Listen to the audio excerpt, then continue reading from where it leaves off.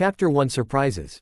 It had happened so quickly for the young demon vessel, as Naruto thought he might have been in a dream turned a surrealistic nightmare, and for the most part he wished he had. The sudden blast of wind had sent him tree after tree, and it was something that Naruto could only describe as being a painful with anyone that he told having to take his word for it. The last thing Naruto hit was a moss-covered rock that strangely enough didn't feel like a rock when he hit it before shattering the object of nature to hit the ground of nature itself. Naruto had a feeling that if the Kyuubi sealed inside of him wasn't there, he would have been dead from this event several times over, and if that wasn't the case it would mean he would be in the hospital for months on end. Well, it could be a lot worse. It could be the villagers trying to attack me on my birthday again, thought Naruto lying on his back while trying to get up from the ground slowly, as he found his body trying to protest this action, and decided to let his body rest there for a brief moment. What harm could it do? As Naruto closed his eyes, a black liquid goop came out of the rock that was not a rock, but a metallic chamber that held the thing in suspended animation, and had been freed upon the boy's impact with its prison. The black liquid, however, needed a vessel to live in soon, or else its newfound freedom would not last long. Seeing the boy lying on the ground unconscious, but alive nonetheless, the black goop moved towards the boy, and entered Naruto via the seal that was currently invisible on his stomach. Naruto's mindscape. Well, what do we have here? Something that does not belong here like myself has decided to make its presence known to me, said Kyuubi, as it had been quite a while since the fox had seen a creature like the black creature now in the cage with him making a crude manifestation of a humanoid form. Just when this boy couldn't get any more intriguing, I find he is the vessel of another entity with an incredible source of energy, and I find my curiosity growing, said the black humanoid creature before looking over at the sleeping form of Naruto. Yes, I was sealed inside this boy the day he was born by his own father and was meant to be seen as a hero. Unfortunately, human arrogance, and their hate for the things they fear caused the exact opposite for him. I can't tell you how many times that my vessel has had a close call with these foolish humans. They have stunted his growth so much in learning the ways of the shinobi, making sure he had malnourishment, and the fact that the old fool of a Hokage being too spineless to protect the boy from those fools that share a seat of power with him, said Kyuubi, as he had been awake in the boy since the ink first dried on the stomach of the child, and had heard the arguments from the arrogant humans that wished to end Naruto's life. And he has survived long enough to have some measure of ability to fight back using what knowledge he has in his mind. Impressive all things considered, though I sense all the knowledge he has learned is sealed away in his mind, which was helped along by all the abuse this village has put him through, as well as the betrayal he feels from his own teammates not acknowledging him in the slightest, and being ignored all this time by them. This part of him will not do. I need to fix this before things become a real problem for me now that he is my vessel. If you help me, I will see to it that the boy becomes a strong vessel worthy of being yours, and make him a being of unmatched power, said the black goo, as he sensed the boy's mind was only working at a limited capacity from the hits Naruto took to the skull, and the mental stunting the village did to him. Agreed. Too long has my vessel been too weak to fight back against the stronger foes of the world, and if I am to survive then my vessel will need the strength to repel them. Tell me your name, said Kyuubi, as he was intrigued by this creature before him, and wanted to know more. We have no true name, Great Fox, but the one given to us by our previous host will do, and it is a name that will bring fear to those that would become our vessel's enemy. Call me Venom, said Venom, bowing to the fox before making his way to the seal, only to be repelled by the cage, and causing the symbiotic entity to howl in pain. It seems the seal of the Shinigami refuses to let you pass through since you entered through it to get here. In order for you to be able to cross over, the seal needs to be altered in some way that it cuts off the means of repelling you, and to make matters worse that would also have to be done from the outside, said Kyuubi, since the seal was the same in keeping his powers back for the most part and had to wait for Naruto to call upon his power. Then I will wait. If what you say is true, then there is certainly someone out there that can do it, and if my instincts are right, someone will do it, said Venom, as the creature had been known to be correct from time to time.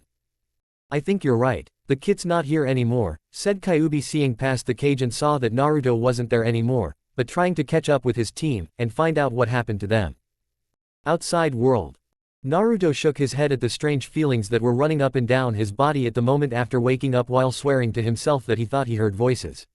Right now, he was racing to his friends, as he sensed a chakra spike in the direction that he was currently heading, and Naruto knew that when something like that happened, it wasn't good.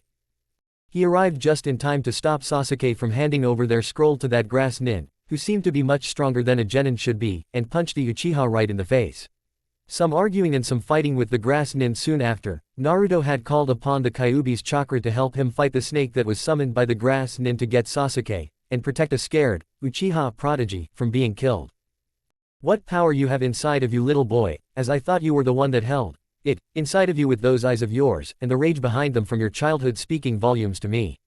However, this power you wield is not something I need to have around me at the moment, so please forgive me when I say I have to remove you, and the power you that's standing in my way of what I want, said the grass nin holding Naruto near him before hitting the demon vessel with the 5-pronged seal and threw him into the nearest tree. After being knocked out like that, Naruto won't survive the fall, and will die, thought Sakura, as she threw a kunai at Naruto, and caught him on the tree he hit before his top of his orange jumpsuit tore, causing him to fall into the darkness below.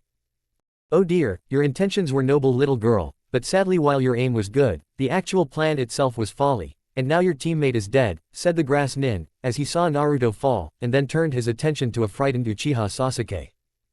With Naruto had fallen into unwillingly forced unconsciousness at the hands of that creepy grass nin and had hit several trees before breaking through them during his fall.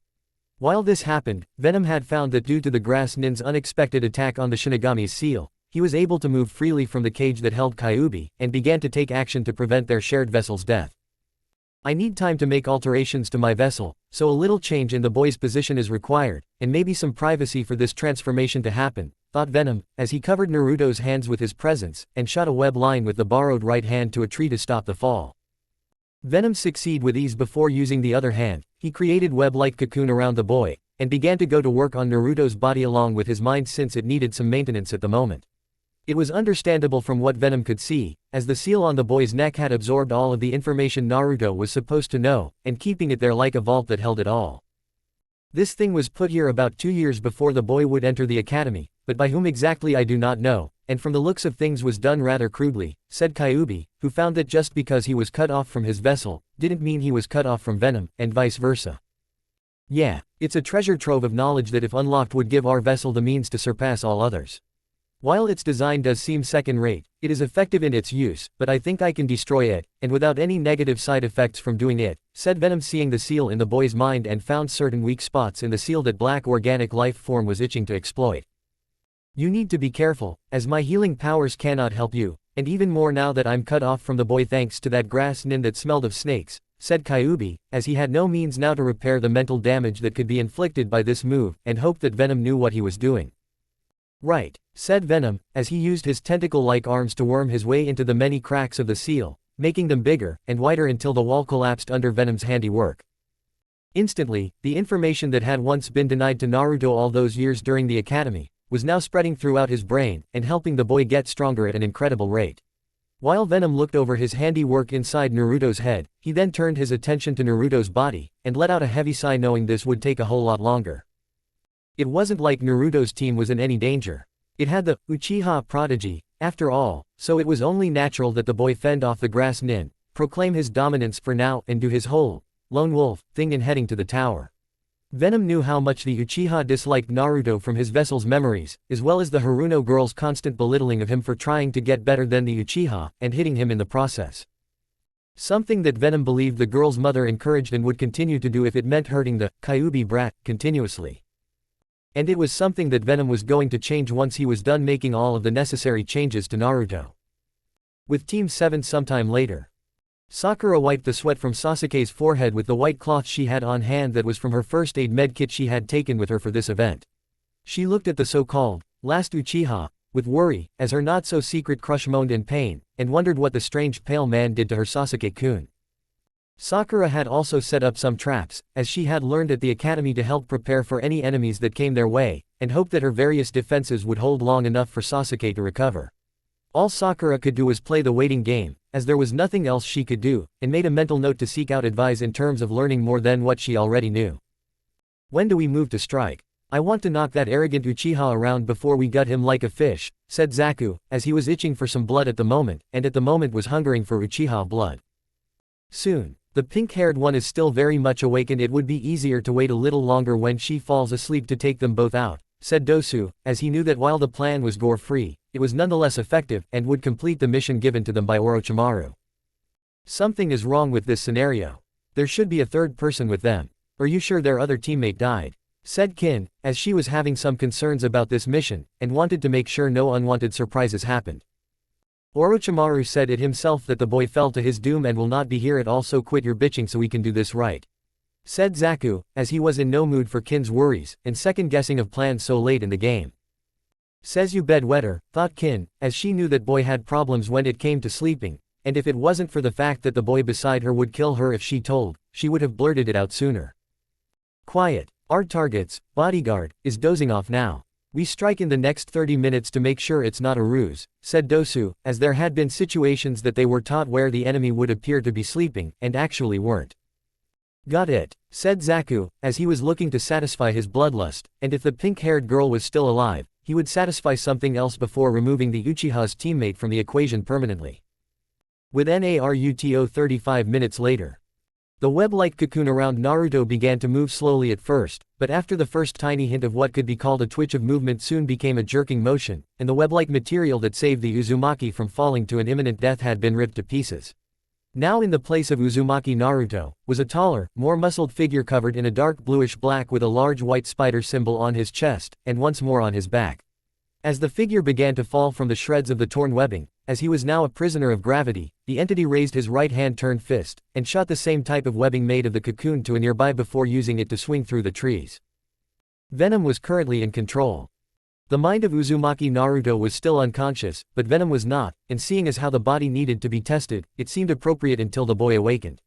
By that point, Venom would begin telling the boy everything that happened, and hope the boy didn't freak out from it. Sensing danger not far from his swinging, Venom directed his newfound shared body to that location, and upon perching himself on a nearby tree was able to see the source of all it.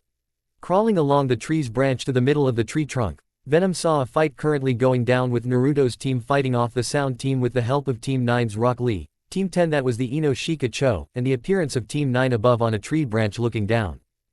The Scooby Gang is almost all here. Shame Team 8 couldn't be around to see this, as that Hyuga girl would love to see her crush in action, and probably get a nosebleed, thought Venom, as he had seen Naruto's memories of the girl, and knew that Hinata had a mean crush on the boy. You are surrounded. Give up now or else, said Hyuga Neji, as he flared his Byakugan at the Sound team, and saw all the various chakra signatures around him. It was then that one Uchiha Sasuke decided to make his appearance known, as he came out with purple corrupted chakra field around him, and strange marks all over his body. He looked from Sakura to those around him, as if contemplating something in within his mind, and looked at the Sound team with his Sharingan eyes activated. Someone should have told me there was a party here, as I seem to miss my invitation, and an Uchiha hates to be left out of anything important, said Sasuke, as he continued to stare at the Sound team, and ignore everyone's shocked faces. So Orochimaru-sama gave you the curse seal. This was not expected when he gave us the assignment of killing you, said Dosu, as he now saw the power behind the Uchiha's curse seal, and wondered if they had a chance in ever killing Sasuke. Yes he did. He gave me incredible power and I intend to use it to get what I want, said Sasuke before he was behind Zaku and rammed a fist hard into the Genin's spinal cord. That was fast, thought everyone, except Venom since the boy's movements were not beyond his eyes, and kept watch since things were getting pretty interesting. Those arms create air-like blasts that creates a devastating force against anything it hits, said Sasuke, as he began to twist Zaku's arms out of place, and everyone was stunned in the process by this action. Sasuke would have succeeded in his mission, had he not been jerked right off his feet, and into a thick tree trunk knocking the Uchiha unconscious. Humans are such violent and stupid creatures. Don't you think so, little flies from Sound? Said Venom, as he made his appearance, and was hanging upside down with a web line allowing him to descend about midway between the tree branch and the ground. Who the hell are you? Said Dosu, as he looked at the strange thing all covered in black with the spider symbol on his chest, and wondered just what was inside this forest of death that Konoha didn't want anyone to know. How did he get here without me seeing him with my Byakugan? And why can't I pierce his skin to see his chakra network? Thought Neji, as he tried, and failed in trying to see the figure's chakra network. Our name is not important, as we have no reason to give it to one such as you, and will not considering you will report us to your master if we let you live, said Venom, as he looked at Dosu's narrowing eye, and sensed the man was going to try something with his arm bracers. We'll see how important you are when I destroy your internal organs with my sound bracers, said Dosu, as he braced his legs to jump, but before he could, Venom acted faster, and shot a web line at Dosu's bracers that covered the devices completely before getting sent into a tree like Sasuke had been only face first, snapping his neck in the process killing him.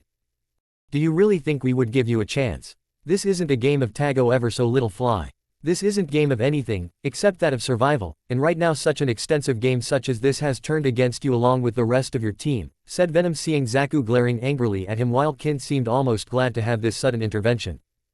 You think you can take us, freak? We were handpicked by Orochimaru himself to enter this exam, and we are not going to let some monster like you prevent us from completing our mission, said Zaku, as he prepared to fire his arms at Venom, who did nothing in terms of moving from his upside-down position and waited for Zaku to fire. The result was Zaku's arms exploding completely off from the elbows down. If you had been paying more attention to your hands, you would notice that there was a strong web covering the holes needed to send your attack out, and when you tried to fire, well, we think the condition of your arms says everything, said Venom before he let out a chuckle at seeing Zaku fall to his knees while staring at the space where his arms would be, while his mind seemed to be trying to process what had happened. Keyword would be trying. My arms. Look what you did to my arms, said Zaku before he let out a scream of pain, as the realization set in, and soon his mind shut down to escape the reality of his body being in pain. And then there was one, said Venom, seeing the frightened girl that was Kin now trying to make a run for it, but she found herself strung up by her ankles by one of Venom's web lines, and soon found herself hanging upside down a few feet away from the spider symbol wearing figure. Please don't hurt me. I was against this idea the whole way, but if I said anything, then Orochimaru would kill me, or worse, use me for one of his sick experiments, said Kin, which was true, as many had voiced their reluctance to partake in a few missions, and each had either died or wished they had at the hands of Orochimaru. We imagine you were little female fly, so we are not going to disfigure you like we did your two teammates, as we have a better idea in mind, and while we would like nothing more than to discuss it here, well, there are too many ears along with eyes aimed in our direction, said Venom, as he knew that the best way to deal with this was to get this girl to the Hokage, and make sure she spilled her guts to him about what this Orochimaru had planned. Can you protect me? Do you work for the Hokage? Said Kin, as she was shaking quite a bit, and it was sending vibrations throughout the web he was hanging her from. Her second question got everyone's attention. We do work for the Hokage and will be more than happy to take you to him. However, you must be taken someplace safe that will allow you to speak with him privately, and we know of such a place, said Venom, as he was feeling the tug of Naruto's conscious mind trying to awaken, and was trying to keep it down for as long as possible. I'll do anything you ask. Just please protect me from Orochimaru. He's a monster, said Kin, as she was now practically in tears at this point, and Venom sensed her fears for the Sannin. Then we shall take our leave from here with you in hand, said Venom, flipping the girl right side up along with himself and wrapped a muscled arm around Kin's waist, making the girl blush a healthy shade of red. Hey, wait, could you help find our teammate? Said Sakura, as she hoped the strange figure would help find Naruto, and hopefully get him back to them in one piece. Why do you care, Haruno? You abandoned the boy for the Uchiha after he fell into the shadows fighting Orochimaru, said Venom, getting shocked looks from Team 10 and Team 9 at that news, since they were always told to never abandon their teammates. How did he know that? It's not like I wanted to, but Sasuke-kun is from a noble clan, and if I spent any more time lingering around where I was while looking for that baka, I could have lost Sasuke-kun, thought Sakura, as she saw the angry and disappointed looks in the eyes of the others. Uzumaki Naruto does live, as we have made sure of that, but the next time that you do see him, he will not be the same as you once knew, and the next time you try to punch him, do not be surprised if he decides to punch back. Oh, before we forget this, Team 7 should take Dosu's scroll to qualify for getting to the tower in the center of this so-called Forest of Death, said Venom before swinging around on his web line to a nearby tree branch. What do we do with these two? I mean, one's dead, and the other is dying. This is so troublesome, said Shikamaru, as he rubbed his head in thought, and wondered where Naruto could be right now. You would do the wise thing and leave him. He'll be dead before you can get him any medical attention, and his scent will no doubt bring about animals of the predatory kind, said Neji, as he knew from his training with Guy, and at the Hyuga clan compound, that animals of the predatory nature will follow the scent of blood depending on how much of it was spilled. What about Naruto? You heard that weird guy with the spider symbol on his chest. Did his own team abandon him? Said Choji, as the news of his fellow ramen consumer was weighing heavily on his mind, since the two were good friends at the academy, and the blonde was always considerate when it came to his weight. It was as if Naruto knew what it was like to be discriminated against. He also said Naruto was alive and we'll probably meet them at the tower. Since we all have our needed scrolls, I don't think we need to take anyone else's here, and since most of the rookies were all here, it makes sense for us to just all go together to the tower in the center of the forest, said the lazy Nara while seeing Ino help her pink-haired rival for Sasuke with her hair, as he too wondered what became of Naruto and the strange figure with his warnings of Naruto punching back. I wish to see Naruto again as well and see what has transpired, that his flames of youth may have been diminished or changed from what they once were," said Lee, as he was all fired up, and was ready to go, much to his two teammates' displeasure. If only they could leave him in the Forest of Death. Forest of Death Central Tower 2 days later. The three genin teams made their way into the tower with mixed expressions on their faces, as they couldn't help but wonder about Naruto, and felt a sense of curiosity towards the information they were told. They were surprised when several of their senseis appeared from their scrolls along with Iruka, who told them all about the meaning with the written inscription when they entered, and each sensei was surprised when asked about Naruto. This of course, brought them to an interesting reaction from all of them at seeing the news, and very much improved Uzumaki Naruto. Flashback. Do you know where Naruto is? Asuma-sensei. That guy in the forest said Naruto would be here, said Shikamaru, as his team was walking into the main area of the tower with their sensei, and the other teams had followed. Yeah, I mean, it's not like I care for the blonde baka or anything, but he's still a Konoha shinobi, and deserves to have someone ask about him, said Ino, as she was finding what happened to Naruto to be most curious, and wanted to know more. Thanks a lot Ino-chan, and here we thought we were good enough to ask you on a date, said Naruto, appearing from the ceiling above, scaring the crap out of the team and their senseis. I didn't even sense him, thought the Junin and Chunin walking with the majority of the rookies. Naruto. Is that you? Said Choji, as he had dropped his chips, and stared at Naruto in shock like the others, with the females of the group having blushes on their faces. In the flesh, so to speak, said Naruto, as he was now taller, more muscled, and his spiky hair was even spikier, with dark clothing that around him, with a large leaf symbol on his back that was white. His voice is deeper. Kami, he's hot, thought Ino and Tenten at hearing his voice, with his grin making their faces turn cherry red. Naruto, you baka, where were you when we needed you? I thought you died, and if I have half a mind to punch you through a wall, said Sakura, as she was screaming like a banshee, and would have moved closer to him to punch his lights out if it wasn't for the Haruno being pinned to the wall with an angry-looking kin pressing a kunai to her throat. Stay away from Naruto-sama or I'll finish what I started in the forest, said Kin, as many were surprised to see her there, and the fact she said Naruto-sama instead of just Naruto. Now Kin-chan, be nice. We need her for this portion of the exam, said Naruto, as he saw Kin move away reluctantly from the pink-haired girl, and move to stand by her Naruto's side. Forgive me Naruto-sama, said Kin in a submissive voice, and it made everyone's eyes bulge out of their sockets. Again with the Naruto-sama, thought Ino and Tenten, finding themselves increasingly jealous before they both each realized one thing. Hinata was going to be pissed. End flashback. As they walked to the main area, Naruto had explained while saying, "we," instead of "I," which was noticeable to a certain Nara that the Hokage had put Kin under his protection, and Konoha prepared in secret for what Orochimaru had planned. They also asked his sudden growth, muscles, and voice increase, to which Naruto told them was a growth spurt that was long overdue. When they asked about that guy with the spider symbol on his back that interfered in the fighting, Naruto told them that guy was a close personal friend of his, and deserved to be treated with respect. While most of the group bought it, Neji, Shikamaru, an angry Sasuke, a slightly scared Sakura, and the other adults of the group knew otherwise. With the various groups here, Kin in the Hokage's office within the tower, and the other remaining days past, the time had come for the preliminaries to begin. The Hokage did his usual talk on what exactly the Chunin exams were for, as a means to keeping the peace, and after a certain traitorous, genin, left the competition, did the selection for who fought who began. Subaku no Kankuro vs Akamichi Choji. Ha, what an easy win I'm going to have. Me against the fat kid of that group, said Kankuro, as he made his way down, and stopped when he heard Choji begin screaming for his blood for calling him fat. Kankuro, you asshole, thought Tamari, as she looked at the puppet master of her family, and wished he hadn't done that before she looked over at the blonde male on the other side of the room to let her mind wander into many fantasies she was having of him. She wasn't the only was, as Hyuga Hinata was secretly trying to get close enough to Naruto to touch him, and see if his new appearance was real or a henge.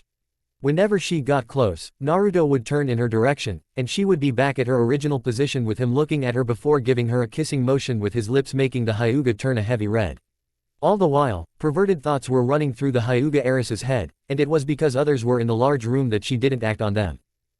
Kiba was feeling intimidated by Naruto, with Akamaru whimpering at the sight of Naruto since the boy had clearly become an alpha of sorts.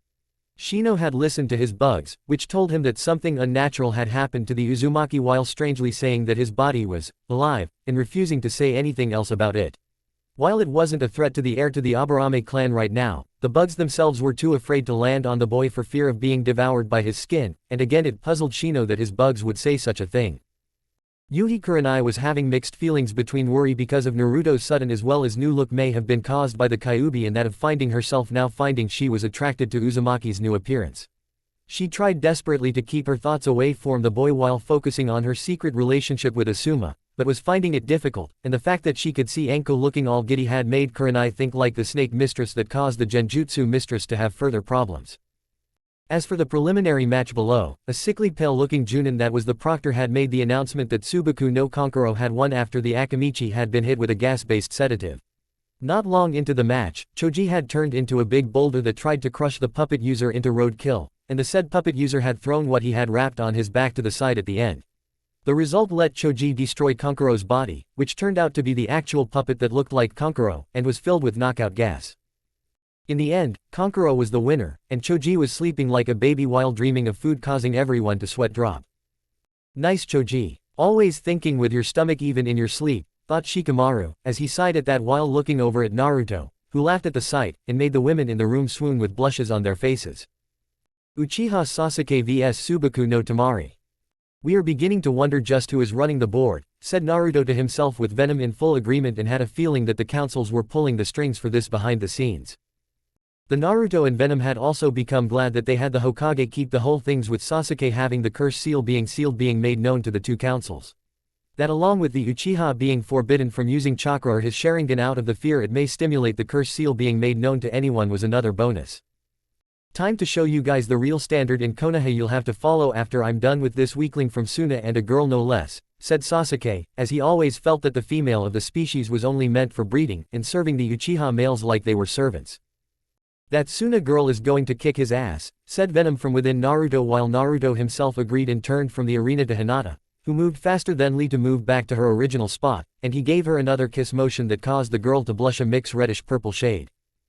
Naruto made a kiss motion towards me again. Now all I need to do is go on a date with him, let him to someplace quiet, and then, thought Hinata, as she tried to keep the big red blush, and the nosebleed that wanted to come out under control. Ready to lose to me weakling, said Sasuke, as he smirked while trying to act tough while he silently wished that Kakashi would let him use his Sharingan and his chakra for this fight. Konoha Shinobi are so arrogant. I'm looking forward to knocking you down a peg, said Tamari, as she prepared to use her fan, and grinned at the Uchiha with a smile that said she was going to enjoy hurting him. She's going to hurt him so badly, said Kankuro grinning evilly since getting on his big sister's bad side wasn't good for anyone. It doesn't matter so long as there is blood to be spilled, said Gaara, as he looked from the match to Naruto, and heard, Mother, calling for him to kill the fox across from him. Begin, said Hayate, as he jumped back, and got ready to call the match like he saw it. Sasuke chose to dash forward while throwing a few shuriken and kunai at Tamari to get her to take action against it. Tamari simply dodged them all easily and hit Sasuke with a wind-side jutsu that sent the Uchiha into a wall that knocked him out in one shot. That was boring, said Naruto while shaking his head at Sasuke's tactics that were predictable and straightforward. Winner, Tsubaku no Tamari, said Hayate, who looked at the Hokage with eyes that said, how the hell did Sasuke get this far? And the Hokage just sighed knowing that all of the reports on the Uchiha were no doubt exaggerated by the council's own hand-picked academy teachers that sucked up to them in hopes of getting a big raise. Within moments, Kakashi appeared next to Sasuke, and took him away to the hospital where he would stay in his own private room before he was taken out of it to get the Junin's hands on training. Among the many things Venom had told Naruto during their time together, it was that Kakashi was a hypocrite that never followed the rules he gave, and that favoritism was something that the Junin was going to do in regards to Sasuke. Oh Kakashi, if only Minato saw you now, he would be ashamed of you, and the rest of this village, thought the Hokage, as he let out a light sigh while putting his pipe back in his mouth, and let its addictive properties take hold once more. Not bad, but the fight could have been better, said Venom, which made Naruto frown in confusion, and wondered what it was that could have been better. Aside from the Uchiha being killed that is. How could it have been better? Thought Naruto, as he turned his attention to Tamari, who winked at him, and shaking her rear in his direction when walking up the steps. That is how my dear vessel. Though personally it would be better if she let us see what color her panties were, said Venom giggling like a pervert and Naruto mentally sighed while physically his eyes were staring at Tamari's backside. How dare that slut from Suna do that to my Naruto-kun? He should be staring at my ass when I walk up steps, thought Hinata, as she was glaring at Tamari, who grinned at the Hyuga, and it only made the silent Uzumaki stalker more infuriated. Inuzuka Kiba vs Uzumaki Naruto. Someone is trying to screw Naruto over and I have an idea of who it is with it not being just a single person either, thought Sarutobi, as he scowled at the names being drawn, and knew this was far from random. Sweet. Come on Akamaru, let's show this puberty-hitting dead last what it means to take on a real alpha, said Kiba, but Akamaru wouldn't budge, and ran behind Kurenai so Kiba wouldn't pursue him. We're waiting Kiba. If your dog doesn't want to fight, then don't force him to, and get your ass down here, said Naruto tapping his foot impatiently at the Inuzuka's attempt to get Akamaru, which almost resulted in him diving for the dog, and the chance of him seeing up his sensei's skirt. Surely a sight for all who wished to see try, but the possibility of coming out of such an attempt with a sane mind, and an unharmed body would be impossible. Fine, I'll show you just who is the better of the two of us and then Hinata will give up her crush on you to go out with me, said Kiba seeing the Hyuga girl look at Naruto with a heavy blush, pushing her fingers, and then looked up at her sensei for some sort of help. All Kurenai could do was shake her head while wishing Hinata the best of luck to her and explaining to the Uzumaki boy the whole stalking him and doing secret pervert acts when they got older. Begin, said Hayate, as he saw the two genin square off against the other, and for a moment the Junin thought he was staring at a young Yondaime. Hayate made a mental note to double his medication for his sickness after he checked it for any side effects that would bring him hallucinations. Like Sasuke did with Temari in his match, Kiba moved quickly to attack Naruto with his clan's speed that while not on par with Rock Lee, was still pretty fast for a genin, and aimed to maim his opponent. The plan might have worked in the beginning had Naruto not jumped effortlessly over the Inuzuka air and landed gracefully while smiling his ever-confident smile at Kiba. Now Kiba, we know you wish to find a mate soon, but we don't think we're your type, and we would prefer you didn't try to force me near you just you get a kiss. We just do not swing that way, said Naruto making several people around them laugh at the angry Inuzuka while Hinata was admiring Naruto's behind while her inner self was telling Kiba to stay away from her Naruto-kun and that she would make the dog-commanding boy pay for blurting out her secret. When I get a hold of you, I'm going to beat you within an inch of your life, and show just how I am better than you to Hinata. Piercing Fang, said Kiba, as he tried to use his clan's attack, and Naruto dodged again while looking very bored. And how exactly are you better than us again? Said Naruto, as he raised an eyebrow at Kiba, and dodged Kiba's attacks again. Because I'm not some filthy demon that hides behind human skin, said Kiba throwing a smoke bomb onto the ground while Naruto narrowed his eyes and let his face become protected thanks to Venom creating his mask for him since no one would be able to see past the smoke bomb for a little while.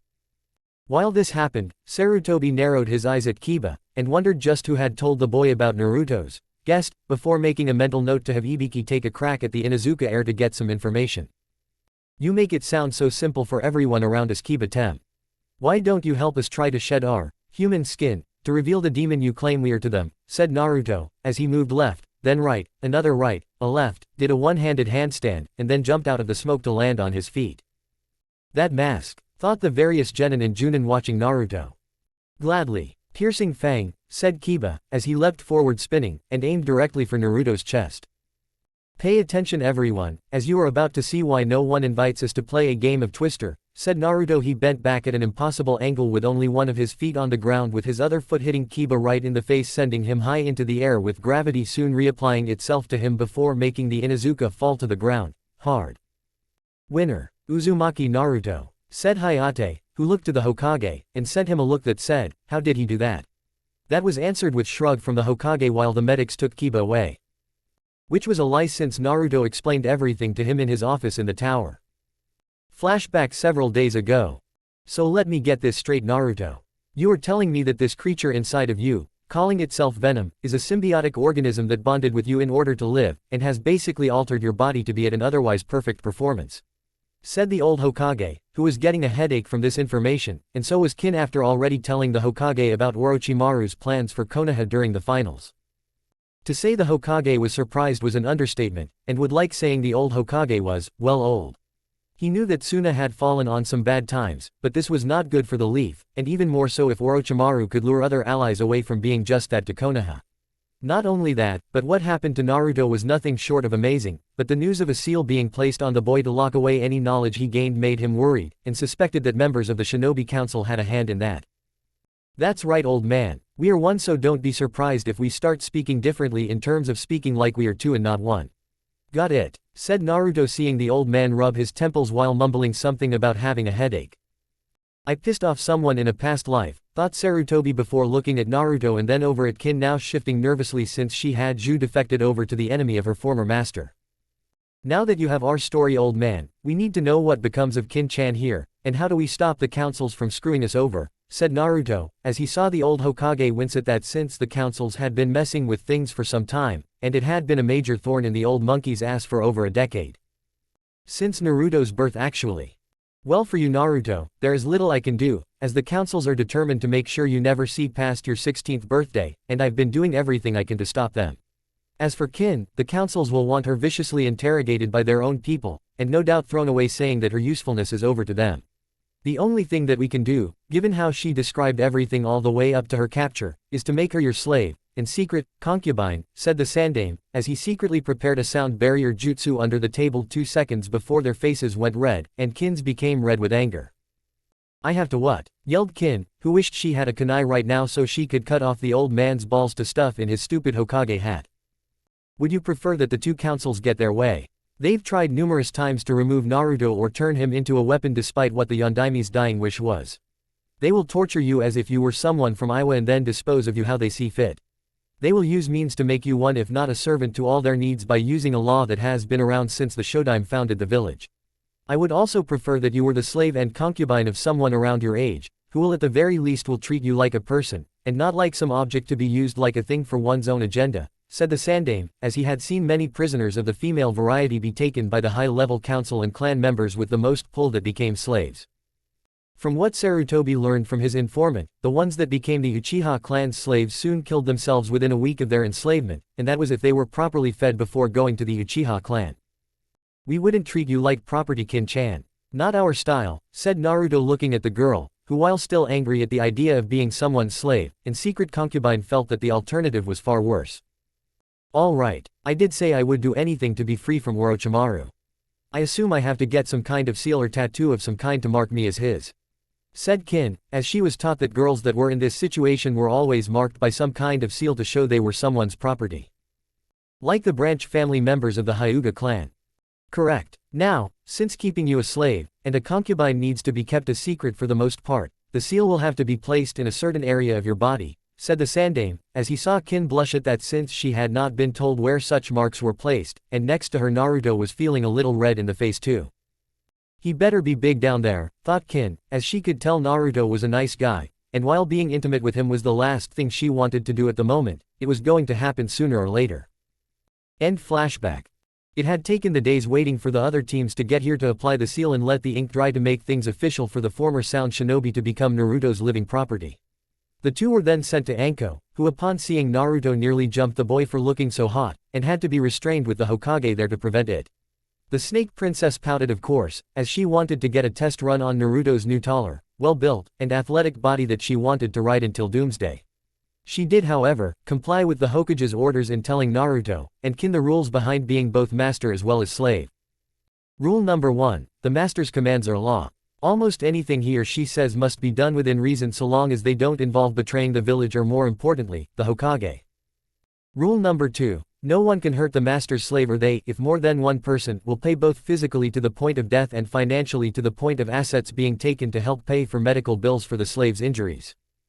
Rule number 3, the slave, while losing most of his or her individuality is allowed to have some form of an identity outside of the house if the master says they can.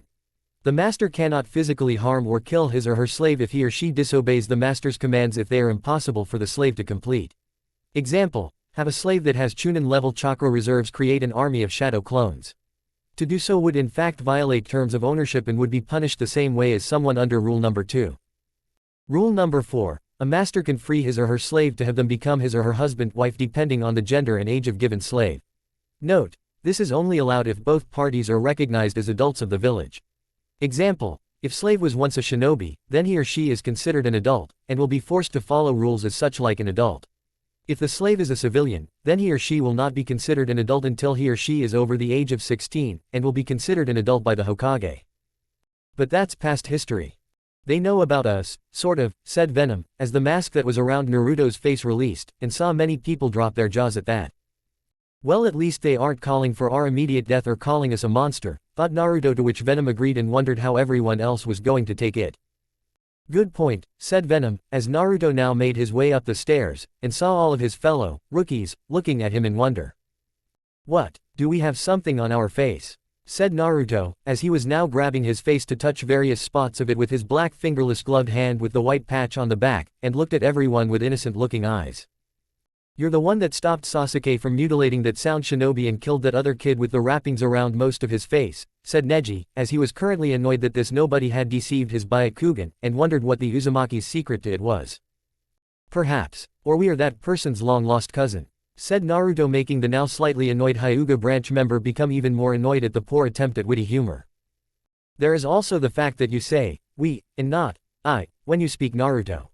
The guy in the forest did the exact same thing, said Shikamaru, as he had already suspected it, and his genius mind hadn't failed him yet. Then there is the fact that girl from the sound team named Kin clings to you like a lifeline, said Ino, as she felt she had to become involved, and felt that to not speak up would be stupid. Yeah, you might want to keep your mouth shut on that for the better part of a month, as we don't wish anyone to know she is with us, said Naruto, getting confused looks from the others. With you. How en Naruto-kun, said Hinata, as she was secretly hyperventilating, and her inner self was praying what she was thinking was not true. It's a long story, Hinata-chan, but if you wait for the better part of a month, we will tell you, and leave nothing out. Deal, said Naruto, turning to his shy Hyuga stalker whose face was now burning up at being so close, and her realization of it became apparent to her when it did. Deal, Naruto-kun, said Hinata, as she was glad she could get an answer of some kind, and hoped things weren't what they seemed, while her inner self fainted from being called, Hinata-chan, by her crush. That's our girl, said Naruto with a smile that made Hinata's face glow like a 100-watt bulb that was just about to explode from him saying that. Not to interrupt your moment here, Naruto, as troublesome as it is already, but the next match is up, and it's quite a headache-sized one too, said Shikamaru, as he pointed to the screen that ran the names, and everyone looked to see that it was indeed quite a headache-class problem. Hyuga Hinata vs Hyuga Neji. That can't be good, said Venom, with Naruto agreeing, as he noticed all of the color in Hinata's face leave her, and she became so pale that the Hyuga heiress could have made an albino have more color by comparison. Perfect, thought Neji, as he was looking forward to fighting his cousin, and showing just how weak she was in front of everyone. Don't worry, Hinata-chan, you can take him, all you have to do is believe in yourself and it will happen, said Naruto, as he knew the girl would need lots of encouragement, and he was the best one to give it. He believes in me, thought Hinata, as she steeled her resolve to fight, and went down the steps with Neji already down there waiting for her with a sinister grin on his face. This could get nasty, thought Hayate, as he saw the Hokage frowning, and was in full agreement with it. All the Leaf Junin were, which was why they were secretly on standby, and make sure that there was no life lost here. If things get nasty, we will have to make ourselves known in order to protect the shy one, and severely cripple the arrogant one, said Venom, as he sensed the bloodlust that was coming from Neji, and knew his vessel was going to have to act soon. Begin, said Hayate, as he moved his hand down, and watched the two now go into a staring contest. I have looked forward to this moment for a long time, Hinata-sama, when fate would smile on me, and give me a victory over the main family. My only regret will be that this moment not be seen by as many people as I wish it could be. If you were smart, you would just quit, and let me advance while you still keep some form of Hyuga dignity, said Neji, as he got into his gentle fist stance, and watch Hinata get into her own. I won't quit, Neji-ni-san, said Hinata, as she felt Naruto's eyes on her, and knew that holding back was not an option in this fight. Begin, said Hayate with his hand going down, as the two Hyuga clan members now attacking the other viciously with their gentle fist skills, and began hitting the other with devastating blows. Hinata's moving pretty fast. And here I thought she was this shy frail girl that was too scared of her own shadow, said Ino, as she was impressed with the fierceness of the Hyuga girl, and realized Hinata was not the frail thing everyone thought she was. She may be shy, but Hinata is hardly frail, said Naruto, as he saw Hinata was pushing herself to keep Neji from gaining any form of advantage, and he also saw Neji struggling to press for an advantage. This continued until it seemed Hinata landed a hit on Neji, but in fact it was the other way around, which revealed Neji had been holding back enough to weaken Hinata to put her in a bad state, and made the Hyuga heiress cough up blood. However, much to her opponent's surprise, Hinata did not surrender like Neji thought she would, and said some hard-hitting words to the branch member. Neji became so angered by her words that he rushed to end the girl's life despite the proctor telling him that he won the match, and Neji would have succeeded had the Junins not interfered. That in Neji's hand he was going to use for the kill shot was covered by webbing and was pulled back on a line of the spidery substance that led all the way to one Uzumaki Naruto. However, Uzumaki Naruto's physical form was not what it once was, as it was now covered in bluish black, had a large white spider symbol, and his masked face had the appearance of something demonic. His form was wider with more muscle behind it, his hands were larger with claws, and the mouth that appeared on what could only be a living mask was filled with 2 to 3 times the average teeth a human would have, never mind the tongue or jaw size that far exceeded a human one too. Add to the fact that this creature that was once Naruto was fully pissed at Neji. It was not a good day to be the Hyuga branch member, and from the bloodlust radiating from the creature. Neji thought so too. Leaping from his position, Venom somersaulted over the scared people below to land right next to Hinata's own while hitting the ground hard with the echo of it proving he did, and the stopped themselves from touching the fragile-looking form of Hinata. Naruto had already disengaged the web line from his body, as the two entities acting as one look at the girl with worry right before she opened her eyes to see him, and they retracted the scary-looking form of Venom to let the Hyuga girl look at the real Naruto behind it. Hinata-chan, don't move. The medics are coming right now so you'll be alright, said Naruto while wondering what power inside of him or Venom for that matter could save this girl from certain doom. The only thing they could think of was the fox, but the seal Orochimaru hit him with had messed up that possibility completely. Did I make you proud? Said Hinata coughing soon after she spoke. As she saw his blue eyes she loved to look at, looking back at her with admiration and respect for fighting so hard to prove herself.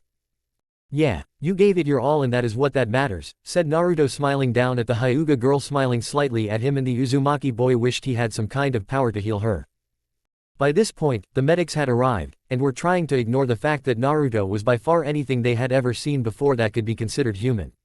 They carried Hinata away on the stretcher with Naruto looking at her being taken away, and felt the unmistakable feeling of pain in his heart.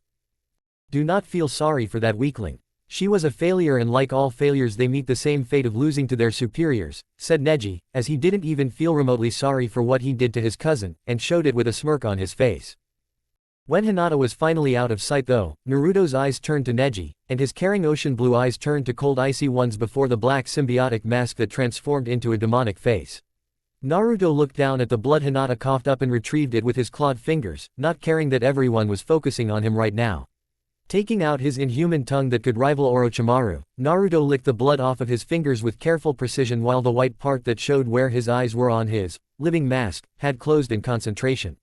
Once he was done, Naruto's eyes opened, and he let out a sigh like he was savoring a rare wine before turning to Neji fully now while letting out a very unnatural growl. It's been a long time since we tasted blood from a pure soul Hyuga Neji, said the inhuman voice of Naruto in his venom state that put so many people on edge. Gaara included. He makes mother nervous, said Gaara, as he stared at this creature below him, and it unnerved him when he felt the slow rise of killing intent that was barely being restrained at the moment within the blonde-haired boy. We do not fully understand why you hate this pure soul that is Hinata-chan, but we do know is that she did not deserve it, and as such we feel that you must pay, said Naruto, blasting the Hyuga with an incredible amount of killer intent that froze the genin along with the various junins around him, having rarely felt such desire to maim another human being. Charging forward with incredible speed, Naruto dodged Guy, leapt over Hayate while slamming the Junin into the ground doing so, and shot webbing at Kurenai's hands to stop her from making a genjutsu. Right after Naruto landed, he tripped said woman with his right leg with a quick leg sweep, and finished with an open palm to Osamu's gut after hitting Guy with an elbow to the gut when the spandex-wearing Junin tried to stop him one more time. He just took down 4 Junin without breaking a sweat. Thought everyone watching and was too surprised to move seeing this demonic thing reach his prize. You seem to enjoy spilling the blood of an innocent woman Hyuga Neji. We now wonder to ourselves just how it might feel for us if we were to spill the blood of a guilty man just like yourself, said Naruto, grabbing the stunned and terrified Hyuga branch member by the throat while his wicked tongue was less than an inch from Neji's face. Naruto, stop this at once. If you do this now, I'll disqualify you, and how do you think Hinata-san will feel if that happens? Said Sarutobi, as he felt wrong to play on the boy's heart like that, but it was for the good of the boy, and to keep him off the chopping block with the councils, again. She would be displeased. This much we know, old man, which is why we are leaving a message for this fool to remember long after this is over, and that you should not get comfortable over what you did to Hinata-chan. We will visit thee again of this matter, Neji. Oh, rest assured this is not over, said Naruto, as he let out a sinister chuckle when he spoke the last part, and moved away from the now quite shaken Hyuga Neji. Said the spider to the fly, thought Shikamaru, who knew from his childhood years that Naruto was very protective of his friends, and in this case with Hinata, the Hyuga clan might as well have the funeral parlor get ready for Neji. With Naruto's piece said, he turned his demonic face to a normal masked one without the various teeth that would be a dentist's worst nightmare, and after his form slimmed down a bit just jumped onto the railing above him before his uniform changed back to normal clothing. Getting off the railing, Naruto turned around to look at the Hokage with a look that said, "We better get him or it will be your ass in his place," which the Hokage didn't really want at the moment, and wondered if the Kyuubi had been cut off from Naruto thanks to Orochimaru. "I'm getting too old for this shit," thought the Hokage, as he nodded toward Hayate, who had some dirt on his chin to proceed, and to let the incident with Naruto to slide. Had the Uchiha done it, the two councils would have praised the spoiled bastard, and it was only fair for the Hokage bring that up should the councils decide to try punishing Naruto. The rest of the matches went better for the most part, with Kabuto's two teammates being eliminated by Aburame Shino and the other by Subaku no Gaara. Shikamaru forfeited against Lee since the mini-guy could move faster than the Nara could think and decided to lose without an injury from the match. Instead, he got his from Ino for quitting like that against another shinobi, and was overjoyed at fighting Sakura. It had ended in a double KO of course, as neither of the two were really that strong due to being Sasuke fangirls, and the Yamanaka threatened to use her mind transfer jutsu on the lazy Nara.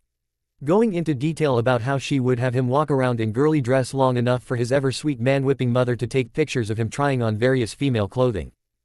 The poor Nara nearly had a heart attack from the start of Ino's first sentence of the threat. In the end, only Tenten didn't have to fight, as they now had 8 competitors for the final part of the exam, and all that was left was to pick out a number for each shinobi.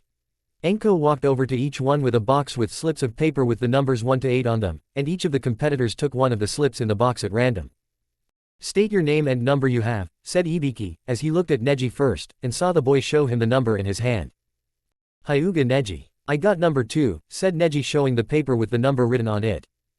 "Subaku no Tamari. I got number 4, said Tamari showing her slip of paper with the said number.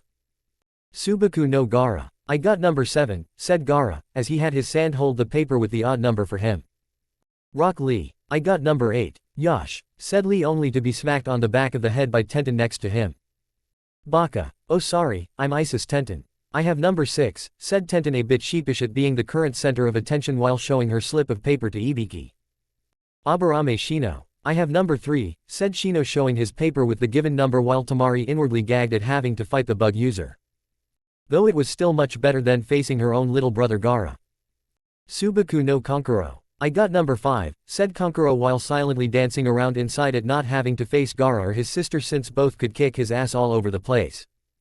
"Uzumaki Naruto. And we got number 1, which is kind of interesting since we thought we were always that number, and intend to fight to keep it," said Naruto turning his head to Neji, who was now sweating a bit nervously though he tried to keep his face stoic, and trying to keep the horrible demonic-looking face from appearing in his mind. "All right, we have your names, numbers, and who you will be facing 1 month from now in the finals in the Chunin Stadium," said Ibiki showing them the list on the board. First match, Uzumaki Naruto vs Hyuga Neji. Second match, Aburame Shino vs Subaku no Tamari. Third match, Subaku no Kankuro vs Isis Tenten. Fourth match, Subaku no Gaara vs Rock Lee. You now know who you are fighting in 1 month. Good luck to all of you, as you will need it for the road ahead in preparing for what lies ahead of you, and make your nation proud, said the Hokage, as he looked at the competitors while stopping at Naruto's form, and saw the grin that never left the demon vessel's face at seeing himself paired against the Hyuga prodigy. "Hyuga Neji, you better give your soul to Kami before our match up, because when the time come for the day we do battle, your ass will belong to us, and no one is going to stand in my way," thought Naruto, as Naruto let out a chuckle while his second guest in his body covered him in his venom-like state, and he shot out a web line to take off to see Kin to tell her the news. Then the fun would truly begin. Chapter 2, Preparing for the Chunin exam finals. It was dark out when Naruto swung through Konoha with Kin on his back holding on for dear life, as he moved this way and that while running on rooftops when he wasn't using the web line method of getting to his apartment. He told Kin outright that his place was not a palace by any means, but it was home him, and Naruto was glad to have whatever he could get in this world considering how the village had not treated him like they were supposed to. Kin didn't mind since her home back in Sound was basically a shade short of being a prison cell if it didn't have the bed and window in it to give place clean air. Hell, the clothes she had on when she entered Konoha for the exam were all she had, and upon the new change to her way of life had to forfeit them for civilian clothes. Naruto, being the gentleman that he was, had told Kin that he would get her a new wardrobe, and make her stay in Konoha pleasant rather than hell on earth. "He's being so nice to me, as any other boy his age or older would have treated me like crap, or used me like Enko said most would if they were given the chance," thought Kin, as she had known a fair share of women, and even men had become slaves in various shinobi villages after being tortured beyond the breaking point. At least with her, Kin could say she was glad she was Uzumaki Naruto's slave, and not some other old pervert that could be the age of her father. Better to be with a guy that would treat her like a person, than someone that would treat her like property, and from what she heard from the Uchihas match up with that Suna girl Tamari. Sasuke was the exact opposite of Naruto. We're almost there, Kin-chan. Hold on, said Naruto, as he swung through Konoha, and after leaping off 2 more rooftops landed on the roof of the apartment building he called home. Kin was dizzy from the ordeal, as she had never experienced anything like it before, and had to run to the side of the apartment building to release the contents of her stomach. When she finished, Kin turned to Naruto, who looked sheepish even with that organic black mask on his face, but she had to admit that Naruto looked sexy like he did, and preferred him like this over that orange thing he had worn in the beginning. Can I ask you something, Naruto-sama? Said Kin, as they left the roof for Naruto's apartment, and the boy had changed into black clothing once more. Fire away, said Naruto, as he opened the door to his apartment after unlocking it with his key, and entered the apartment while looking sheepish again at the slight mess the room was in.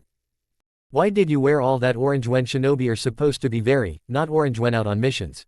Said Kin, as she saw the place was somewhat nice considering a 12-year-old kid was living on his own, and fighting a village he called home that hated him for reasons she just learned due to speaking with the Hokage. It's the only thing we could get. Stores, restaurants, and other places would sell us little to nothing because of the furball in us. This is all we have to go with, as the fuckers that run the civilian council also ran the stores in Konoha, and they were somehow able to get the word out about us to them before the law could be put on paper. A lot of good that did, as people thought they would go to heaven if they killed us, and thought it was worth being killed if they got in a good shot in at us before they died, said Naruto, as he looked at Kin with a look that said it was apologetic to her in getting such a hated master. Naruto-kun, thought Kin, and she blushed suddenly at using that suffix in her head while wondering why she thought it with that suffix in the first place. Come on, Kin-chan, let us show you the bedroom so you can get some sleep there while we take the couch. Just because you're our slave doesn't mean you will sleep like one, said Naruto, as he showed her to his bedroom, which made Kin blush at being in a boy's room, and on a boy's bed that he was letting her sleep in while he took the couch. You don't have to sit on the couch, Naruto-sama, as you can sleep in the bed, and you could sleep in the bed with me. Said Kin, letting out a squeak at the end, and her face was now blushing up horribly at her saying that. She wasn't the only one, as Naruto was doing the same thing, and felt that something like that would be extremely compromising for the both of them when they woke up in the early morning. Are you sure? Said Naruto while Venom saying, why ask her such a stupid question? In his head, since apparently the symbiotic organism wanted its vessel to get laid, a lot. It would help with my transition into being your slave, said Kin, now feeling nervous and was beginning to mentally berate herself in being so forward. Well, if it will help, then we won't stop you, Kin-chan, and provided you have some form of sleep where we will see to it things aren't perverted, said Naruto while Venom was looking at his vessel in his mind while shaking its head. Before Kin could respond, there was a knock at the door, and Naruto moved to keep Kin out of view so no one would know she was here, despite the fact that rumors had no doubt already gotten around of him having a slave. Upon getting to his door, Naruto waited a second to see if the special, spider sense, that Venom gave him would activate, but after a while with nothing happening, the Uzumaki opened the door, and was surprised to see one Uchiha Sasuke glaring at him like he always did, with Hitaki Kakashi right behind him reading that perverted book. What do you guys want? Said Naruto, as he looked at his so-called sensei with a bored look on his face, and ignored Sasuke's scowl that he boy was sporting for not meeting the Uchiha in the eyes. Oh, we were in the neighborhood, and Sasuke wanted to talk to you, said Kakashi, as he had been surprised that Naruto had won, and Sasuke had lost against their opponents. About what? It's getting late and we have only a few hours before the clothing stores close, said Naruto, making the Junin raise an eyebrow while reading his book lazily, since he was well aware of the blonde's frictional past with the various stores.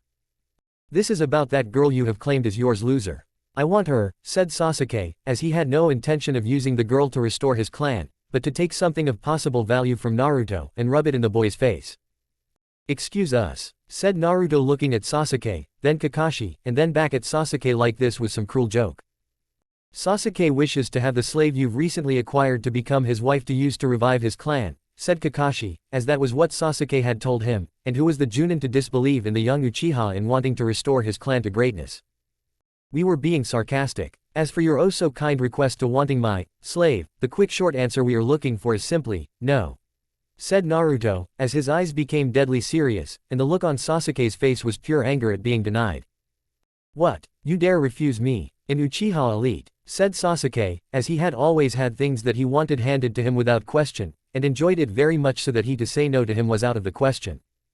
No, the Tsuchikage of Iwa. Of course you Sasuke Tem. We do not answer to you and will not give up Kin-chan for your own personal amusement, said Naruto, as he began to shut the door only for Kakashi to stop him, and looked at him seriously. Naruto, this is not something you can just say no to, and if you do say no one more time, I will tell the Hokage you are forfeiting your position in the Chunin exams for Sasuke to take in your place, said Kakashi, as he wanted Obito proud, and felt that Sasuke needed this more than anything else. He will know it is a lie, as he will summon us to his office to confirm what we will tell him is false, and see to it you are punished for making alternative means to give this weak child what he wants, said Naruto, as his clothes were shimmering slightly, and signaled to the Junin that if this turned into a fight he would be ready for it. I'm an Uchiha and you are some no-clan freak of nature. You don't deserve to have that kind of power I heard you displayed during the preliminaries or the slave girl you have in this dump, said Sasuke, as he made a move to get through Naruto to take Kin by force, and with Kakashi by his side the Uchiha was confident he could.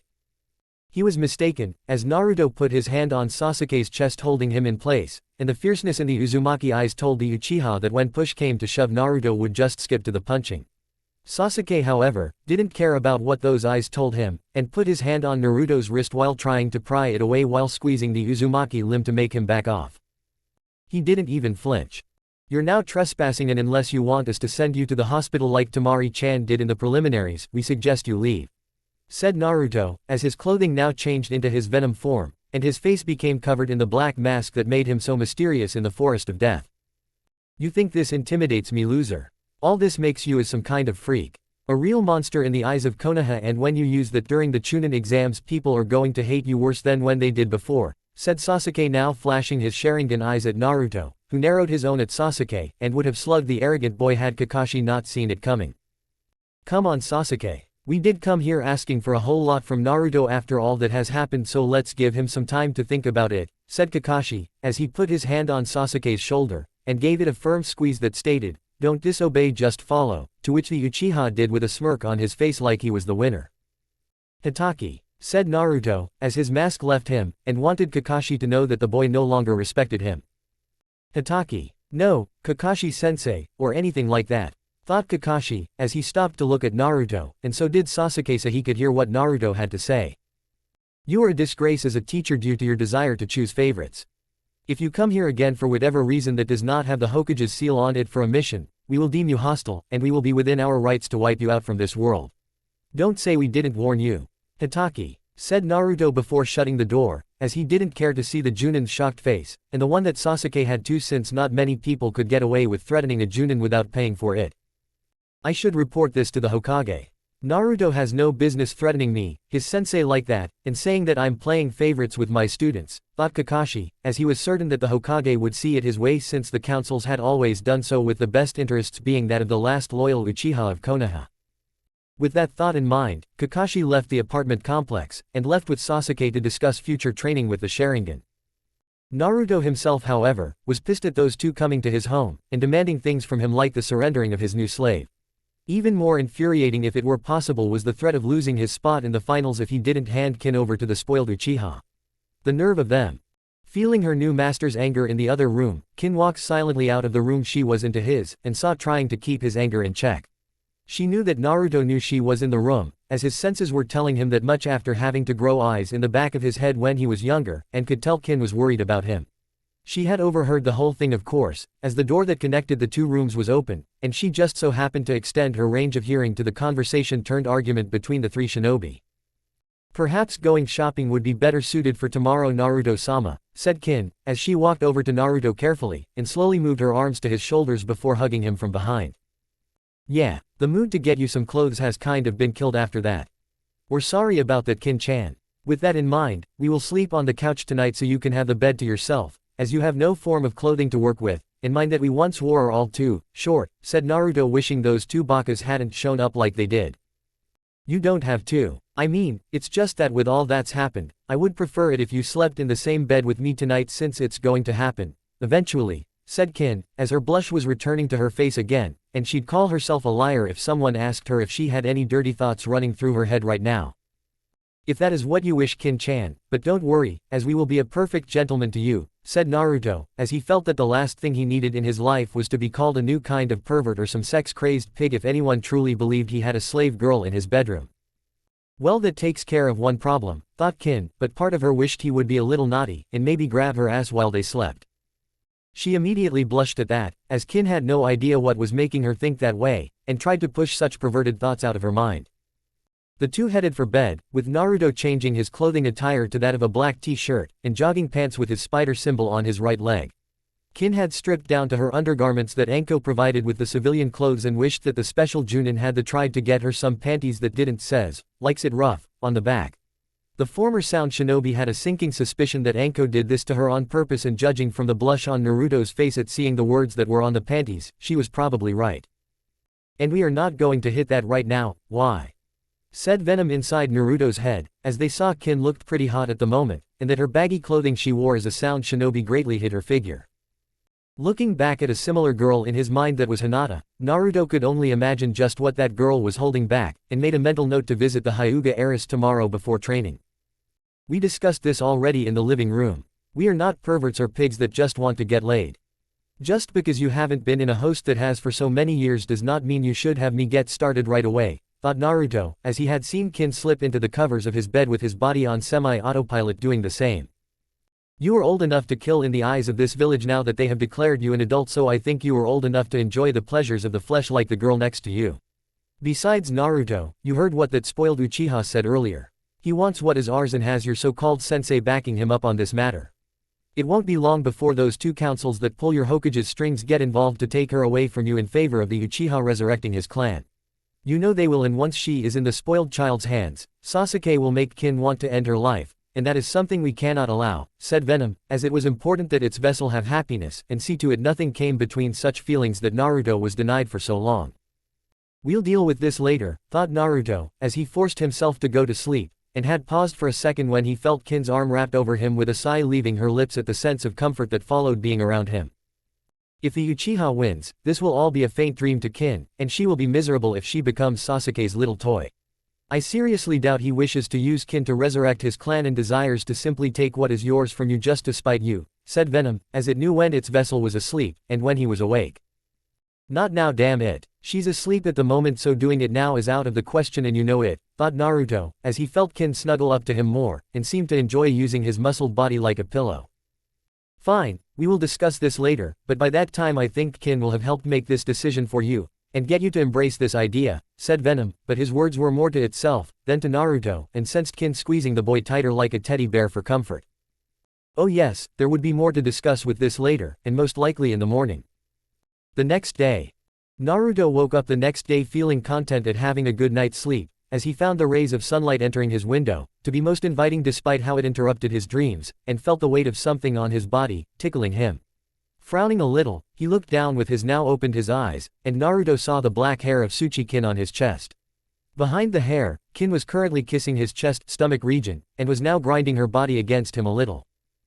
Kin must still be asleep and is having one of those intimate dreams that you don't tell your parents about, thought Naruto, as he tried to ignore the involuntary advances Kin was making on him, but found her actions to be most enjoyable, and quite hard to ignore. What Naruto didn't know was that Kin was actually awake. Oh, the former shinobi from Sound did indeed have an intimate dream last night, and it had stirred something in Kin that she didn't even know she had. What Kin didn't know was it happened because of one of the side effects of the seal that helps stimulate the brain's pleasure center area to help the slave along in enjoying the company of his or her master. When Kin woke up just a few minutes before Naruto, she realized her body had changed positions overnight from sleeping next to him, to sleeping on top of him, and feeling a certain rather large appendage at his waist poking her awake. She remembered her early studies from the few female shinobis in Sound and the inside joke about just how well endowed a man or woman is by the amount of chakra they hold. From what Kin could feel down south at the waist area, she could easily estimate that even without the Kyuubi sealed in him, Naruto had more chakra than most Junin-level shinobi. Another thing to consider was what Anko said about Naruto's stamina, which outlasted high-level shinobi when it came to chasing him after the pranks he pulled, and the nosebleed she had to fight back was pretty intense if her mind's calculations were on the dot. Naruto could have taken me anytime he wished, like any other perverted guy would have, or would have degraded me like most would their slaves. But he didn't. Of all the people I became a slave for, Naruto is the best guy to call my master, and I should be thankful I got such a sweet guy, thought Kin, as she had began to kiss his body, and grind a little against, little Naruto, that wasn't so little from what she could feel. Kin-chan, said Naruto, as he couldn't stop the small moan that left mouth when he said that, and didn't see Kin smile when he did. Good morning Naruto-sama, said Kin huskily, as she continued to give Naruto his body treatment with her mouth on his stomach, and had her hands sneak underneath him to grab his ass. Are you sure you want to do what we think you are about to do? Said Naruto, as he felt venom retreat back into his skin, and revealed his boxers to Kin much to the young girl's delight.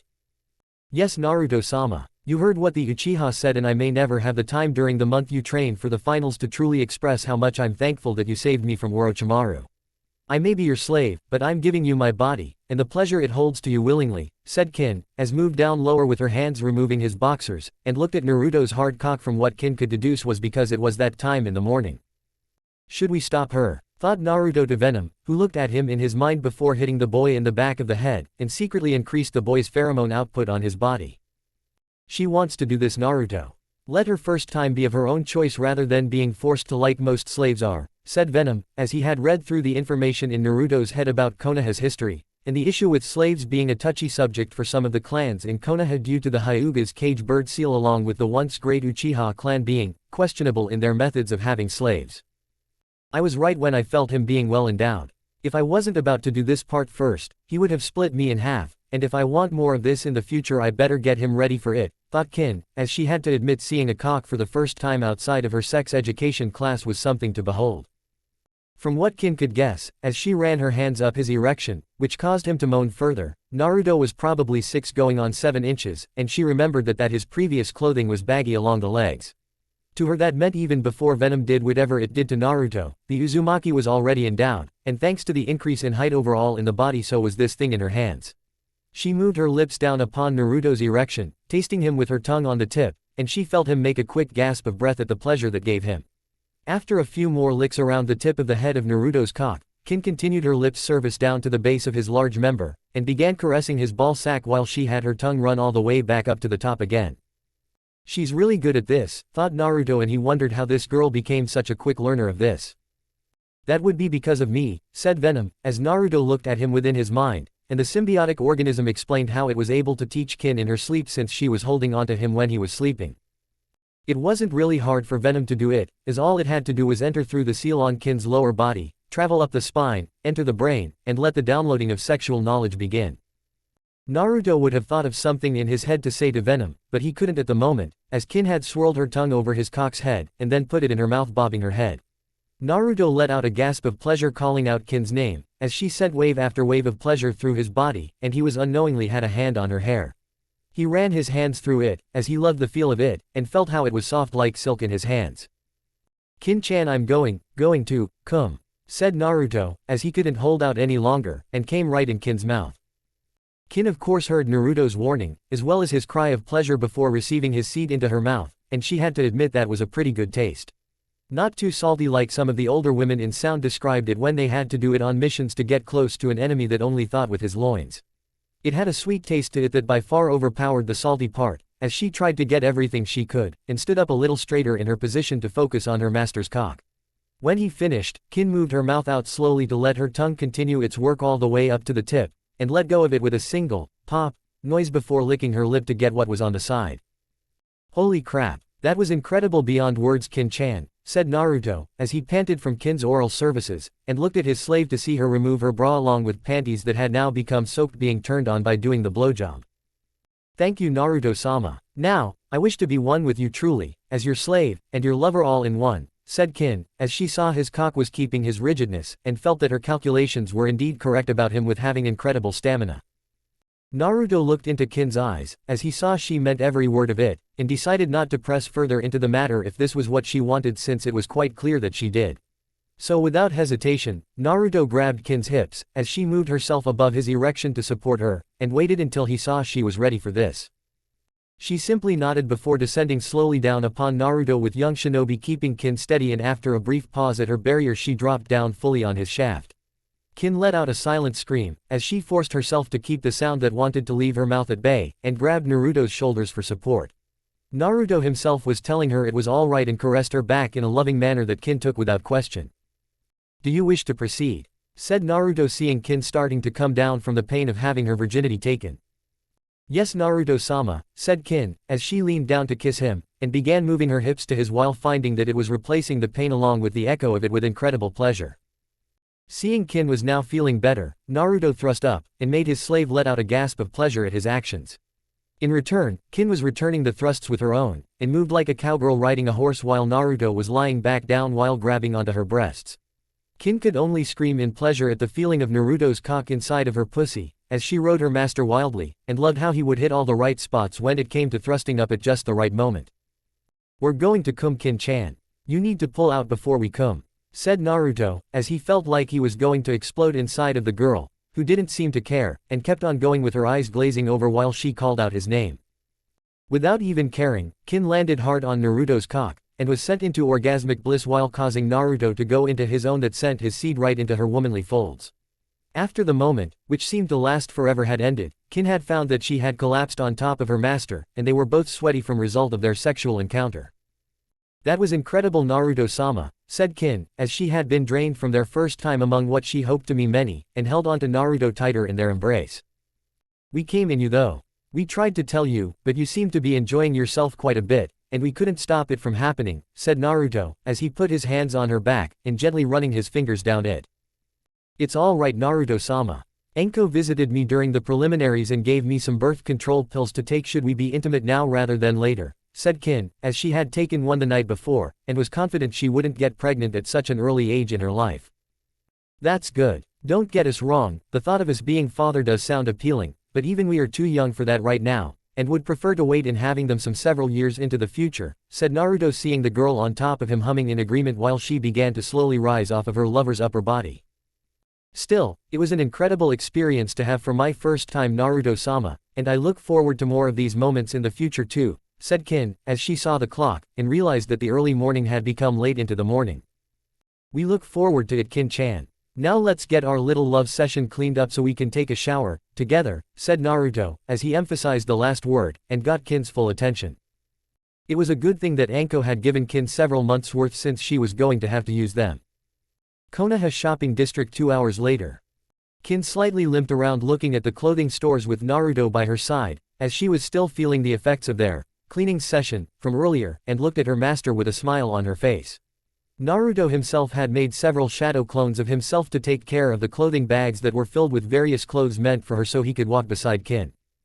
You didn't have to do this for me, Naruto-sama. You bought so many clothes just for me when you could have gotten some yourself, said Kin, as the bags were nearly all for her, except a few items that Naruto bought for himself, but the vast majority was for her, and he was only successful in buying such clothing after hanging into some random person so the store owners wouldn't kick him out or overcharge him for what he purchased. Nonsense, Kin-chan, we can't have you walking around Konoha or my apartment for that matter wearing the same type of clothing day after day, or in possibly nothing at all, said Naruto, looking at Kin with a smirk that made the girl blush since it was clear that the latter wasn't a bad sight to see for him. After we drop my clothes off at your apartment, are you going to go train for the exam finals and your fight with Hyuga Neji? Said Kin, as she knew that Naruto was going to get Neji back for what he did to his cousin. Yes, we need to train, but we will not go anywhere near Hitaki Kakashi for aid, and instead we'll go see the Hokage for help, said Naruto, as he knew the Hokage would help him in some way with his training and steer him in the right direction. Then I won't keep you from it. I was thinking of visiting Hinata-san in the hospital to help give her comfort, but I would like your permission first, Naruto-sama, said Kin, as she knew her liberties were limited to the whims of Naruto's commands to her, and while he would give her more freedom than most slaves could imagine, she did not wish to test the limits of the invisible leash on her neck. You can, since Hinata-chan will most likely be resting and not be awake at the moment since the damage to her body will be extensive, said Naruto, as his eyes narrowed at the memory of Neji being proud of what he did to Hinata, and it was making his blood boil. Even now, Venom was suggesting they hunt the asshole down, and possibly tear off a limb or two to make the boy feel some of Hinata's pain. You want to tell her about me being your slave when she wakes up, said Kin, as she knew that Hinata, from what she had learned of the girl, already had a deep-seated crush for her master, and the thought of losing him would destroy the Hyuga girl's gentle heart. That, and we thought we could ask Hinata-chan on a date when this business with the exam finals is over, said Naruto, as he smiled at Kin, who nodded in understanding, and walked with him to the ramen stand to get something to eat. Hokage's office. You did what exactly, Kakashi? Said the Hokage, as he narrowed his eyes at the Junin, who squirmed a little under the Hokage's gaze, and rubbed the back of head in a bit of a sheepish manner.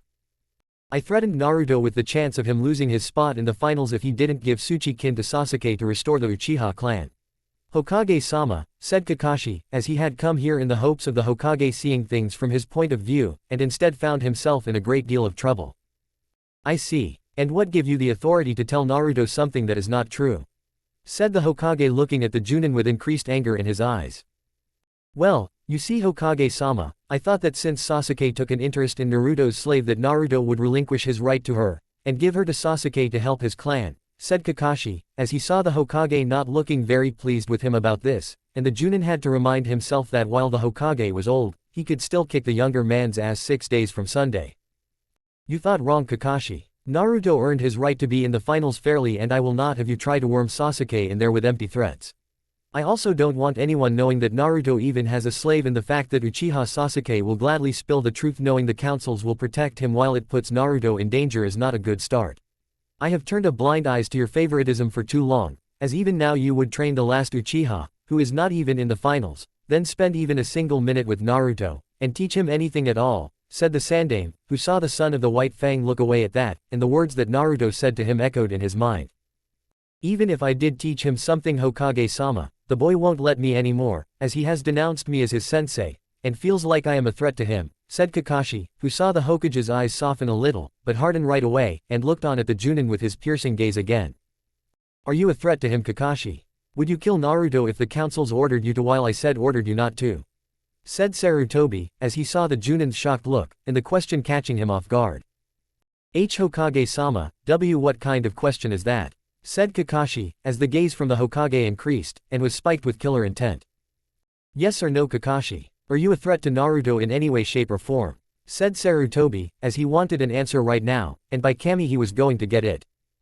No, but the fact remains is that Naruto would sooner slit my throat, than let me be his sensei for much longer, and while I'm confident I could take Naruto down, it would prove to be troublesome, said Kakashi, as he was sure that what was simply rumored to have happened after the actions of Hyuga Neji hurting his cousin, and Naruto going through a small team of Junins to reach the Hyuga branch member was clearly exaggerated. Don't worry about it. Focus on training Sakura and Sasuke at the moment, since it's clear they need more training from you now than Naruto does. Besides, if I know the boy, he will come here to me, and will wish me to find a replacement sensei. Anyone I know, said Kakashi, as Kurenai is concerned with Hinata. Kiba was tucked away while under supervision from Ibiki for what was said during the prelims, and Shino was getting ready with the help of his clan. My old student Jiraiya will take over for the boy's development, said the Hokage with a smirk on his face at seeing the Junin's face looking at him in shock, and it was clear that the son of the White Fang was expecting that person to help Naruto train. Jiraiya, as in Jiraiya of the Sannin. How? Why? Said Kakashi, as he got up from his seat, and nearly jumped over the old man's desk with his one eye seeking an answer. First, it's not your concern anymore, Kakashi, and second, Orochimaru tampered with Naruto's seal during the Forest of Death part of the exam. I need Jiraiya to examine it in order to let the seal work naturally, said Sarutobi, as he saw the Junin's face take on an even greater surprise, and nodded despite this since he couldn't question the Hokage's actions. And maybe lock away that thing that makes Naruto what he is now, thought Kakashi, as he felt Naruto was getting more powerful with each passing day, and it didn't sit well with the Junin one bit. Naruto was starting to look like his old sensei, and the past was something Kakashi had wanted to keep buried. Leave Naruto alone, Kakashi. If you don't, I will remove you as Team 7's sensei, demote you down to Genin, and find another Junin with a more level head, said the Hokage, seeing the man before him nod his head and decided to leave the situation alone like the old man said. For now anyway. Hot Springs 2 hours later. Naruto web-lined into the hot springs, as he didn't feel like paying any more people today after spending so much on kin. And while he didn't mind it in the least, his wallet was now crying a little at being lightened a third of its original weight. He had walked with Kin to the hospital since he had to make sure everything was alright with Hinata, and was pleased to see that everything was okay with the Hyuga heiress. Her injuries had been severe, but the doctors had been confident that Hinata would recover if just in time for the finals. After taking Kin home with the packages carried by the clones, Naruto headed to the Hokage's office, and told him about what happened with Kakashi. It was an enlightening experience to be sure, which caused Naruto to need time to think, and there was no better place for him than the hot springs where the Hokage told him his sensei would possibly be. Naruto knew the name of course thanks to the history lesson that Iruka taught that most kids drowned themselves into temporary coma from the way the Chunin taught it, and made the man create the evil teacher head jutsu. So now here Naruto was seeing the hot springs area, in the male section, which was now currently empty, and it was something that Naruto was grateful for since the last thing he really needed was some asshole villager trying to attack him while in one of his rare few secret sanctuaries in life. Naruto was going to land inside the male section of the hot spring when the sound of a perverted giggle had caught his attention and the source of it was a man, who from the description by the Hokage was Jiraiya, and he was peeping through a hole in the wall. Smiling evilly under his black mask, Naruto moved to a nearby tree, and did a quick look at who was on the other side making him smile wider. And not because the other side was filled with hot water-covered women, though that in itself was pretty big bonus.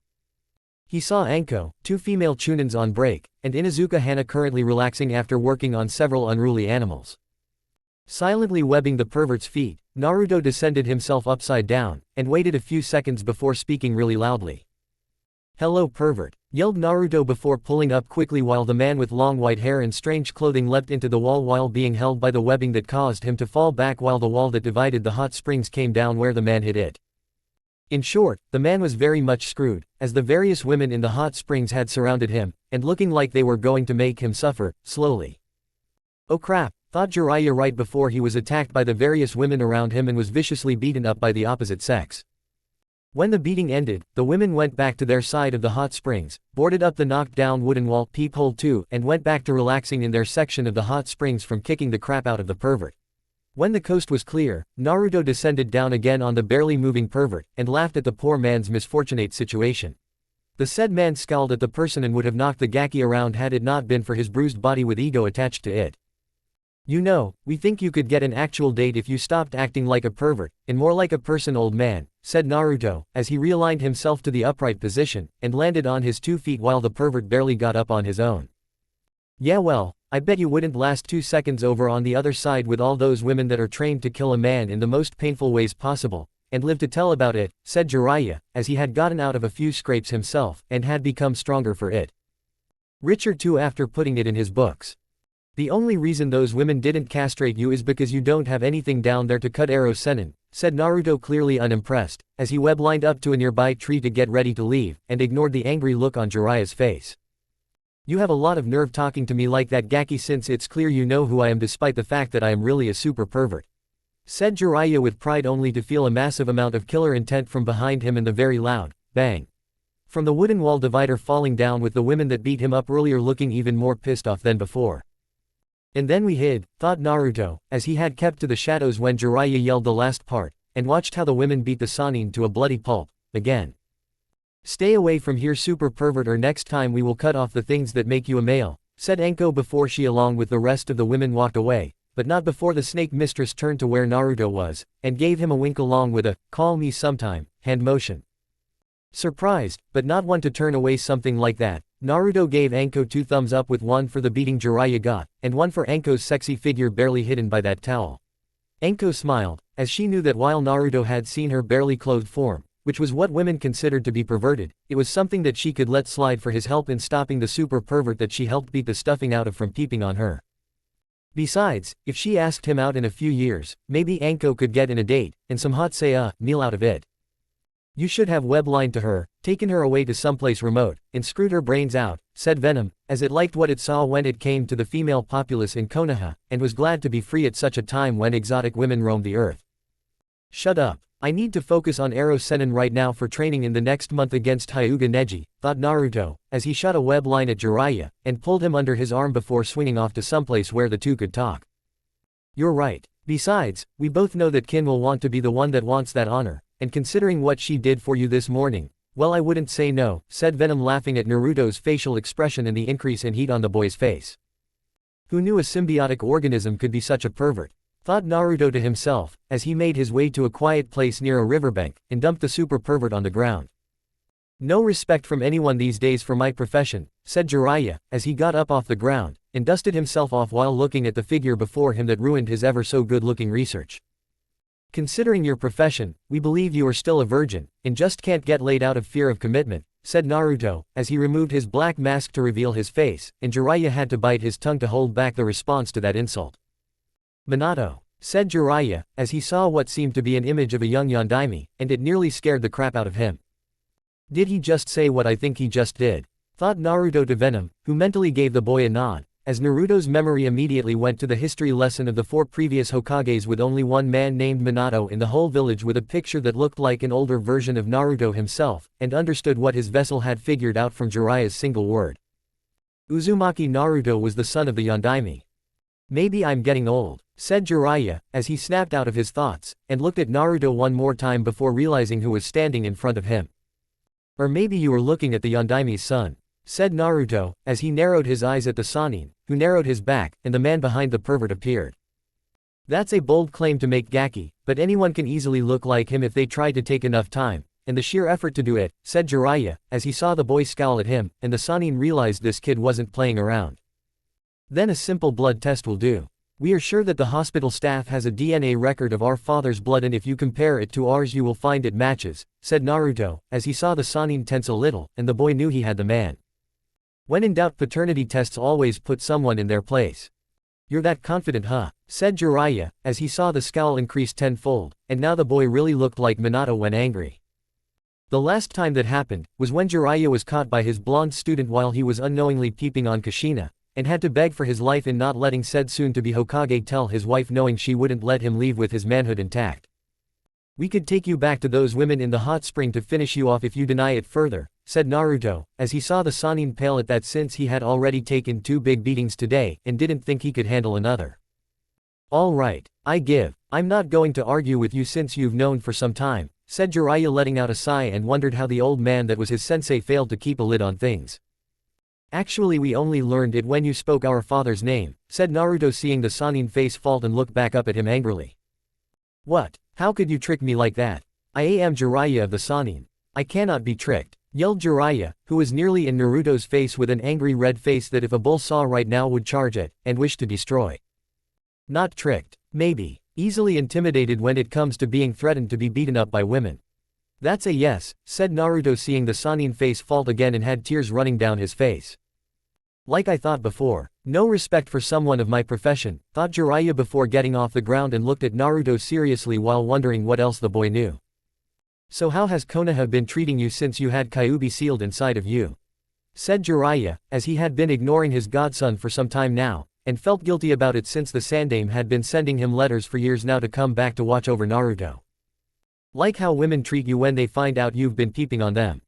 They beat the crap out of us on our birthday, overcharged us for things in stores, and tried to hinder our chances at being a successful shinobi during our time at the academy. How the hell do you think they treated us? Said Naruto, seeing the Sannin flinch at that since it was his fault the boy was being treated so poorly when he left. Ouch, thought Jiraiya, as he saw the shadow of Minato behind the boy with the same exact face, and the Sannin had a feeling that when he died his student was going to hurt him a whole lot more than Tsunade ever did. So here is how we see it. You owe us big time for your neglect, and before you think that you don't owe us anything, we are well aware of your relationship to our father. From what we were told, you were supposed to be our godfather, but you took off, and decided that you could drown your sorrows in being the super pervert that you are so proud of announcing to the world. Said Naruto, as his form became the demonic-looking venom form that made everyone terrified of him, and Jiraiya at the moment was no exception to that fact. Okay, I get it. Look, I know I should have been there for you and I am sorry for not protecting you like my guardianship duties entailed. But I'm not the only one guilty here. My former teammate Senju Tsunade was, or rather is, your godmother and was the one that helped deliver you into this world. Do you know how much begging it took for us to get that stubborn woman back to Konoha? She's worse than I am because she left 2 days after I did. Tsunade stayed only because she had to help the hospital prepare the means to end your mother's life painlessly after losing so much blood bringing you into the world that she would have died eventually.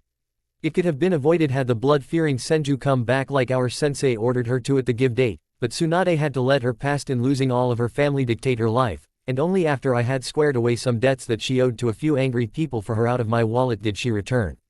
Tsunade wasn't alone when she left either, as her boyfriend's niece Shizune was with her too when she left, so they were more than qualified to take care of you and raise you like family, said Jiraiya, as he was not going to let this whole situation be blamed on him, and intended to divide the blame fairly to each person that was at fault.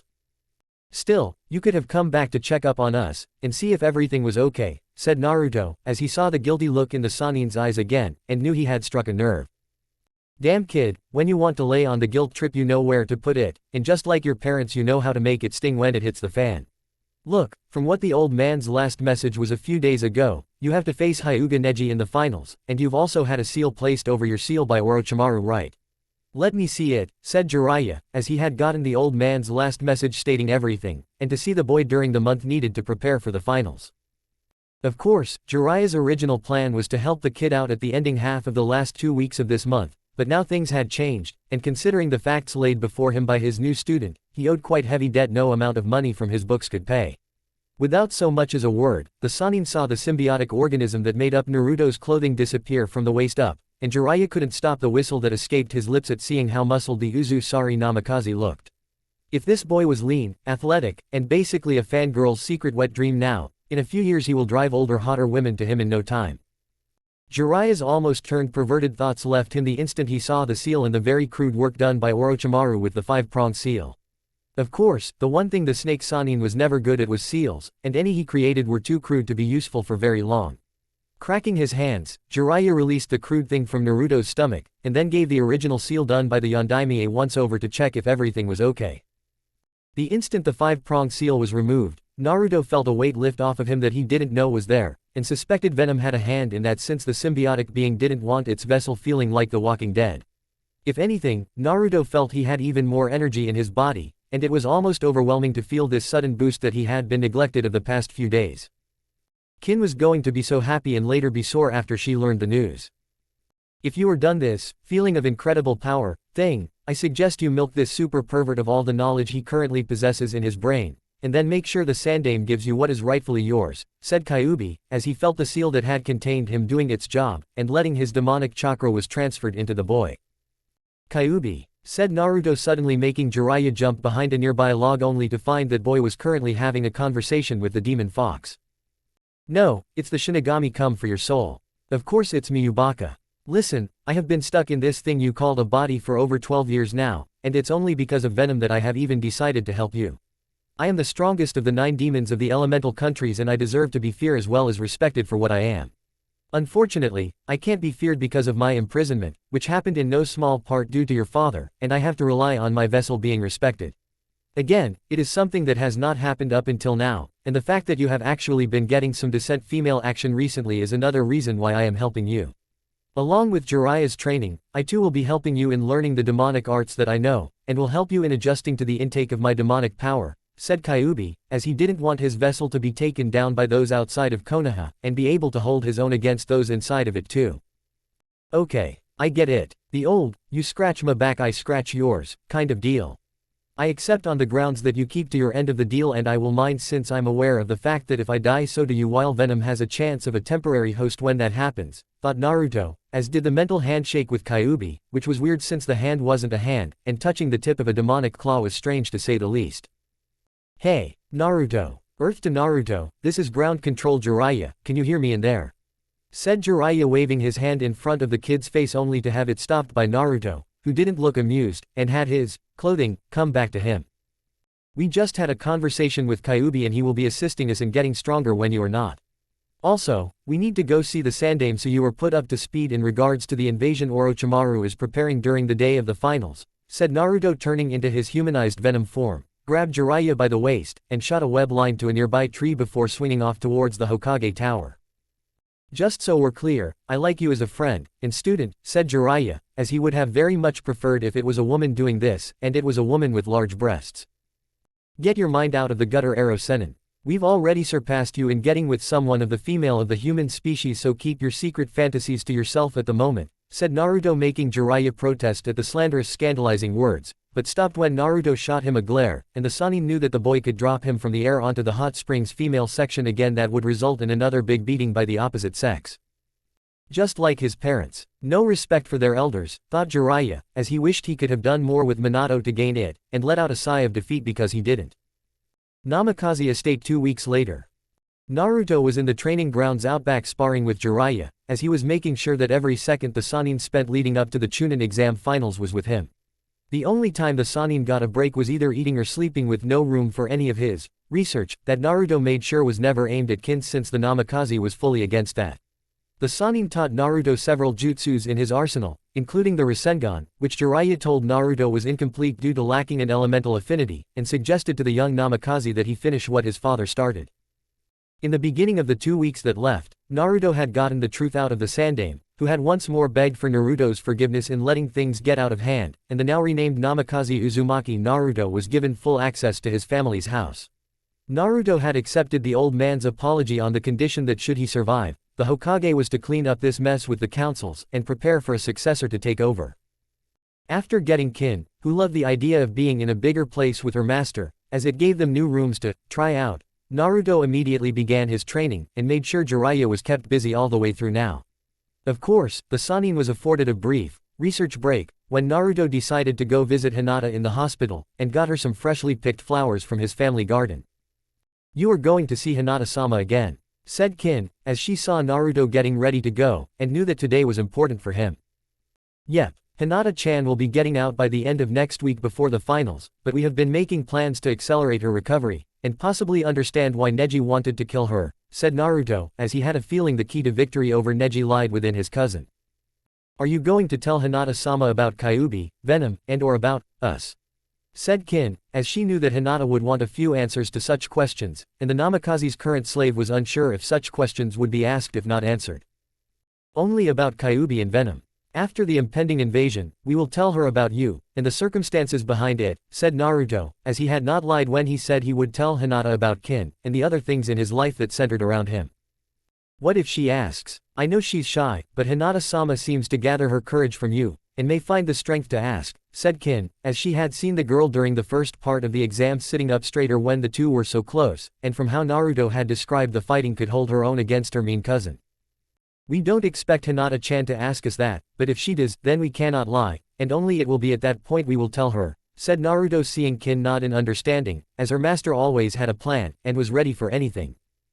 "If Hinata-sama does find out, could we possibly have her over?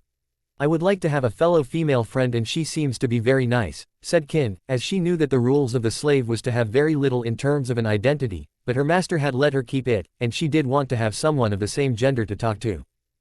"Of course, Hinata-chan is one of the nicest girls around and it would be good for you to have a few friends here in Konoha," said Naruto before going into his Venom form and shot out a web line to beginning swinging to the hospital.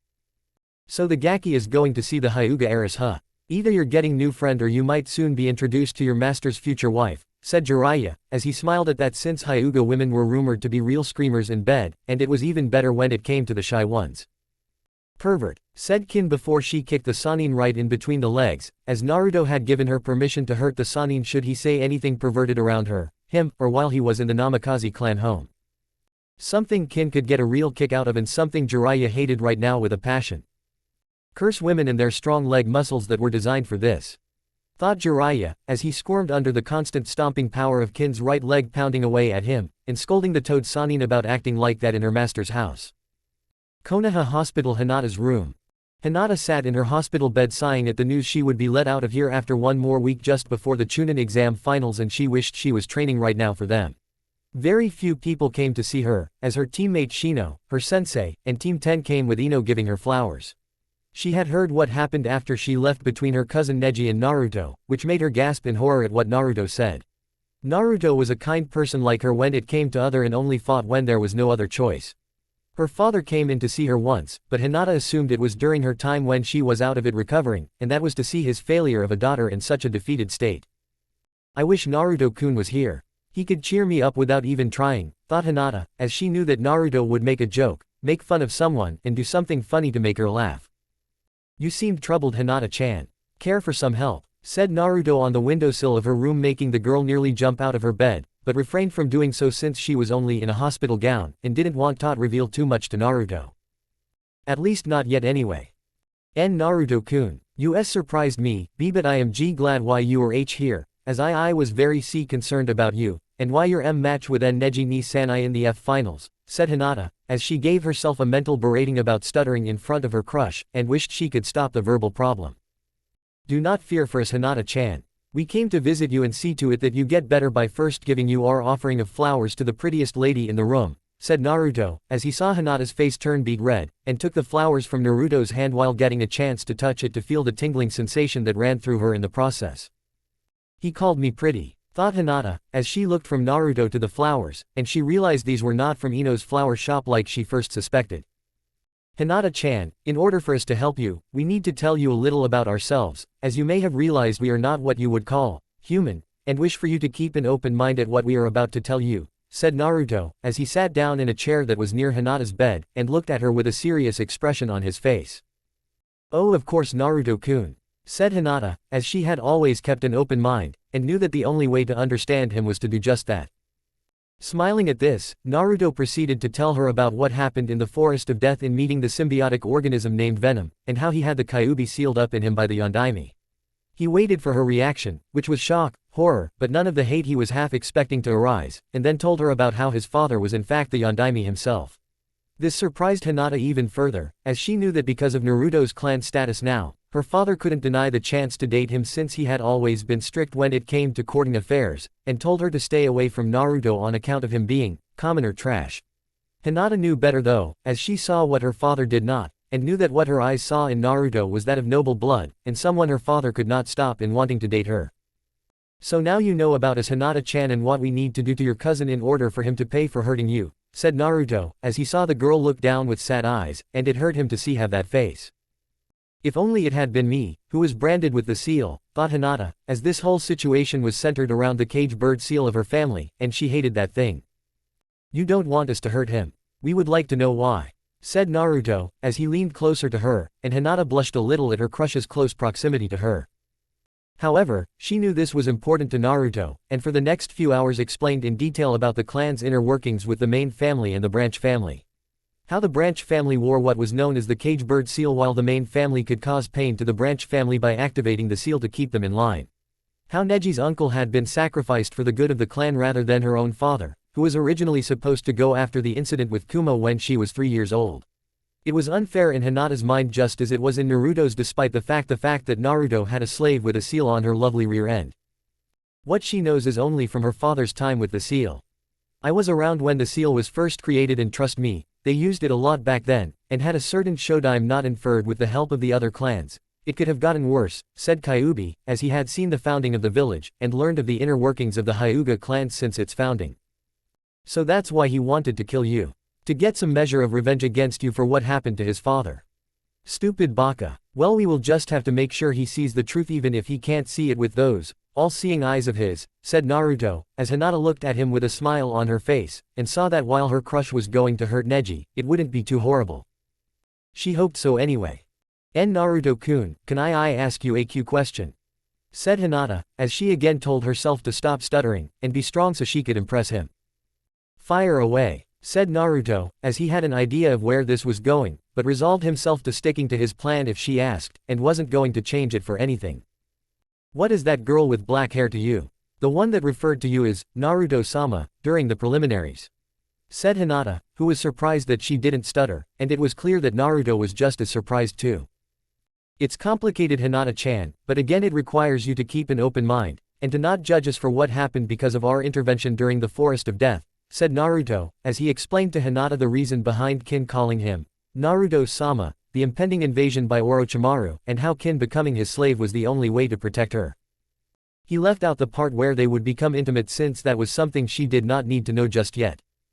Well, at least Naruto-kun's protecting her, thought Hinata, as she was silently fuming at Kin, who Hinata believed would try to seduce her Naruto-kun, and get into his pants. If she only knew. One more thing, Hinata-chan. We want to help you with the healing process, but to do that we need to use some of the Kyuubi's chakra, and the best way for it to work is if we put our hand on your chest, said Naruto. Seeing Hinata's face turn crimson, steam was coming out of her ears, and blood was slowly leaving her nose from his choice of words. Naruto-kun, touching my chest, thought Hinata before she fainted from the notion, and Naruto shook his head at Hyuga girl's reaction since he wasn't actually going to have his hand on her chest, but rather close to it. If her sensei were here, she would kill us, slowly, thought Naruto before he went to work while keeping his hand above her chest and channeled a trickle of demonic chakra from it down to her body.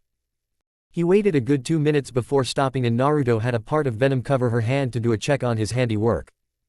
Her injuries are now full healed and her organs are strengthened thanks to the fox's power being manipulated by us, said Venom, as it checked her body once over, and then gave the proverbial thumbs up on her condition. Good. Now it's time for more training back home, thought Naruto, as he changed into his venom form, and began web swinging back home. That and get some sweet slave pussy, said Kyuubi, as he laughed at Naruto, who had a blush on his face, but all the same couldn't deny that was one of the reasons for returning, and decided that he might as well accept what was happening with his life. Quiet you, thought Naruto, as he made his way home, and wondered if Kin had killed Jiraiya at this point for being perverted. Such was the day in the life of a demon vessel and host to a symbiotic organism. Chapter 3 Doing What is Righteous. Ino had always been a curious girl growing up with a need to know just about everything around her, and while she was a bit bossy, her father claimed it came from her mother's side, she always felt it was for the best. Ino felt that if she didn't know anything, then what was the point of being smart, and flaunting the fact that she knew things around over others. Hence the reason why Ino was currently, in the middle of the night, looking up at the ever-so-large Namikaze estate with wide eyes, and then smiled deviously before searching for a means to enter the home. Granted, she didn't even know that it even was the Namikaze estate, but the fact remained that when she had learned of Naruto's new home, she went to see it for herself, and see just what she could dig up about Naruto. She had heard the rumors concerning Naruto having a female slave with him, as she had admittedly might have helped in that regard to the rumors, and had seen the said slave right before the Chunin preliminaries. From said rumors, more had gone through Konoha faster than her Akamichi teammate goes through barbecue food, and if there was one thing Ino liked to do besides spread rumors was to learn the truth hidden behind the rumors. That way she could easily make it seem like she was the one that knew everything and be praised for it too. Finding her way in, Ino found the inside of the Namikaze home to be quite an interesting feel to it, and found that it a certain family feel to it. That in itself was slightly unusual to her, as she always felt that the bigger the clan, the less family connection one had to them since there were so many, and Ino thought of the Hyuga clan with their members being so serious when it came to such things. Granted, the Aburame clan didn't seem to have that family feel and they were smaller, but, well, she secretly believed that the bug users had some form of telepathy that linked them to each other. Pretty nice place for a guy who was an orphan since he was little kid, thought Ino, as she wondered how Naruto could even afford this home, much less have a slave, and only by doing a little digging could she get it. Making her way up the stairs, Ino peeked into most of them to see that they were in fact empty, meaning Naruto was here in the home all alone, and continued looking for the blonde that had changed completely in what seemed to be a few days. Looking around some more, Ino heard what sounded like voices in a single room, and wondered who it was that Naruto was within that one room. As she got closer, the voices weren't really two voices, but one high-pitched one that was female, and it was calling out Naruto's name repeatedly. At first, Ino thought something had happened to the blonde, and his slave was seeing if he was actually alright. Hurrying to the room, Ino soon learned that Naruto's slave wasn't calling out his name in a panic, but rather it sounded like pleasure. Opening the door slightly to see inside before she made her entrance if she absolutely had to, Ino's eyes widened in surprise, as she saw a naked Tsuchi-kin on a large bed letting out a scream out in sheer pleasure, and Naruto equally as naked with his head in between her legs eating her out. That's it, Naruto-sama. That's the spot right there. Don't stop, Naruto-sama, said Kin, as her hips bucked, and Naruto kept them under control with his hands on her hips while his tongue assaulted his slave's pussy. He can't do that. We're too young for that kind of thing, thought Ino, as she saw Kin gripping the bed sheets with one hand, and Naruto's blonde hair with the other. Who is your master? Tell us who is your master right now, Kin-chan, said Naruto, as she assaulted her clit with his tongue, and channeled chakra into it to make the pleasure that was running through Kin's body skyrocket. Naruto-sama. My master is and always will be Naruto-sama, said Kin, as she screamed out, and came hard into Naruto's face while he licked up her juices. Yummy, said Naruto, as he looked down at Kin's glowing body, and the ever-familiar look of satisfaction that was across his face. No more, Naruto-sama. I'm too tired to continue, said Kin, as she had been taken every way possible tonight after Naruto came back from his training session with Jiraiya that involved him summoning toads, and it required her master be out in a large area. Though deep down, Kin felt ashamed she couldn't last as long as Naruto, and wished she had half the stamina he did if just to drain him for one night. She had been training like Naruto had told her to, since more stamina for her meant longer love-making for them and more pleasure to be had. It's all right, Kin-chan, we won't try to pressure you into continuing when you've reached your limit, and you also have to remember that we have Kyuubi and me, so the stamina we would have normally that is Junin level is much higher than that with him, said Naruto, kissing Kin's forehead, which she moaned into along with his hands touching her body, and let out a sigh of pleasure when he started kissing her neck. It was unfortunately stopped, when the two heard a gasp, and a yelp that was followed by a thump noise from behind their door. Naruto gave Kin a Quiet, motioned with his finger before turning into his humanized venom form and made his way to the door while Kin silently got on her robes to cover her form up. The last thing Kin wanted was for some pervert to try sneaking a peek in on her and Naruto going at it like rabbits.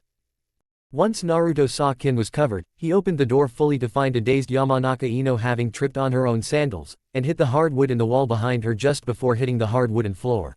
When Ino looked up, she had a cheesy embarrassed look on her face, and it was then the platinum blonde knew she was in very deep shit. "Hi Naruto. Lovely night this is, isn't it?" said Ino, as she tried to figure out how she could get out of this situation, and wondered if maybe using her clan's mind jutsus would do the trick. "You are in really big trouble Ino. You're trespassing on clan grounds.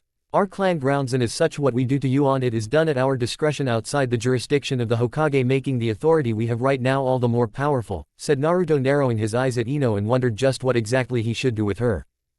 "Clan? You are in a clan," said Ino, as this was news to her, as her father seemed to be very hesitant about Naruto being the topic of the day, and her mother was very adamant about her little girl staying away from him. The last of two actually. However, that is irrelevant to the situation right now, and what is relevant is the fact that you in our home interrupting our alone time with Kin-chan, said Naruto, as he saw Ino blush at that, and so was Kin with her red robes that hugged her form. "Alone time? You were having sex with her? We're too young for that. I could go tell the Hokage and he could charge you with rape," said Ino, as she had hoped that threat would help get her off the hook, and maybe a good bargaining chip down the road if she needed it for later. "Rape? Naruto-sama didn't rape me since I'm his slave, you dumb blonde." "Sorry Naruto-sama," said Kin, as she looked at Naruto, and looked embarrassed since Naruto was also a blonde too. "No apologies Kin-chan, we knew you were talking about Ino," said Naruto, seeing the worried look on Kin's face since insulting one's master could result in being punished by him or her. "Hey," said Ino, getting off the ground, as she looked at the two, and taking clear offense to what Kin said. "What about her Naruto-sama?" said Kin, as it was clear that Ino couldn't be let out of the estate since she would blab to everyone what she saw, and it would not be good for Naruto if they did. "We'll have to handle this through the Hokage." Knowing the old man, he's still arm deep in paperwork, and won't be happy that he's stuck doing it. "You stay here with Ino until we get you, as we are going to get Ino's father so he can become informed of Ino has done, and we take our case before the old man," said Naruto, as he quickly tied Ino up with webbing around her ankles, her elbows, and each of her hands to prevent her from doing hand signs. "What the?" said Ino, as she wobbled, and then fell over onto her side while trying to struggle against the webbing Naruto had her tied up in.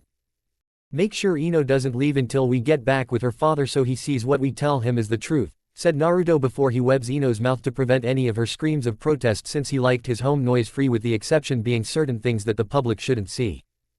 "As you wish Naruto-sama," said Kin, as she saw Naruto leaving through a window, and web swinging over to the Yamanaka clan home to speak to the blonde male responsible for siring Ino. "How did I get myself into this?" thought Ino, as she tried to struggle some more, but had found herself being moved onto her back by Kin, and saw the look of displeasure written on it. "You have a lot of nerve entering Naruto-sama's home. What's more is I know that you heard him talk about the Kyuubi sealed inside of him, which no doubt caused you to take a step back, trip, and fall to make us aware of you watching what we were doing. I may be Naruto-sama's slave, but even I have some right to protect myself, or punish those that try to see my body without my master's permission," said Kin, as she saw the blonde girl look up at her in shock, and wondered what to do with intruder. "I should have brought Sakura so at least this way, Naruto can be distracted by her, and her giant forehead while I could have made my escape," thought Ino, as she tried to move again only for Kin to put her foot on the captured girl's stomach that wasn't covered by webbing. "Don't move. When Naruto-sama gets back here with your father, we're going to see the Hokage, and you are going to explain just why you were in my master's home," said Kin, with her foot pressing more on Ino's thin stomach. In the former sound, Shinobi realized this girl was just like the pink-haired one in the Forest of Death that was her master's teammate. Silently giving Ino a once-over, Kin saw this girl worried more about her figure than that of her shinobi skills when it was clear she was from a clan home, and that in itself was just sad in her mind. The girl was probably afraid of getting fat if she ate too much, or she wanted to impress some boy like that Uchiha if what Naruto had told her about the two fangirls was true. That was real shame actually in Kin's mind, as she knew that all Ino had to do was train hard, and she could easily burn whatever fat she stored up after eating whatever food she ate. "Ino," said Inoichi, as Ino's father appeared in a poof with Naruto and the old Hokage with him to see the girl in her current situation. "As we told you Inoichi, your daughter is here, and not in her bed like her curfew would have her be," said Naruto, as he saw a pleading look Ino was giving her father, and how she tried with immense failure thanks to Kin to squirm her way over to him. I think we better take this to my office before things get out of hand, said the Hokage before the all went, poof, and were now in the Hokage's office. Heki HDKNDJKHDJSKHDHDHDH, said Ino, as she tried to speak behind the webbing with the entire group was hearing gibberish, and Naruto removed the webbing so the Yamanaka could speak clearly. That's better, said Naruto throwing the webbing away knowing it would dissolve into nothing in a few hours. Naruto baka, when I get out of this stuff, I'm going to beat you up, and launch an all-out assault on your mind, said Ino, as she was feeling pretty confident right now with her father in the room, and how he could have the Hokage punish Naruto for tying her up like this. Do you want to tell Ino, old man, or should we? Seeing how she already knows about the Kyuubi when Kin and we were together, we do not expect this to be too difficult, and that you do what needs to be done, said Naruto, as he looked at the Hokage, and saw him nod at this. Ino-san, what you did violates several Konoha laws under the articles drafted during the days of the Shodaime, and the clan heads at the time coming to an agreement that was responsible for the clans to help create this village. These laws pertain to a clan member entering illegally into another clan's home, as you just did not too long ago, and the very punishments that exist to be carried out are in some cases worse than death, said the Sandaime, as he saw Ino now looking at him with wide eyes, and it was clear this was something she didn't know. Can I elaborate for her, Hokage-sama? The day Iruka talked about this, my daughter was out sick, and missed the lecture despite the fact that she told me she learned from one of the other students at the academy, said Inoichi, seeing his daughter look away in shame at that since she was going to ask someone, but the problem was that Sakura was going to go stalk Sasuke at the time, and she wanted to go with her. So when Ino's father asked if she did get caught up and in reality she didn't, the only thing she could do was what all children do to avoid punishment. She lied. Go ahead, Inoichi, said the Hokage sitting back in his chair while looking at all the paperwork he still had to go through and thought he could hear it all laughing at him. Maybe he needed to cut back on his smoking. Ino, the rules behind the functioning of each of the clans in Konoha is a set of very strict laws that the clan heads of Konoha during the days of the Shodaime set up to ensure that each clan would pledge their loyalty to Konoha, and to ensure the village would thrive.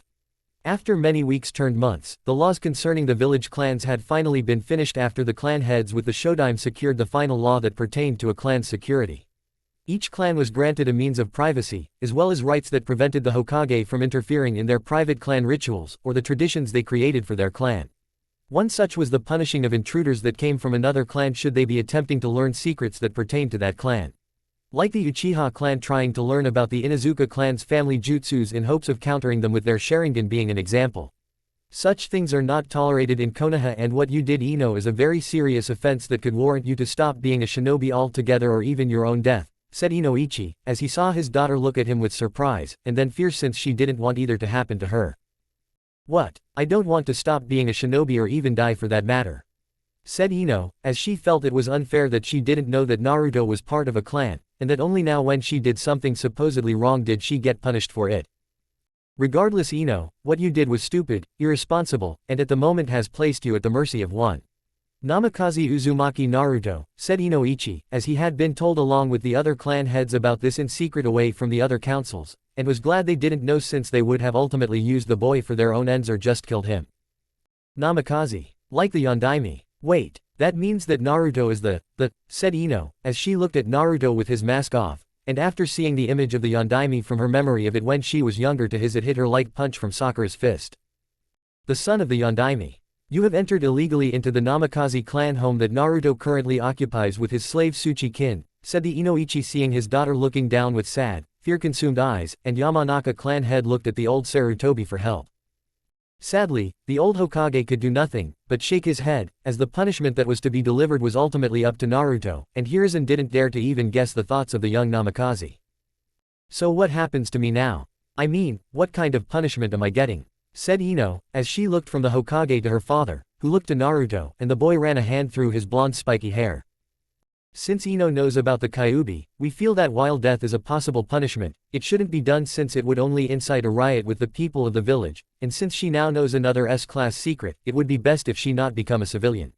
However, because of what Ino did, we also feel she shouldn't be a shinobi anymore, and that there is only one option left for her to take at this point, said Naruto, seeing Ino's eyes now watering up at his words and realized how much she focused on keeping herself thin when she wasn't focusing on Sasuke. Are you sure? Please, Naruto-sama. Surely you could let us pay you some form of tribute. Money. Justice that aren't clan-related, said Inoichi, as he knew what it was that Naruto was suggesting, and also knew his wife was going to kill him before going after Naruto. What is Naruto suggesting? Said Ino, as she looked from her father to Naruto, and then back to her father before she saw Kin smirking at her like she knew. That you become his second slave, Ino-san, said the Hokage, as he saw the girl's eyes widen in further horror, and then began crying her eyes at the thought of being someone's slave. What? No, I will not be his slave. Never, never, never, never, yelled Ino at her highest volume possible, and the Hokage was once more grateful he put up the sound barrier to keep her voice from leaving the room. You have no choice, Ino.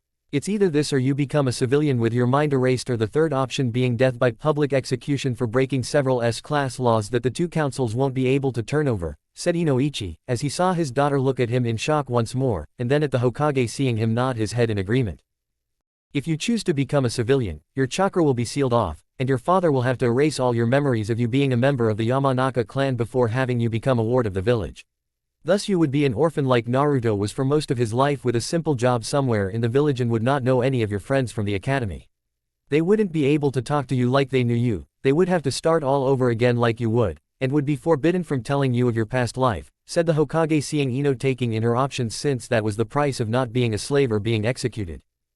And if I'm a slave, said Ino, as she needed to learn what that entailed, since she didn't want to lose her memories of her friends, and getting killed was out of the question for her. Like Kin, you wouldn't be a shinobi anymore per se, but that doesn't mean you can't train to get stronger to protect your news master, or his home for that matter if it's ever invaded. However, since you are not the first slave of Naruto's, you will have to follow an additional set of rules made should someone in a clan have more than one, and they are important to know, said the Hokage, as he saw Inoichi look at Naruto with pained eyes, and the Namikaze knew that the man was concerned for his daughter. Like what? Said Ino, as she looked at the Hokage, and knew he would know being as old as he was.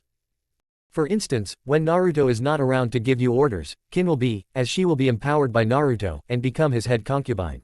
Meaning that while Kin is still his slave, you are also her slave too in a sense, and when Naruto is out on missions the head concubine is in charge of the home, said the Hokage, as he looked at Naruto, who was processing all of this in his head, and wondered if the boy was getting things too fast. So I'm the slave's slave. But Naruto ultimately decides things, right? Said Ino, as she saw Naruto nod his head at her, and she realized he had been silent through most of this. Yes, we do not abuse others, Ino-chan. Surely what you saw tonight is proof enough of that, said Naruto, as he saw Ino's face turn red from the memory, and so did her father along with the Hokage, since they had been given the straight-to-point conversation when he first spoke to them about the Yamanaka girl's invasion of his home. Well, what do I have to lose?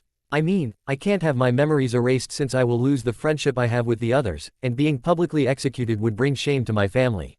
Not that this hasn't already done so to my father, who looks ready to die from the fact he'll have to tell mom, and hope she doesn't die from a heart attack after killing him for not trying hard enough to this, thought Ino, as she closed her eyes, and focused on all her option while deciding on the lesser of three evils at this point. What is your decision, Ino? Said Inoichi, as he saw his little girl look at him again with calm, serious-looking eyes, and he knew she had made possibly the best choice of the three given. I'll be his slave. I'll be Naruto's slave, said Ino, as she looked at her father's face, and saw him nod in understanding with a small smile on his face that told her she had made the right call.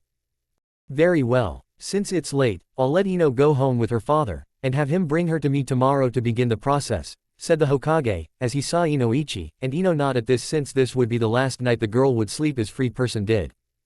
After they left, it was just Naruto, Kin, and the Hokage in the room with a silence that lasted for what seemed like forever.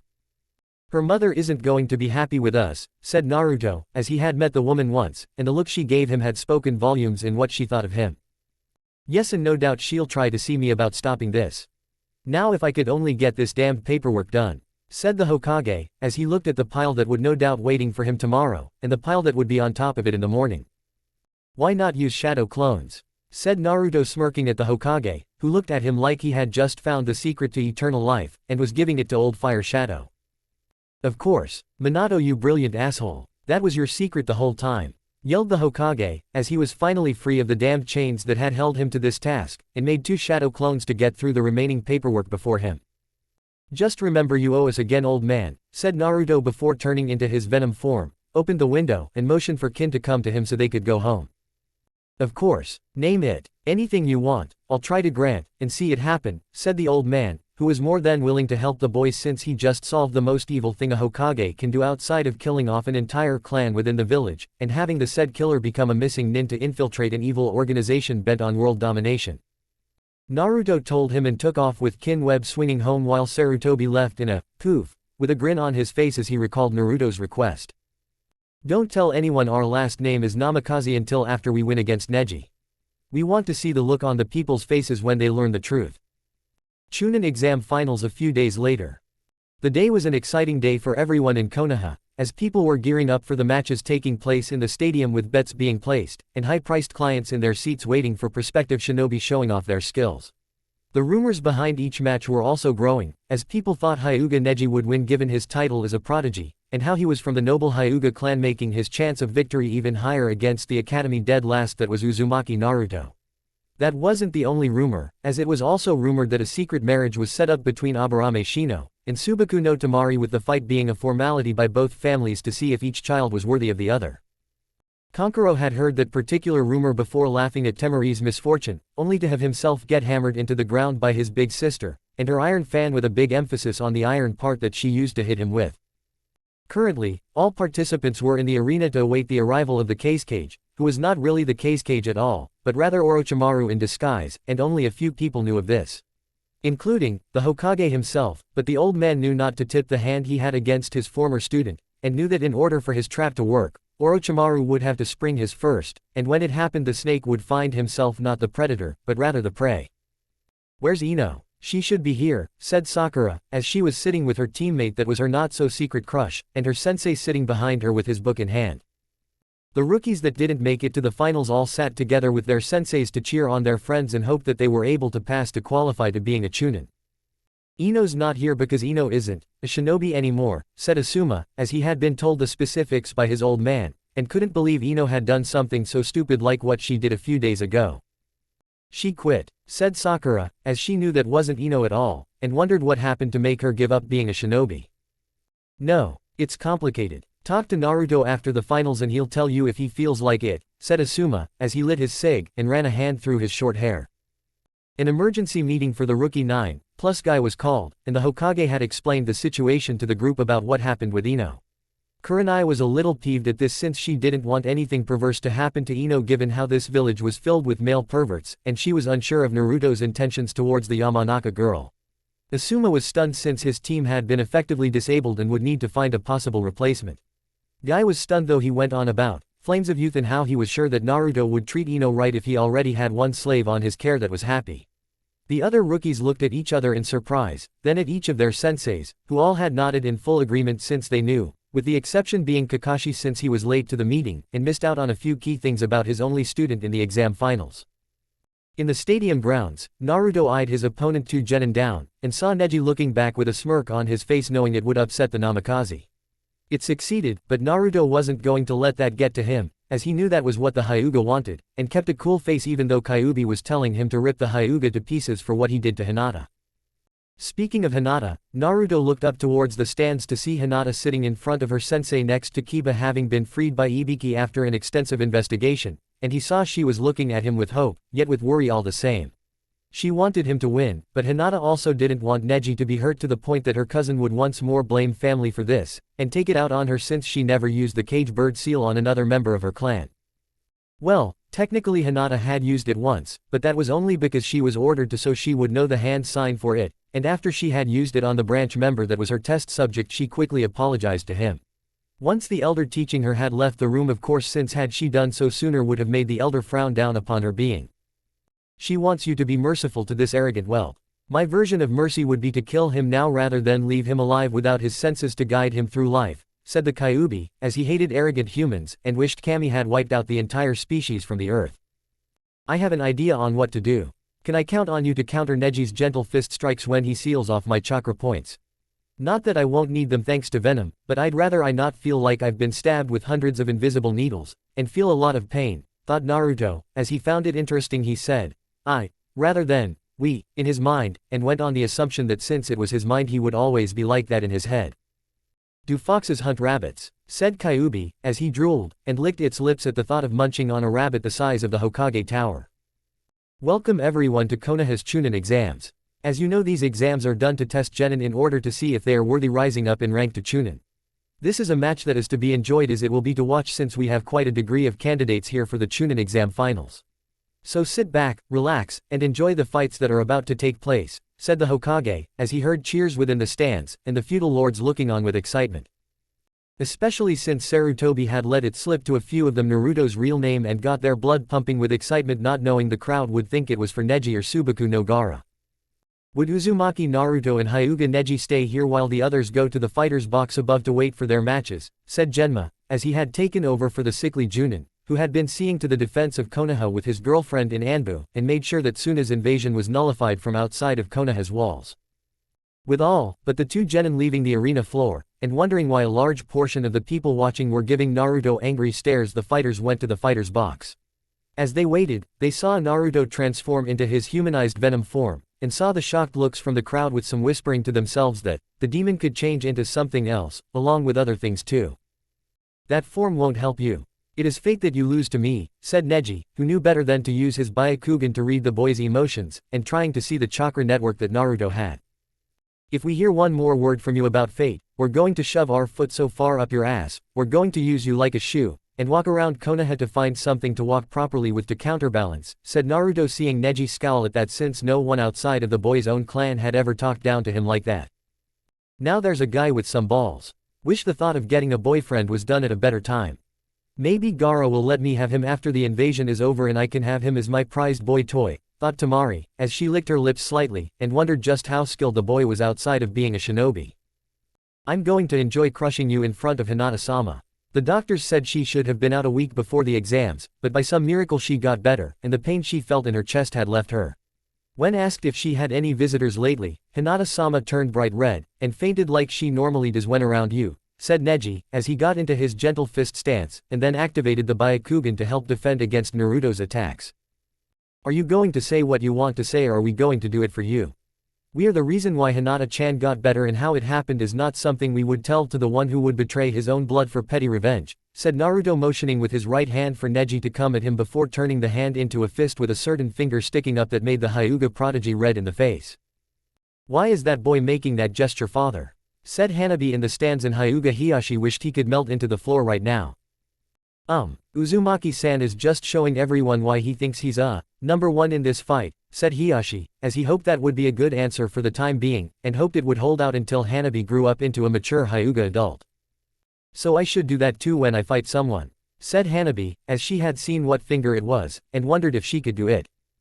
No, I mean, it's not something you should do, Hanabi, since the Hyuga clan does not need to do such things to prove we are the strongest among clans, said Hiyashi, while he mentally patted himself on the back for that, knowing Hanabi would listen to him and not do it after that. For now anyway. Neji, on the other hand, was irate that this commoner had made an obscene gesture towards him and expected to actually win this fight. Charging forward, Neji knew where to strike when it came to Naruto's body, as the body had hundreds of chakra points on it, and all Neji had to do was simply try hitting one by chance. If not, then all the angered Hyuga had to do was aim at the Namikaze's intestinal tract, and shred all the organs to pieces.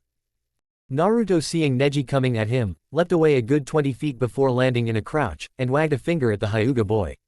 Neji, not one to be stopped in his quest once he set his sights on it, continued to charge forward with his right hand cocked back, ready to fire his chakra-covered appendage into the spider-like warrior before him. You do know that the one thing the Hyuga pride themselves on is taijutsu, right? So all we have to do is stay away from you and hit you long range until we finally hit our mark, said Naruto, as she shot web balls at Neji, who used his bloodline to dodge them while still trying to get within range of striking the Namikaze, and hurting him. You cannot hit me with those, as my Byakugan can see it coming, and I can evade them all with ease, said Neji, as he moved faster, and almost got within striking distance when Naruto shot a web line behind him to the wall, allowing him to reach the safety of it for the time being. You do know that we know much more than just shooting webs, right? The entire month leading up to this point we have been training for the single purpose of knocking you on your ass. Now that we have our chance, we will act upon it, and do what we must for you to understand what price you must pay for betray your own blood, said Naruto before he went through hand signs while Neji had rushed up the wall to meet him. You won't get a chance to. said Neji, as he had high-level chakra control, and running up a wall was not impossible for him to do. Fool. Fire style, fire bomb jutsu, said Naruto, as he leapt off the wall now in mid-jump, his back towards the crowd, and his masked face shooting a fireballs the size of super-sized Akamichi at a surprised Neji. Neji, seeing his life nearly flash before his eyes, jumped off the wall landing hard on the ground, and rolled along hard dirt beneath him while biting back a groan of pain from landing hard on his shoulder, causing it to be dislocated. Looking up, Neji quickly moves, as debris from the wall came down around him, and only by moving did he avoid being hit by any of it. You nearly killed me, said Neji before forcing his shoulder back into place and saw Naruto shrug like he was saying, so what? To the Hyuga prodigy.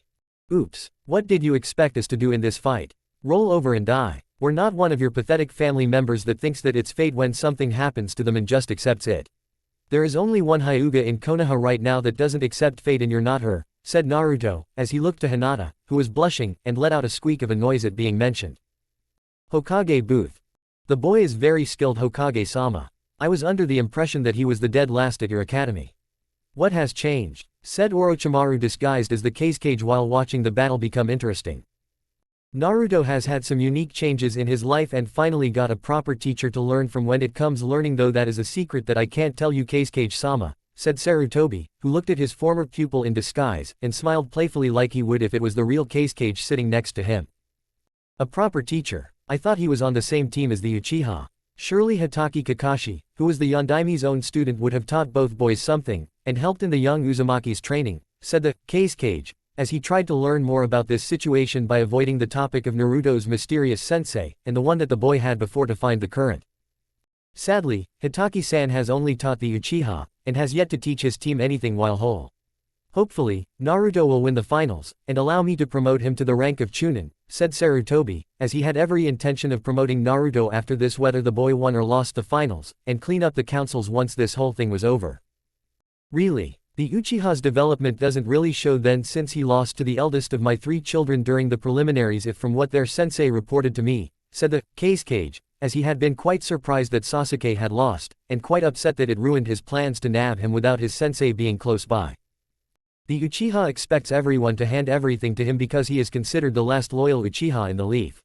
If he wasn't so arrogant, the boy would have made it to the finals today, and possibly facing your son, said the Hokage, as he saw Gaara watching the fight below, and looked down to see Neji trying to adjust his footing so he wouldn't be wobbling so much. Stadium ground. Her, you mean Hinata-sama, that weak poor excuse for a main family member. She is a spoiled child that knows nothing of what the branch family has to go through, said Neji, as he removed his headband to show Naruto and the crowd the cage bird seal on his forehead. We heard all of this before from Hinata-chan. Boo-hoo, you lost your father, and you've been suffering under the oppression of the main family ever since. Grow up, said Naruto before moved with surprising speed and socked Neji right in face, sending the boy skidding a good 15 feet. What did he just say? Thought Neji, as he got up from the ground, and spit out some of the blood in his mouth. You had a family your whole life while we did not. You were not hated, beaten, and scorned for something you had no control over. We were. You say you know of suffering at the hands of other, but you were never beaten up on your birthday, or had that bitch of an orphanage overseer try to poison you when you were a child. We were, said an angry Naruto, as he let his demonic venom form be revealed to all, and brought gasps if not shrieks from the entire crowd that saw it. What? Said Neji, as he couldn't believe someone would do that to child, and the killer intent radiating off of Naruto making it seem all the more true. You wish to make Hinata-chan suffer. Now we will do the same to you. All we can say to you now is, brace yourself for suffering, said Naruto before he moved faster than anyone could see, but Neji knew he had to act fast, and tried to start the Kaden with the attempt crushed instantly when a clawed hand on Neji's fear-covered face lifting the prodigy into the air while still running. He's faster than Lee is without his weights, thought Neji, as his hands was wrapped around the large hand that was on his face, and was then slammed into the ground while Naruto was still running. Naruto ran dragging Neji by his face through the earth, up the stadium, and jumped high into the air, spinning during this moment in midair. In that moment, no one breathed, as they saw this creature, this thing holding Hyuga Neji by his head, and only inhaled a deep breath when they saw Naruto throw Neji into the ground, creating his massive crater. How do you want to die, Neji? Do you want us to tear apart your flesh piece by piece? Maybe we should use our powers to stall the seal on your forehead long enough to take out your eyes and give them to Kumo in exchange for something nice, said Naruto, as he grinned evilly at Neji while being more venom than Naruto at the moment, and saw the look of fear in the Hyuga's eyes when crouched down in front of the large crater. Why you wouldn't, said Neji, as that was the one thing that the Hyuga clan fear most, and the fact that Naruto may have the power to do what the seal prevented was something that brought fear into the core of the prodigy's soul. We can, and we will. Unless of course, you stop being such a total dick, and you start acting like the boy Hinata-chan knew when she was younger. If you don't, we will take out your eyes, and hand them to the Raikage personally for him to have a look at. Do we have a deal? Said Naruto, as he saw the broken form of Neji look into the sky, and saw the boy was in deep thought. Hinata-sama, after all I've done you would still wish to treat me like an equal, and not that of simple branch family member. For so long I hated you because I thought you were some spoiled child that would use the branch family like a shield and abuse the seal like so many have in the past, thought Neji, as he looked over at Naruto, who was waiting for an answer, and seemed to have returned to the humanized venom form with a bird flying above him free to embrace the sky. You have a deal, Naruto-san. Proctor, I cannot continue the match so I forfeit, said Neji before Naruto covered his body in webbing and pulled him out of the ground to hand over to the medic. Winner of the first match of the Chunin exams is Namikaze Uzumaki Naruto, said Genma, as he saw the shocked faces in the crowd over the fact that Naruto won, and that the proctor just said the boy they had all hated was Namikaze. That can't be right, said one person in the stands, as more erupted with yells, and other things about Naruto nor really being a Namikaze. He's not a Namikaze, he's a demon, called out another person, a woman several rows above the rookies in the stands, and it was making several of them frown. Silence, said the Sandaime, as he finally stood up not being able to take this crap from the people anymore, and caught everyone including Orochimaru off guard by his outburst. This will be good, thought Naruto, as he smiled while transforming into his usual black clothes that looked like he was a part of Anbu, and folded his arm while waiting gleeful anticipation. What you are all about to hear is a secret of this village that was originally done for the good of the very person the stadium to protect him from those outside the village while at the same time remove my own law regarding the boy since it has done more harm than good. For as long as this boy has lived, you have long since despised him for the burden he carries, and you do not even give him a chance to show you just how wrong you are about him. The Yondaime's dying wish was for this boy to be seen as a hero for the Kyuubi that is sealed inside of him, and what do? You do everything you can to make Naruto's life miserable when you don't even try to acknowledge what it was the Yondaime wanted for his only son. Do you really think he would put the burden on any orphan child? You arrogant fools think so little of the boy when you praise his father like he was Kami himself. As Naruto so kindly put it to Hyuga Neji. Grow up, said Sarutobi, leaving a stunned stadium in awe at what the man had just said and did in front of this entire audience of people. With that said, the old Hokage went back to his chair, and sat down while letting out a heavy sigh like he had kept that bottled up inside for well over a decade. Waving off the Junin next to him, he looked at Naruto, who nodded to the old man before walking back to the fighter's box, and prepared to become bombarded by questions by his fellow Leaf Shinobi. Minato-sensei had a son. How could that be possible? He never told me. Then again, he was with that Kushina woman a lot. There has to be some kind of mistake, thought a shocked Kakashi, as he had dropped his book, and looked from the Hokage to Naruto while feeling a great deal of shame at what he did. Well, Kakashi, my old rival, it seems your time neglecting Naruto has come to bite you in the proverbial butt, and now when he will no doubt be promoted after this you will lose your chance to teach him, said Guy, finding that it was unfair of Kakashi to favor the Uchiha like he did after the preliminaries even when the Cyclops told him that the old Sandaime had given Naruto another teacher. Shut up, Guy. Had I known, I would have taken care of Naruto, and raised him like he was my own, said Kakashi, as he was secretly fuming inside, and looked up at where Naruto was looking back him. And flipping him off. Choke on it, you lazy favoritism showing bastard, thought Naruto, grinning at the now eyebrow-twitching Kakashi, who clearly didn't like being told off in that manner like Neji had been, and even more so by the son of his sensei. Next match will be Aburame Shino vs Subaku no Tamari, said Genma, as he felt he should continue the fights now before something else happened and ruins the exams. Like the impending invasion for one. Proctor, I forfeit, said Shino, as he had his suspicions about the Suna siblings from the start, knew that even after training for this moment for a whole month that he couldn't defeat the Suna girl. The odds of beating the puppet user were much higher than the ones Shino calculated against Tamari. Unfortunately, the people in the stadium didn't seem to approve of his choice, and began booing him for it since it made the Leaf look like cowards. Okay, this Aburame Shino forfeit, Subaku no Tamari is the winner, and will move on to the next round. The next matchup is Subaku no Konkuro vs Isis Tenten, said Genma, knowing that the boy would suspect something was wrong being a clan prodigy himself. Proctor, I too wish to forfeit, said Kankuro, as he had no desire to be in a fight with the weapon user when the time for the invasion was drawing near. Okay. With Subaku no Kankuro forfeiting, the winner of the match is Isis Tenten, and she will advance to the next round. The next match is Subaku no Gaara vs Rock Lee, said Genma, looking a little irritated by the two forfeits, but kept his cool when he saw Gaara arrive at the arena floor, and Rock Lee soon after. So Naruto-kun, who do you think is going to win? Said Tenten to Naruto's left, as she was pleased yet angry that she didn't get to prove herself in this exam yet, but happy that she would still get her shot soon in the next set of matches after this one. Hard to say really. Lee's got the moves for close range, but we're sure many have tried to get close to Subaku no Gaara to take him out, and failed miserably in doing so. Gaara's sand make him have a pretty good defense, but it's only as good as the one that raises it, and if Lee can move fast enough, he may just win, said Naruto, as he looked at Tenten, who was nodding in agreement, and it seemed Gaara was getting very anxious to fight Lee. That old Hokage of yours said you were the Yondaimi's son. Was he right, or is he just senile? Said Temari, as she was leaning on the balcony to Naruto's right, and saw the cautious look Tenten was sending her. Yeah, my old man is the Yondaime. Everyone in the village loves him for sealing away the Kyuubi in us, but they hate us all for the same reason, and if it weren't for the fact they now know we're his son, they would try to form a mob to crucify us.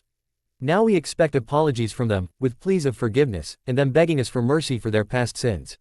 Of course, we know that they won't mean it since they denied it right when the proctor announced our real last name. And if they could, they would kill us like they've tried for so many years, said Naruto, seeing the sad look that both girls now had on their faces.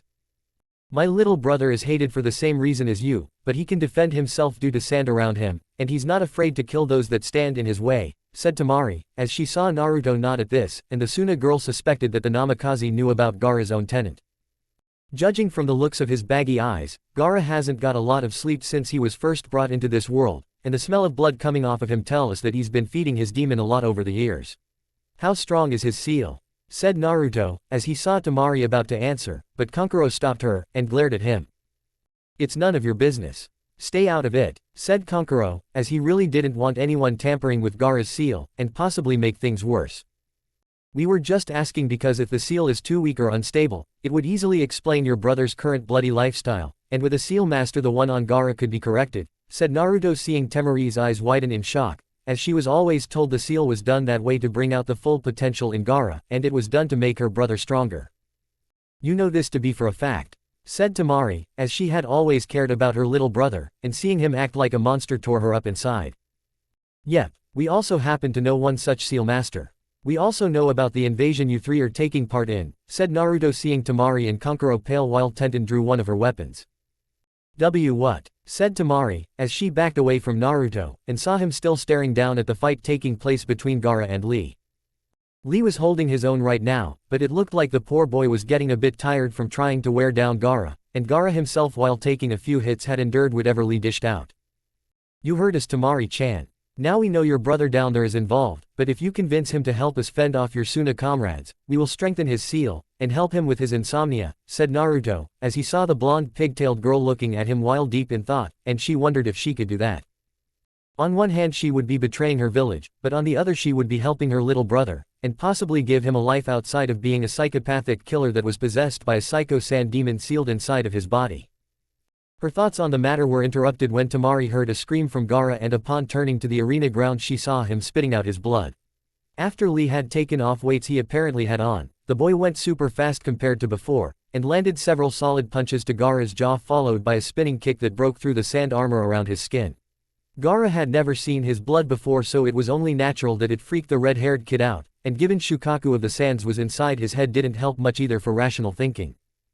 My blood. You made me bleed. Now I'm going to do the same to you, yelled Gaara, as his body became covered in sand, turning his arm into a demonic appendage that looked unnatural on the red-haired son of the cage. Soon after that, an explosion was heard in the cage booth, and it had just begun to rain feathers that put people to sleep. Looks like the battle is starting. Now's the time to choose, Temari-chan. You either help your little brother or fight a battle that Sound and Suna can't win, said Naruto, as he transformed into his venom form, and flexed his hands to get ready for combat. Temari, we need to begin the plan, and help with the invasion, said Kankuro, as he had moved to use his puppets, but stopped when a kunai was pressed to his throat by Shino, and bugs from the boy were moving onto the puppet user ready to feast at any moment if given the silent command. If I help you, you swear on the honor of your feudal lord that you will have Gaara's seal fixed so he can be sane again, and possibly have some form of normalcy, said Temari, as she saw Naruto nod, and remove his mask to show he wasn't lying. Naruto-kun, you can't trust her. She's from another village, said Tenten, as she had always felt at odds with the girl during the month when they bumped into each other, and found it was more often than either girl liked.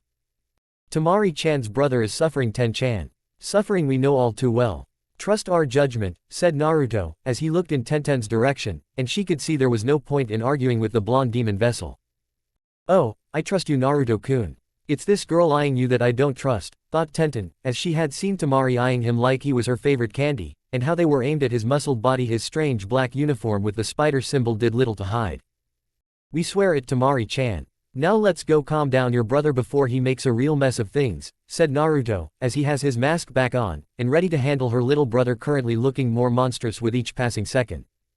Right, said Temari, as they both leapt down to the arena floor where Gaara was along with Genma, Lee, and Suna's siblings sensei known only as Baki with them. The exams were over and the battle for Konoha's survival had begun. Chapter 4 Victory and Changes.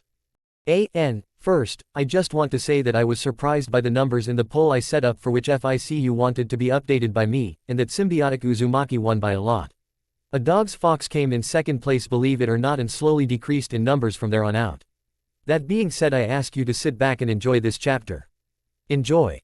The invasion of Konoha had begun, as Sound Shinobi allied with Suna Shinobi attacked the Leaf Village with the intention of crushing its people, and making sure that nothing remained. However, because of a certain traitorous act made by one Tsuchi-kin, the Leaf Shinobi were ready for them, and some of the strongest Leaf Shinobi in the village were already countering the attack with their own. Jiraiya had been briefed on the entire situation from the information given to the Hokage by Tsuchi-kin and made a few interesting traps for the invaders outside along with the inside of Konoha. For the outside, Jiraiya had prepared for the waves of Sound Shinobi coming into the village to overpower their foes with sheer numbers, and the explosive seals placed where the Sound Shinobi were heading soon after deployment were soon destroyed with only bloody clumps remaining. The Sannin had also placed seals around the cage booth to activate when chakra ran through it, which worked in killing 3 of the 4 members of Orochimaru's personal bodyguards, and the one female of the group escaping the trap only to be caught in a wood jutsu before being knocked out by the Anbu that made it. And that was just the Sound's side of losses. Suna's side was losing far more and much worse, with the snake summoners being killed by Neko's Anbu unit along with one Gecko Hayate before they could even complete the snake summoning. Those that ran, were hunted down by Inuzuka clan members, and were ripped to pieces by both the Leaf Shinobi as well as their dogs. In the streets, the infamous Ino Shika Cho Junin team were stamping out both allied invaders, and keeping damage to the buildings to a minimum. In Konoha's prized stadium used for events, celebrations, and right now what was once the Chunin exam finals, a bloody battle was being waged. Sound and Suna Shinobi had disguised themselves as civilians to pop out at the moment to strike unsuspecting Leaf Shinobi. At the stadium floor of the arena where the Chunin exam fights had begun, a new one appeared, only this time it wasn't to advance to another, legal, fight, and it wasn't to get promoted. It was one of survival. Subaku no Gaara had finally gone totally insane with the sand demon inside of him that had accelerated the process by leaps and bounds. He had already caught Rock Lee by surprise with the transformed demonic sand arm the Shukaku vessel now sported, and was hit hard by a backhand that sent the poor genin skidding back while breaking a few ribs in the process. Guy came down to retrieve his student while knocking down Sound and Suna Shinobi that stood in his path. While this happened, Baki had engaged Genma, and Kankuro was currently fighting off Shino in the fighter's box. Blood. I must have blood for mother. It must rain down upon us, yelled Gaara, as he turned his demonically changing form to Tenten, Temari, and Naruto now surrounding him. Easy Gaara. Don't do anything stupid now, said Naruto, folding his arms in front of his chest and gauging the red-haired Suna boy's current body movement. Why should I listen to you, Namikaze?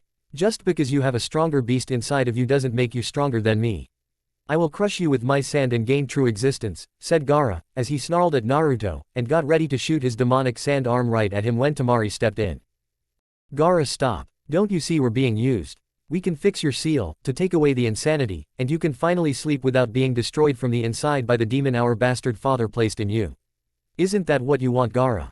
To have some kind of normalcy, said Temari, as she knew Gaara was in constant agony because of their ever power-hungry father, and becoming Suna's prized weapon instead of being a person.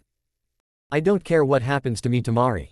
All I want is to kill the strongest of opponents in order to prove my existence to the world, and there is not a shinobi among the Leaf that is going to stand in my way. said Gaara, as he aimed his clawed hand at her, and struck out with all his insane fury. While Gaara's demonic hand was quick, Naruto's was quicker, and so was his skill with pulling people out of harm's way with his webbing. Infuriated, Gaara went after the next girl in his line of sight, that was Tenten, and the process repeated itself like it had with Temari and Naruto, preventing her from becoming a splatter on the nearby wall. This caused Gaara to become further enraged by his desire, as well as Shukaku's to taste the blood of a leaf shinobi, and called upon more of the sand demon's influence to further help cause immense bloodbath. Well, that was unfortunate. We need to get him away from the stadium, or at the very least get him to go crazy on our own enemies, thought Naruto, as he knew that Gaara's instability at the moment could work in the Leaf's favor if it could be directed at the enemy, and push them back. What are we going to do, Naruto-kun? Said Tenten, who got a glare from Temari that was behind the other blonde's head, and the weapons girl stuck her tongue out in defiance since she wasn't about to let some girl from Suna have him without a fight. We need to direct Gaara's warpath towards Sound and Suna forces, since he'll take out anyone around him. And we think we have the ideal target, said Naruto, pointing up towards the cage box where the old Hokage was battling his former student, who had disguised himself as the Kage, and though the old fire shadow holding his own at this moment in time, would not last much longer because of his old age. You want him to go up there, said Temari, as she saw the battle between the two, and wondered what had happened to her father. Not that she hoped her father was alive. Gaara holds no love for his father, and even less for anyone that takes the pleasure of killing him before anyone else, said Naruto, as he sees Gaara was currently trying to go after Guy, who was holding Lee, and trying to get away from them while knocking any enemy shinobi in his way towards the psycho redhead. The enemy of my enemy is my friend, said Tenten, as she felt this was something similar, but different all the same, and saw Gaara turn to face them. Yep, hey Gaara, you want to prove your existence, right? Said Naruto, as he got the attention of the boy in question, and Gaara looked at him with insanity-filled eyes. What of it, Namikaze? Are you trying to help me prove my existence? Said Gaara, as he was feeling a new wave of bloodlust run through his body, and it was aimed at the spider symbol wearing shinobi. As tempting as that may be, the answer is no, and have an even better victim, we mean stronger opponent for you that will help prove your existence if you agree to fight him, said Naruto, as he saw the boy's eyes go wide, and the hunger for a strong opponent was growing exponentially. Who? Said Gaara, as he knew the Namikaze in front of him was strong, but someone even stronger was better, and if Naruto was willing to point him in the right direction, well, perhaps he could let the fox vessel be spared this one time. The one that killed your father, actually. Orochimaru of the Sannin is up there fighting the Leaf Hokage and holding his own against the old man. Surely a cage-level opponent is worthy of you, and the blood your mother wants, said Naruto, as he played on the fact that the stronger the opponent, the greater the desire to act on the bloodlust formed from it, and right now the thought of killing a Sannin was something Gaara just couldn't pass up. Not in his current state of mind anyway. Gaara didn't respond, as he turned his half-demonic face towards the cage booth, and saw the battle raging up there between the two before he jumped high into the air towards the battle. The thought of fighting the Sannin had always been in Gaara's mind, as he had seen the man more than once on a visit to Sound, and knew that eventually the two of them would do battle. Do you think that was wise, Naruto-kun? Said Temari, as she got a glare from Tenten, and the blonde Suna girl stuck her tongue out like the weapon-using girl did before. Gaara was molded to be a living weapon, and while we hate to use him like that, it helps when fighting an enemy like Orochimaru, and when it's over we can fix your brother's seal, said Naruto, as he knew that the old man could hold off Orochimaru only for so long, and a little interference from a bloodlust-filled demon vessel was something that could tip the balance in the old Hokage's favor. As much as I hate to admit it, he's right, thought Temari before she felt Naruto wrap his arm around her while Tenten put her arms around him with both girls' death glaring the other. Women, thought Naruto, as he sensed their death glares aimed at each other, and shot a web line at the Hokage booth before swinging towards the battle. As Naruto did this, Sasuke was fuming at being pinned down by enemy shinobi, and not being able to fight much stronger opponents like the one Gaara was heading to right now. It was infuriating to the Uchiha that he could not be in the Chunin exams, and even more that the dead last was able to in his place with powers that Sasuke did not possess. Sasuke felt he should have that power, not Naruto, regardless of his clan name, as it was the belief of the last Uchiha that such powers were wasted on someone like Naruto, and should be put to better use to someone like him in order to kill his older brother. Sasuke swore he would get Naruto's power to make as his own, and an Uchiha always got what he wanted with anyone that stood in his way dying a horrible death. Cage booth. Orochimaru was livid, as his ingenious plan to kill the third Hokage was being ruined before his very eyes, and right now the situation was becoming more infuriating by the second. His bodyguards were either dead or captured, his snake summoning he planned for the Suna teams outside of the village had been decimated, those in the stadium were being crushed, and the Hokage standing right in front of him was not dying so easily. With no prison to hold them in, Orochimaru was fighting a battle that he should have been winning from the start, and was unable to use his trump card in summoning the previous 3 Hokages to do his bidding. Though he could still try if the opportunity presented itself. It seems your plan failed by failure of a former student. To think that the dead last of your team would be stronger than you and you would be the second to him, said the Hokage taunting the Sannin before him knowing it would burn up the man's blood. Jiraiya is a perverted fool Sarutobi. Thinking more about getting into a woman's pants than being a shinobi, and if you were smart you would have kicked him to the curb to focus more on me to make me strong enough to be the true Yondaime of Konoha, said Orochimaru, as he had hated the blonde-haired fool for taking what was rightfully his, and had every intention of making the leaf pay for the loss of power the title of Hokage would have granted him. Perverted, yes. A fool, sometimes, but not always. However, he is more than qualified to be a shinobi of the leaf than you are. And even if I were to die here I know the leaf will live through others that hold the will of fire, said the Hokage, as he had been able to keep his former student on even ground so far, and the third suspected it was because of the barrier falling that he even lasted this long with whatever it was that his traitorous student had planned for him. How very touching. It makes me want to puke out what is left of my morality right in front of you, said Orochimaru sneering at the old man, and would have attacked had it not been for the interruption of one Subaku no Gaara. Orochimaru of the Sannin, I will kill you, and prove my existence to the world through your death, said Gaara, as he moved to attack the surprised Sannin, and nearly got the man had it not been for the reflexes the cage-level shinobi possessed. You fool! Attack the Konoha shinobi down there below us and your existence will be acknowledged for all time, said Orochimaru, who was trying to get away from the red-haired demon vessel, and make sure he wasn't blindsided by Sarutobi. Why kill them, when I can kill you, and prove how strong I am in front of everyone? Said Gaara, as he launched sand shuriken at the Sannin, and when that didn't work tried to use the demonic sand arm he possessed to strike long range. Damn you! Wind style, wind breakthrough, said Orochimaru, as he formed hand signs, and used his wind jutsu to knock Gaara back off the roof onto the stadium ground while forcing the Hokage to jump out of the way of the attack. It caused the distraction the Sannin needed to perform his forbidden jutsu needed to tip the balance in his favor. No sooner had he started though, did Naruto land some 15 feet away with Tenten, and Temari by his side ready to fight him. Hello hubby Tem, ready to meet your death, said Naruto before he transformed into his other version of venom that made him so scary when it was revealed to others. Are you brat? Allow me to help introduce you to your father so you two can get some brief family bonding before he kills you under my order. Summoning jutsu. Impure world resurrection, said Orochimaru, going for the one dead Hokage that none of the people here could beat and would be his ticket to victory. No, Naruto, you must cancel out his forbidden jutsu, said the Hokage, as he didn't have the strength needed to cancel it, but knew that Naruto did, and the boy needed to do it now. He's too late Sarutobi, it's already started, and soon all of you will know true defeat at my hands by using your precious successor as my weapon, said Orochimaru, as he let himself grin a truly evil grin, and saw the large coffin with the kanji for, written on it before it stopped rising. Time to see if my father was as skilled with seals as Ero Sennin said he was, thought Naruto, as the coffin lid fell revealing his old man, and the body looking pretty well preserved at this point with the man's face looking like he was half asleep before walking out of the coffin to see his son. Sarutobi, you old monkey, did the hubby Tem do what I think he did, and summon me back to the land of the living?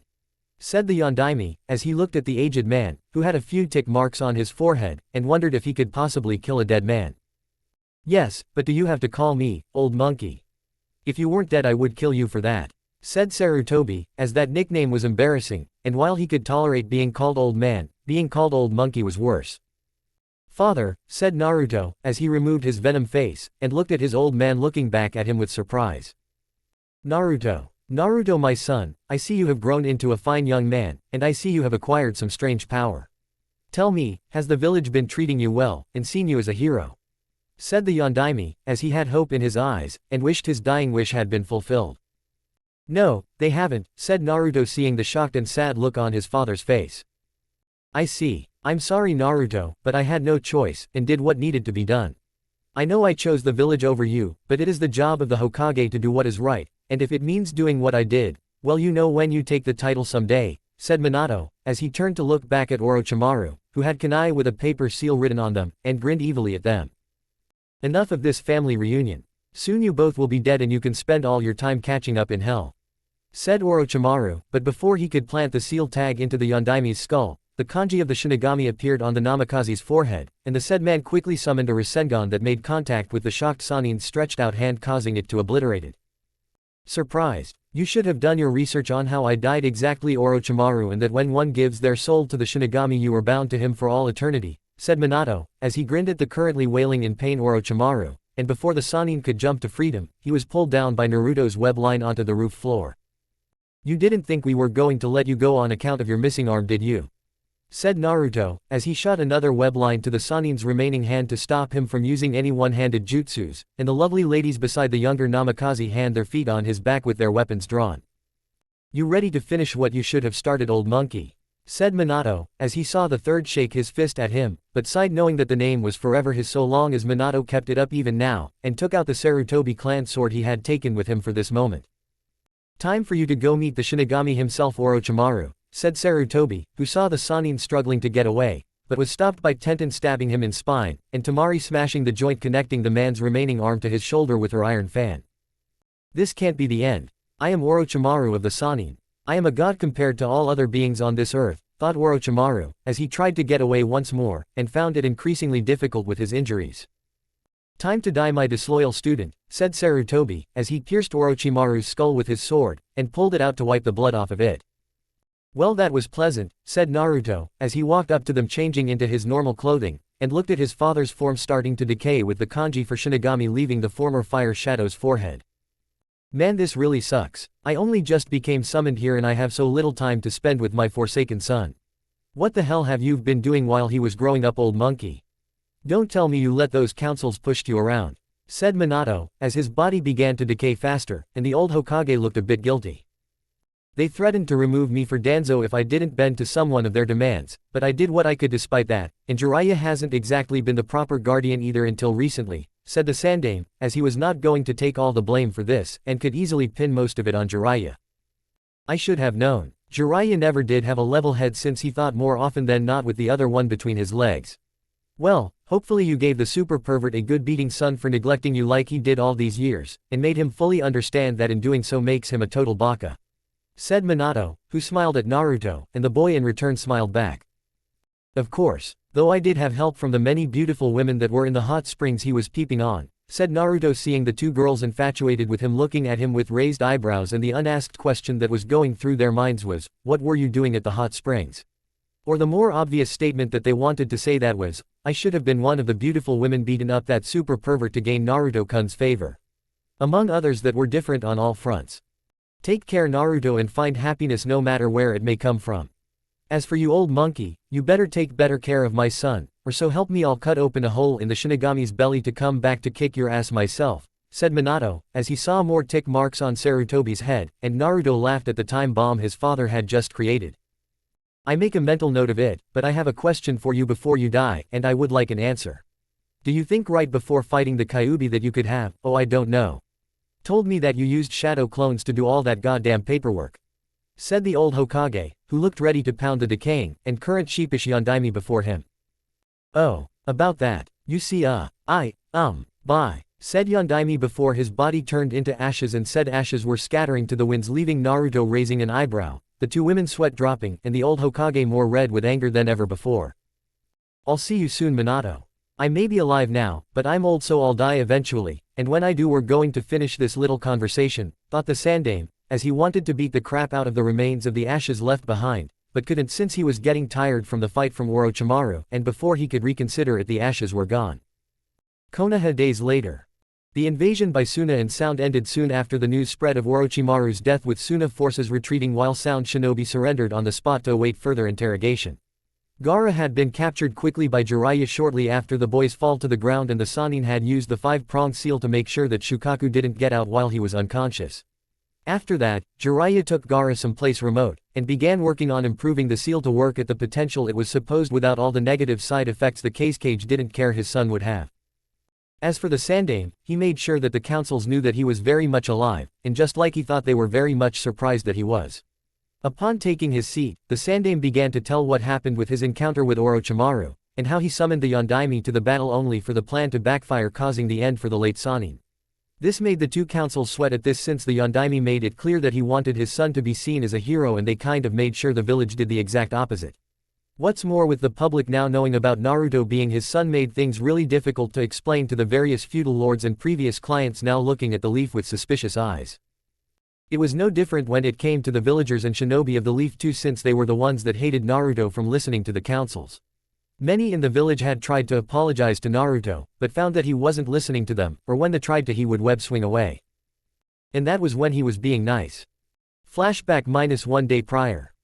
Naruto walked down the streets of Konoha, not bothering to give the citizens that once hated, attacked, and tried to kill him the time of day. Why should he? It wasn't like they deserved it after what they put him through. Many had come up to him groveling at his feet, saying they didn't know, as if him being a member of a prestigious clan was some form of immunity to their hatred, and his past life had they known about it sooner. With him was his ever-loyal slave Kin, who he had promised to take clothes shopping once more, and some more birth control pills for the near future. What? Naruto was a sex machine at night and other days when Kin would stand before him naked, almost as horny as he was. Ino was still reluctant, of course, since she felt she was too young for that sort of thing, but it wasn't like she could resist much longer with her hearing the echoes of Kin's screams of pleasure at night, and their room being right next door. In fact, their activities at night were giving Ino some interesting, and very perverted dreams that made her have to change her bed sheets on several occasions. It was insane, but that's a story for another day. Now Naruto was dealing with a store owner, who was welcoming Naruto in like he was Kami himself, and Kin like she was from the Hyuga clan. Personally, Naruto despised the man, since in the past the lousy arrogant bastard had threatened to carve him up with a butcher's knife, and leave in the alley to bleed to death. Even now, Naruto suspected that the man would have been hostile to him if he wasn't the Yondaime's son, and just some bastard child that was left in a stupid orphanage to fend for himself. Well, if the man thought of him as a bastard child, then Naruto would give him a bastard child, and treat the man like he was garbage.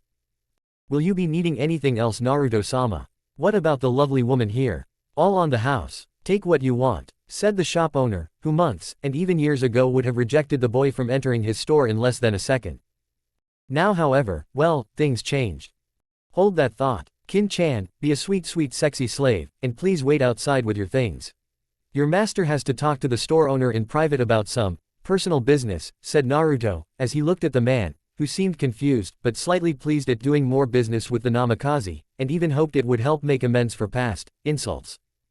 Yes, Naruto-sama, said Kin, as she went outside by the door, and knew that whatever her master had in mind did not concern her.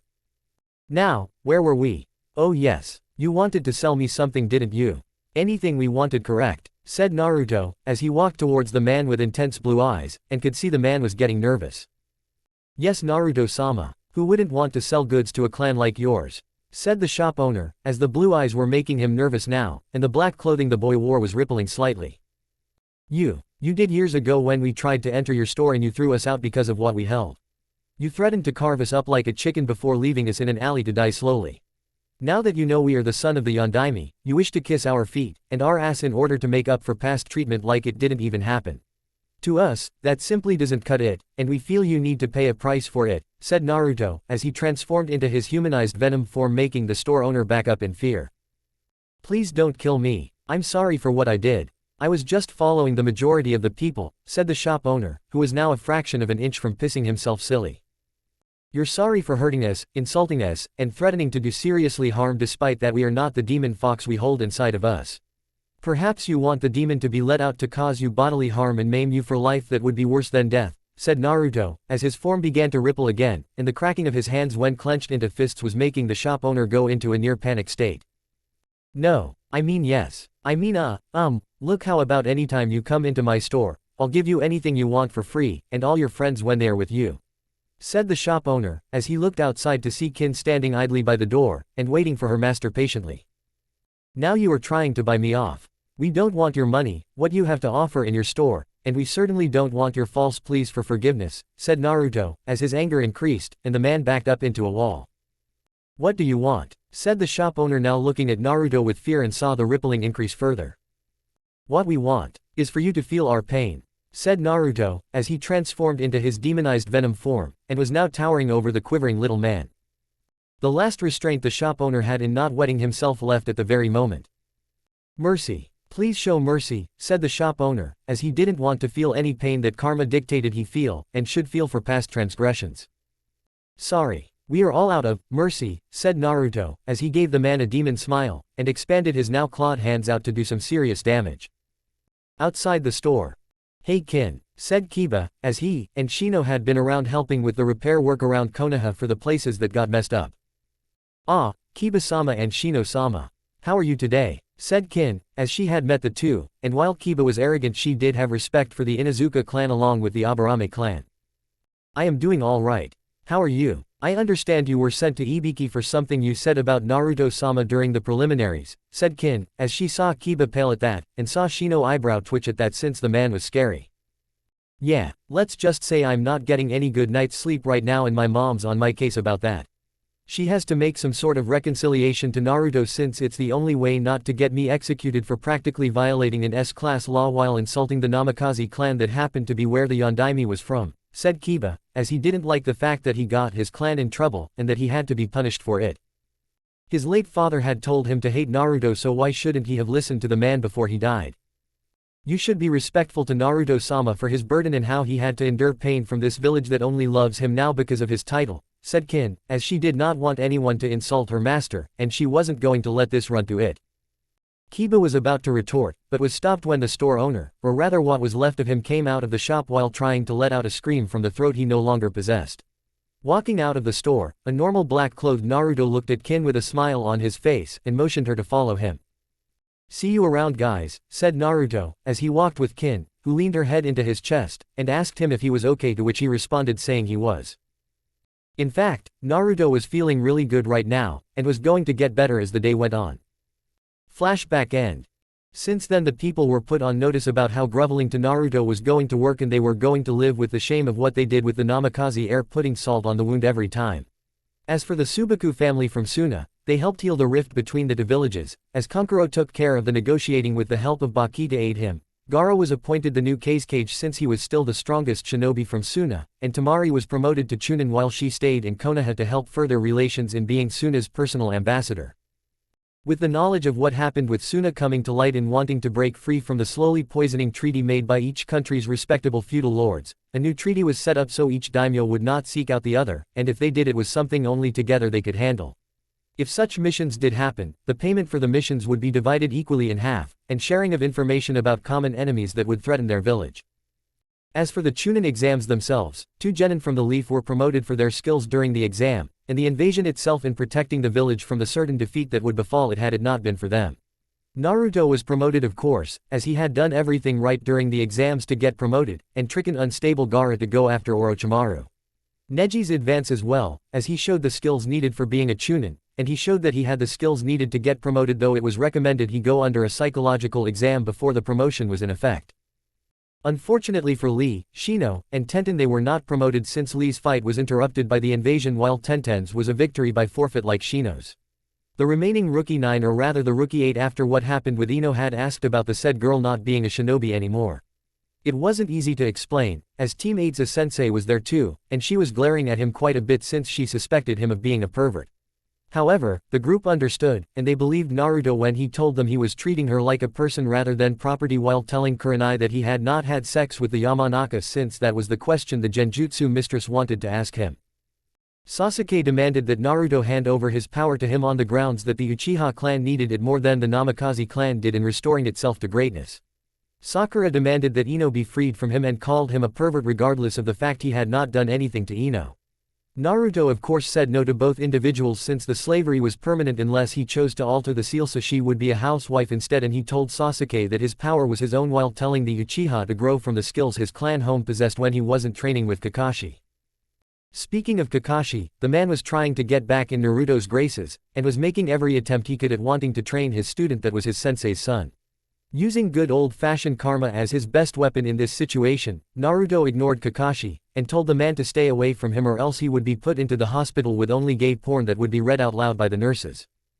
For a while things seemed to be going Naruto's way before the Hokage called him into his office with Ino's mother demanding to face the boy that had enslaved her daughter. Both Naruto and the Sandaime both almost wishing they were fighting in the invasion again. Hokage's office. Sarutobi hears inside at the sight of an angry platinum blonde woman glaring at him while they waited for Naruto to show up with Ino in tow. One of the conditions of this meeting set by Ino's mother Yamanaka rose to see her daughter since she had been denied so by Naruto ever since the angry woman learned of it. "I'm here and I brought Ino," said Naruto, as he was in his venom form, and Ino was in her usual clothing she wore all the time just without the wrappings. Naruto kept saying she should show off her legs and had been having her eat more while burning off the fat by exercising so her figure would improve rather than decline. Ino of course blushed, called him a pervert, and would have slugged him had she not been his slave.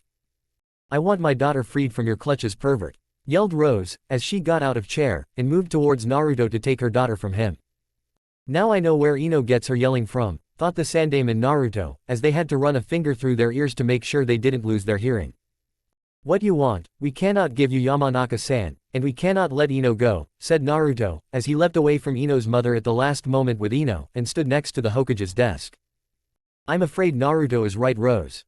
Ino did break several high-class laws," said Sarutobi, as he saw the woman getting redder with anger, and wondered if the woman's head was going to explode. He hoped not, since the paperwork would be a pain in the ass to do even with the shadow clones. "Yes, but one of the laws you revoked during the Chunin exams, and that was during the revealing of the Dem Namikaze's identity," said Rose, but she knew that her hatred for the boy was beyond what happened with Ino, and that it was with Kyuubi. "True, but Ino broke the one law before it was revoked, and the only reason she isn't dead right now is because of Naruto. As for the other law, which pertains to entering a clan home illegally, your daughter brought that onto herself, and that relates to clan laws that were set up during the Shodime's time. The only way your daughter can be free of her slavery is if Naruto wishes it, and makes her his wife while being just a housewife with no shinobi skills to speak of unless he wants it. The other way would be if he left both options aside and had her memory wiped of all the events beforehand with no memory of anyone around her. You could not tell her you are her daughter, you cannot adopt her back into your home, and you would see her live a life not knowing anyone in the very beginning of her life. In all honesty, Naruto's decision to make her his slave is the best course of action, and if you still disagree then I'm afraid that all you can do," said the old Hokage, as he saw the woman once more fume with rage, and glaring hatefully at Naruto. "Do you like living as this boy's slave, Ino? To do what he asks of you against your very will? Has he forced himself onto you?" said Rose, making Ino blush in embarrassment while Naruto just shook his head since this was becoming a broken record for him. "Mom, to answer your questions, I don't like being a slave, but I can't hate it either since Naruto has been fair to me, and he hasn't asked me to do anything perverted. And for the last question, the answer is no, he has not had sex with me, and has been very respectful about that," said Ino, as she blushed further while trying not to tell her mother of him taking her, and the screams of pleasure that echoed into her room at night were in her head on occasion. She was really suspecting either Naruto or Kin were doing it on purpose. "Are we done here?" said Naruto, as he saw the older Yamanaka was glaring at him still before she left the room, and slammed the door when she left. "You'll have to take that as a yes in regards to this matter, but there is one other I need to address with you, Naruto. It concerns one of my other students," said the Sandaime, who saw Naruto nod in understanding, and sat down with Ino in the chairs in front of the man's desk. "What matter are you talking about, old monkey?" said Naruto, grinning at the man, who now had a tick mark on his forehead, and couldn't believe the boy was following in his father's footsteps in nicknames for people. "I'm going to pretend I didn't hear that. As for the situation with my other student Senju Tsunade, who is the granddaughter of the Shodime, and grandniece of the Nadaime being left to wander the elemental countries. I came to the realization during my time fighting Orochimaru prior to Gaara's interference that without certain events happening, I would have died, and someone else would be sitting in this chair that did not have the village's best interest at heart. What I need from you, Naruto, is to go with Jiraiya, and find Tsunade to bring her here so she can take my place as Hokage," said the Sandaime, as he saw the shocked faces on both Ino and Naruto, though the latter didn't look pleased. "What?" said Naruto, as he transformed into Venom's demonic form, and threw the desk in front of him out the window in rage. "I know you want the job, Naruto, and I would more than happily give it to you, but you're too young for it.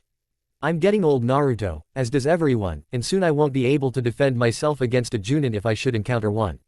Tsunade is one last student among the Sannin, and while her habits are questionable at times, I think she can hold the title of Hokage long enough for you to take it from her down the road," said the old Hokage, who knew that logic would help Naruto calm down and see things like they should be. "All right, but we want a few people to come along with us for the mission to be an extra set of ears and eyes since Ero Sennin is going to wander to look for some tail to pounce on," said Naruto, having returned to normal, as he sat back down and looked seriously at the old man, seeing him nod in agreement. "Who did you have in mind?" said the Sandaime, as he raised an eyebrow at the blonde, and the boy smirked at him before telling him just who he wanted. Namikaze estate 2 hours later.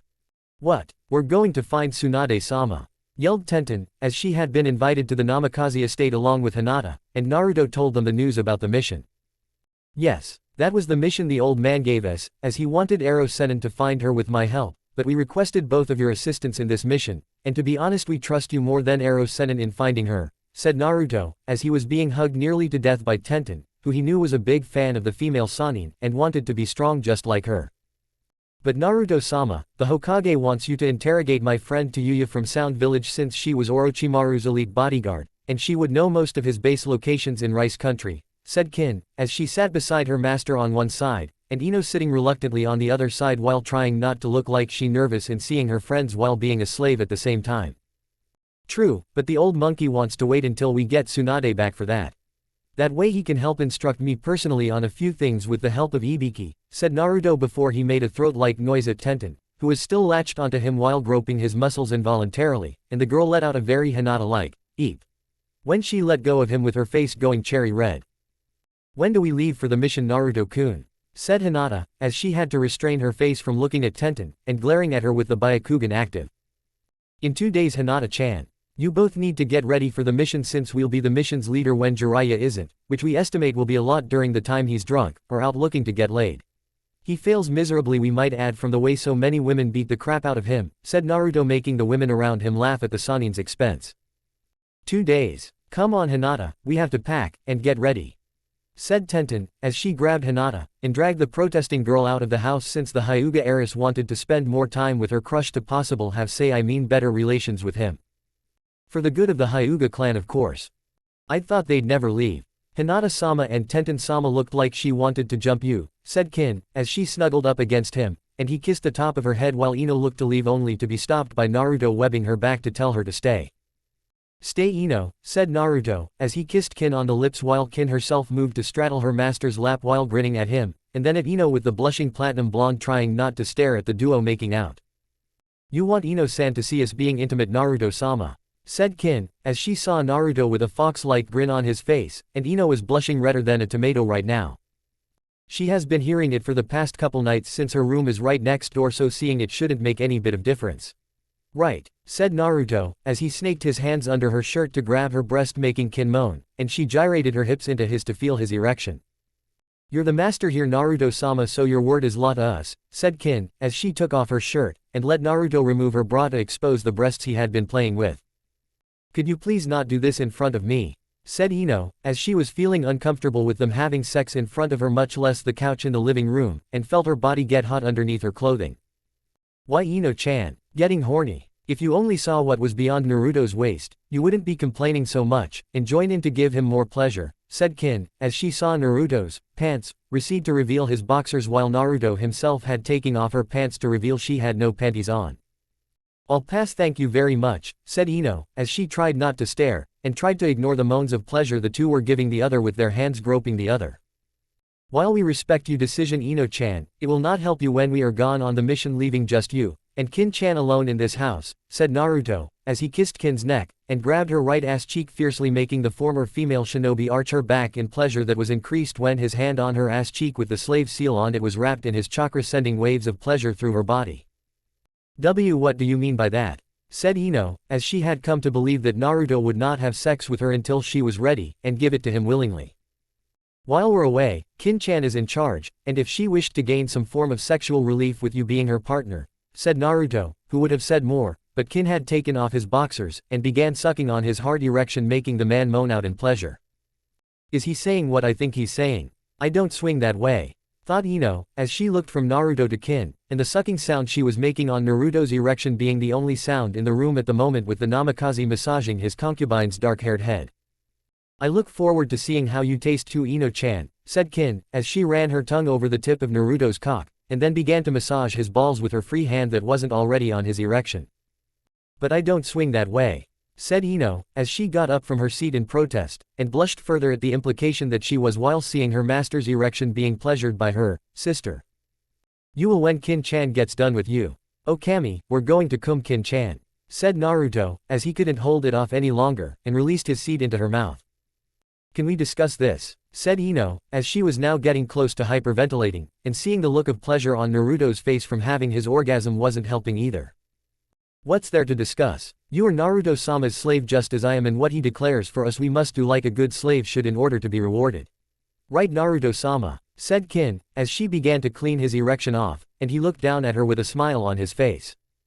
That's right, Kin-chan. Speaking of rewards, get that sexy ass on my lap, and we'll give you yours, said Naruto, as he motioned for Kin to jump into his lap, and jump she did while kissing him when lining up her pussy with cock before descending upon it. I'll never tire of this, Naruto-sama, said Kin, as she moaned out in pleasure at him filling her up, and she began to ride him with Naruto helping her with his hands on her hips. We don't expect you to get tired of it, Kin-chan, said Naruto before he kissed her again with his tongue and making his slave lover moan out in pleasure again. You're both perverts, said Ino, as she wanted to leave, but Naruto had ordered her to stay, and if she left it would mean punishment of Naruto's choice for disobeying him. And soon you will be too, along with Hinata-chan, Temari-chan, Ten-chan, and Anko-chan, though we sense she's a pervert already, said Naruto, as he saw Ino's face go red with anger, embarrassment, and the knowledge that Naruto was planning to turn a lot of female shinobi her around her age into perverts like them. If I weren't your slave I would hit you right now, said Ino, as she felt powerless in not leaving, and even more with her own body since it was really getting frustrated with her right now. My Naruto-sama, it seems like Ino-chan is threatening you right now, and wishes to hit you for fucking your lovely slave. I think she needs to be disciplined, said Kin, as she was gasping, and panting from riding her master with Naruto thrusting up to meet her when she went up. I don't like where this is going, thought Ino, as she was really thinking of running right now, and hoped to make it to the door. We agree, Kin-chan, so as punishment, you can do what you see fit to punish her while we are gone in finding Tsunade, and the only stipulation is not taking her virginity, said Naruto, as he began to increase the pace, and Kin was doing the same with both getting close to coming. Now Ino decided to run. Or rather, she tried to had not Naruto's right hand became covered in black, and shot webbing at her waist before pulling her back with Ino's butt hitting floor. Naruto-sama, I'm coming, said Kin, as she was getting close to her climax, and Naruto wasn't far off from his own. Is to Kin-chan, said Naruto, as he sped up his pace, and made Kin have her orgasm before he did with both letting out a screams of pleasure at their release of sex juices. They are sex crazy, thought Ino, as she tried to move again only for Naruto's right hand to shoot another batch of webbing around her pink skirt to reveal she was wearing black panties, and she let out a shriek at being exposed like that. Such naughty undergarments for one such as you, Ino-chan. Maybe we should web those off of you before we let you walk out among the village populace. What do you think, Kin-chan? Said Naruto, as her held Kin close to him, and stroked his slave's long hair with gentle affection. If it were up to me, I would leave her with only them on while you're gone, and make her wear them until they were too dirty to have on. Then I'd have her walk around naked doing chores, then I'd do all sorts of sexual things to her that would make her scream out in pleasure, and have her wait you upon your return to ravish all to your heart's content, Naruto-sama, said Kin, as she looked over at Kin's position, and had a gleam in her eyes that Ino didn't like. That's so naughty, Kin-chan. Then again, you will be lonely without us and you will need someone to find comfort in while we are away that resides in this home, said Naruto, as he knew that Ino had been very rebellious in regards to being a slave in the beginning, and had even protested his orders in doing some chore around the house. He had tolerated it because of Ino's defiant nature, but during the approaching time of the Chunin exam finals, Naruto had run out of patience with her "I'm not doing some lousy chore that is not ladylike" attitude, and had Kin take care of it while he went to compete in the finals. When Naruto got back after the invasion was officially over, Ino was tied up, her mouth gagged, had a sore cherry red-colored ass up in the air for all that entered the room she was in to see, an equally red tear-covered face filled with embarrassment to match, and a very solid understanding that disobeying Naruto's orders too many times was not a good thing. Though from time to time Ino still felt the need to resist. Maybe I should have said something to Mom, thought Ino, as she was nervous now in being alone with Kin while Naruto was gone, and was now wishing for him to stay. Oh, thank you, Naruto-sama, said Kin, as she kissed him deeply, and felt he was still inside her with his erection still hard like it was when he first entered her. Up for another round, said Naruto, as he saw Kin looking at him lustfully, and nodded to him that she was.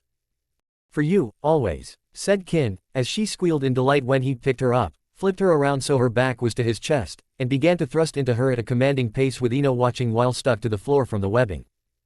Hent eep, said Ino, as her choice of words was cut off by Naruto webbing her mouth to prevent her from talking, and all the Yamanaka could do was watch the two go at it like rabbits on speed. 2 days later, West Gate. All set, said Jiraiya, as the group traveling with him was ready, and the Sannin had to use all his willpower to not giggle perversely at the potential before him that would help with his research in his next book. Ready to go Arrow Sennin, unless you want to suspend the mission after we put you in the hospital for having perverted thoughts. Said Naruto, as he had told the two girls with him that the man was a self-proclaimed super pervert, and to be careful of him at all times. Don't call me that. I have a reputation to uphold with a lot of influential people you know, said Jiraiya, who was met with a scoff from his student, and glares from the girls. With who? The 50-year-old perverted virgins of the elemental countries. Said Naruto, as he saw the man face fault, and shake his hand warningly at the Namikaze when he got back up. One of these days Naruto, you're going to get it, and not even your acrobatics will save you from my wrath, said Jiraiya before turning around to leave Konoha with the three young shinobi behind him. Be safe Naruto-sama, said Kin, as she had Ino beside her waving off their master, and wanted to make sure he knew they cared. We will Kin-chan. Ino-chan, you better behave while we're gone, or else Kin will have to discipline you, said Naruto, as he had been in a good mood after the loving making the boy had with Kin that day, and decided to give Ino one more chance to shape up in following the rules of a slave before he enforced martial law on her. Even now the term Naruto used would send a shiver down Ino's spine. Or was that the cold breeze that the wind that was traveling up her exposed legs? I will. Naruto-sama, said Ino, as she had felt uneasy about being around her friends while being classified as a slave, and found the questions a bit invading into her new life. Even more so when Kiba perversely asked if Naruto had popped her cherry yet, which got him beat up by that crazy special Junin named Mitarashi Anko, and sent the poor Inuzuka to the hospital with snake bites in rather unpleasant place on a male body. Ino had been grateful for the woman, who despite being a bit psychotic was against the male perversion of things, and was a good friend to talk to. Until Anko asked the question that Kiba got beat up for, which made Ino believe that the special Junin was a female pervert, and hoped that the torture expert didn't like Naruto. If she did, then Ino was doomed if she was involved in one of their sex romps, and she did not want to be a female pervert, if she couldn't help it anyway. Remember Ino-chan, as long as Naruto-sama is gone, I'm in charge, and I have a strong feeling we are going to have lots of fun together, and more. Said Kin, as she saw their sex god of a master head out on his mission, and gave Ino a nice slap on the ass before rubbing the cheek with the slave seal on it. All Ino could do was blush and whimper since she knew she was in for a long couple of days. Chapter 5 Finding Trouble. Naruto's eyebrow twitched at the sight of the sleeping snoring Sannin in front of him and wondered just how this man could have taught anyone, much less his father. Behind him, Tenten and Hinata also looked at the poor excuse of a man that was considered the strongest of the legendary three, wondering how this man made it this far.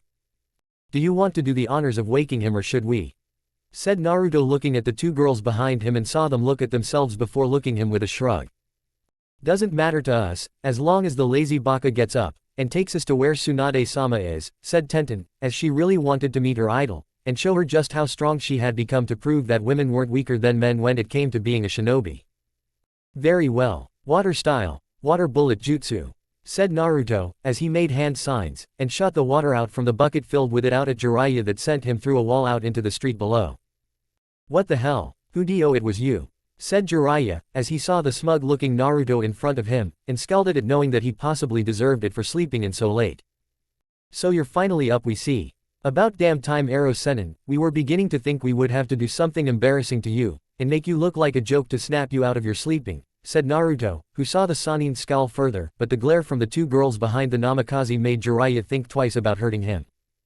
Yeah well, I'm not like you with a demon, and a symbiotic being inside of my body that can give me unrelenting stamina, said Jiraiya, as he looked away with a huff, and missed the two girls blushing at that comment while looking at Naruto. You make it sound like what we have is a bad thing for one such as us, said Naruto, who sensed the girls' lust-filled looks at him, and made a note to keep himself partly awake to make sure neither girl raped him in his sleep. Shut up. Look, let me get cleaned up, and we can go find Tsunade before you decide to do something worse to me, said Jiraiya, as he went back inside, and grumbled on about blondes being a royal pain in the ass. Do you think he suspects you booby-trapped his front door? Said Kyuubi, as he knew that Naruto was not done, and wanted to make his point get across on the Sannin. A loud boom and a scream soon echoed from the room signifying the trap was sprung. He does now, thought Naruto, who grinned at the image of the greatly feared Jiraiya of the Sannin being covered in feathers with a sign saying, "Hello, my name is Mr. Rooster Cockburn," on his body. Life was getting better every day. 1 week later. Are we there yet? Said Naruto boringly, as they headed towards the nearest town with a big casino that Jiraiya was tipped off by some shady people that Tsunade would be there, and were walking at a slow pace. For the millionth time. No. Jiraiya, as he had been hearing the same old thing from Naruto for the past 10 miles of walking, and it was getting on the man's nerves. The girls thought it was hilarious to see Jiraiya lose his cool. We would be there sooner if you used toad summoning, said Tenten, as she knew that summons could make travel time shorter, and right now she wanted to see her idol, right now. If I did that, Tsunade would be onto me, and run off faster than I do when women catch me researching for my books, said Jiraiya, as he laughed nervously, and tried to weather the storm of Tenten's angry glare while Hinata looked away blushing since she knew what those books entailed. Not that Hinata was a pervert or anything. It doesn't matter right now. Tsunade either runs from Senin or she runs from losing too much money when she gambles away what she bets, said Naruto, as he now transformed into his human venom state, grabbed both girls into his left arm, and shot out a web line into the trees before swinging along with the girls screaming out at the feeling of nearly flying through the trees. Hey, wait for me Yubaka. Not everyone here can do that, said Jiraiya before letting out a sigh of defeat, as he really wanted to move at his own pace in finding Tsunade. But no, he had to feel guilty for ignoring his godson, and make it up to the Namikaze through training with the side tastes of humiliation at the hands of the blonde's pranks. Elsewhere. Are you sure about this Itachi? From what I heard, the kid is not a pushover anymore, and even helped kill the hubby Sanin, said a tall individual with a sword strapped to his back, and had sharp pointy teeth. Shark-like teeth. We have no choice Kisame. We have been ordered to track down the Kyuubi vessel and now we have him within our grasp. The only problem is Jiraiya of the Sanin, which can be dealt with by diverting the man away from our objective long enough to move in, and take the boy under the Toad Sage's nose, said Uchiha Itachi, as he had been given orders by Pain to retrieve the Kyuubi vessel, and prepare the boy to have the fox extracted from its human vessel. Okay, but remember you have to be careful Itachi since you can only use the special powers of those eyes of yours only so much, and will cause you to lose your eyesight, said Kisame seeing his partner's unconcerned expression, and it irked him that the Uchiha didn't care about anything anymore. Well, as far as Kisame knew anyway. I know the limits of my eyes Kisame. Just be sure not to overstep yours, said Itachi, as the two moved into position to capture Naruto, and deal with Jiraiya in one moment. Kumo Raikage Tower. So our spies were correct when they told us that a Hyuga was with the Sanin and it is a young female main family member of the clan. She's without the cage bird seal on her forehead, which means if we captured her, we could learn the secret of the Byakugan, and use her later to breed our own little clan of Hyugas through her, said the Kumo Anbu in front of the Raikage, who was the brother of the Kumo diplomat that had been sent to Konoha for the treaty years ago only to die at the hands of a Hyuga member. Yes, but Jiraiya could be a problem, as well as the supposed offspring of the Yondaime himself with unusual powers at his command, and let's not forget the rumor about him being the vessel of the Kyuubi. Still, the chance of a Hyuga being in our possession has been something that we have always wanted, and now we may never get an opportune time to try. Send a team of Anbu to retrieve the Hyuga girl and send Yugito to deal with this Namikaze heir, said the Raikage, as he couldn't risk the boy using his demonic powers on his Anbu squad, and destroy the captured team. But the Nibi vessel is no match for that of Kyuubi's own, said the Anbu, as he didn't understand what it was the Raikage was planning, and it concerned him greatly. She doesn't have to kill him Yubaka. Yugito will use her powers to stall the Kyuubi vessel long enough for the retrieval of the Hyuga and ensure our escape. They will wait until the Sanin is far enough away that they can strike and keep the boy occupied so the Anbu team can retrieve the girl or at the very least remove her eyes to take back here for further study, said the Raikage, who hated having to spell out the plan to the man, and wished for once all the competent shinobi besides himself weren't demon vessels under his command. I shall assemble an Anbu team right away Raikage-sama, said the Anbu, as the man bowed, and then left the man's presence to begin the operation.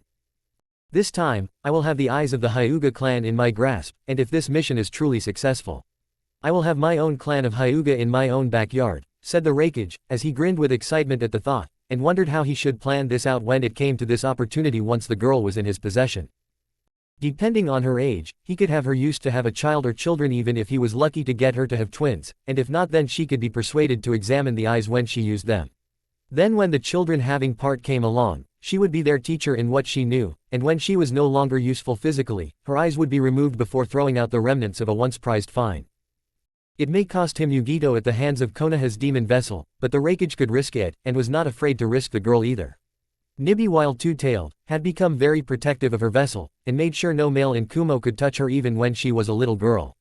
Even the Raikage himself had to be careful when near Yugito, as the flash of cat-like eyes that appeared when Yugito looked at him was in a way of letting the Nibi see whether or not he was allowed to be near her, and apparently led him near at a respectful distance.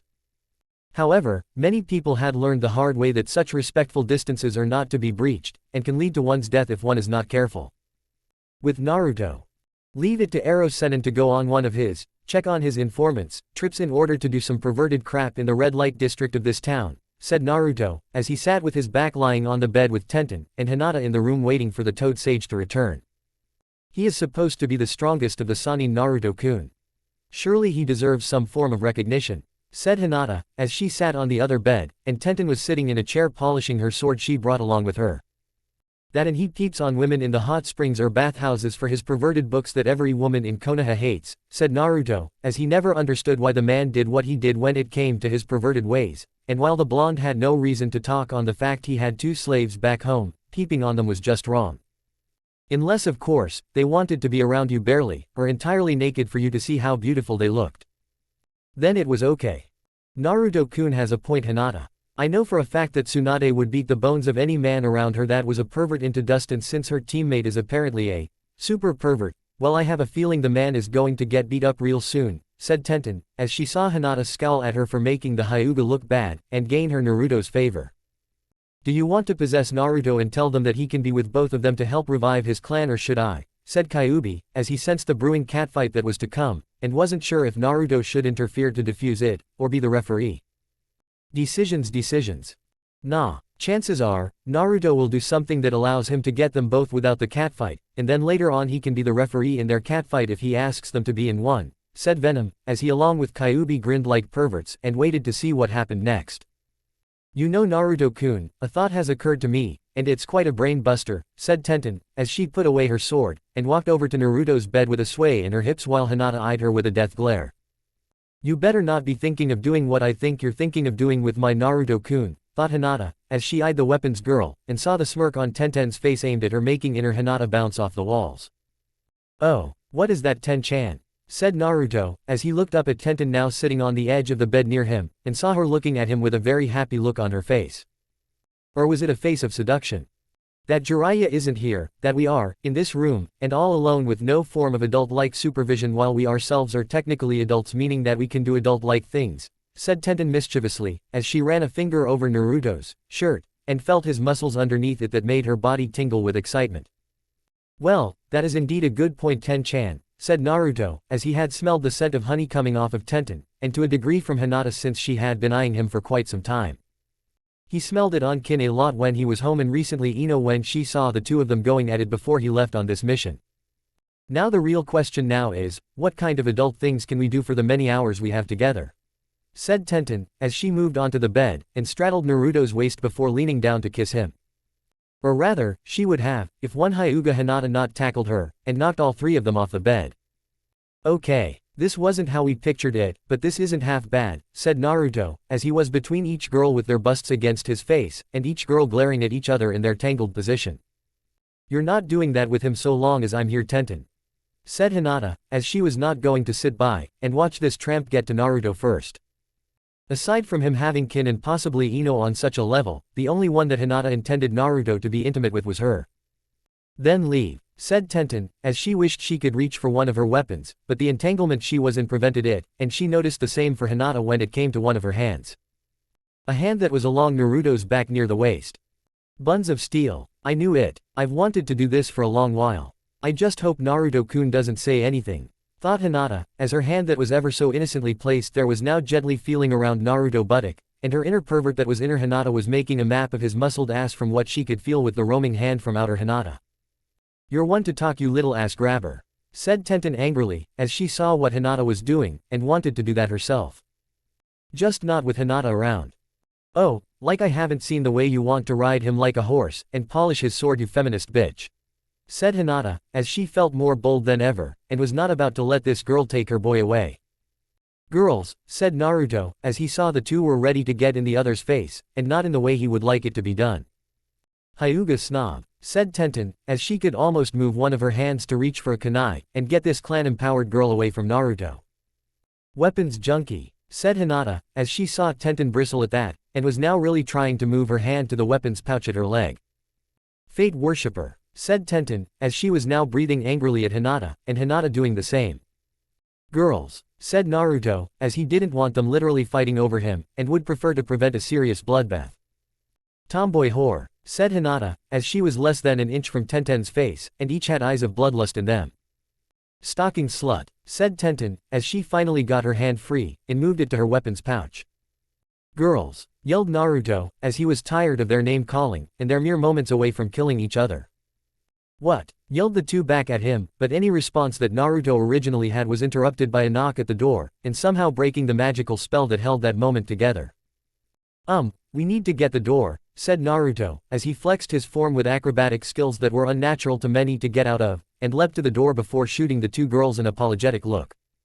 Had they not been angry at each other along with the knocking at the door, Naruto would have pounced on the opportunity, and made sure both girls enjoyed their time with him. After opening the door, Naruto came face to face with two individuals that were wearing straw hats, and black cloaks with red clouds on them. The one on the right was taller with blue skin and carrying a sword, while the other had black hair with black eyes that almost reminded Naruto of Sasuke. Namikaze Uzumaki Naruto, you will come with us right now, said the shorter dark-haired individual, and made Naruto narrow his eyes at him. You are disturbing some serious alone time we have right now with two hot girls in here, so unless you want us to go demon on your ass. Get lost, said Naruto before he slammed the door in their faces, much to their surprise, and the fact the boy had two girls in the room with him. Did he just slam the door on us? Said Kisame, as his brain was still computing what it was that just happened, and kept coming up with, does not compute, in his head. I think he did. That has never happened before, said Itachi, who wondered if the boy knew who they were, and if he did, why he wasn't afraid of them. Should we knock the door down or knock a second time? Said Kisame, as he knew that Itachi was the brains of the duo in this team, and it was his call. Let's knock. If we make too noise it will draw attention to us and will draw Jiraiya here as well. I would prefer not to fight one of the Sannin unless it was absolutely necessary, said Itachi, as he knocked again, and hoped for the best in not getting any form resistance from the Namikaze. You two are still here. Look, whatever it is you're both selling, we are not interested in buying, and for the record, congratulations in being able to walk in public as a couple, said Naruto before he began shutting the door and secretly grinned at their now green-colored faces while they shivered in disgust. Screw holding back Itachi. I am not about to stand here and be told that I'm gay by this brat. Yelled Kisame, as he took out his sword, and saw Naruto change into his human venom form with the two girls he mentioned earlier coming out of the room to see what was happening. Did you have to call them gay, Naruto-kun? Said Tenten, as she took out her sword, and prepared for battle while Hinata activated her eyes before getting into her gentle fist stance. We never said they were gay, Ten-chan. He's the one that said it, so that being said it must be true, and he really is gay, said Naruto, seeing Kisame was now seeing red and took a swing at him only to miss. I'll kill you for that accusation, yelled Kisame, as he was not gay, and was not about to tolerate such things because he had his fingers permanently painted like a lady along with Itachi. I knew I shouldn't have messed with his head when I first joined and forced him to read gay porn while in the Tsukuyomi realm when he made a crack about me not getting any, thought Itachi, as he had to show Kisame he was not someone to push around, and that trying to insult an Uchiha of his level was not wise. Sometimes Itachi's worst enemy in terms of greatness was in fact Itachi himself. And what's with those teeth? How many guys have you kissed with a mouth like that? Said Naruto, as he took a page out of one of Venom's previous hosts, and taunted the man in front of him. Shut up. I like women. You hear me? Only women. Yelled Kisame, as he was getting seriously pissed off at Naruto, and swung his sword at the boy again only to hit wall that came tumbling down. Says the guy with a sword to compensate for his penis being so small. Do you even have one? Or are you sexually challenged and on the receiving end of it? Said Naruto, as he jumped over Kisame, and shot webbing at the swordsman's feet before he pulled, causing the former mist shinobi to fall on his face.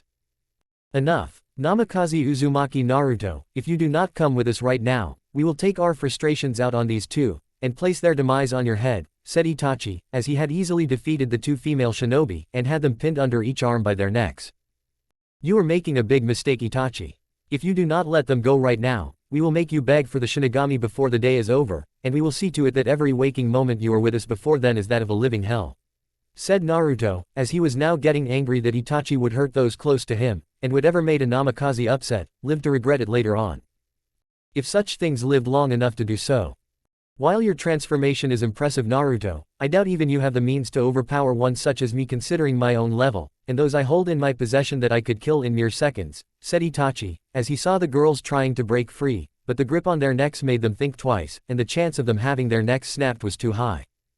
Why is it that even someone like you always keep underestimating me? Said Naruto, as he went to the next level of venom, and used the surprise on Itachi's face in the brief second to get close enough to Itachi to make the man let go of his hostages while just escaping the clawed hands of Naruto's demonized venom state. Seeing them free, Naruto grabbed them both, and leapt back a good distance from Itachi, and now calm along with being free Kisame. Fortunately, Sasuke made his appearance around the corner with a look of hatred in his eyes when looking at Itachi, and charged at him with a Chidori to use in the means of slaying his older brother. Such childish behavior you possess, little brother. How is it that you are so weak and be of our clan's blood? Even I will never understand, said Itachi, as he easily broke Sasuke's hand, disabled the Chidori, and knocked his younger brother into a nearby wall before locking Sharingan eyes on him. I hate you, said Sasuke, as he found himself unable to move because of the pain, and was pinned at the neck by Itachi's arm. And yet you are weak, Sasuke. No matter, as you will now relive that moment all those years ago when I did the one thing you thought I would never do, and took everything away. Tsukuyomi, said Itachi, as he sent Sasuke into that dark realm, and made him relive the Uchiha massacre all over again. Never fear, Jiraiya is here, said Jiraiya, as he appeared, having stopped the genjutsu-influenced woman from distracting him further, and come in on small yet still space-consuming Toad. You're a bit late, Arrow Sennin. So be a good old toad and leave this problem to us, said Naruto, as Tenten and Hinata prepared to fight Kisame while he himself moved to jump over the homophobic fish to reach Itachi. Kisame, we need to move, as we cannot take on Jiraiya and the others in our current condition, said Itachi, as this was more for him than his partner after using his clan's eyes to use that power. Really? Damn, I wanted to get another shot in at the kid or those two girls with him to see which one I can shave off first, said Kisame, as used his blade to block the weapons Tenten threw at him, and followed Itachi around the corner. Oh no you don't, said Jiraiya, as he makes quick hand signs, and slammed his hands down, turning the whole inner hallway around them into the inner esophagus of a giant toad.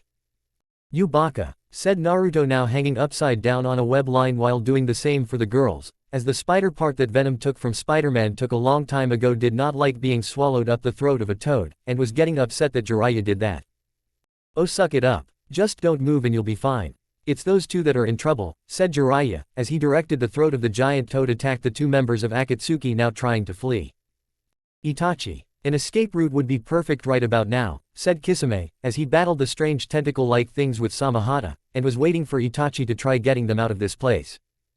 Amaterasu, said Itachi, as he blasted a hole in the giant toad's body, and the two were able to escape before they were swallowed up. That's interesting, said Jiraiya, as he cancelled the jutsu, and saw the black flames left behind by Itachi's eye power. There's something you don't see every day, said Naruto back in his clothed form with Hinata and Tenten beside him. I'll seal this up for further study. In the meantime I want you three to collect your stuff so we can move out, and catch up with our next contact to find Tsunade, said Jiraiya, as he sealed up the fire, and was about to follow the trio in front of him when he got a good kick to the face after hearing dynamic entry being shouted for all of them to hear. Again, there is something you don't really see every day, with a weird super eyebrow bowl-shaped haired guy wearing green spandex kicking a super pervert into a wall. And yet, that was kind of funny, thought Naruto, seeing Meta guy sending out wave after wave of apology to the Sannin, who was now sporting a rather big bump on his forehead, and looked like he was mentally cursing at the Junin for kicking him in the head despite the apologies. If you are done talking to your new friend Arrow Sennin, we need to get going, and find Tsunade so she can become the new Hokage, said Naruto, as he was all ready, and so were his two female teammates also ready to move out. With their occasional glaring at each other to back off their man happening every few seconds. How many times have I told you not to call me that? No respect for their elders these days, said Jiraiya, as he sighed, and told Guy to report to the Hokage on his findings along with taking Sasuke to the hospital. Tanzaku City 1 week later. Finally, we've arrived at this stupid place. Took us long enough considering we had to drag your sorry ass all the way, said Naruto, as he had weblined the currently injured Sannin along the dirt road since the man was caught peeping on the women on the hot springs not far from here, and resulted in the Toad Sage's current physical condition. Well, maybe if you hadn't blown my cover or prevented my escape we wouldn't be in this situation, said Jiraiya, who got a kick to the head by Tenten, and a glare from Hinata since they had been on of the females in the hot spring. Need we remind you just who was on the other side of those walls you were peeping on? Said Naruto, as he saw the man grin sheepishly at that, and earned him another kick to the head, only this time it was from Hinata while making a mental note in her head to tell her father. Oh yes, Jiraiya would be in deep trouble with the Hyuga clan when he came back to Konoha, and make the Sannin very nervous when setting foot in the clan compound if he were invited. Good point, said Jiraiya before Naruto finally stopped dragging him and freed him from the webbing to move on his own. Above them. There they are, said the Kumo Anbu captain, as he saw the group walking through the city, and seemed to be heading to the bars or gambling parlors. It seems the intelligence we gathered seems to be right in regards to them looking for Tsunade was correct. If she comes back and becomes the new Hokage or at the very least the Sandame's advisor, said another Anbu, knowing what it could mean for Konoha if another Sannin returned to the village. Konoha's power will increase greatly and put us at a disadvantage, said Yugito, as she knew of the legendary skills of the Sannin, and just what they could do. So why did the Raikage have to send her on another suicide mission? Again. Was that all she was good for? To be sent on missions that others couldn't do and with the all likelihood be killed too. Granted, Yugito knew this would be her life the moment she learned of Nibi inside of her, and was groomed to be the Raikage's weapon to fight at his command. Like a servant or mindless beast that only healed at her master's feet when he commanded her to, she obeyed his every word. But in her mind, Yugito wondered if this was what she wanted in life, and the Nibi had told her on several times that there was no joy in serving the Raikage. Yugito wanted to run away, but the threat of Akatsuki was something to consider when the Raikage told her of the organization currently hunting those like her, and felt that the safest place to be was currently in Kumo. So why did the Raikage constantly want her to go into life and death situations? He fears you, kitten, and rightfully so. The only reason you can't beat him is because he has people watching you, and let's not forget the man's brother. That one also holds one of my demon kin, who will be able to defeat you easily, and will see to it that your life is forever miserable should you not be killed. You know what would happen if you ran and were caught by Kumo's hunter Nin's kitten. I was able to use my power in order to temporarily enhance your hearing from outside the Raikage tower to hear the secret orders he gave them, so I know just as you do, said Nibi, as she felt her vessel shiver slightly, though it wasn't noticeable to the Anbu team she was with, and she cast a careful eye at them, knowing what it was that Nibi was referring to. Yugito's only choice it seemed at the moment was to stay loyal to Kumo, or at least, until things went her way long enough to escape to someplace where she could be safe. We move after they meet Senju Tsunade. Yugito will bait the Kyuubi vessel and Jiraiya of the Sannin while the rest of us take the other two with us back to Kumo. The one with her hair like a panda can be interrogated for any information she may possess on Konoha that we can use in the future, said the Anbu captain, as saw the other nod their head, and Yugito continued to look at Naruto with a stony expression on her face. The boy may have more power, but I've got more experience, and that is the key for this mission to being a success, thought Yugito, as she felt the power radiating off of Naruto, and it was telling her not to toy with the Namikaze. They won't expect us at all, and I hear that the Slug Princess has no love for Konoha anymore. If things go well after this, we should ask the Raikage to try to get her on our side, and increase Kumo's power in the process, said the Anbu captain before the group retreated back and waited for the team from Konoha to meet the Sannin. A few hours later. Tsunade, said Jiraiya, as he entered the bar, and saw the blonde beauty sitting down to a drink after a long day of losing while not paying any of her debts to people she owed money to too. Jiraiya, you old pervert, what the hell are you doing here, and why are those three with you? Said Tsunade, as she originally suspected that the man took another team again, but the blonde was wearing a black chunin vest underneath his black trench coat, and the other two girls beside him weren't. Relax, Tsunade, I just came here to talk to you on behalf of the old man, and to tell you he wants you to return to Konoha to become the next Hokage, said Jiraiya, who saw the woman scowl at him, and then down at the drink that was on the table before her. No, I will not return to that horrible place that my family died for. Why would you even think that I would remotely consider it? Said Tsunade, as she saw Shizune look at her with a side glance, and the pig in her arms feeling uncomfortable while being so close to the blonde. That's a shame for even turning it down, considering the old man can't be the Hokage anymore after his fight with Orochimaru that we helped stop and allowed us to finally kill our old teammate, said Jiraiya, as she saw Tsunade look up at her in shock, and so did Shizune next to her, since they had heard the rumors yet didn't think they were true. So the rumors are true, said Tsunade, as she felt a small part of her mourn for her old teammate, but it was crushed when the fact that he tried to kill their sensei echoed into her brain, and deep down, she was glad Orochimaru was dead. Yep. Though I can say the outcome would have been different had it not been for a prisoner we captured during the Chunin exams that knew enough details to let the old man prepare the village for the invasion Orochimaru created. The plan was ingenious in itself in using Suna's pain to make them ally themselves with him despite the death of their cage prior to the invasion, and it might have worked too had this kid not given us the key piece we needed, said Jiraiya point to Naruto, who looked at Tsunade with an unreadable expression, and Tsunade wondered how this kid was able to accomplish what he did. Oh really? What's the brat's name? Said Tsunade, as she the two girls next to the boy trying to get closer to the blonde while trying to be polite, and not kill the other in her presence. Namikaze Uzumaki Naruto. My godson, and yours too Tsunade, said Jiraiya, as he saw Tsunade's eyes widen at that, and her body tensed like she was getting ready to bolt out of the building like she owed a debt to someone. In this case, she did. Don't even think about running, granny. You like Ero Senino as 12 years of your life to us that we will never get because you both ran like cowards. Your debt must be paid now, and if you don't come back to Konoha willingly, we will take you by force, said Naruto, as his clothing rippled in front of Tsunade, and it made both women in front of him just as nervous as the pig Shizune was holding. What's this, stuff brat? Why are you talking in third person? Said Tsunade, as she began to wonder if Naruto had some kind of brain problem that had him say everything that he should in first person go to third person speech. Tsunade, what happened to Naruto after you left in regards to his speaking is a high S-class secret, and can't be spoken in such a public place.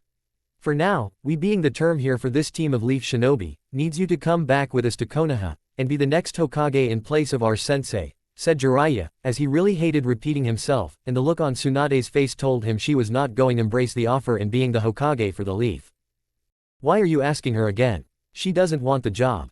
Let's leave this dried up thing that was once a legendary shinobi, who is descended down from one of the founders of Konoha, and related to the first two Hokages while being the student of the Sandame, so we can break the old man's heart ourselves, said Naruto, as he saw the angry look in Tsunade's eyes, and the disbelief he said that from the two girls close to him.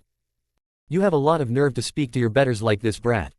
You have no right to insult your godmother that, said Tsunade, as she rose from her seat, and sent a death glare at Naruto. And you have no right to call yourself our godmother. You left after Jiraiya did, so that makes you just as guilty if not more than him. If anyone has the nerve to speak out of line to their betters, it's you. Said Naruto, as his eyes were a cold blue that made Tsunade become surprised that the boy could show such eyes to her, and while it unnerved her slightly, it wasn't enough to intimidate her to the point of backing down. Not to someone that could be her proverbial grandson. How dare you? Let's take this outside, brat, and we'll see just who is left standing from the fight afterwards, said Tsunade, as she got out of her chair, and was now in Naruto's face. Fine by us, granny. This place will smell without you in it anyway, said Naruto, as he could smell the heavy stench of sake on her breath, and it told him she wasn't fully sober enough to fight at full strength. This is going to get ugly, thought Jiraiya, as he sighed, and walked out with the others to see this Disa fight get underway. With the group now outside, Naruto stood casually on one side of the street, and Tsunade on the other, looking confident that this kid in front of her couldn't so much as lay a hand on her. Granted, Tsunade was slightly drunk from all the sake, but she believed that while this kid was strong, had no chance of beating her, and she had a bit of an arrogant-looking stance that was not unlike a certain Uchiha back home. Let's make this quick so Shizune and I can get out of here. If you tracked me down, then chance are the debt collectors I owe are not far behind, and I'd rather not have to pay them anytime soon, said Tsunade, as she beckoned him forward, and saw Naruto smirk at her like he had some devious plan in mind. Sure, we need to get back home too, since my sexy slave kin will need some cuddle time with me after being away for so long and will want me to ravish her for hours on end until she unconscious, said Naruto, making Hinata, Tenten, and Shizune blush while Jiraiya had the urge to write in his notebook to use that for his research material. He had to hold back when he remembered the threat Naruto gave him if he ever did that. Use anything about me or any woman we are with in your research, we will remove your balls out from your ass and then force feed them down your throat. Damn, Kushina said nearly the exact same thing to me when she and Minato were first dating in secret. Like mother like son when it comes to threats, thought Jiraiya, as he saw Naruto capitalize on Tsunade's stunned reaction, and dashed forward at incredible speed that further stunned everyone around him, that allowed the Namikaze to hit the Sannin right in the face with his knee. That was a cheap shot, brat. And what's this about you having a slave? No one's had a slave since my sensei was in his prime, and even then it was rare, said Tsunade, as she wondered just what had been happening in her grandfather's village, and how this kid got a slave of all things. Oh, well, long story short, the girl on the sound team at the Chunin exams defected, and became our slave in the process in order to protect her from Orochimaru. Now Ino from the Yamanaka clan being our second slave, is a different story since she violated Konoha's clan laws, and kind of had to be in order to not have her memory erased or be put to death, said Naruto, shocking Tsunade, which resulted in Naruto shooting webbing from the back of his hand from what looked like fingerless gloves, and wrapped the long stream of webbing around her ankles before pulling to get the Sannin right off her feet. He has 2 slaves, thought Tsunade and Shizune, as they looked surprisingly at Naruto, and the slug princess felt she needed to have a serious talk with the Sandaime. What? It's all legal. The old man signed off on it himself. You have a problem with it, then come back to Konoha with us, and do something about it. Though we can guarantee that Kin won't want to leave us, and depending on how Ino is when we get back after a few days she won't either, said Naruto, who now had a faraway almost perverted look on his face, and it was making Tsunade really angry. And just how old are these 2 slaves of his? Said Shizune to Jiraiya, who looked at Naruto before turning back to Tsunade with a conflicted look on his face. Both are his age, give or take a couple of months, though I'm not exactly sure on that, and they each became his slaves within weeks of the other 2, said Jiraiya, making his former teammate now see red with a face to match, and ripped off the webbing around her ankles with her super strength before charging at Naruto with the intent of knocking the boy's teeth out. Naruto himself leapt out of the way just in time, as his spider sense told him that he should move, and he was glad he did, since the blow that was aimed at him created a crater when it hit earth when it missed him. Now clinging to the wall above her, Naruto was very much impressed with her strength, as it was everything Jiraiya said it was, and was something to be careful in terms of avoiding. Not bad, Tsunade. Rasengan wasn't kidding when he said your punches were powerful when you wanted them to be, and to avoid if possible, said Naruto, as he transformed his clothing into his venom form, and tilted his head to the side while his mask hid his face from her. Then he also told you that it only takes one of my punches to knock you down so you can't get up, said Tsunade, as she leapt upward, and aimed another punch at him with this one missing like the first. That he did. He also mentioned a certain incident when you, Rasengan, and the hubby Tem had a late night drink with gambling involved. He still has the photos of you in a very unique state in the aftermath of it all, said Naruto, seeing Tsunade getting even redder in the face and was now glaring at Jiraiya, who was trying to sneak away, and was stopped by his teammate's killer intent. You said you destroyed all those photos, said Tsunade, as she knew she should have checked herself, but leave her to trust a super pervert to throw away potential perverted material, and not hold onto a piece of it. I did. Well, most of it anyway. Come on, Tsunade, you looked so beautiful in that picture, and it seemed to be a crime for destroying it, said Jiraiya, who saw the angry look not only in Tsunade's eyes, but in Tenten's face too, since the girl idolized Tsunade, and wasn't about to have her idol's honor tarnished after a night of drinking. Tell you what, brat, I'll deal with you after I deal with my old teammate, and then I'm out of here, said Tsunade, as she looked dangerously at her teammate, and Jiraiya knew from his experience when it comes to angry women that you run or you die. Or pray to Kami you had. Whatever. Just beat the crap out of him and we can call a temporary truce for the day, said Naruto, as he saw the pleading look on Jiraiya's face, and when the Sannin turned to run he saw Hinata standing in his way. Not good, thought Jiraiya, as he turned around, and found Tsunade along with Tenten having him surrounded with his back against the wall. Literally.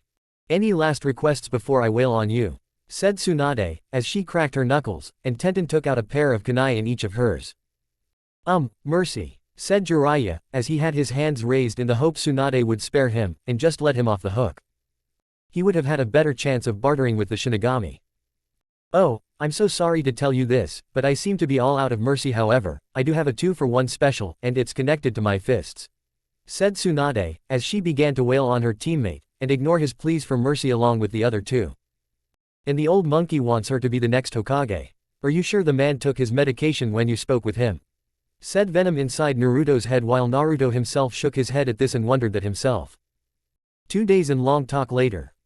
After burning out the sake in her system by pounding the crap out of Jiraiya, she heard the details behind the invasion from Naruto, and his life growing up without anyone with the exception of the Hokage supporting him. Given her sensei's age, it was no surprise to Tsunade that the man had been lifting more than he could, and felt guilty for not sharing the load the old man was slowly being crushed under. So, will you be coming back with us to Konoha, and take over for the old monkey with him being your advisor? We gave him the secret to defeating paperwork and we can do with you if you agree, said Naruto, as he was hanging upside down from the ceiling of Tsunade's rented room at the hotel she was staying at on a web line, while seeing the look of surprise on Tsunade's face, and thought of using that in order to get more time relaxing with a bottle of sake in hand. Well, considering I owe you anyway, I don't think I can really turn it down, and if I became Hokage I could get rid of those annoying debt collectors. Plus, I think Shizune would like to go home to pay her respects her uncle, and I need to do the same with my family since it's been long overdue, said Tsunade, as she decided that the best way to deal with her problems with Konoha were to deal with them on the inside, and take care of the councils that have been making her sensei's life miserable. Great. Once the pervert is healed up, we can go right back to Konoha, and you can become the new Hokage, said Naruto, as he maneuvered himself to the open window, and looked back to see Tsunade smirk at him. So these two slave girls you have are being treated fairly, right? Said Tsunade, as she wanted to make sure her godson was being good to the female gender, and at least not using them like toys for his own amusement. Of course, Kin loves being with me considering her past with Orochimaru wasn't what you call pleasant and Ino-chan is, learning with the help of Kin and obeying her master. All I've had her do is do some chores around the Namikaze estate, but she seems to be a little rebellious since her parents kind of spoiled her slightly, and has a bossy nature about her, so it's only natural she would be against being a slave, said Naruto with his masked eyes going into a U shape like Kakashi's sometimes did before web swinging off back to his hotel where the others were waiting. Do you really plan to go back to Konoha to become the next Hokage, Tsunade-sama? Said Shizune, as she saw her teacher of the medical arts close her eyes and nod her head. I owe that boy for so much because of my departure from the leaf, because of my pain when he was living his own that he shouldn't have. I was his godmother, and for over a decade I failed to live up to the title of one. I intend to be both his godmother and the Hokage while trying to make sure neither conflicts or prevents him from doing his duty as a shinobi, said Tsunade, as she wondered how her sensei was able to keep the boy alive for so long, and not lose him to the Shinigami. That, and you want to make sure Jiraiya-san doesn't use Naruto's slaves for his books, said Shizune, as she could always see to some degree into her mind when it came to the connection with Jiraiya. That too, said Tsunade, as she looked at the bed being used to hold the said pervert until he was properly healed, and then they could move out quickly. Naruto, Tenten, and Hinata's hotel room. I still can't believe you prevented me from getting busy with Naruto-kun, said Tenten, as she sat with her back on the bed looking up at the ceiling, and wished for her Naruto-kun to come back.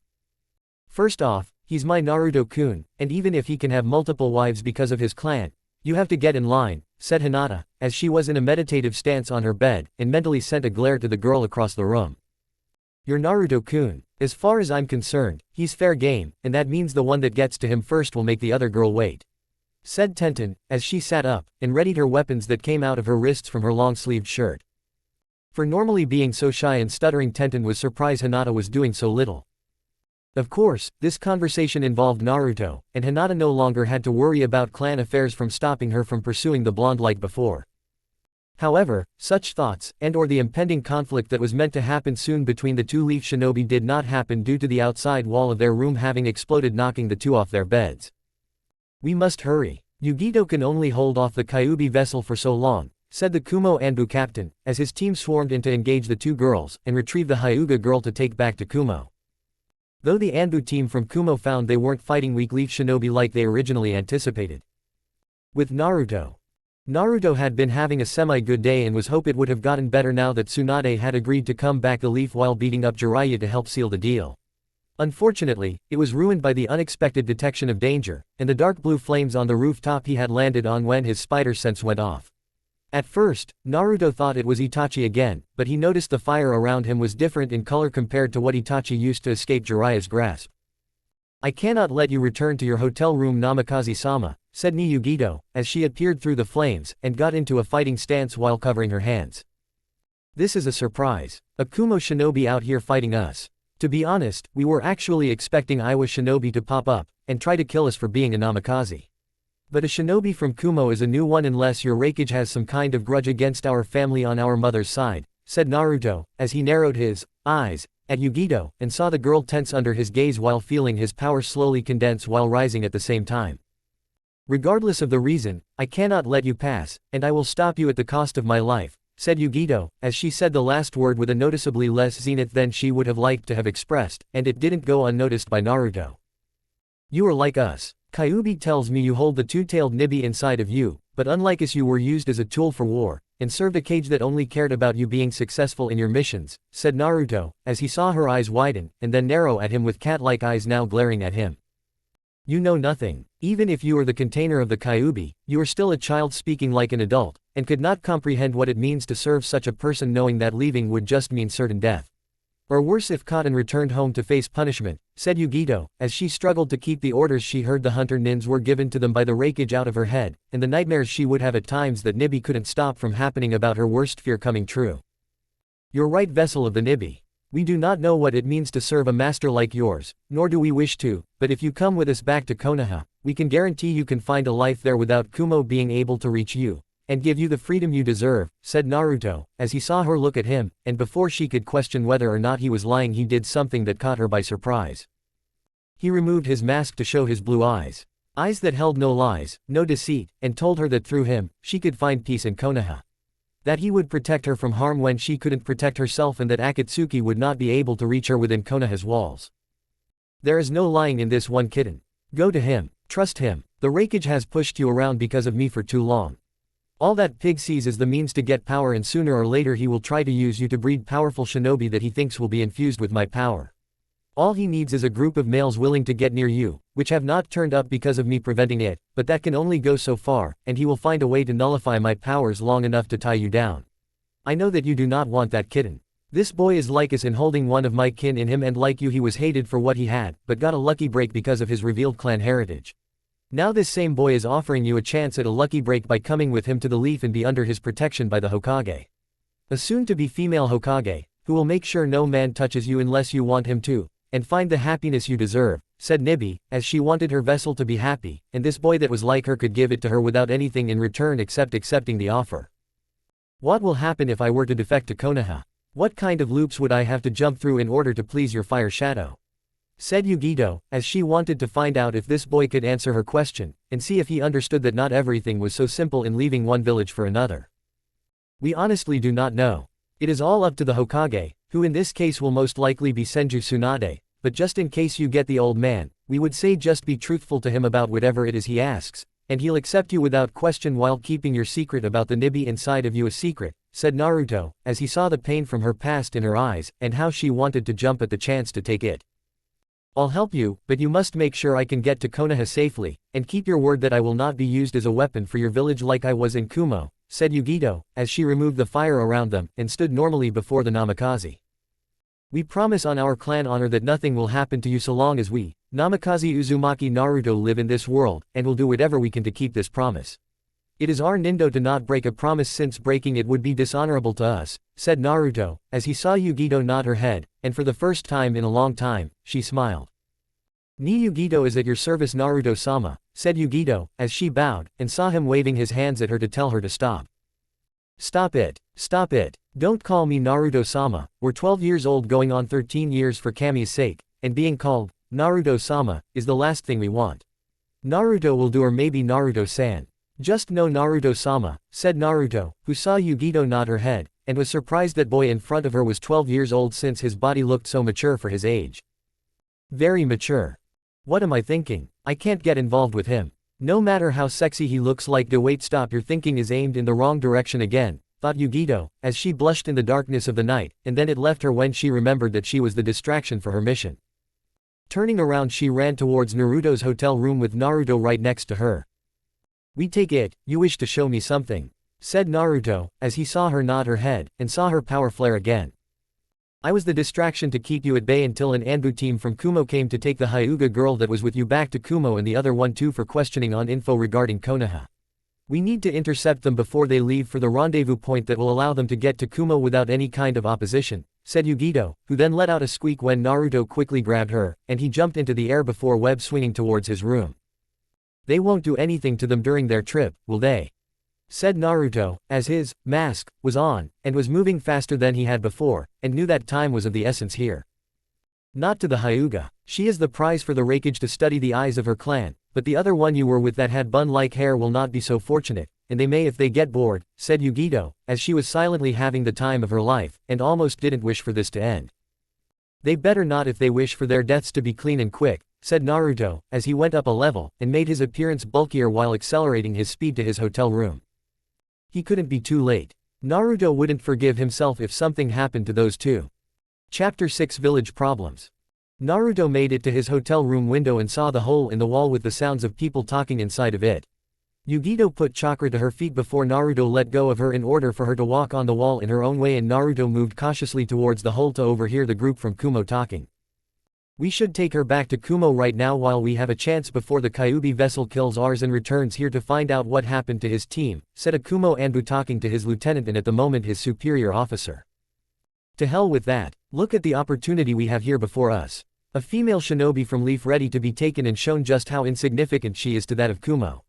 Besides, with the Hyuga in our grasp, we don't need this one at all for information, and there is no better an opportunity to us now in wanting to put a Leaf shinobi bitch like this one in her place.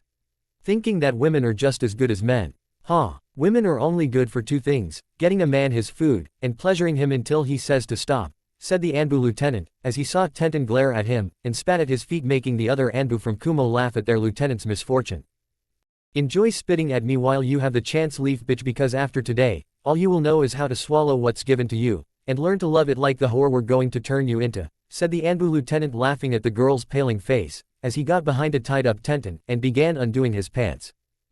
It's only a shame we can't do this to the Nibi vessel since she looks ready to be put in her place, said one of the other Anbu, as he saw his lieutenant cut Tenten's pants off, and sensed a man's glee at seeing the Konoha-born girl's ass while seeing the sexy-looking red panties with the leaf symbol on them. Don't you dare touch me, said Tenten, as she tried to get away from her soon-to-be rapist, and was kicked in the stomach for her protest that sent her skidding across the room. Shut up, Konoha slut. Know your place and prepare to become a true woman. By the way, you may feel a lot of discomfort when we take you, but I assure you the pain will soon pass, and you'll learn to like being fucked like a common street whore, said the Kumo lieutenant, as he tore open her shirt before he got her back on her knees, and was about to cut her panties away to reveal the prize he wanted. The Anbu lieutenant was stopped when he, as well as his men, were stopped dead by a blast of killer intent, and the source of it being that of a demonic creature above them with the symbol of a spider on its back. Its wicked inhuman tongue whipping around its sharp demonic-looking teeth, while the white eyes had a hint of red in the center. What the hell is that? Said one of the Kumo Anbu, as he readied his sword to fight the creature, but was instantly killed by dark bluish fire that shot out from the hole the Kumo Anbu team originally made, and created a protective circle around Tenten. That fire. It's Yugito. That damn bitch of a demon vessel has betrayed us, said one of the other Anbu, who found his head wrapped in heavy webbing from Naruto, and saw the man slowly suffocating to death. I have no loyalty to anyone that would rape women and think of them as nothing more than that of toys to be used at your command to please you bastards, said Yugito, as she killed another Anbu shinobi with her demonic fire, and took great pleasure in hearing the man scream.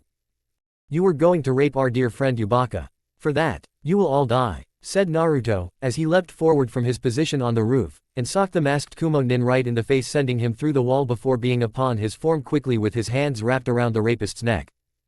Go ahead. Kill me, you monster. It doesn't matter, as the Hyuga girl is on her way to Kumo right now, and will use to breed us our own personal Hyuga army before we throw her useless body away. My only regret is that I won't be one of the lucky few that will get to make kids with that girl and make her scream out when I said the Kumo Anbu lieutenant, screamed out when the angry Naruto chomped down on his, ripped off his jaw and ripped out the man's heart before the fool died.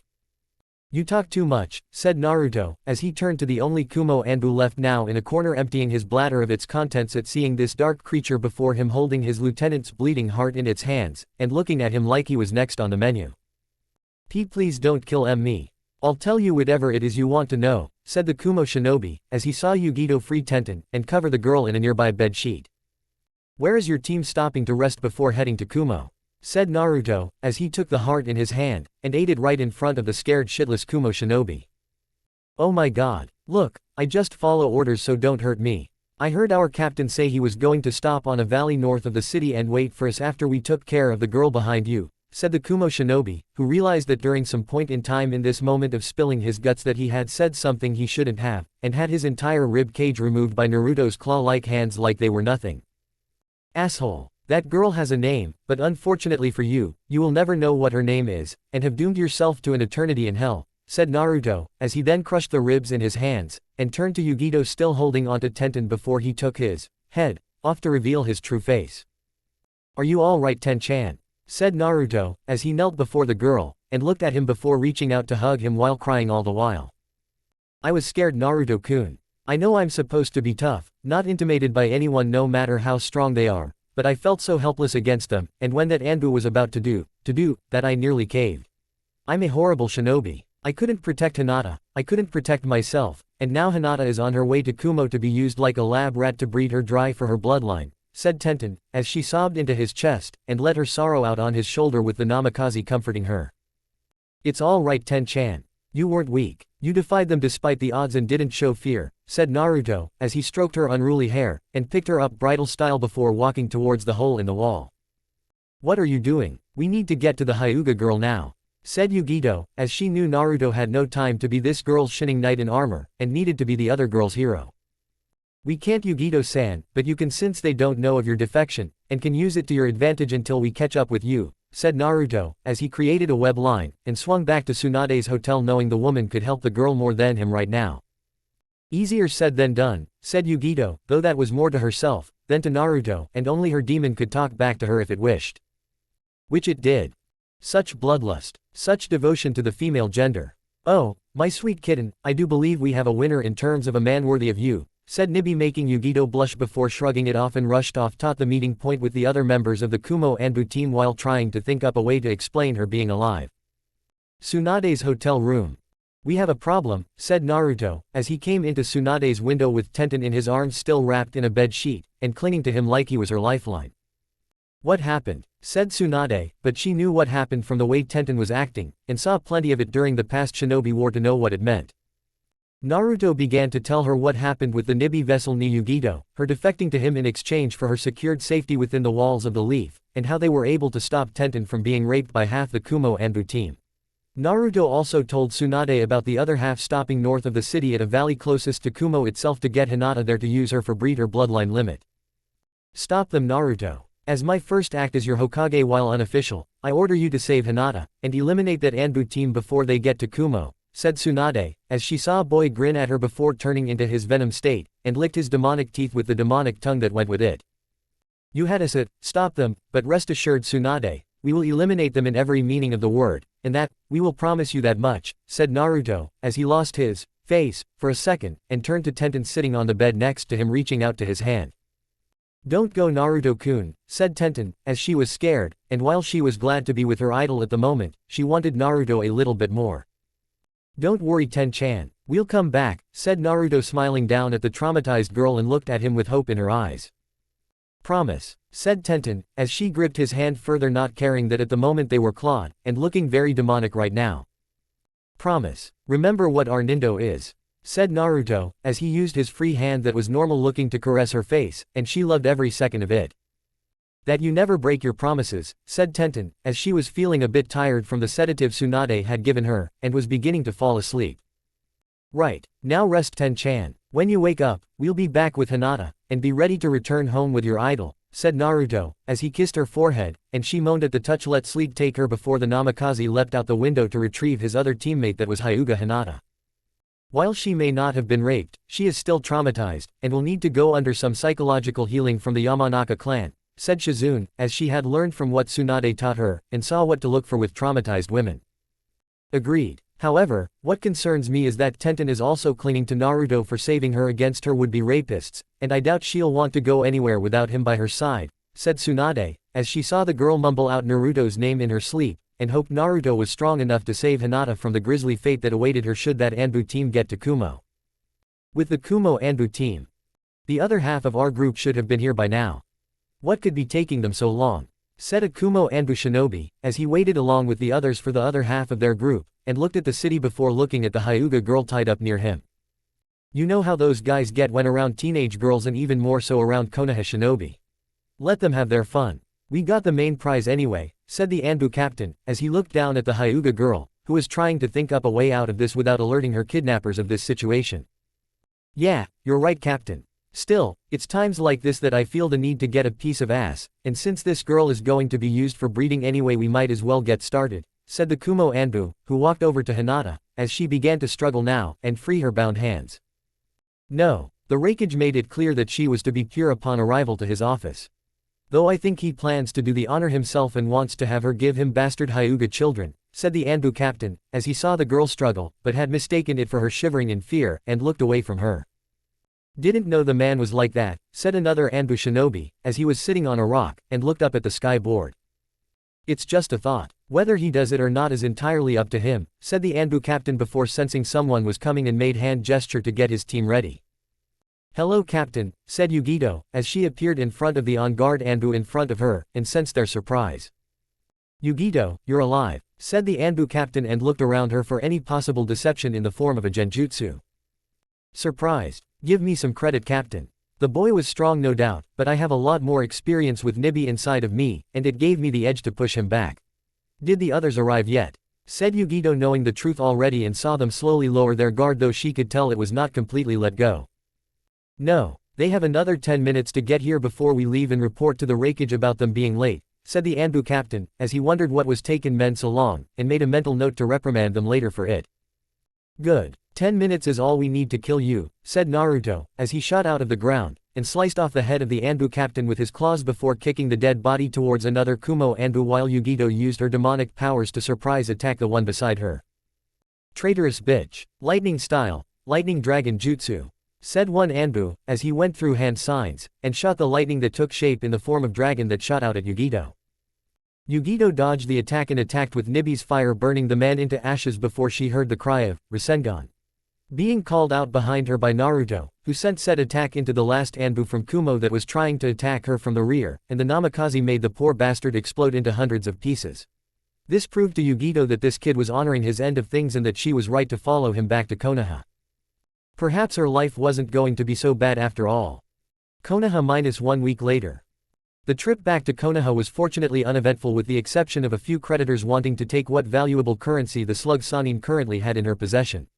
Nothing that currently be taken care of with some bribe money courtesy of money from Jiraiya's wallet that the still drugged man had no idea had been taken off of him. Still, it went to a good cause, and what Jiraiya didn't know wouldn't hurt anyone. As for Konoha itself, the people were completely surprised to see the granddaughter of the Shodaime in their presence, and wondered what she was doing with Naruto of all people. Some thought that, like her grandfather, she had learned the power to control the power of a demon like the one sealed inside of Naruto, and force him into submission once more. Others thought Naruto had done the opposite and somehow used the demonic powers of the fox to force Tsunade into submission to be his puppet. Many others were wondering what a Kumo shinobi was doing with the group while walking beside the Hyuga heiress, since the Hyuga clan had some bad history with Kumo over a decade ago. Neji for the most part had to have a strong hand placed on his shoulder by Guy when the group walked by, and even more so when Tenten was clutching Naruto's arm like it was a lifeline. Every time a man got within arm distance of her when they walked towards the Hokage tower, she would tense and grip his arm further while Naruto soothed her with sweet words into her ear. What happened to Tenten? She's normally full of fire and life. Now she's different, thought Neji, as he saw her acting what he could only describe as being fragile, and was trying to be closer to Naruto when any other male in the village other than the Namikaze. Neji was going to find out. Neji must think I'm so pathetic right now, said Tenten after she walked past her team, as she didn't want them to see her like this, and make it seem like she was some shinobi wannabe that couldn't take the pressure. What they believe about you is irrelevant right now, and after they learn the significance of what nearly happened, we highly doubt they will think less of you, Ten-chan, said Naruto, as he pulled her closer to him, and she blushed before giving him a kiss on the cheek. You're sweet, said Tenten, as they got closer to the Hokage tower, and was glad that Naruto was being her emotional support in this. Hokage tower. I'm glad to see you made it back, Naruto, and from the looks of things, the mission was a bigger success than I had hoped for, said the Sandaime, as he smiled at the boy, who just nodded at the old man, and saw Tsunade eyeing the door like she wanted to run out of the room in an attempt to escape. Not without complications, old man, said Naruto with a serious look on his face, and he saw the old man's smile leave him to become serious too when he saw Tenten shaking. Tell me everything that happened, said Hiruzen, as he narrowed his eyes, and began to hear everything from the beginning about how the team found Tsunade to running into Niyugito from Kumo with the Anbu team meant to kidnap Hinata for her bloodline.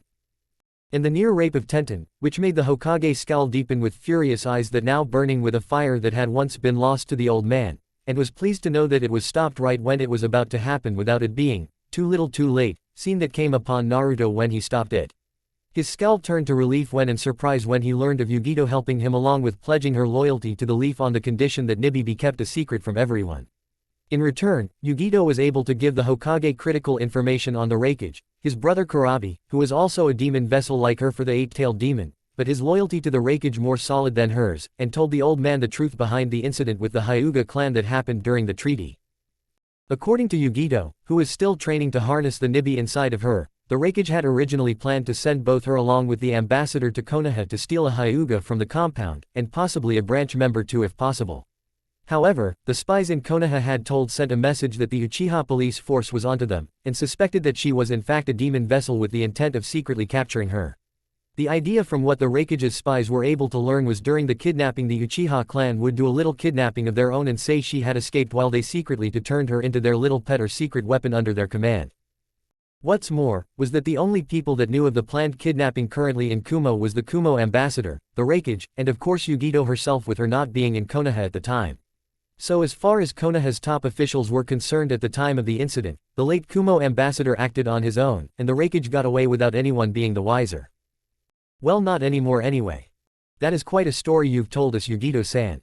It would also seem that the Uchiha clan could have easily prevented the death of Hisashi, but if they did, then that would mean they were guilty of withholding evidence from me that they discovered beforehand. As for you being a demon vessel, I assure you that no one will attack you for that since no one here will tell anyone, and should they learn of it you will have Naruto here to put you under his clan's protection laws. Something you should do now rather than later since the Raikage will no doubt see to it that your secret is spilled in order to make people hate you for what you hold, said the Sandaime, as he saw Naruto nod at that, and the old man had nearly flinched at past memories of Naruto lying in the hospital for various injuries he had from mobs of villagers or shinobi attacking him. It's already done, old man, with both Sanins as witnesses to this document, and it just needs your stamp of approval to make it valid without dispute. The only way anyone is getting to Yugito for what she holds is if they walk over by dead corpse, said Naruto coldly, as he put the document down in front of the Hokage while making a silent vow that he wasn't going to let another person like him suffer, and his clothing rippled angrily. Very well. Ni Yugito, you are now under the official protection of the Namikaze clan. You will become a leaf shinobi with the rank of Junin, and all the rights of any citizen of Konoha too, said the Sandaime, as he saw Yugito smile at him, and he suspected it was a smile she rarely ever gave. Now that is taken care of, what about Tenten, as she needs to go under psychological counseling for what nearly happened to her, and the only one that can do that is someone of the female persuasion, said Tsunade, as she saw Tenten nearly jump when Jiraiya accidentally sneezed, and she looked around like a scared rabbit. Agreed. Inoichi is out of the question since anyone other than Naruto would just frighten Tenten to the point of not telling anyone. Fortunately, Ino hasn't been slacking off in any of her clan's jutsus, and was given permission by Naruto to continue learning all of the Yamanaka techniques from her father.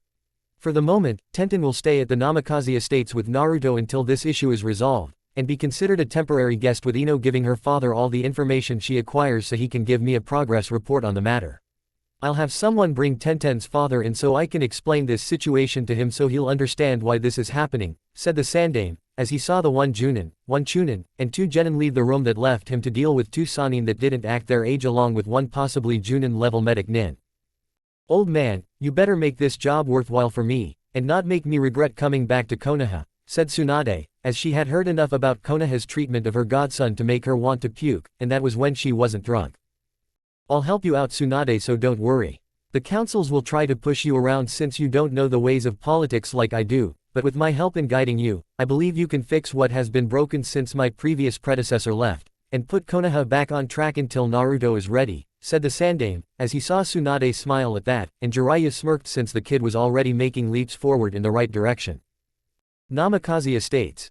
Naruto led everyone into the living room of his home where Tenten sat on the couch right next to him, Hinata following suit, and Yugito sitting in a nearby chair while ignoring Nibi's protests to fight for her rightful seat next to him. Mere seconds later, Kin along with Ino came into the room seeing Tenten looking noticeably different from how she normally did when others, and saw Naruto motion them to sit down with a serious look on his face. Big news, Naruto-sama, said Kin, as she saw Yugito in the chair next to her, and was wondering what this woman from Kumo was doing here. Very big. Our mission to get Senju Tsunade to come back to Konoha was a success, and soon she will be the new Hokage of Konoha with the Sandaime with her to help handle the politics of the village. However, it was not without casualties, as Tenten here was nearly raped by an Anbu team from Kumo, and would have been had we not interfered in their attempt. So for the moment, Tenten will be staying here with us along with Ni Yugito, who is a demon vessel like ourselves from Kumo, and we expect the two of you to treat them with the utmost respect even if you weren't slaves, said Naruto, as he knew Kin would, but Ino had always been wary originally because of her mother, and while she understood he wasn't the Kyuubi, he didn't want her to hate Yugito either. We understand, Naruto-sama, said Kin, as she nodded in understanding, and Ino did too since she long since ignored her mother's words about Naruto being a monster. Good. Kin, please show Yugito one of the rooms she can have upstairs. Ino, we need you to stay here a minute, and discuss some things, said Naruto, as he saw Kin bow her head before motioning Yugito to follow her, and the Nibi vessel complied. What is this about, Naruto-sama? said Ino, seeing her master reassuring Tenten that everything was all right before looking back at her, and his eyes became serious. Because of Tenten's experience, the old Hokage wants someone to help her with the psychological damage that is present from the experience, and since a male Yamanaka is out of the question, said Naruto, as he let what the old man wanted to hang in the air, and Ino understood what was being asked of her. Me. But what about someone else from my clan? I'm not the only female mindwalker in my clan, and I know a few of them that are very good at what they do, said Ino, as she had learned from several female Yamanaka members, and they taught her at an early age the basics of her clan's jutsus. But none of them want anything to do with us. Your mother made that very clear, and it seems to only stick with the female members of your clan. Any idea why? Said Naruto, as he knew that the only way to learn about Ino's mother was none other than Ino, and the said girl was looking down in shame. My mom had a big crush on your father. I'm talking a big crush to the point where I'm sure your father was considering a restraining order against her. When your father had started dating your mom, mine became so angry with the Yondaime for not choosing her, and even more at your mom for stealing him away. She even tried to spread horrible rumors to degrade your mother to make your father leave her so he wouldn't be shamed in the process, but it didn't work, and when my mother was found out as the source of it all, well, she was punished with a session by Ibiki to get her to stop. After the Kyuubi was sealed inside of you, my mom made it her purpose in life that you suffer because of not only what you hold, but because of your parents, and made sure that the female members of our clan hated you too, said Ino, as she had realized just how much of a baka her own mother was, and how she had listened to her. I see. Well, that explains why your mother hates me more than just for the Kyuubi, but it also explains why it has to be you that does this, and not anyone else. Once you are done, you are to report all of your findings to your father, and he will report it to the Hokage, said Naruto, but there was something else about this information that bothered him, and it was something Ino didn't need to hear. When do we start? Said Ino, as she saw Tenten slump over a little, and realized that the traumatized girl was in fact asleep now from all that had happened. Tomorrow. For now, let's put this poor girl to sleep, and let her regain the strength she lost. I want you to stay in her room, Ino, and monitor her actions while she sleeps. When she wakes up, tell her we will be back, and assure her that aside from me that there are only women in this home, said Naruto, as he picked up Tenten, took her upstairs, placed her in one of the rooms that would be hers for now, and walked out of his home with one Hyuga Hinata. When Naruto with Hinata left the Namikaze estates, the Hyuga heiress was trying to think about what she wanted to say, how to say it, and more importantly, how to express it. Fortunately, the Namikaze estates themselves were near the Hyuga compound, so it wasn't difficult for the Chunin to escort Hinata back to her house. Naruto-kun, I have to ask you something, said Hinata, as she focused all her courage up to this moment, and it took all her willpower not to stutter. Though she was so close to doing that right now. We are listening, Hinata-chan, said Naruto, as they were near Hinata's home, and she was looking at him with a crimson face. Well, I was wondering if I could stay over at your house for a few days to possibly observe Tenten's healing, said Hinata, as she saw Naruto's eyebrow rise up, and saw her looking away with a mixture of shyness along with guilt. Is that all? Or is it the fact that you want to be close to us, Hinata-chan? Said Naruto, as he saw Hinata blush at the idea, and saw her fidget before responding. Maybe, said Hinata, as she saw Naruto chuckle at her embarrassment, and pulled her close him. Hinata-chan, you know that we care about you like the others, and we also know of your feeling for us too. The way you blush, shy away though not out of fear of us, which we thanked Kami for, and the way you got so angry with Ten-chan when she put the moves on me back at that hotel, said Naruto, as he laughed at Hinata's reaction, which alternated between surprise, embarrassment, and slight irritation at remembering how Tenten had put the moves on her. Naruto-kun. Could I come over though? To see you and possibly help Tenten, said Hinata, as she was praying inwardly that Naruto would say yes, and give her a chance to show how skilled she was in medicine. Of course. You are always welcome in our home, Hinata-chan. Stop by anytime you want to talk, hang out, train, and should we have any time for it, kiss. Said Naruto seductively in Hinata's ear that made the girl shiver with pleasure, and she gasped before moaning when he licked her earlobe.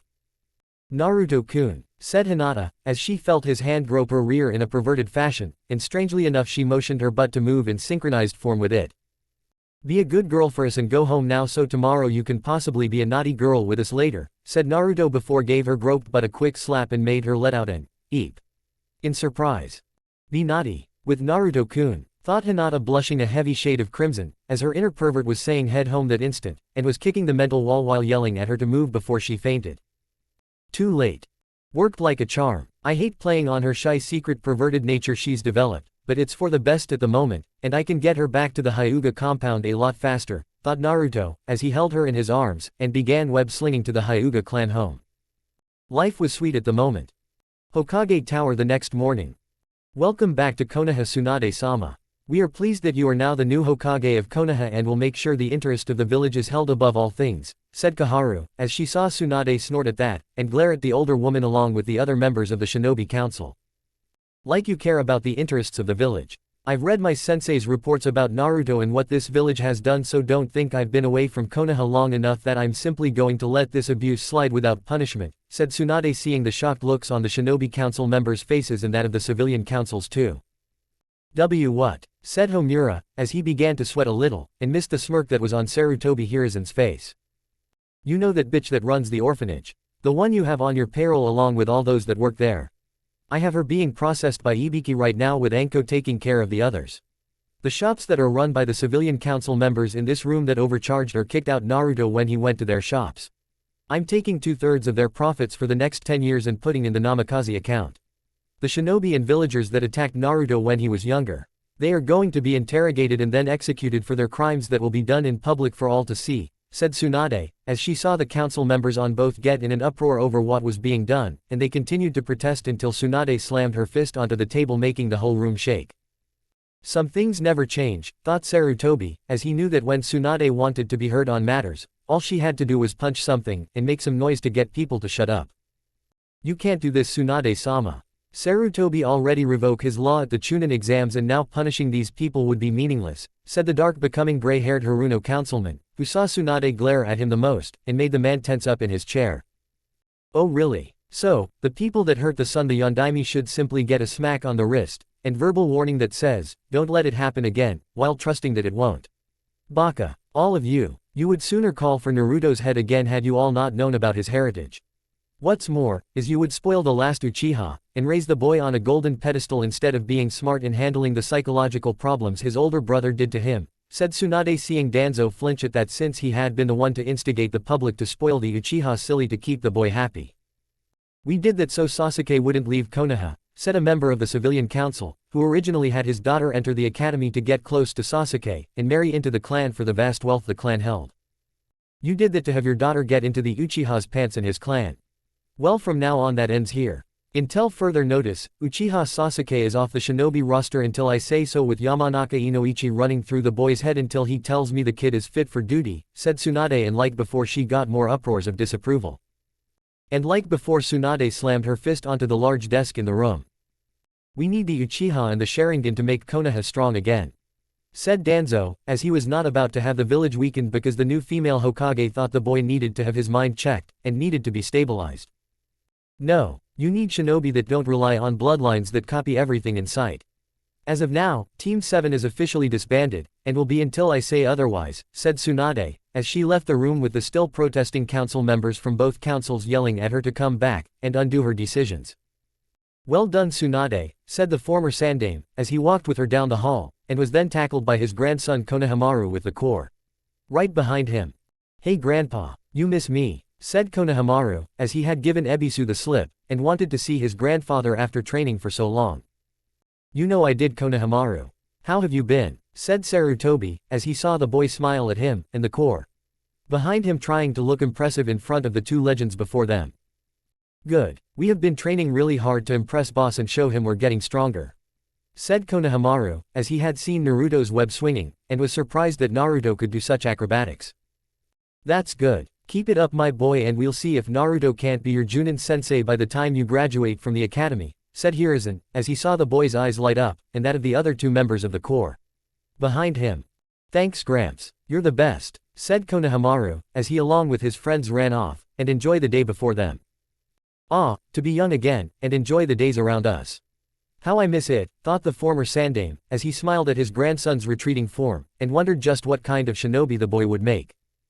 Whatever it was, the old former Hokage knew Konohamaru would make a great one, and do well under Naruto's guidance. Namikaze Estate at the moment. Tenten stirred in her sleep every few seconds, as she dreamed a dream that turned into a nightmare where she was being restrained by a group of men with no real identities other than Anbu masks, and she was naked before them like they were. They were laughing at her, calling her weak, a whore, and their plaything, to get them off like a bunch of wild dogs needing something to screw They were just about to when Tenten woke up from her nightmare and found herself fully clothed in a bed that was not hers. At first, she thought that someone had kidnapped her, but thought against it since she wasn't tied down, and was fully clothed too. She then noticed a sleeping Ino lying face down on the bed after a long time watching Weapons Girl sleep. "Well, at least I know I'm someplace I feel safe," said Tenten, as she looked around the room, and saw the basic furniture needs that all bedrooms required. "Huh, oh Tenten, you're awake. That's great news. Naruto-sama will be glad to see you're okay," said Ino, as she hugged her friend, and went to leave the room. "Ino, wait, can I ask you something?" said Tenten, as she saw Ino stop, and look back at her. "Sure, what is it?" said Ino, as she wanted to answer her friend's question, and went back to sit on the bed. "Have you and Naruto done it yet?" said Tenten, as she saw Ino blush crimson at that, and shake her head quickly to signify that it was a no. "No, no, why would you think something like that?" said Ino, as she tried to keep the blush under control, and the perverted thoughts that sprang up in her mind. "It's just that, well, you being his slave now kind of put you in a position where he can do anything he wants to you and you can't lift a finger. I can tell that girlkin and him get it on, but I was wondering why he hasn't done anything with you yet," said Tenten, as she saw Ino blush further from past memories of the two, and her restraint on doing that with Naruto was weakening. "I may be Naruto-sama's slave, but he doesn't treat me like others would in his position, and that's what makes me grateful I didn't do this to any of the other clans like the Inuzuka clan. Can you imagine me as Kiba's slave?" "Ew," said Ino, as she would have taken death over being Kiba's slave, and knew the horny mutt would have humped her the second the seal on her ass dried. "Yeah, I heard before we left on our mission that his mother has to come up with some form of reconciliation payment to Naruto for what happened in the prelims. Do you have any idea what it is?" said Tenten, as she saw her friend shake her head no, and saw that she too wanted to know what it was that the Inuzuka matriarch was going to give Naruto. "No, but we can worry about that later. Get freshened up while I go tell Naruto-sama that you're awake.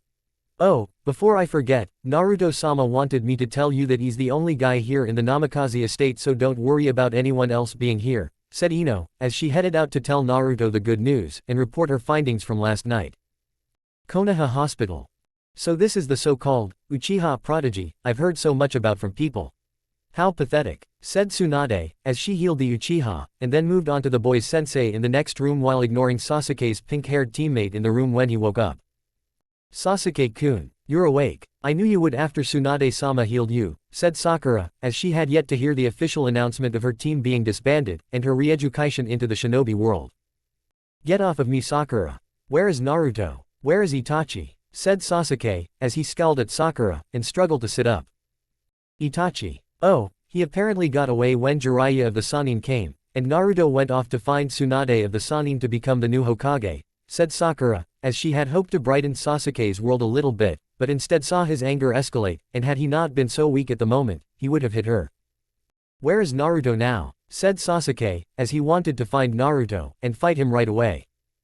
"Namikaze Estates. You have a very impressive home, Naruto-san," said Yugito, as she walked around with him, and saw the vast library filled with jutsus, sealing, and other things that one would use to obtain knowledge. "Thank you, Yugito-san. Though in all honesty, it has only become ours recently in little over a month, so you can understand how even we are still amazed by it," said Naruto, as he handed her a few scrolls filled with various jutsus and other skills she may want to learn. "What are these?" said Yugito, as she opened one of the scrolls he gave her, and saw it was a B-ranked Earth Jutsu. "While you're staying here, we want you to learn all that you can, and not rely on Nibi's power like Kumo wanted you to," said Naruto, as he Yugito have a spaced-out look in her eyes, and Naruto knew from experience that Nibi was talking to her. "Nibi finds that a bit insulting," said Yugito, as she could hear the cat hissing, and had to mentally tell Nibi to shut up to hear Naruto explain himself. "Our apologies, but you have to understand that if you rely on Nibi too much instead of your own skills, those that are hunting you will be able to overpower you, and neutralize Nibi's fire. The Akatsuki attack impairs Yugito-san, with each team put together to fight off the powers of the demon, or the demon vessel they are hunting. By learning to have skills outside of Nibi's fire, you can have a chance of defending yourself, and catch them by surprise.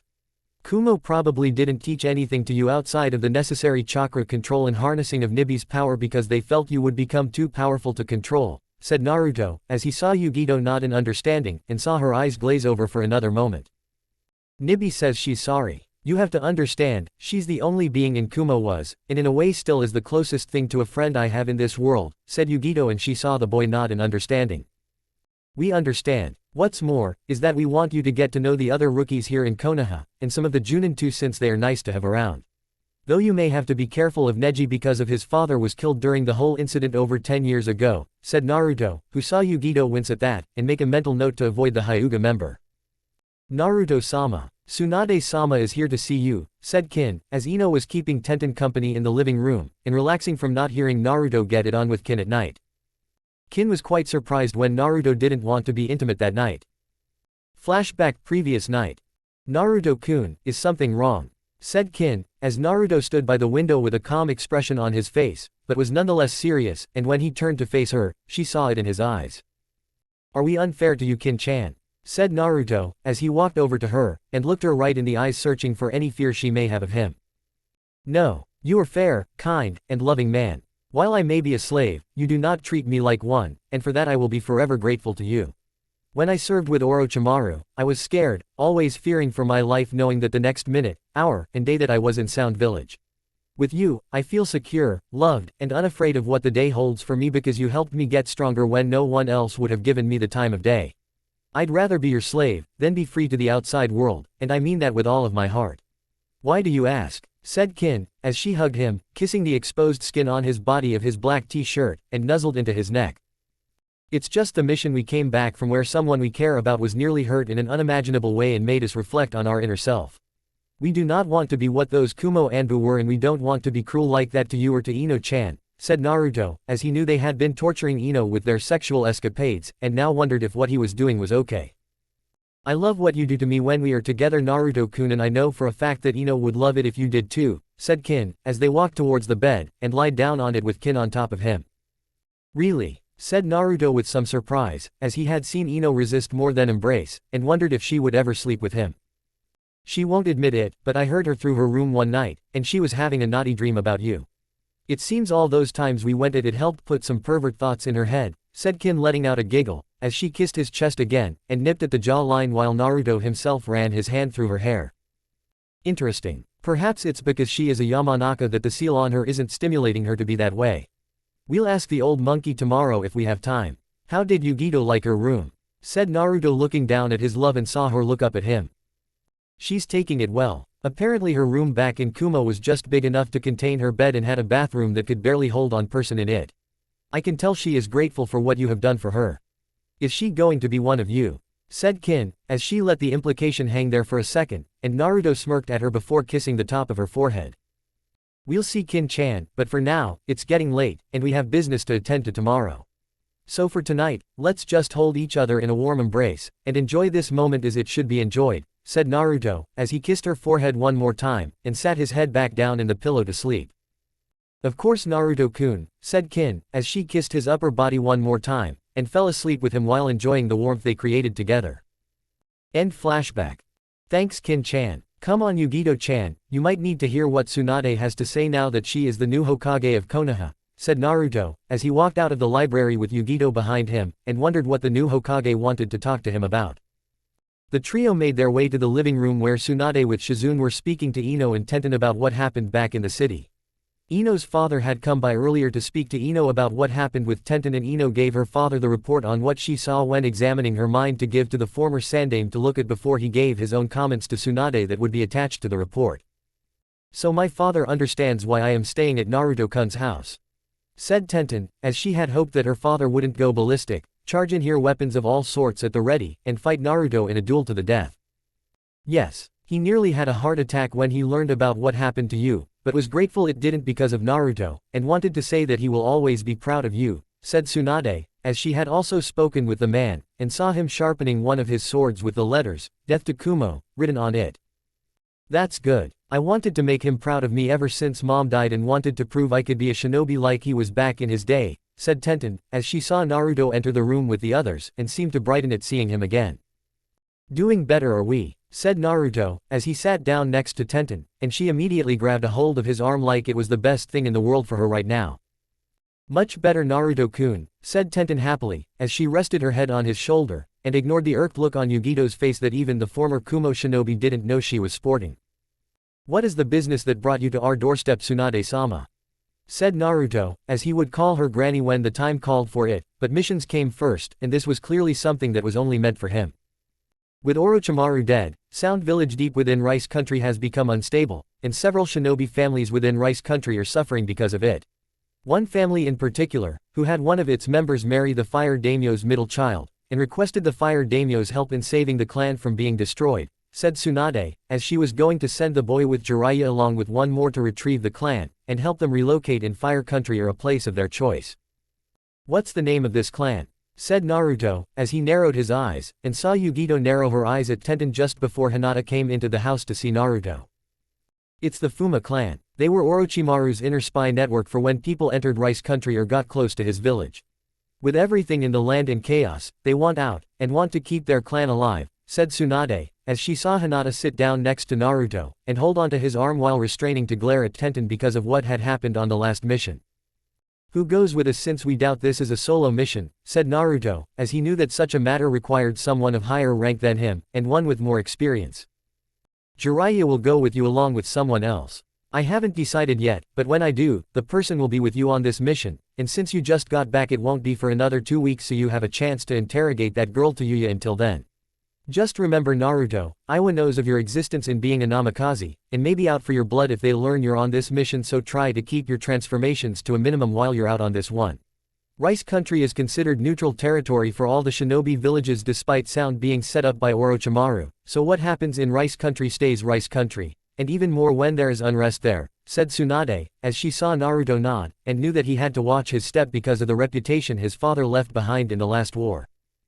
"Okay, how did the meeting with the 2 councils of the Bakas go?" said Naruto, as he saw Tsunade laugh at that, and so did the others with the exception of Yugito, though she understood that the councils had been at odds with the previous Hokage about things.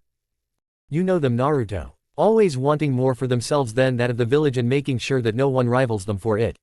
Though I was able to put them in their place thanks to all the prospective clients that saw you compete in the Chunin exams being quite upset at their actions. So for the moment, we both have them by the balls, and with your help I would like to keep it that way," said Tsunade, as she knew the fools had been keeping her sensei constantly tied up with things because of his age, and this was her way of getting back at them. "Can do, Tsunade-sama. Anything else?" said Naruto, as he was kind of pinned down by the 2 girls on either side of him, and another 2 looking on with envy. "That's about it for now. Oh, there's one more thing, and it's about the Inuzuka clan with Inuzuka-sum handling the means to make things up to you for what her son said to you," said Tsunade, making Naruto raise an eyebrow since he hadn't heard anything about what she had planned. "What is she giving us?" said Naruto, as he was curious, and saw Tsunade smirk while Shizune looked irked herself at what Inuzuka-sum had in mind. "Not what, but rather who is she giving to you," said Tsunade, as she saw both eyebrows rise up, and those of the others in the room. "Could you be more specific in what you mean by that?" said Naruto, as he wanted to make sure he heard this clearly, and not misunderstood what Tsunade was saying. "It is the decision of the Inuzuka clan elders along with Inuzuka-sum herself that her daughter Inuzuka Henna be married to you when you turn 16 years old, said Tsunade, as she saw everyone's jaw drop, and she had to refrain from laughing at them.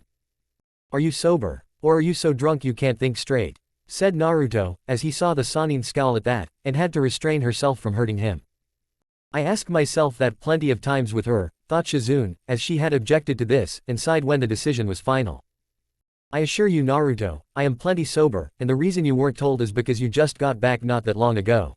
I know you have some bad history with the Inuzuka clan, but I assure you Hana isn't like all of them, and they want to make it up to you," said Tsunade, seeing Naruto scowl at her, and the girls around him instantly knew that the boy's life was not present. "When we were 5 years old, we were attacked by a pack of Inuzuka dogs under the direct command of Kiba's father, and they didn't try to give us a clean death with one of their mouths on our throat to crush our windpipe. No, they tried to tear our flesh apart like we were some kind of meal to them. Do you know what that's like? To have a group of animals dig into your flesh to tear it off of you without mercy and the person controlling them laughing at you while they do it. No. After it happened, we healed, but the man died in a public execution under a law no child could learn of, and no adult could speak of until recently. Ever since then, we were hated by the Inuzukas for what happened, as they believed it was our fault he died, and wanted us dead for a long time. Now that they know about us, they want to send me someone in an arranged marriage to buy me off, and pray to Kami that we don't turn it down for payment of blood. We say to hell with the Inuzuka clan. They want to make amends. Have them kill their dogs that attacked us, and their entire line descended from them. But don't think for 1 minute that we can be bought off by an arranged marriage," said Naruto, as he nearly yelled during the entire moment, and saw the look of horror in their eyes at picture the dogs attacking him as a child. My stupid sensei let this happen, thought Tsunade, as she had not read that report, and wondered what the hell was the old man thinking. Not all of the Inuzuka clan is bad, Naruto-kun, said Hinata, as she was in tears from when she had heard what happened to him, and wanted to take away his pain from the past. We know Hinata-chan, but we will not forget what they did to us, and will not forgive them for what they did. However, you can tell the Inuzuka matriarch that we will have this arranged marriage to save her clan from total annihilation, but we want every dog, of every age from that line that attacked us put down, and in front of every Inuzuka member in that clan to remind them that we will not forgive them. This is non-negotiable in any way possible. Do you understand, Tsunade-sama? Said Naruto, as he was not going to let the clan get away with this, and eyes turned red for a second that made Tsunade stiffen a little at the sight. I understand, Naruto. Though the Inuzuka clan may find the price pretty steep, said Tsunade, as she saw Naruto growl, and it sounded demonic in her ears. Yugito thought it was a dominant alpha demanding what was his, and it was making Nibi shiver with desire that was rerouted back into her being. Then have their children be mauled by their own animals. Or maybe we should summon some demon foxes to attack their youngest and scar them horribly while we laugh at their misfortune. Those are the options, Tsunade-sama. They either take it or the poor Inuzuka infants of their clan get scarred for life rather than lose the lives of their Inuzuka dogs of our choice, said Naruto, as the bloodlust that came off of him was startling, and the two girls that were clinging to him were holding onto him tighter. Well, when you put it that way, I doubt they'll refuse, and agree to the terms. Have a good day, Naruto, said Tsunade, as she left with Shizune, and left Naruto to calm down, and enjoy the time he had with all these girls willing to help take his pain away. We're sorry you had to hear that, said Naruto in a tired voice and let a sigh that told them that it was emotionally draining for him to relive that moment in his life. Don't be sorry, Naruto. We understand, don't we, girls, said Kin, as she saw them all nod in agreement, and it made Naruto smile at them. That's right, I never liked the Inuzukas anyway. Especially the males of the clan, since they would always look at the girl like we were a piece of meat they want to chew on, said Ino, as she thanked Kami for the 100th time this week that she was the slave to a man that didn't treat her like a sex toy, and didn't try to screw her without asking if she wanted to be taken like that. She had to will her body not to shiver at the thought. Don't worry, Ino-chan. Despite our sexual antics we have with Kin-chan, we will not take your innocence unless you want us to take it. You may be our slave, but we will not abuse you, and will see you like a woman should be seen. With respect, said Naruto, as he saw Ino blush crimson at that, and saw Yugito narrow her eyes at her while hearing a hissing noise that sounded like it came from an angry rabid cat.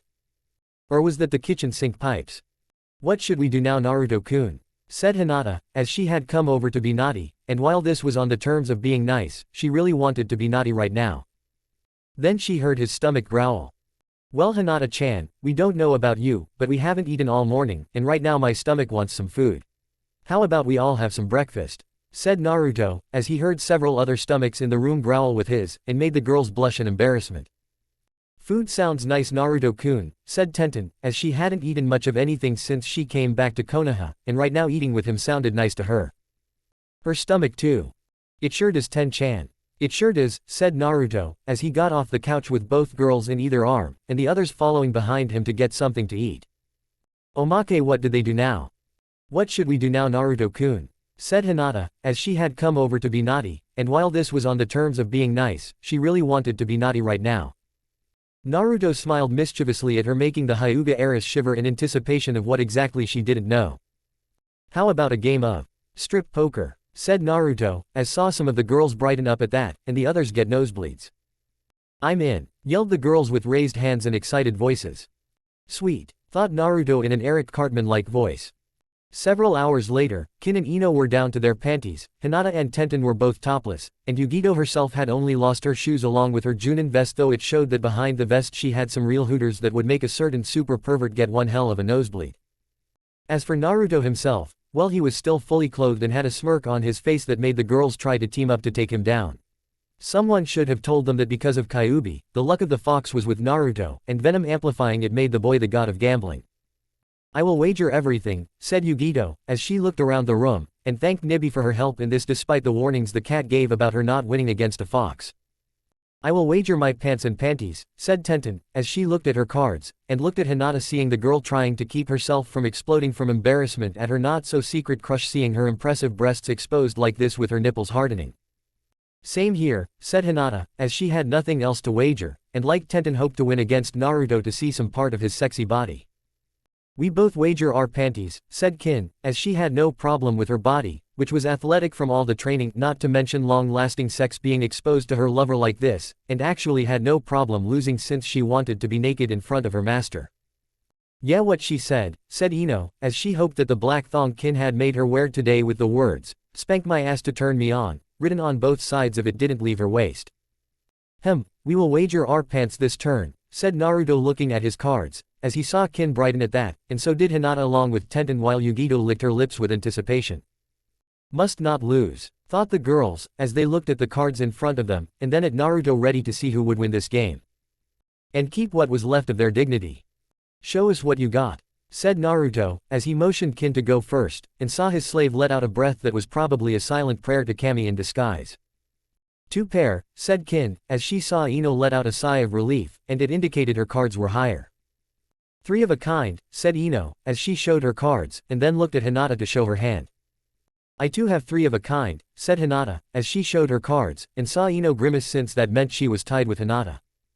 Ace high flush, said Tenten, as she was glad she had good cards, and saw the other girls slam their heads in defeat. I have a full house, said Yugito happily, as she saw Tenten weep with her fellow girls in defeat, and saw Yugito grin a cat-like grin of victory that she was the closest to being spared further loss of clothing. A full house, you say? Well, Yugito, you have certainly done well in this game, and we applaud you lasting this long. However, we do believe you lose to our royal flush we have in our hands, said Naruto throwing down his cards and saw Yugito swear few choice words. We were so close. Well, Yugito was the closest, but that's beside the point, and now we have to strip again, said Ino, as she looked at Kin, who had already discarding her thin thong panties, and looked at the girls surrendering their choice of clothing they wagered. How does Naruto-kun always seem to win? Thought the girls, who now wore no articles of clothing on their bodies, and Naruto was a heartbeat away from a nosebleed. Stand up ladies and show me your sexy figures, said Naruto, as Venom and Kyuubi both giggled perversely. The luck of the fox is not something to be trifled with. How do we look, Naruto-sama? Said Kin, as she posed sexily for her master while the others did their best to cover up and conceal their private areas. Very nice, Kin-chan. All that is needed is something to further solidify this event, said Naruto, as he got up, and grinned in a very fox-like grin that spoke of something evil to the girls. Snap. Flash. Flash. Snap. Snap. The sound of a picture being taken was made, and before the girls could react another was being taken of them naked with shadow clones of Naruto with cameras appeared with them capturing each girl from various angles of their nude bodies. Their clothing was caught in a ball of webbing by the real Naruto and put into his possession so the girls couldn't conceal themselves. Nothing like a naked girl photo collection to hold onto for future memories. Chapter 7 Breaking Down Barriers. Naruto awoke early that morning before the sun even rose, seeing Kin snuggled into his form without a worry in the world etched upon her face. They had gone without sex for a little over a week now, even after Tenten seemed to shake off her foggy-like fear of men to a certain degree and was even training again at the estate. However, Naruto could tell Tenten still had some confidence issues in being a shinobi, which was probably caused from being unable to do more when restrained by the Kumo Anbu, and the Namikaze knew he had to work on that too. Of course, that was when Naruto had some time away from getting answers about Sound Village, and any other bits of information from a surprisingly silent red-headed girl by the name of Tayuya. It was surprising because from what Kin had told him about Tayuya's personality was that she had a habit of swearing quite a bit, and being a handful around others when not around Orochimaru. However, after Orochimaru's death, Naruto noticed that the curse seal she had, much like Sasuke's, had vanished, and unlike Sasuke was very quiet when he entered to speak with her. Over a week worth of speaking with her and all he got was the silent treatment with the faraway off look. Like the girl had died inside, having lost her purpose, and Naruto wondered where he had seen that look before since he knew he had. But that wasn't what was bothering Naruto at the moment, as he heard footsteps outside his door, and wondered if an intruder had broken into his home again like Ino had, only for different reasons. Ever since his return, making a shadow clone to switch with himself to keep Kin content, Naruto walked over to the door, and opened it to find the hallway empty. His suspicion growing, Naruto made 4 more shadow clones, and they fanned out to check the house for any threats that may have arrived at his home. While the clones did that, Naruto checked each bedroom where the girls were all sleeping in to see if they were safe, and was relieved to see they were sound asleep, only for it to leave him when one was not there. Tenten. Connecting with his clones, walking around the estate, Naruto ordered them to fan out, and find the girl should she be in danger. As they did, the sounds from the kitchen could be heard, and the clones along with the original converged on that area to see a crying Tenten sitting at the table holding a cup of tea in her hands. Frowning, Naruto quietly walked towards the teary-eyed girl, and sat down next to her while she looked into the pool of tea like she was hoping for answers to her problem. "Ramen for your thoughts, Ten-chan," said Naruto, as he had nearly made the girl jump right out of her seat, and out of her robes that hid her growing womanly figure. "Oh Naruto-kun, I'm sorry, I was so deep in thought that I didn't even sense you sitting down." "I'll go," said Tenten, as she moved to go, but stopped when Naruto gently grabbed her wrist, and he hoped she didn't flinch at his contact with her.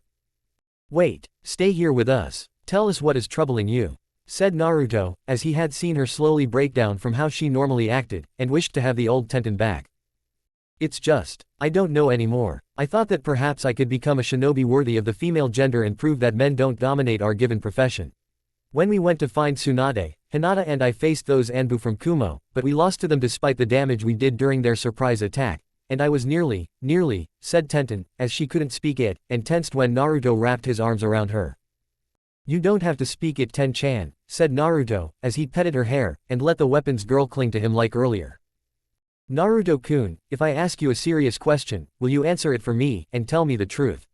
said Tenten, as she looked into his eyes, and he smiled at her before giving her quick reassuring hug.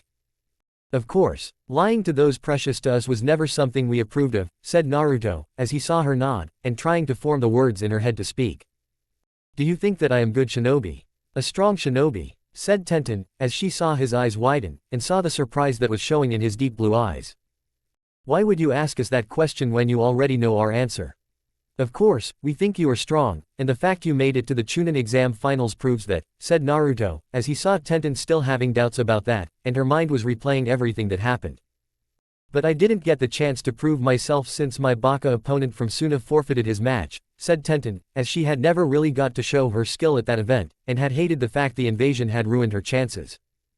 "True, but when the invasion came, you showed us that you were strong, and helped repel the enemy that was so close to succeeding that they could taste victory," said Naruto, as he saw her smile again, and saw the old Tenten return to him in that brief moment. "How do you know what to say to me when it counts?" said Tenten, as she felt herself getting sleepy around his form, and tried to resist the call of her mind telling her to rest. "We just do. Now let's get you to bed," said Naruto, as he picked Tenten up, and took her to her room before placing her on the bed. Yet when he tried to go, Tenten still held on to him, and refused to let go of him.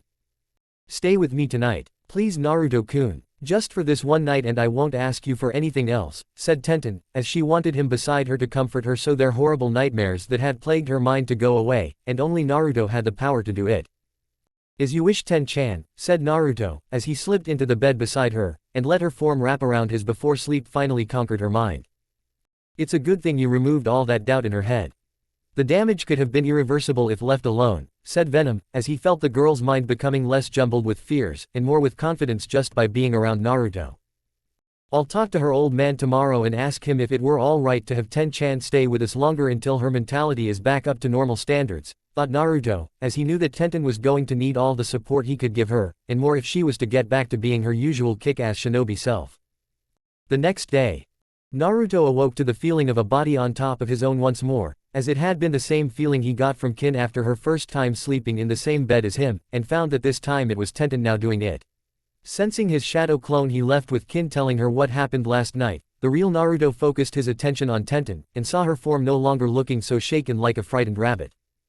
"Naruto-kun," said Tenten, as she mumbled into his chest, unknowingly breathing in his scent, and began to kiss his chest that was exposed where his shirt didn't cover it. "I have to wake her up, but it seems like a crime to do so, and Ten-chan's reaction to this may not be so calm," thought Naruto, as he felt her shift her form, and could feel Tenten pressing her hips against his. "It seems a certain weapons girl wants to polish your sword," said Kyuubi, as he felt Naruto's own body heat up, and trying to keep it under control. "You do remember she was nearly raped, right?" said Naruto, as he saw Kyuubi scowl at him, and the Namikaze wondered if he upset the fox because he was basically saying no. "And what do you think the remedy for her would be in this case? You saved her, gave the girl comfort in her hour of need, and let's not forget the simple fact she wanted to get it on with you in that very same mission," said Kyuubi, as he knew that this girl was going to be one of his many mates, and that this situation needed to be dealt with soon. Before Naruto could even think a response, he felt Tenten stir even more, and that told him that she was going to wake up any moment. Looking at her face, Naruto saw Tenten opening her eyes, and looking at him for a few seconds before realizing that she was on top of him. And that somehow during the night her robe had been removed to reveal her black bra and panties she wore to replace the red ones she had on when she was nearly raped by the Kumo Anbu. I see London. I see France. I see Tenten wearing sexy underpants, said Venom, as he let out a perverted giggle, and Kyuubi did the same while Naruto was telling them to shut up. Tenten was about to scream when Naruto acted faster and covered her mouth with his hand while holding her close so she couldn't struggle. It took a moment for Tenten to regain the memory of last night, but after the interesting way of waking up, she could recall how she asked Naruto to stay in the bed with her that night, and how he comforted her when she needed it the most. Well, this is certainly a interesting way of waking up in the morning, said Tenten, as she was still in Naruto's with the bed sheets now barely clinging to the back of her shoulders, and her face was no doubt in her mind beat red from being in such a position. Yes, quite interesting, said Naruto, as he couldn't help but give her a foxy smile, and made Tenten blush further while the heat in her loins was slowly growing. Thank you for last night when you helped me with my self-doubt, said Tenten, as she felt electricity run through her fingertips when they touched his muscled arms, and it was difficult not to admire his body. You're most welcome, Ten-chan, said Naruto, as put his forehead to hers, and his hands on her hips that made her burn up even further. Breathing in Naruto's scent once again, Tenten found herself burning up with such heat that she could no longer ignore it, and kissed him right on the lips to feel the electricity that was entering her fingers now running through her lips. The kiss went deeper, as the two used their tongue to battle for dominance over the other, and the way Naruto ran his hands over her back felt incredible just like she knew it would. Eventually Naruto won, as he slowly had Tenten lie on her back before kissing her neck, and letting his skilled hands remove her bra to reveal the girl's breasts to him. Naruto-kun, said Tenten, as she felt his mouth on her right breast, and his hand on the other pinching it to make the nipple hard. You're burning up, Ten-chan. Let us use our tongue to cool you down, said Naruto, as he grinned a mischievous grin, and then assaulted the other breast with his mouth while one of his hands snaked down to her panties before rubbing them to feel the growing dampness that was building behind of it. Oh Kami, I feel like I'm going to explode, thought Tenten, as she felt his hand go from being outside of her panties to inside of her panties, and was now probing her snatch with his fingers. Your pussy is so wet down there, Ten-chan. We need to clean you up down there, said Naruto, as he kissed his way down to her waist, and pulled off her soaked panties before he put his face with tongue in it. Tenten arched her back in pleasure, as she had one of her hands on his blonde spiky hair while the other gripped the bed sheet beneath her, and she let out a scream of pleasure at the feeling of his tongue invading her womanhood. She involuntarily bucked her hips up, which drove him even deeper into her womanhood, and she nearly tore the bed sheets with her fingernails when he pressed his tongue against her clit before sending chakra through his tongue. Oh Kami, Naruto-kun, said Tenten, as she felt her very first orgasm hit her, and she could swear to Kami himself that she saw the heavens for a few long seconds. Naruto himself was licking up the juices Tenten had coming out of her pussy, loved how she screamed his name. Tasty, said Naruto, as he freed himself from her wet folds, and saw Tenten breathing heavily from such pleasurable sensations. Must have, now, thought Tenten, as she desired more of Naruto, and immediately pounced on the young Namikaze before kissing him with a hungry passion. Once more they battled for dominance when they kissed each other, tongues included like swords, with Tenten having won, her hands going into his boxers to grab the large prize she could feel was being strained by his underwear. Naruto groaned, as she began to run her hand over the appendage, and Tenten was getting excited at the feel of the item in her hand. Well, this is one way for Tenten to fully get over her trauma, said Venom, as he saw the girl kissing her way down Naruto's chest to his waist, and pulling the boxers away from the young Namikaze's erection. I think it's time that I gave your sword here a good polishing with my mouth, Naruto-kun, said Tenten seductively, as she began to lick his erection all over with her tongue, and massaged his balls with her free hand while Naruto himself moaned at the pleasure she was giving him. Ten-chan sure knows how to polish, thought Naruto, as he let out a gasp when Tenten began sucking on him, and bobbing her head around his cock. I can't believe I'm doing this, especially after what happened on our last mission, but for some reason it feels right, and I want to do this, thought Tenten, as she continued to give Naruto a sloppy, but otherwise pleasurable blowjob while humming to create vibrations, and further bring him pleasure. We're going to come, Ten-chan. Any moment now, said Naruto, as he wanted to give the girl full warning, and see what she would do. Increasing her speed of her mouth on his cock, Tenten licked the underside of his cock all the way to the tip, and sucked hard to make Naruto finally released in life-giving seed into her mouth that she began swallowing it. After about what felt like a minute, Tenten released his cock from her mouth with a loud pop. sound before licking her lips, and gave the item in her hands a quick kiss of affection. You taste pretty good yourself, Naruto-kun, said Tenten, as she saw Naruto look at with a grin on his face, and she let out an eep when he tackled her back down, giving her a passionate kiss while his still hard erection pressed against her folds. Do you want to take this to the next level, Ten-chan? Said Naruto, as he knew that once he entered her, and took her virginity, there was no going back. Yes, yes, if there was anyone I wanted to be my first, it is you, Naruto-kun. Take me now, said Tenten, as she kissed him again hungrily, and moved her lower body up towards his so the tip of his cock entered her pussy.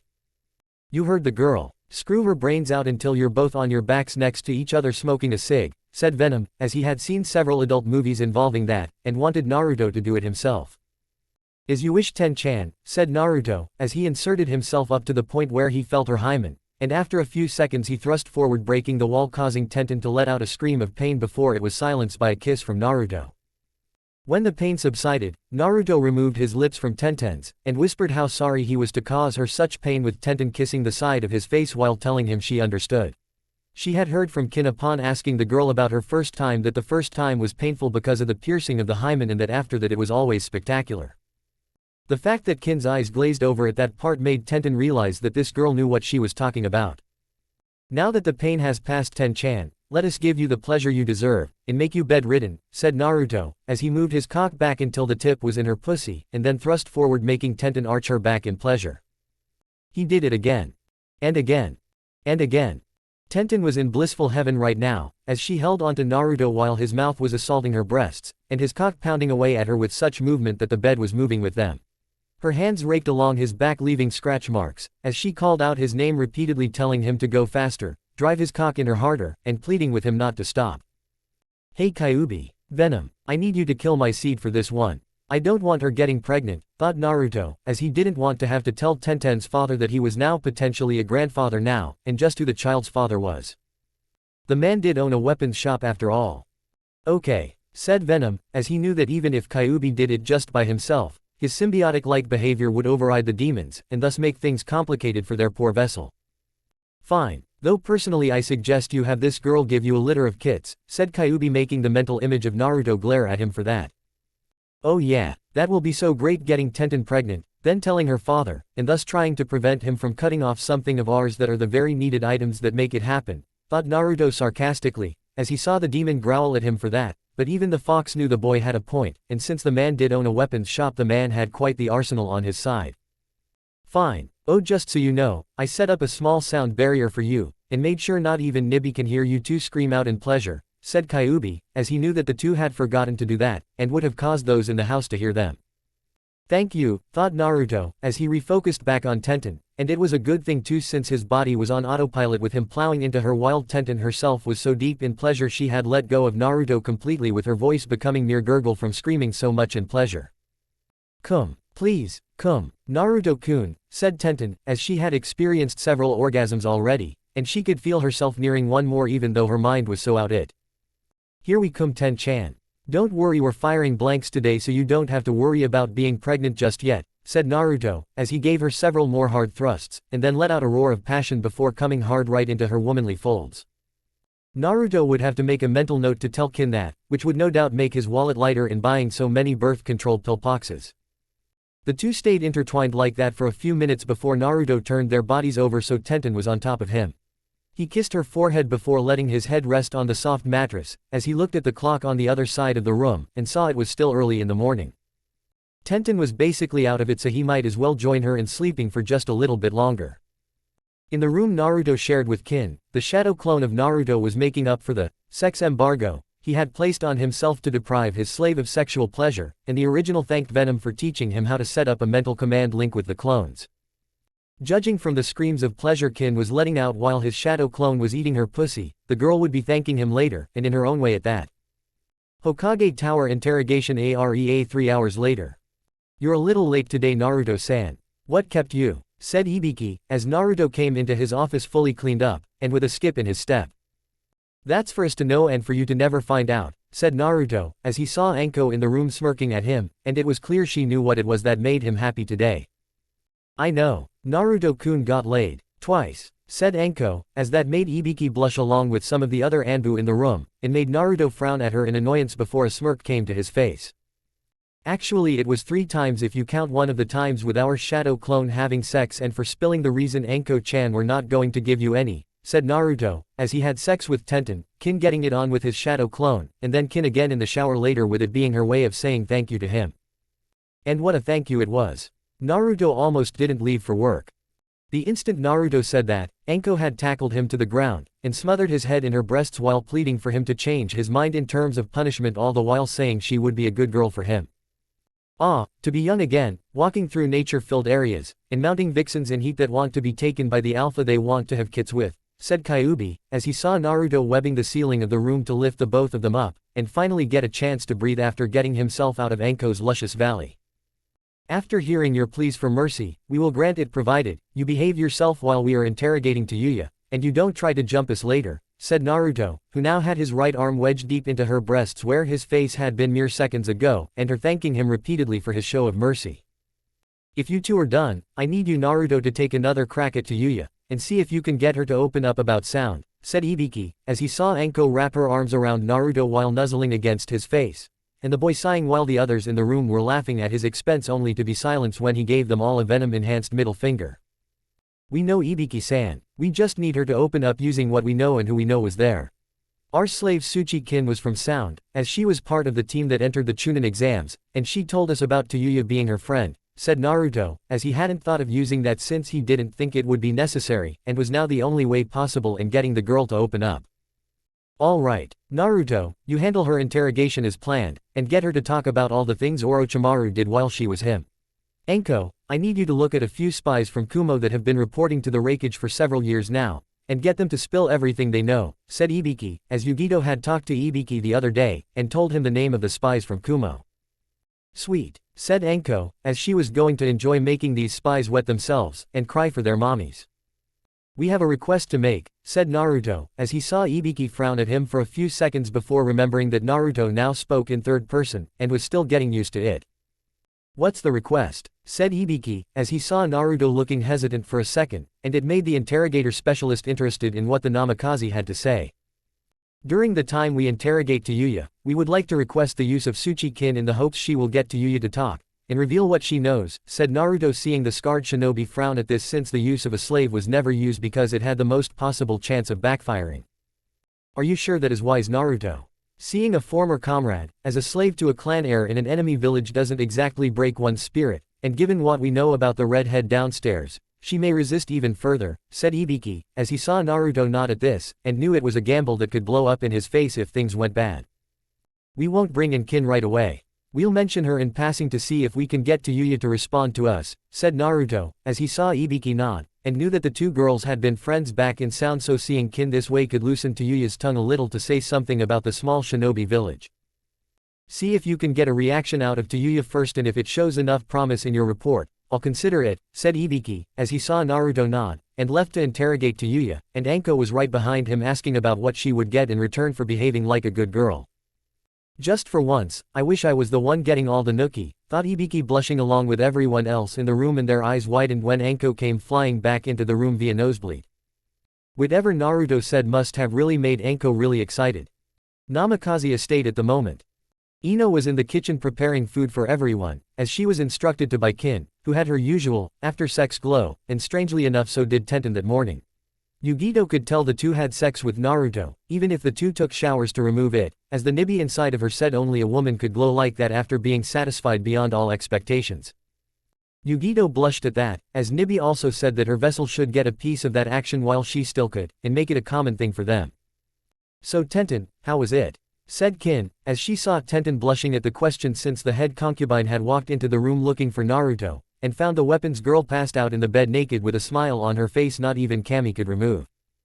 Do you have to ask, Kin-san? We are eating breakfast after all, said Ino, as she set down a plate for everyone, and herself before trying to eat her food. I would like to know too.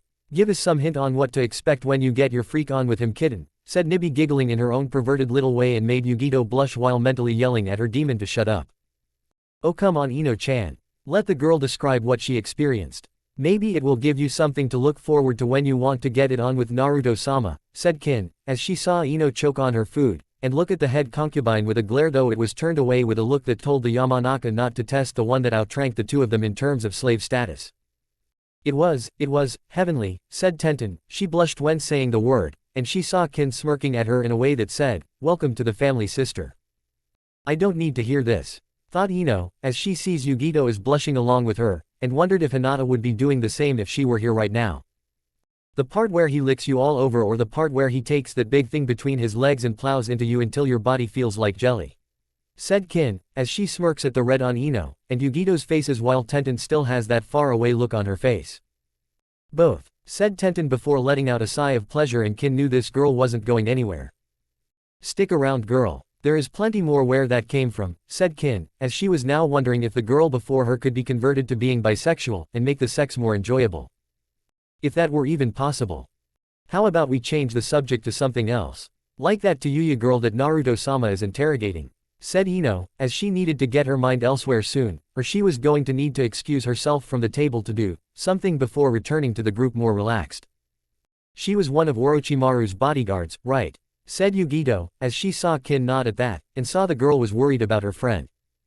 Back in Sound, Tayuya was the only friend I had, and helped me survive by making sure I had developed a backbone strong enough to keep the weirdos that Orochimaru kept in the village off of me, said Kin, as she owed Tayuya a lot, and knew that if anyone could save her friend it was her Naruto-sama.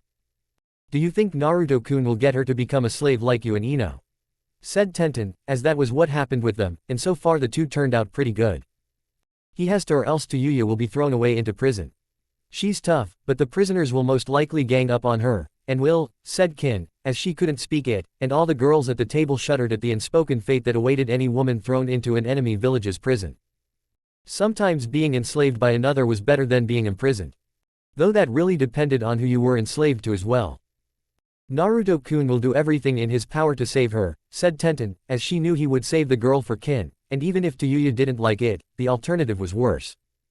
Interrogation cell number 49820. Tayuya waited for the young Chunin to enter her room, as she hadn't seen anyone else but him visit her, and asked questions about the late Orochimaru. She had stayed silent, of course, as she didn't want to answer him for one, and there was also the fact that her foul-mouthed attitude didn't feel like being its usual self in speaking out. That, and Tayuya felt weaker ever since Orochimaru's death. She had felt the curse seal on her neck burn like it was dying before the pain finally went away, and it was then that Tayuya felt strange. Different in some way, like her mind had been cleared of some kind of fog, and the former sound bodyguard of Orochimaru didn't feel so tainted like she had when serving the Sannin. Now here she was, chained down, unable to use chakra, and was about to be visited again by the blonde Namikaze that spoke in third person. "Hey Tayuya-san, how are you today?" said Naruto, as he entered the room, and saw the girl still looking at him with a spaced-out look. "Why is he here again? I don't want to talk to him, I'm not going to talk to him, and I am sure as hell not talking to him while chained up naked," thought Tayuya, as she had her red panties, and the matching bra removed by some female anbu since they needed to give her a cavity search before her so-called interrogator tried to get information out of her. If he was going to get his freak on with her, why wait it out, and not just do it until she cracked? "We know we haven't made much progress with this interrogation to Yuya-chan, but the thing is that some new developments have happened in your village, and we need to know what Orochimaru has in sound before someone else uses it. Now, a very reliable source has told us that you were one of several bodyguards for the Sannin, and that you saw many of the secrets that Orochimaru had, so we need to know about them. We know how tough you were to Yuya-chan, as our reliable source was once from Sound, and she told us how you two were good friends. That you looked out for her since female shinobi in Sound were rare, and that the male half would pounce on the two of you if you showed any weakness," said Naruto, as he saw Tayuya twitch a little, and it told him he was onto something. "He couldn't have her. Orochimaru told me she was dead. That she got killed like the other two limp dicks," thought Tayuya, as she saw Naruto still crouched down looking at her with those piercing blue eyes that made the girl feel strange, and felt her heart jolt slightly in the process. "You were probably told she died, which is understandable since the other two with her died in the forest of death thanks to us, and was kept hidden to keep her safe. She told us all about the invasion plan, as she knew about the details since it was required at least one of her teammates to make it to the Chunin exam finals, and allowed Konoha to plan a counter-offensive," said Naruto, as he saw Tayuya twitch again, and knew that she was beginning to crack. This was good because talking to her the past couple of days without getting a response really sucked. What did you do? Said to Yuya, as she saw Naruto's eyebrow rise out of surprise she spoke, and she assumed he was smiling seconds later under his mask. What did I do? To what? To who? Said Naruto, as he saw her grit her teeth, and saw to Yuya didn't want to ask any questions.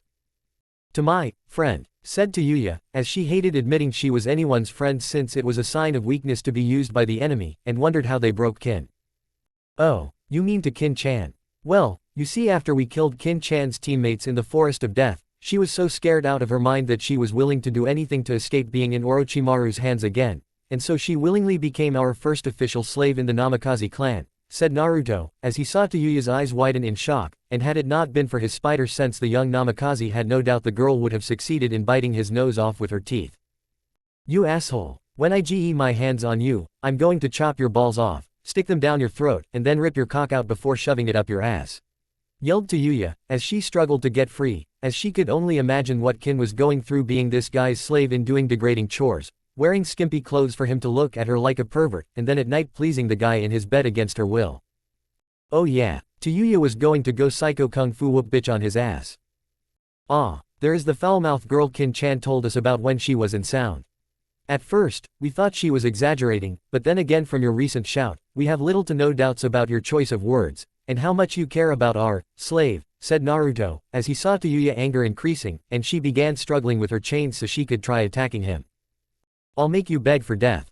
I'll make you wish you were facing one of the fucking demon lords right now, said Yuya, as she had found her first yell in a while had nearly killed her voice, and realized she would have to deal with moderate sound level foul-mouthed verbal assaults on Naruto. Why? Oh yeah, we kind of made Kin-chan our slave, and you're pissed off. But here is the thing to Yuya-chan, we can have Kin visit you here to talk, and show you that her life with us isn't all that bad, said Naruto, as he saw Yuya's eyes widen at that, and she was stuck between insulting him and asking him if he was serious. I do believe she is stuck in a form of vocal limbo with you, said Venom, as he saw what Naruto saw, and that she was trying to figure out what it was that she wanted to say. I think you're right, thought Naruto, as he saw Yuya now thinking deeply, and could see the girl's mind working out what to say. Why would you do that? What do you hope to gain in trotting Kin in front of me? To rub it in my face that you made her your slave sex toy. Said Yuya, as she saw Naruto raise an eyebrow at that, and wondered why it was that he even suggested what he was asking. First, we have no intention of trotting Kin-chan in here naked ready to please us with you watching it, and what we hope to gain is that you will see Kin-chan is in fact happy. Happiness, we would like to offer you in exchange for all the information you have on sound, and on what Orochimaru has done since you were in his service, said Naruto, as he saw Yuya look at him like he was crazy, and her anger was returning once more when he implied her so-called freedom would be guaranteed should she spill her guts out to these leaf fucks.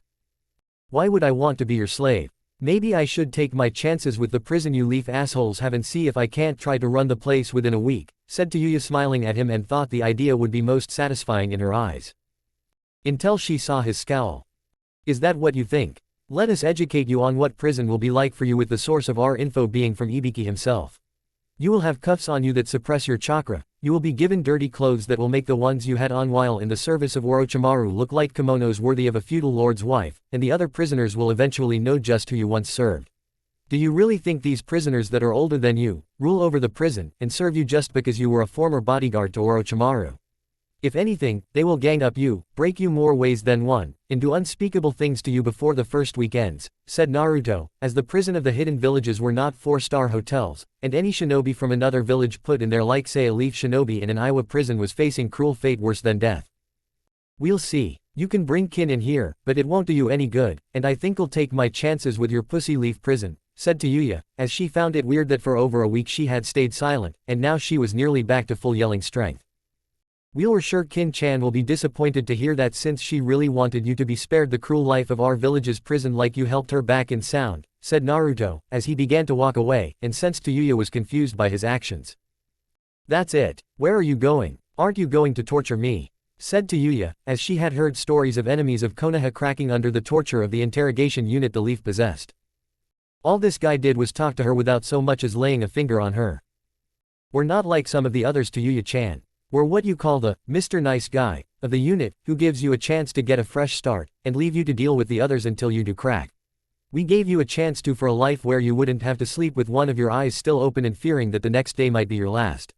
What we were doing here with you is done at the request of our slave, who pleaded with us to save you from our prison system, and try having you become our slave so you would be happy with her. However, you chose to deny our request, and shove the offer in our face for the belief you can handle our prison. So now that is the case, we must report to Ibiki, and prepare you for his version of interrogation, said Naruto, as he now moved towards the door, and sensed the red-haired girl was now getting worried. Wait, said Yuya, as she saw Naruto stop right at the door, and turned to look at her. What, you change your mind all of a sudden, said Naruto, as he saw her close both of her eyes in thought, and it was then he knew he had her. I want to see Kin.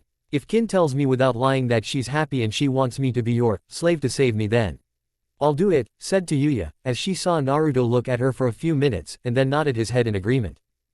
We'll make the arrangements. Do you want anything while you wait for Ibiki to come in to get your information? Said Naruto, as he saw her deep in thought again, and nod her head. I don't suppose some underwear or clothing is too much to ask, right? Said Yuya, as she really didn't want to be left like this, and even more so in front of Kin when they saw each other again. We'll get you something for when you see Kin-chan again. After all, we don't want to see Kin-chan sad at seeing you in such a state like this, and yell her master. Though we see nothing wrong with your figure, said Naruto before leaving and missing Yuya's super red blush that outshaded her hair. Hentai, yelled Yuya, as the room kept her scream locked in since it was soundproof, and she began letting out several lines of cursing that would make even Anko raise an eyebrow.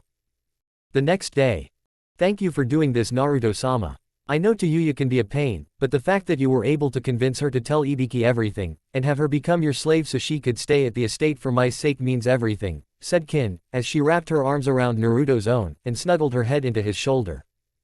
We will do what we must for the ones we care about, said Naruto, as he kissed Kin on cheek, and reaches for her rear end before giving it good squeeze that made the girl let out a quick eep. That earned the young Namikaze a slap on the chest. Normally, that would give Naruto ground to discipline Kin, but since this was a special occasion, he would let it slide, and let her get that one free shot. Besides, he could always get her later. They made their way to Yuya's cell where the new addition to the Namikaze clan awaited and saw the girl when Naruto opened the cell wearing shorts along with a tank top.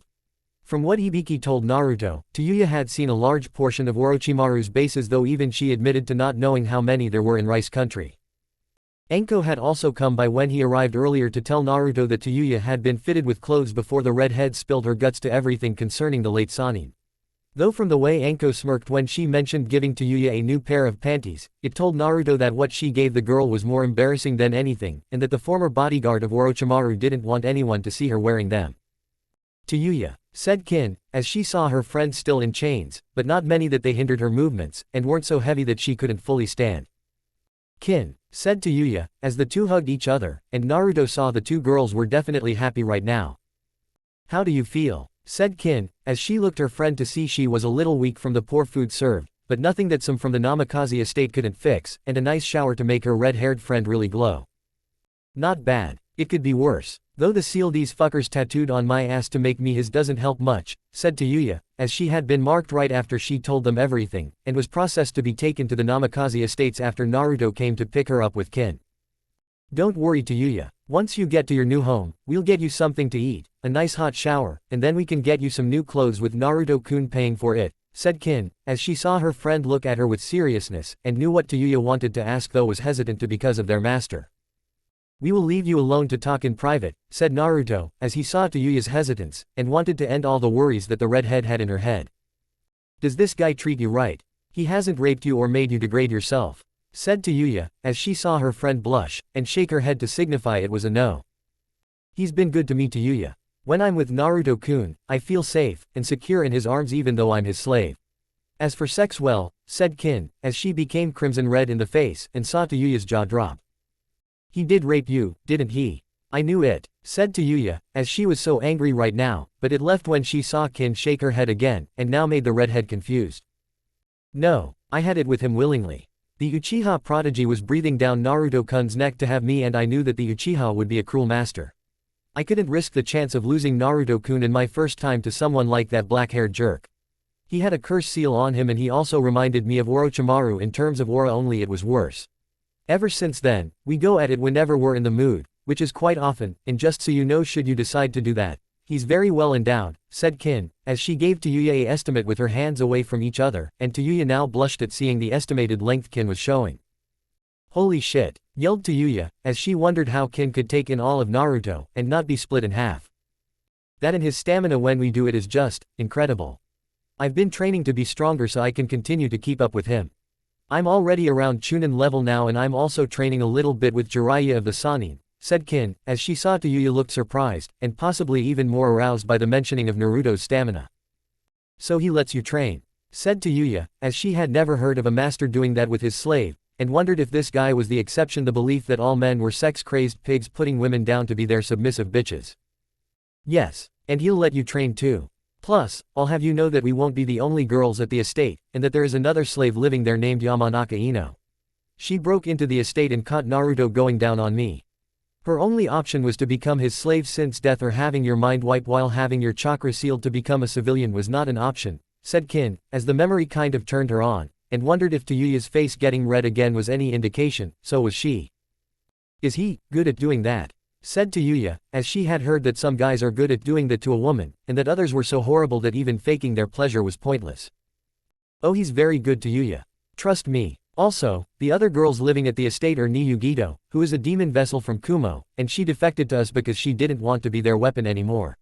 Then you have Tenten, who is a weapons expert, and she is living at the estate now because Naruto-kun saved her from being raped by Kumo Anbu that was with Yugido on their mission to kidnap Hyuga Hinata, said Kin, as she saw her friend scowl at the mention of a fellow female shinobi nearly getting raped, but it left at the mention of Naruto saving the weapons girl.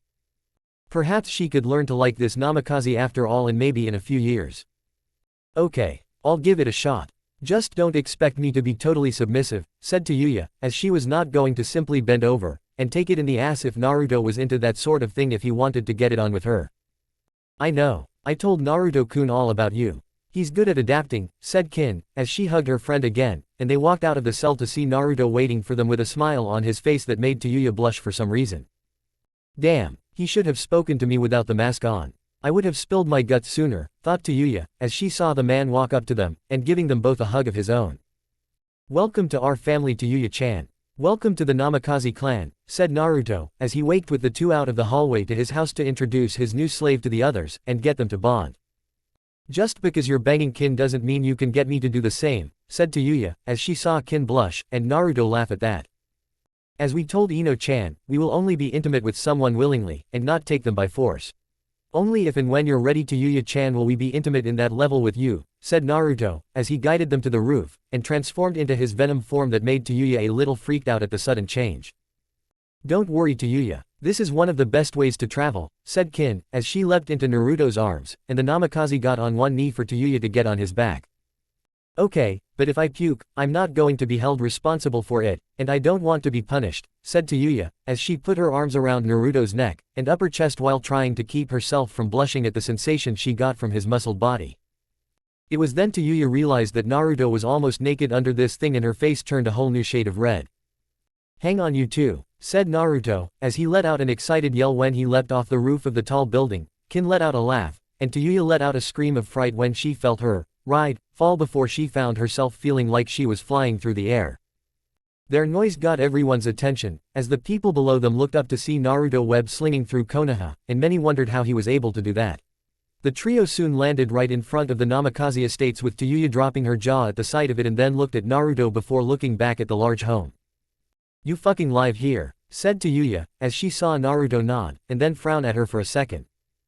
Yuya, we want you to know that we respect your desire to have freedom despite being our slave, but we will not tolerate you swearing, and we hereby forbid you from doing it anymore while around us, said Naruto, as he saw her want to protest, but then saw Kin nod in agreement, and the red-haired girl slumped her head in defeat.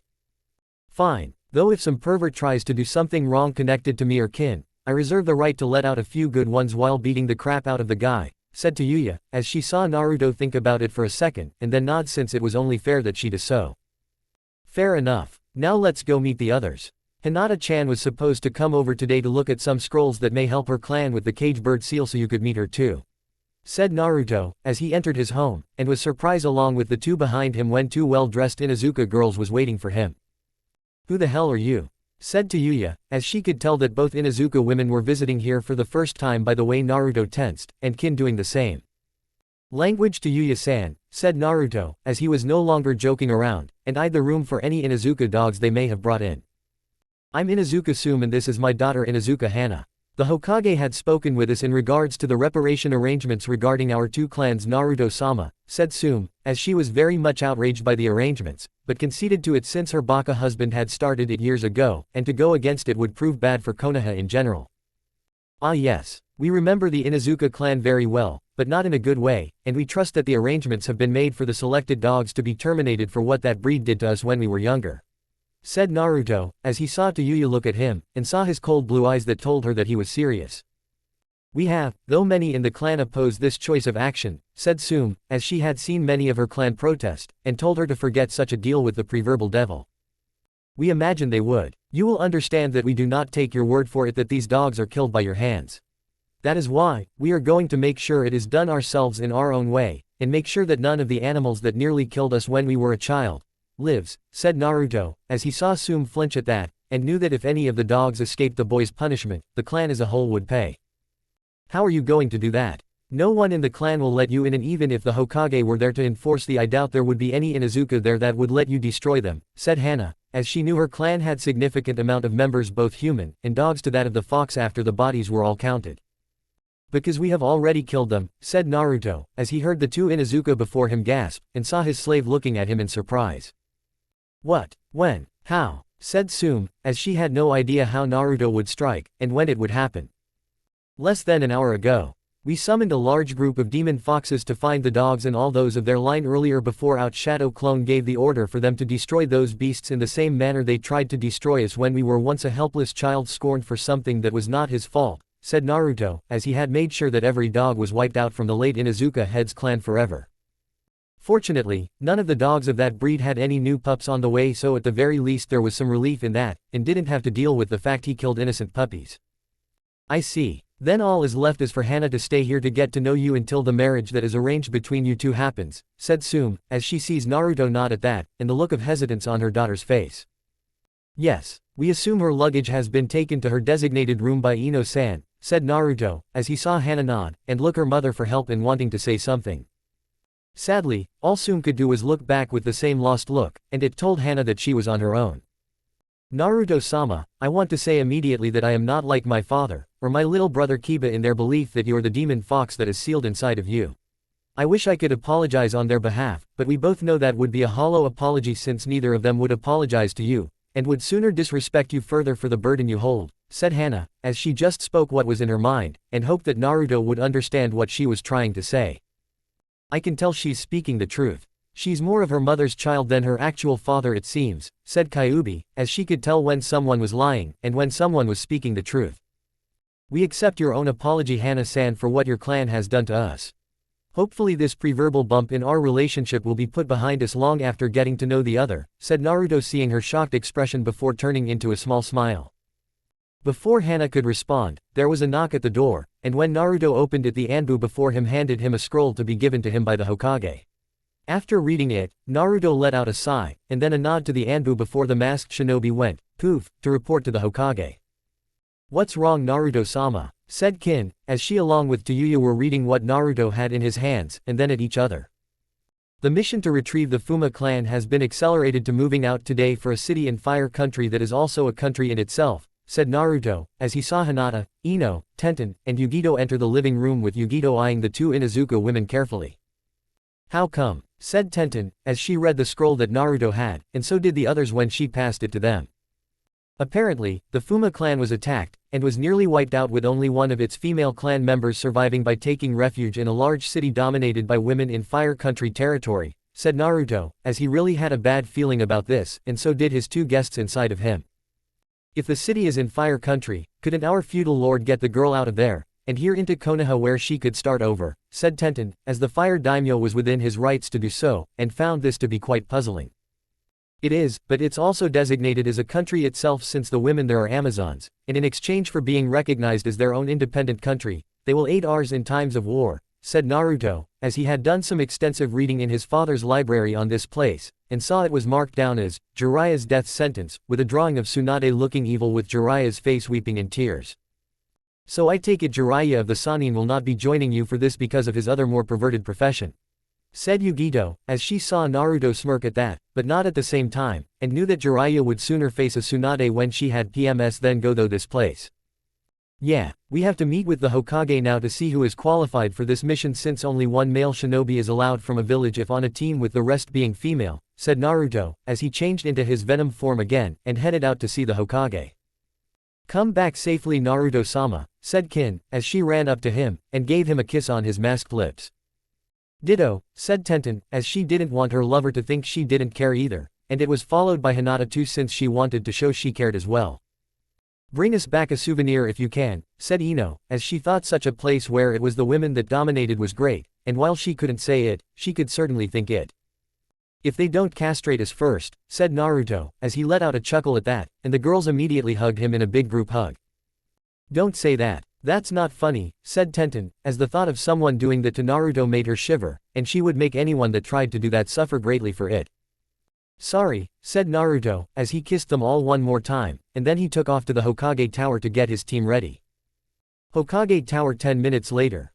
I can't believe Naruto figured out the secret to paperwork and his own father just so happened to forget to tell you, said Tsunade, as she sat back drinking some sake with her sensei, and saw the shadow clones doing all the work for her.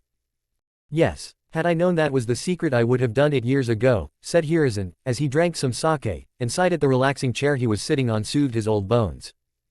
You know what they say, even an old monkey can learn new tricks, said Naruto, as he saw the old Sarutobi look irked by that comment, and grumbled something that the others couldn't hear.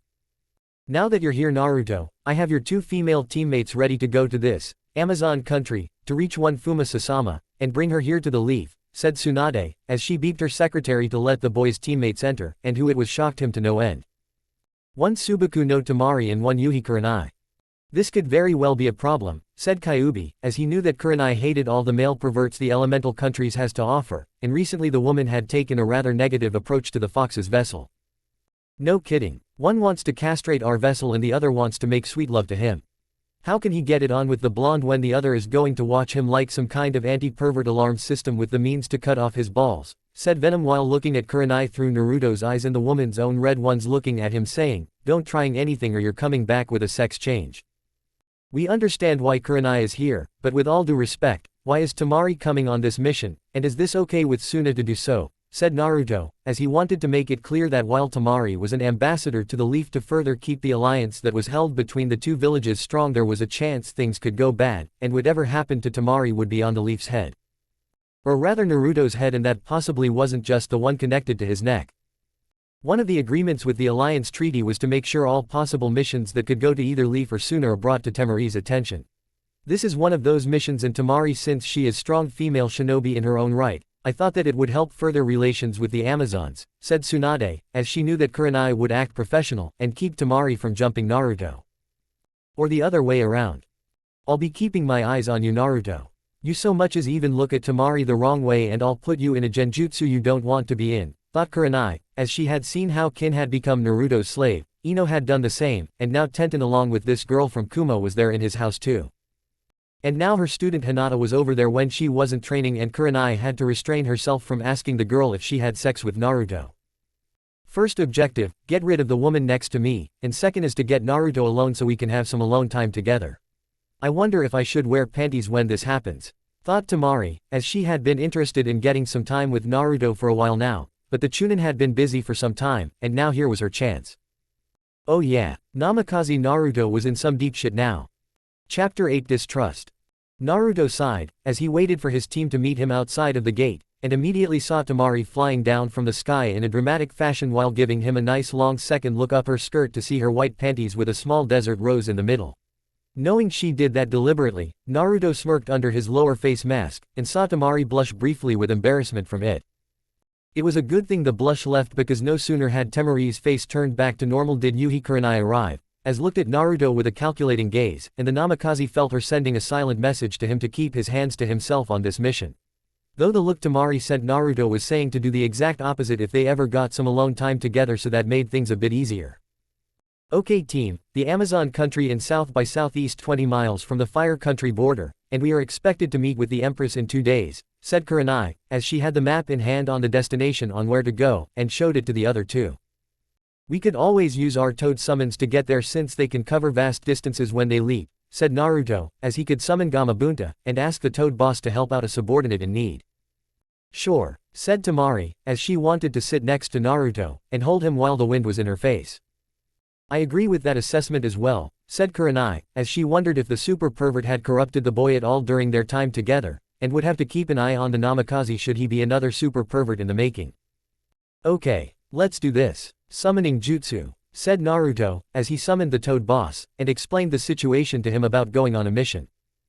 Well, I suppose I can get you there. Hop on, said Gamabunta, as he had gained some measure of respect for Naruto when he was first summoned, and actually lost to the kid in terms of holding on after trying to get the blonde thrown off. Word of warning, the rush of momentum this guy can put out is pretty intense, and you should brace yourself, said Naruto, as he leapt onto Gamabunta's back with his two female comrades for this mission. Here we go, said Gamabunta, as he leapt towards the direction of the small Amazon country within Fire Country.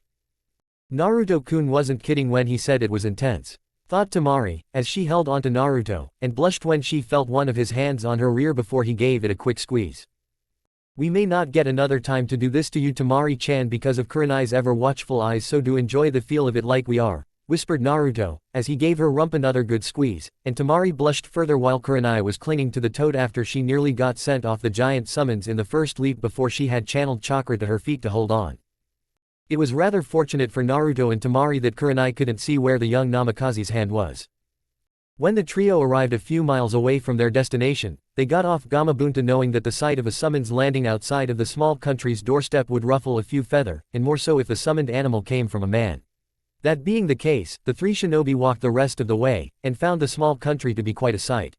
The Amazon country was quite a sight actually to them, as it was a large city with massive stone walls, and seemed to spiral upward like it was trying to reach up to the heavens.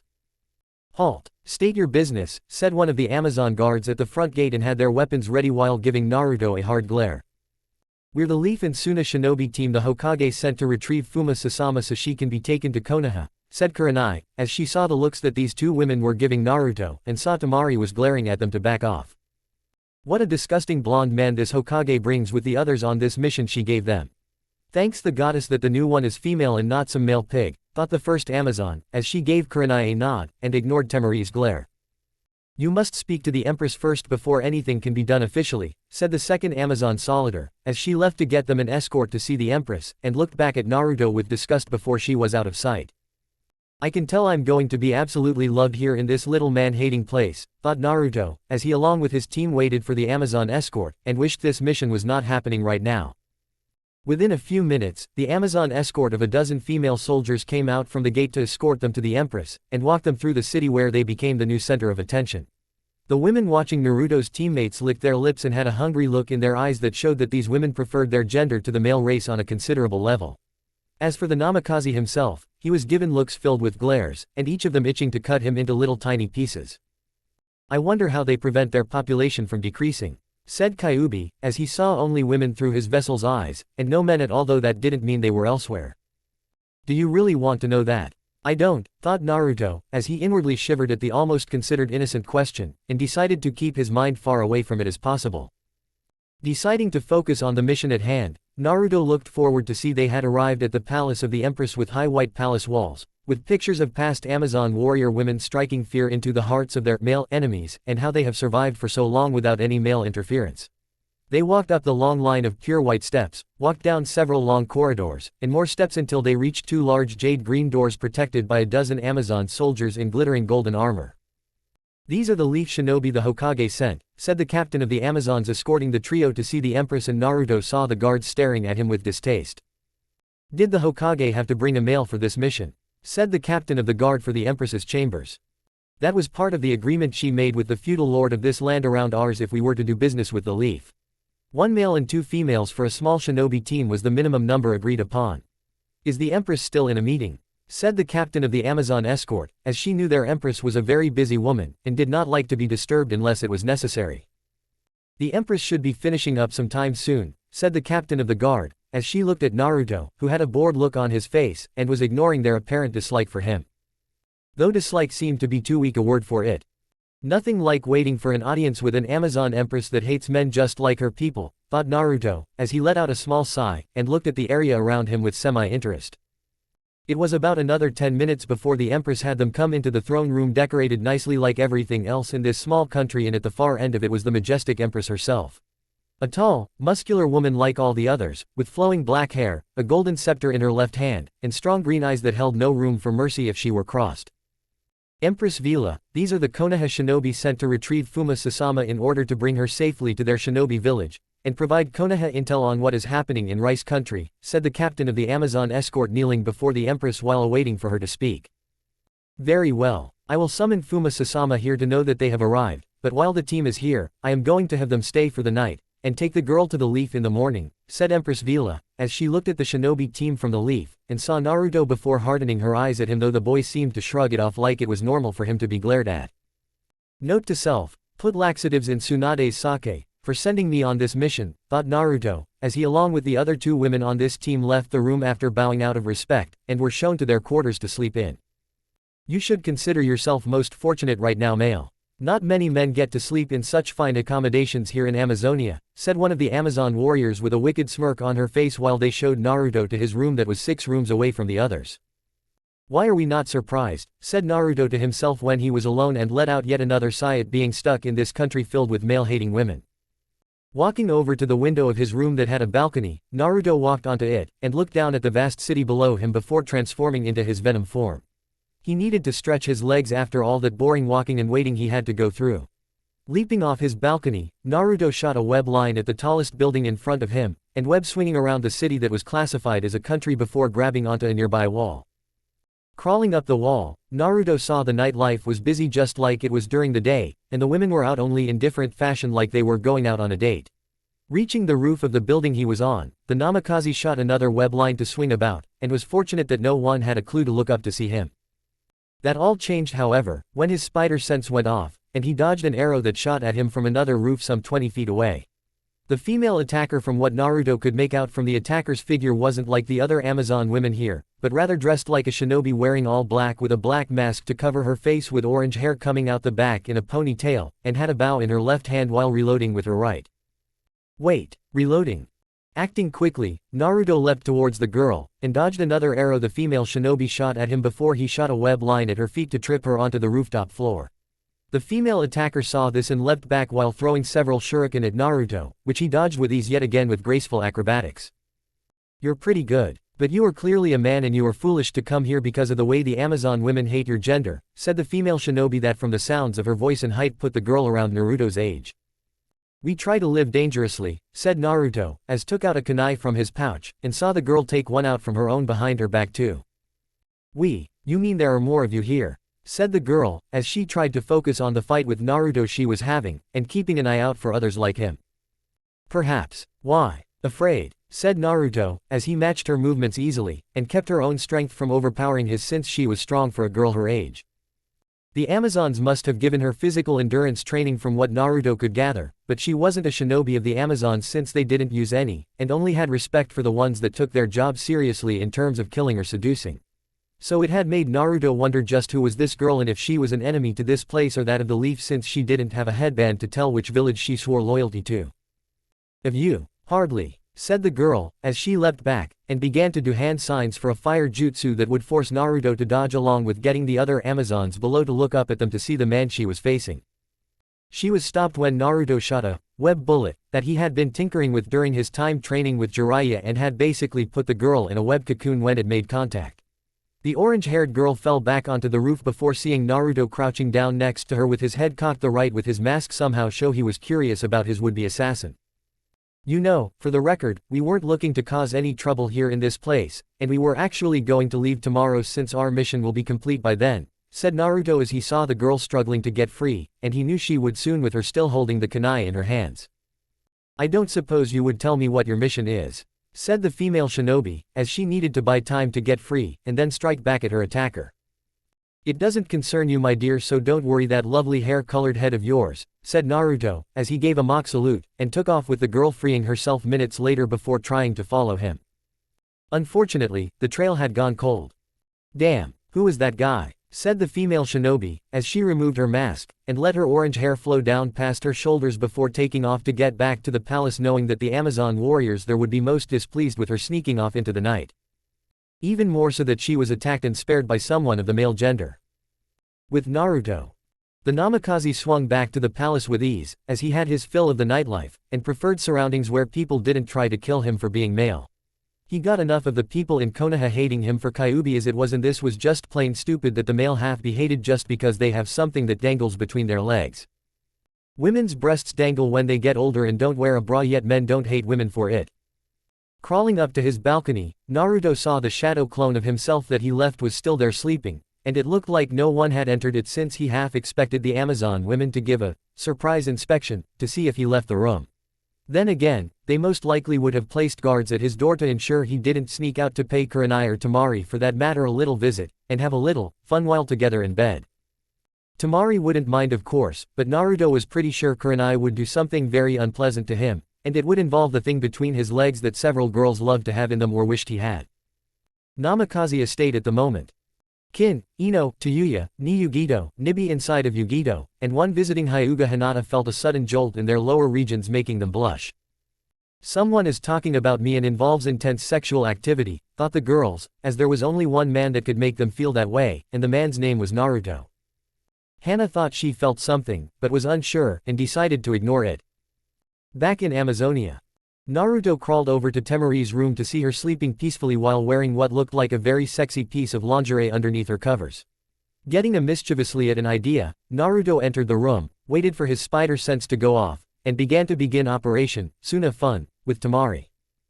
Temari herself was sleeping peacefully in her bed, as she was very pleased to be on this small mission with Naruto, but was annoyed that it was going to end sooner than it had started, and they were both under the watchful eyes of Kurenai along with man-hating Amazons.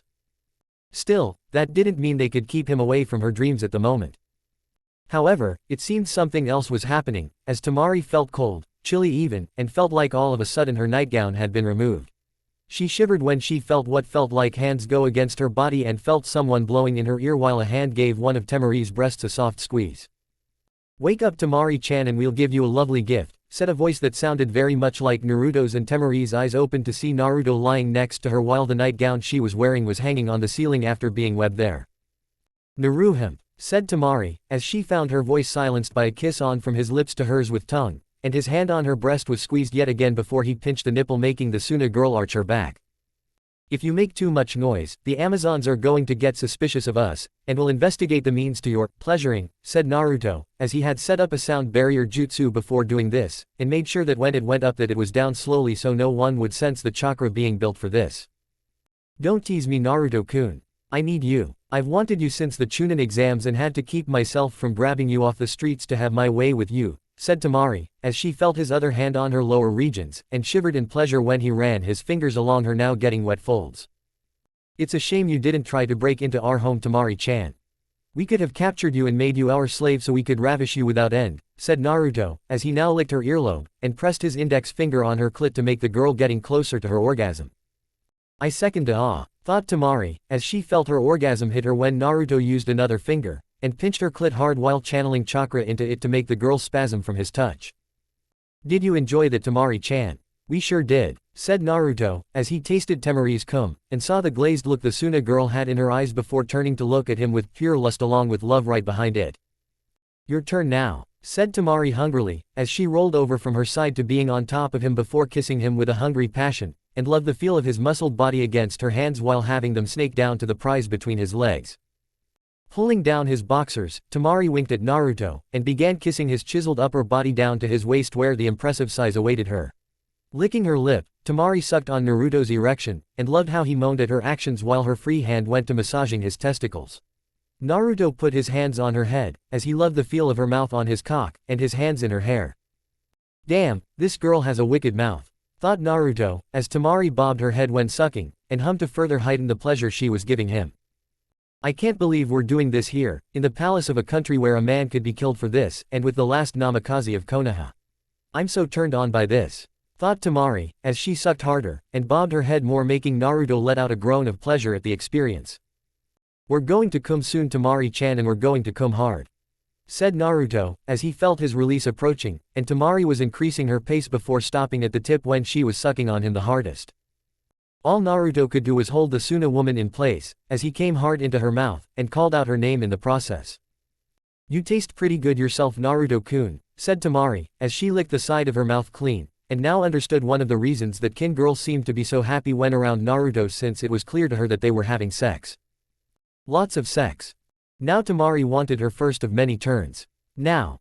Looking at Temari with primal lust thanks to his demon animal of a tenant, Naruto had brought Temari up to him, flipped her onto her back, and gave her a rough yet passionate kiss while running his hands over her body again. Temari was surprised by his sudden taking charge approach to her, but found it arousing since she had always been a very take charge kind of girl around all the boys around her age with the exception of Gaara, and found this to be quite a turn on since she never experienced such a dominating force outside of her little brother when he was still a psycho. The Suna girl arched her back when she felt his cock rub against her pussy in a teasing manner, and Temari gripped his back while pushing her hips forward to tell him she wanted it. Something Naruto wasn't going to deny her, as he aligned his cock to her entrance, thrust forward into her pussy, and breached her hymen in one swift moment.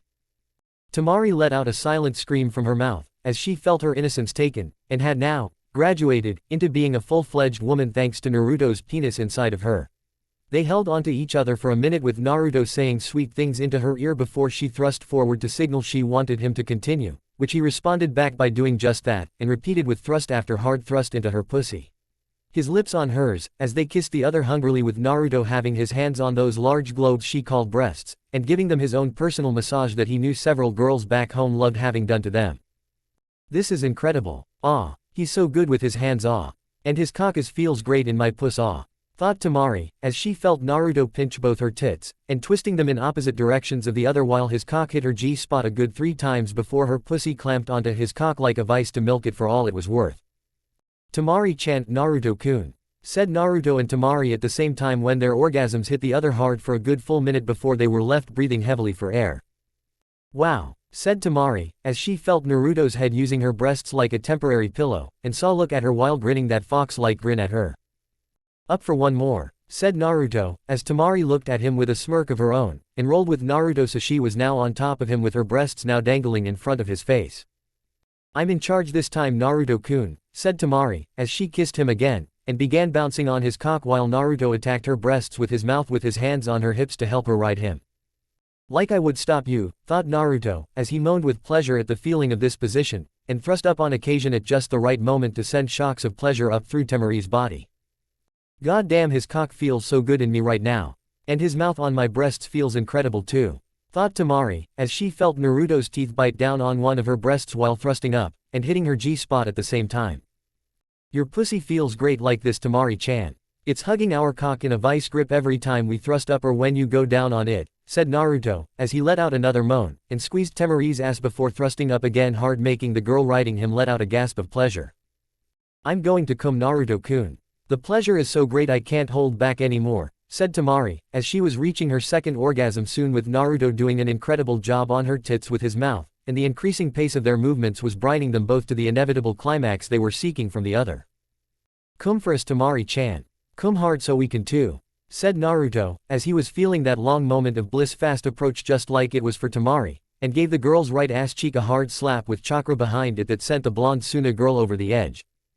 Naruto-kun, said Temari, as she arched her back, and felt her pussy clamp onto his cock, and heard Naruto call out her name before his orgasm came, allowing her to feel his baby-making seed shoot inside of her again, making the pleasure for her even greater. They stayed like that for several minutes with Temari's back arched and Naruto's hips defying gravity to keep his cock stuck inside of her from his last thrust. When it ended, Temari's upper body collapsed onto Naruto's own, and they basked in the smell of sex that was mixed with sweat. How were we for your first time, Temari-chan? Said Naruto softly, as he stroked her blonde hair, and kissed Temari's forehead to make her moan out in pleasure. Good, Naruto-kun. Very good, said Temari, as she kissed his shoulder while laying her head on it, and hummed a sound of satisfaction from her throat before falling to sleep in a matter of seconds. Sleep well, Temari-chan. Sleep well, said Naruto, as he too went to sleep after covering them both with the covers, and inwardly laughed at the situation. One more girl to add to his family. Konoha Hospital at the moment. Sasuke was angry. No, angry did not seem to be the appropriate word right now for what he felt, as he was strapped down to his hospital bed under Suicide Watch, from what the so-called female Hokage had put it, and told the Uchiha how he was off the shinobi roster until his mental state was re-evaluated. Like Sasuke actually needed some weak female of all people from the Senju clan to boss him around, telling him he was unfit, that he was unstable, and that for Konoha's sake he needed to be kept under watch. The only time Sasuke would consider suicide is if he ever learned the fate of his clan's restoration hinged on his teammate Sakura being the mother of his children. Who does that Senju woman think she is? I don't care if she is the current Hokage. It is the position only for a man to take. For a woman to sit in the seat is blasphemy and she should be put in her place immediately. Thought Sasuke, as he had become irate with the loss of his curse seal, and the power it would have granted him if he used it. The unfortunate death of Orochimaru, however, took care of that, and removed the curse seal from the back of his neck for good.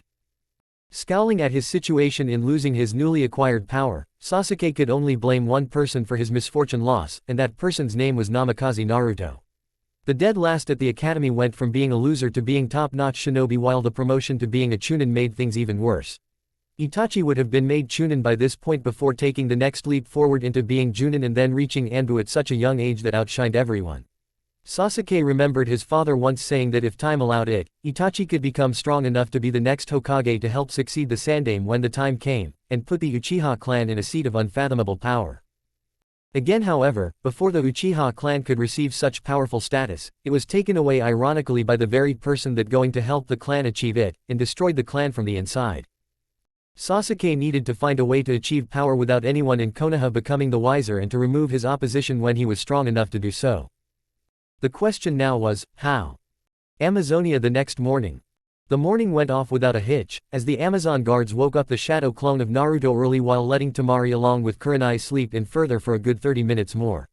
Apparently, any men that were in Amazonia for legitimate purposes, and were actual guests with any female guests, had to get up earlier than the women they were with.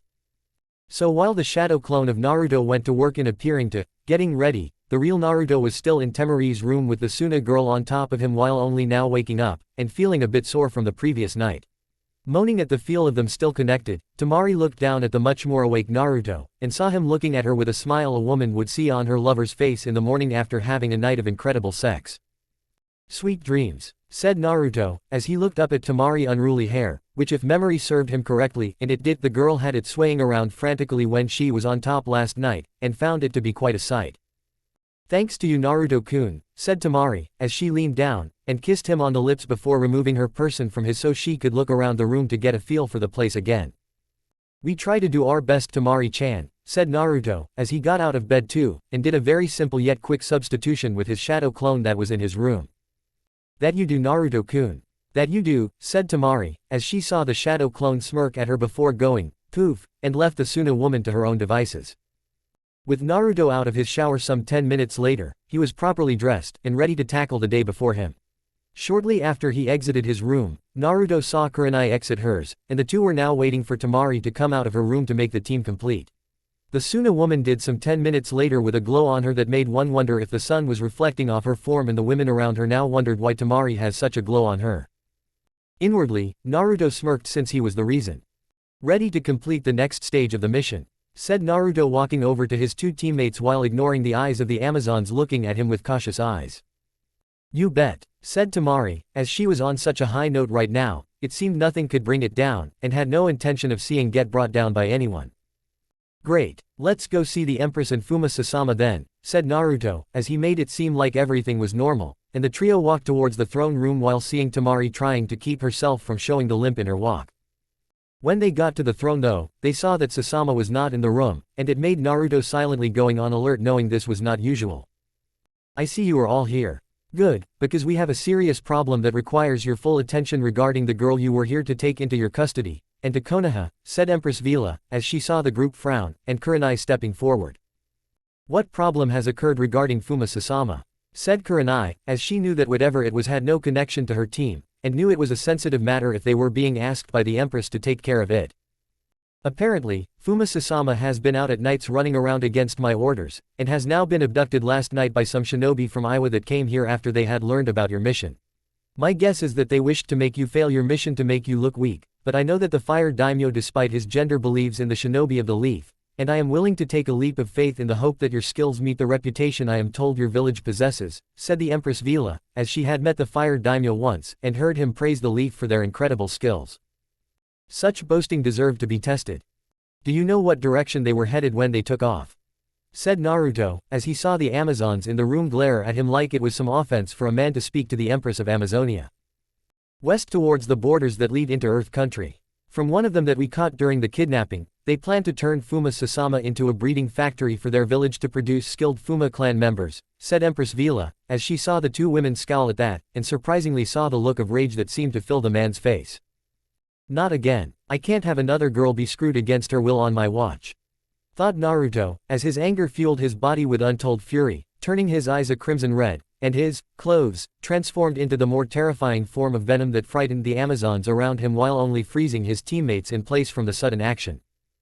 Before the Amazons could do anything, Naruto leapt out of the nearest window, and began his vengeful pursuit of the Iwa shinobi that had taken the girl from his custody. Someone was going to get a new asshole placed in their body. What in the goddess's name was that? Said Empress Vila, as she turned to Kurenai for an explanation, and got it from Temari from when she saw it back in the Chunin exams. That's the form Naruto-kun takes when he's angry, said Temari, as leapt out of the shattered window Naruto had gone through, and took off after him on her iron fan. Why didn't you get us sooner? We could have made sure they didn't get too far away, said Kurenai, as she didn't understand why the Empress didn't act sooner, and have them deployed in getting Fuma Sasama back. Relax Kurenai-san. The direction the Iwa shinobi went when they took Fuma Sasama was into the Forest of Illusion, which has been a key defense barrier set up years ago to prevent Iwa from getting to us, and trust me when I say they have tried to in the past. They came in from the northern entrance and tried to leave through the western exit thinking that the Forest of Illusion's powers to confuse others in a haze wouldn't work when entering from the other side. They were mistaken in that belief, said Empress Vila, as she saw Kurenai still not understanding, and tried to fit everything together in her head. So why let them take the girl in the first place? With all due respect your Empress, your people have the means to stop them, and yet chose not to when you had the chance, said Kurenai, as she saw the Empress smirk at her, and wondered if this was some kind of test. Because, I wanted to test the leaf in their skills, and see if the fire daimyo's praises of you are indeed accurate. Oh, don't worry about the girl, as I have already dispatched several divisions of Amazon warriors to block them once they exit the Forest of Illusions should they succeed in escaping it. I have taken all the proper precautions in regards to the safety of the girl and I know she will be safe in the hands of those shinobi in your group, said Empress Vila, as she saw Kurenai nod, but the Genjutsu mistress was still a bit nervous in regards to the fate of the Fuma girl since she may become a target of the lust that was in the men of Iwa. With Naruto. Naruto was web-slinging through Amazonia like he was possessed by the devil, as he was spotted by the various Amazon women below him, and set off a small panic in doing so. The Amazon warriors began shouting to one another to shoot and kill him while he was still within the walls of their capital city. Naruto for his part was running on autopilot, as his body acted on its own while reacting to his spider sense that was telling him when the attacks happened, and where they were coming from. Naruto went through several buildings, scared several women, saw several more women naked if just for a split second, and made his way to the city wall before web swinging to the trees. The thought of this female shinobi being violated like Tenten almost was filled the Namikaze with a drive he had not felt since the mission to get Tsunade back, and like that mission, his blood was boiling to the point of madness. Not far behind him, Temari was using the wind from her fan to catch up with her love, and found that it was not as simple like she originally thought. Sure, she could catch up to him eventually, but that wouldn't be for a while, and she would need her strength to save the Fuma girl from being violated if Naruto didn't beat her to it. Temari had heard the rumors, as well as spoken to Kin about Naruto after his return from the mission to find Tsunade, and heard how the girl's master was a bit shaken by what he had seen to go so far as to not have sex with her like they usually did while asking if he was worthy of his slave. Temari knew that Naruto would never stoop to such a level with any woman, much less a slave girl, as he had a gentle heart, and would sooner rip it out before letting it become poisoned by the darkness that would command him to violate a woman against her will. That was the kind of man she loved. And Naruto was her love. She found Naruto swinging into a forest that gave off a strange wave of power inside of it and followed his chakra signature while flying above the trees. It was a bit difficult since the trees were tall, the wind around her was blowing against the direction she had taken, and Temari had to use more of her control in regards to the affinity she had for wind to make sure she didn't fall off her fan. Temari soon became so focused on her flying that she had lost Naruto's chakra signature in the forest itself and had to move herself down into the organic maze to find a place to land. However, no sooner did the Suna-born woman recover from having the wind quite literally taken out of her fan, did she hear the sound of a battle taking place, and the ever-recognizable screams of terror from what sounded like Naruto's intended targets. Or would the term prey be more suited for such a definition? Following the screams of pain and terror, Temari found herself to see what looked like a massacre than anything else. Moments earlier. "Damn, this bitch is squirming like a goddamn wild pig," said one of the Iwa shinobi that had the rank of Junin and had a scar running down nose that leaned slightly to the right. "Hold her for a few more hours, then give her to me, and if she still squirms I'll smack her over the head so she's unconscious for the rest of the trip," said a second Iwa shinobi that was ranked a Chunin with only one ear and has a scar running down into the back of his neck. "Shut up. First, we get this girl to Iwa, and then we request to be in the breeding program that would get us to make this girl regret ever resisting us in the first place," said the Iwa squad leader, as he let out a chuckle, and heard the others doing so too before the sound of the girl squirming even further overpowered their own. "I hate this place. Rumors say, the forest makes you run around in it like a maze, and it's nearly impossible to get out of," said another Iwa shinobi of Chunin rank and would have said more had his quick scream along with disappearance made the group stop in their tracks. "What the hell was that?" said the Junin holding Sasama, who had seen the Chunin get snatched, and saw for a brief second that it didn't look human in the slightest. Any answers to that question though were silenced before they were even spoken, as the sound of their teammate screaming out in pain moments into his death made the group of Iwa shinobi nervous, and they knew one thing for certain. This thing was not friendly. "Let's get the fuck out of here while we still see a," said the Chunin ranked Iwa shinobi before he was caught and was taken out of the group's sight. The Iwa Junin holding the Fuma girl instantly dropped her and he along with his last surviving teammate drew their weapons out for the inevitable confrontation with this beast. With each Iwa shinobi putting their back to the other, they waited for the creature to strike, and ignored the captured girl trying to get away from them to hide in a nearby tree. The sound of a man screaming out in pain filled their ears, as they tensed knowing that the monster in the trees would soon be after them, and kept their eyes sharp for anything out of the ordinary. The sounds of the screams were soon mixed with that of the tearing of flesh, the begging of mercy, and sound of the poor Iwa shinobi not getting any. "Where is he? Can you sense him?" said the Iwa squad leader, as he couldn't sense his enemy, and wondered where this demon now was. "No, it's like it's part of the forest and one with the shadows," said the Iwa Junin, as the sounds of pain and suffering stopped to once more become deathly silent around them. How appropriate in a sense. Moments later, the two Iwa shinobi felt something wet hit the hair on their heads, which was followed by more wetness, and soon they saw all the body parts of their teammates fall from the trees around them. The growling of this creature that was using the shadows within it was heard all around them and they had no idea where it would come from when it came for them. "You were going to take this girl to Iwa to be violated against her will, have her spirit broken beyond measure, and treat her like she was tool to be used until she was thrown away. For that, we are going to crush you, and throw you into the wind," said Naruto in his venom form, as he sprung up from the ground to their right-left, and grabbed the both of them by their necks while still in the air before slamming them into the ground one at a time. Picking them up again, Naruto brought his enemies' faces to his own sinister-looking one, and let his wicked tongue move around his face in a way that would make a snake jealous at the sight. The Iwa shinobi in front of him tried to break free by using their free hands to stab his arms with kunai in the hopes it'd make the creature feel enough pain to make it free them from its death grip. All it did was piss Naruto off further. "Let us go. Please, show mercy," said the Iwa Junin, as he now began to see fighting the beast was not an option anymore, but rather pleading with it to spare their lives was, and let them go. "Mercy. Sorry little man, we're all out of mercy," said Naruto before he ripped the lower half of the man's face off with his teeth, and ignored the frantic look of the man's teammates struggling to get out of the monster's grasp. All Sasama could do from her tied-up position next to a nearby tree was look away from the horror that was unfolding before her and tried to ignore the screams of the enemy that had captured her. Present time. Body parts, internal organs, and blood stained almost every inch of the area Naruto now stood in before he transformed into his more humanized form that Sasama had faced the prior night. No sooner had he finished destroying his enemies did Temari land a few feet away from him and saw Sasama looking away in fear of him.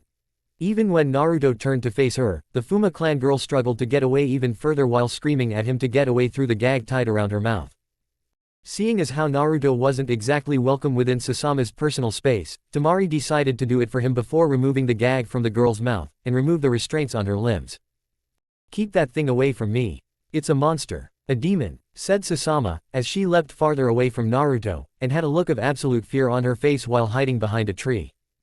"So what else is new? You try to do a good deed for someone that doesn't know you and this is what you get," thought Naruto to himself, as he looked at Sasama with sad eyes, from his mask, and the over to Temari's apologetic ones before he took off to increase the space between them. You know, if it weren't for Naruto-kun, you would be nearly to Iwa right now, and most likely be violated by those Iwa shinobi not long after making it across the border, said Temari, as she looked the girl over, and found she hadn't been touched by them in a sexual manner. How can you not be terrified by what he looks like? Or what he did to all those Iwa shinobi? Said Sasama, as she was petrified of Naruto, and wanted nothing to do with him in any way. Because the man that saved you from a future nightmare, has been hated for reasons beyond what you fear, and instead of calling him such hateful names he's used to being called, you should be thanking him, said Temari, as she went to get Naruto, saw him crouched on a tree branch in normal-looking attire with sadness written all over his face. Hey Temari-chan, how's the girl? Said Naruto, as he let out a sigh, and turned to see her smiling face with eyes that showed only love for him. Fine, she wasn't violated in any way, but we'll let the doctors back in Konoha take a look at her to be sure, and give her a clean bill of health. How about you? I know you went beyond the call of duty and she basically did the exact opposite of being grateful, said Temari, as she moved closer to him, and put a gentle hand on his shoulder. Okay, we guess. We thought we got over the whole, people treating us like a monster, thing after our heritage was revealed. Even when we do good in the world, people will always treat us like a monster, and never understand what it means to be us with this power, said Naruto, as he leaned on Temari's shoulder, and she leaned her head on top of his while stroking the Namikaze's blonde hair. I don't think you're a monster. I know Hinata, Kin, Tenten, Ino, and any other girl that has brains would see you are the nicest guy in the world. As for Sasama, she's just a little freaked out right now after what she saw, and I'm sure she'll come around to see you're not the bad guy you unknowingly became when you saved her, said Temari before she gave his spiky-haired head a kiss and hugged him closer to her form. Thank you. We will never abuse what we have with you or the other girls in terms of a relationship, said Naruto, as he meant that with all his heart, and he hoped that Temari along with the others knew that too. I know, and so do the other girls. Now, let's get back to the Fuma girl, and back to the damn carpet liquor convention to show we recovered her before they decide to find an excuse to chop off that thing between your legs, said Temari, as she saw Naruto pale at that, and then glared playfully over at the girl. You wouldn't let that happen, Temari-chan, because if they did that, then you wouldn't get another round with me when we got back to the house, and have a hot threesome with Kin-chan or Ten-chan, said Naruto, as he saw Temari blush at that, and moved to swat him in the back of the head. Hentai, yelled Temari, only to hit air, as Naruto used his ability to stick to all things he was connected to, and was now under the tree branch looking up Temari's skirt. No panties today, Temari-chan. How bold of you, said Naruto, as he now laughed, and took off back to Sasama while Temari was blushing up a storm before chasing after her lover for getting a sneak peek at what he already saw. With Sasama. Sasama sat against a big tree deep in thought from what Temari said to her about Naruto, and after looking back on it, the Fuma clan member could only wonder what the Suna girl was talking about. The boy known as Naruto did try to help her, as she was about to be taken to Iwa, and be used against her will in being their breeding machine. He came down upon those guys like a vengeful demon, but not once had he even done anything to her to remotely make her believe he was a threat, and judging from his skills, Naruto could have easily defeated her the previous night. Shame hit Sasama like a sledgehammer to her gut, as she had been unfair to Naruto, and had said things to him that he didn't deserve. Her thoughts on the matter ended when she heard the faint sound of feet hitting grass and saw Naruto walking towards her with Temari landing not far behind him with a crimson glow on her face. Whatever the two talked about, it had ended in a perverted way, and Sasama had a feeling that the two were something like lovers, considering Naruto didn't have bump on his once again masked head or any other kind of bruise on his fabulous hot body that could be seen in that suit with the spider symbol on his chest.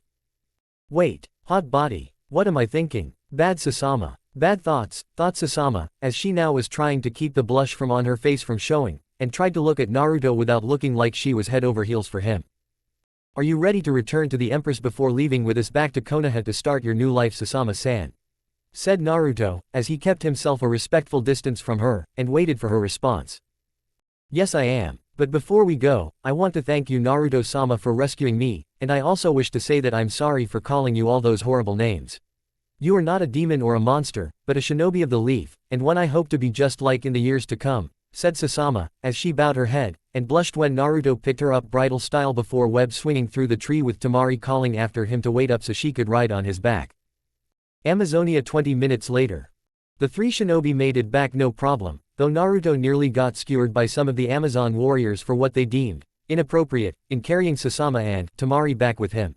Of course, it helped that Sasama defended him, and Tamari had put in her 2 cents about Naruto butchering the Iwa shinobi for what they were saying about Sasama being used for their village's breeding program. Needless to say, the Empress of Amazonia was impressed by Naruto, and on the sidelines so was Kurenai since she despised such things like bloodline breeding programs since the one giving birth was female.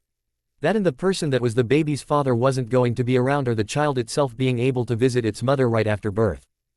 Well, I must admit that this turn of events is quite something to behold, as I had honestly expected you to fail, and leave the rescuing up to my Amazon warriors.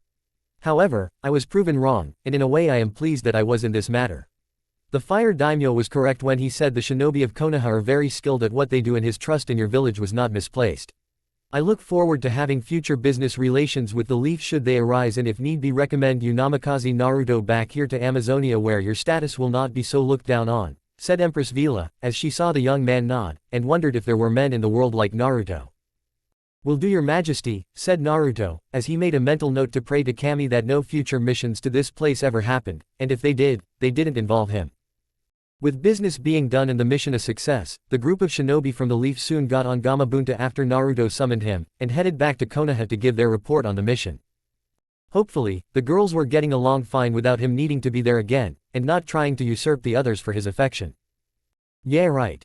Omake Kiba's failed rebellion. Inuzuka Kiba was pissed off. Why? Because a certain breed of dogs from his father's private stock were wiped out by Naruto for past transgression. His sister was being married off to Naruto for compensation for his trauma from that past transgression, and was powerless to stop the latter of the two from happening.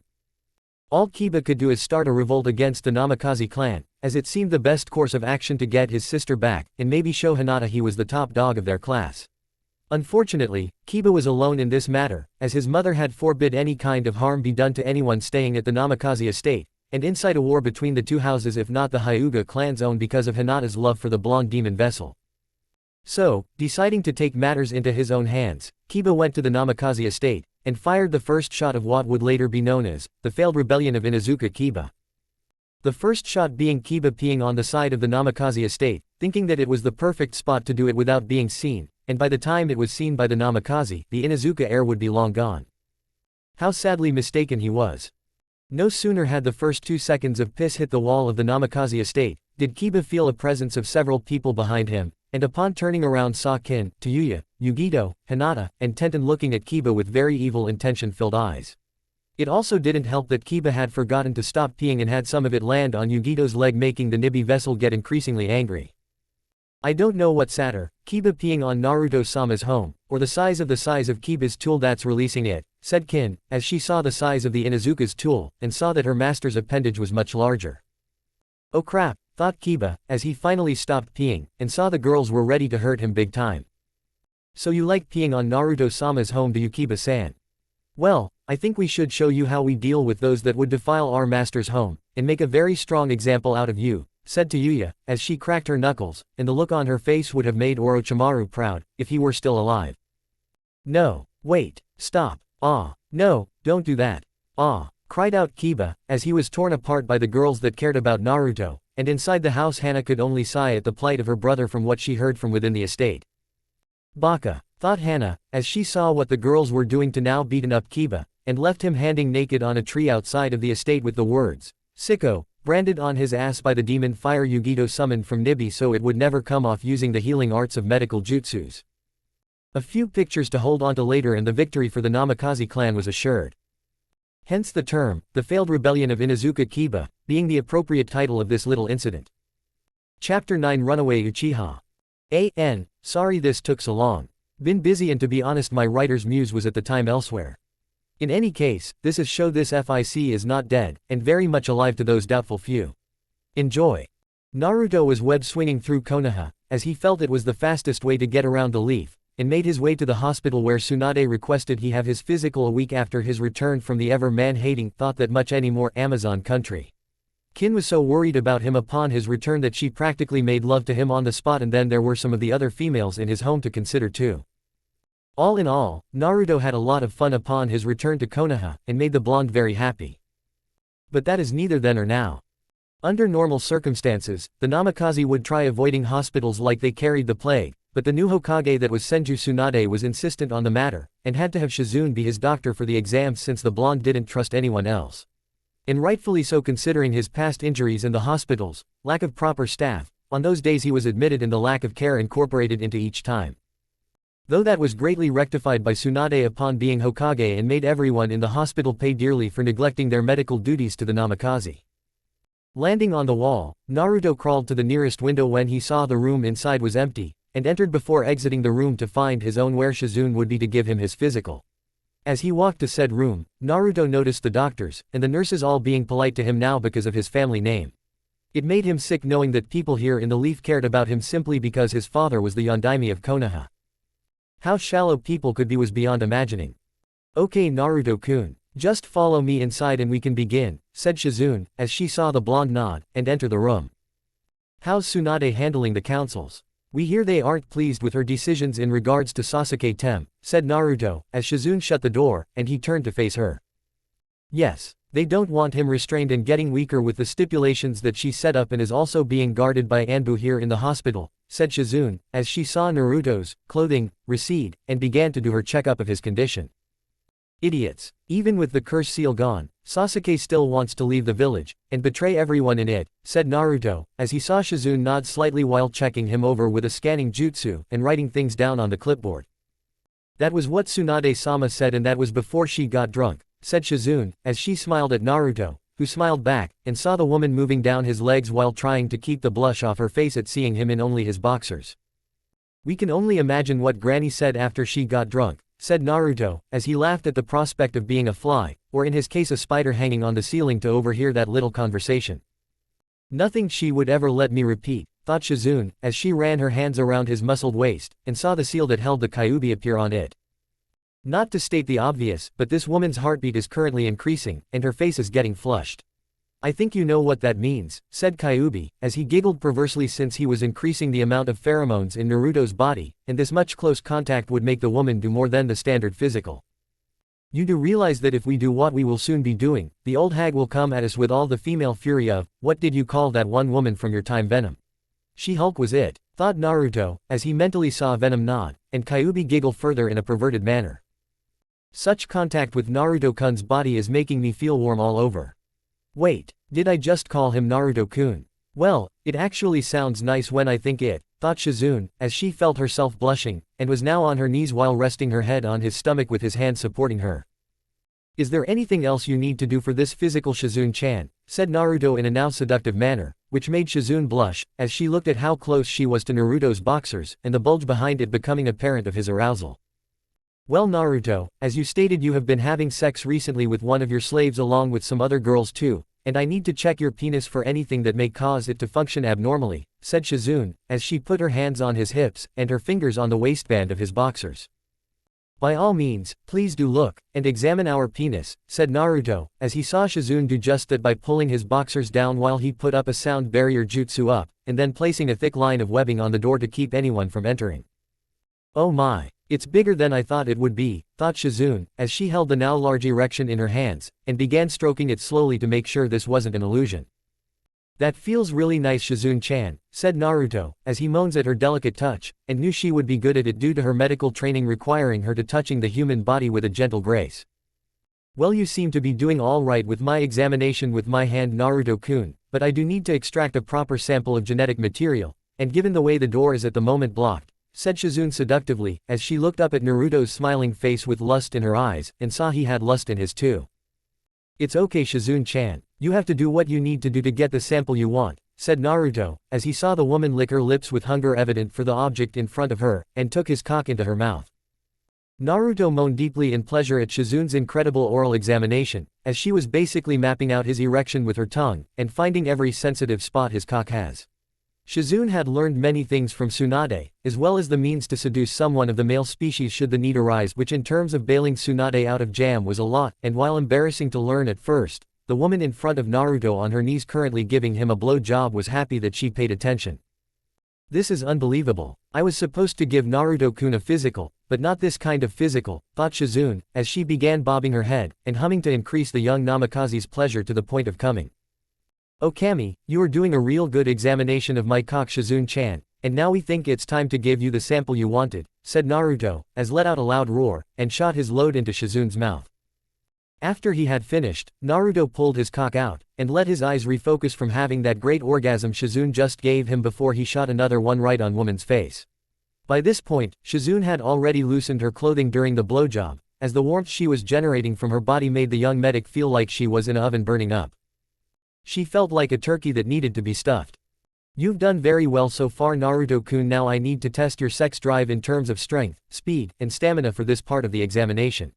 You need to show me what it is that makes those girls you've taken come back for more, said Shizune, as she got off the ground before removing her clothing to reveal matching purple bra, and panties that only seemed to enhance the woman's sex appeal. That we can do, said Naruto, as he kissed the woman passionately, and his hands began to wander with one hand squeezing her rear while the other groped one of her breasts. Shizune of course loved his aggressiveness, as she had only a few men, all of them were submissive as they were bad, in her time while traveling with Tsunade, and it was only when she got drunk. Normally Shizune would reprimand Tsunade for her drinking habits, but after putting her up with the blonde busty woman for so long, the younger of the two needed a drink to make the headaches go away, and bother her the next day. What Shizune liked in a man, was an aggressive pre-verbal sex demon, who could screw her brains out like nobody else could, and so far no one had been able to do it. At least, until Naruto, that is. Granted, he was a lot younger than the men she had been with, but by village's laws, when a child becomes a shinobi of Konoha, they are considered adults, and could do adult-like things. Things including the likes of smoking, drinking sake, and screwing horny women just like Shizune herself was right now by the spiky blonde boy.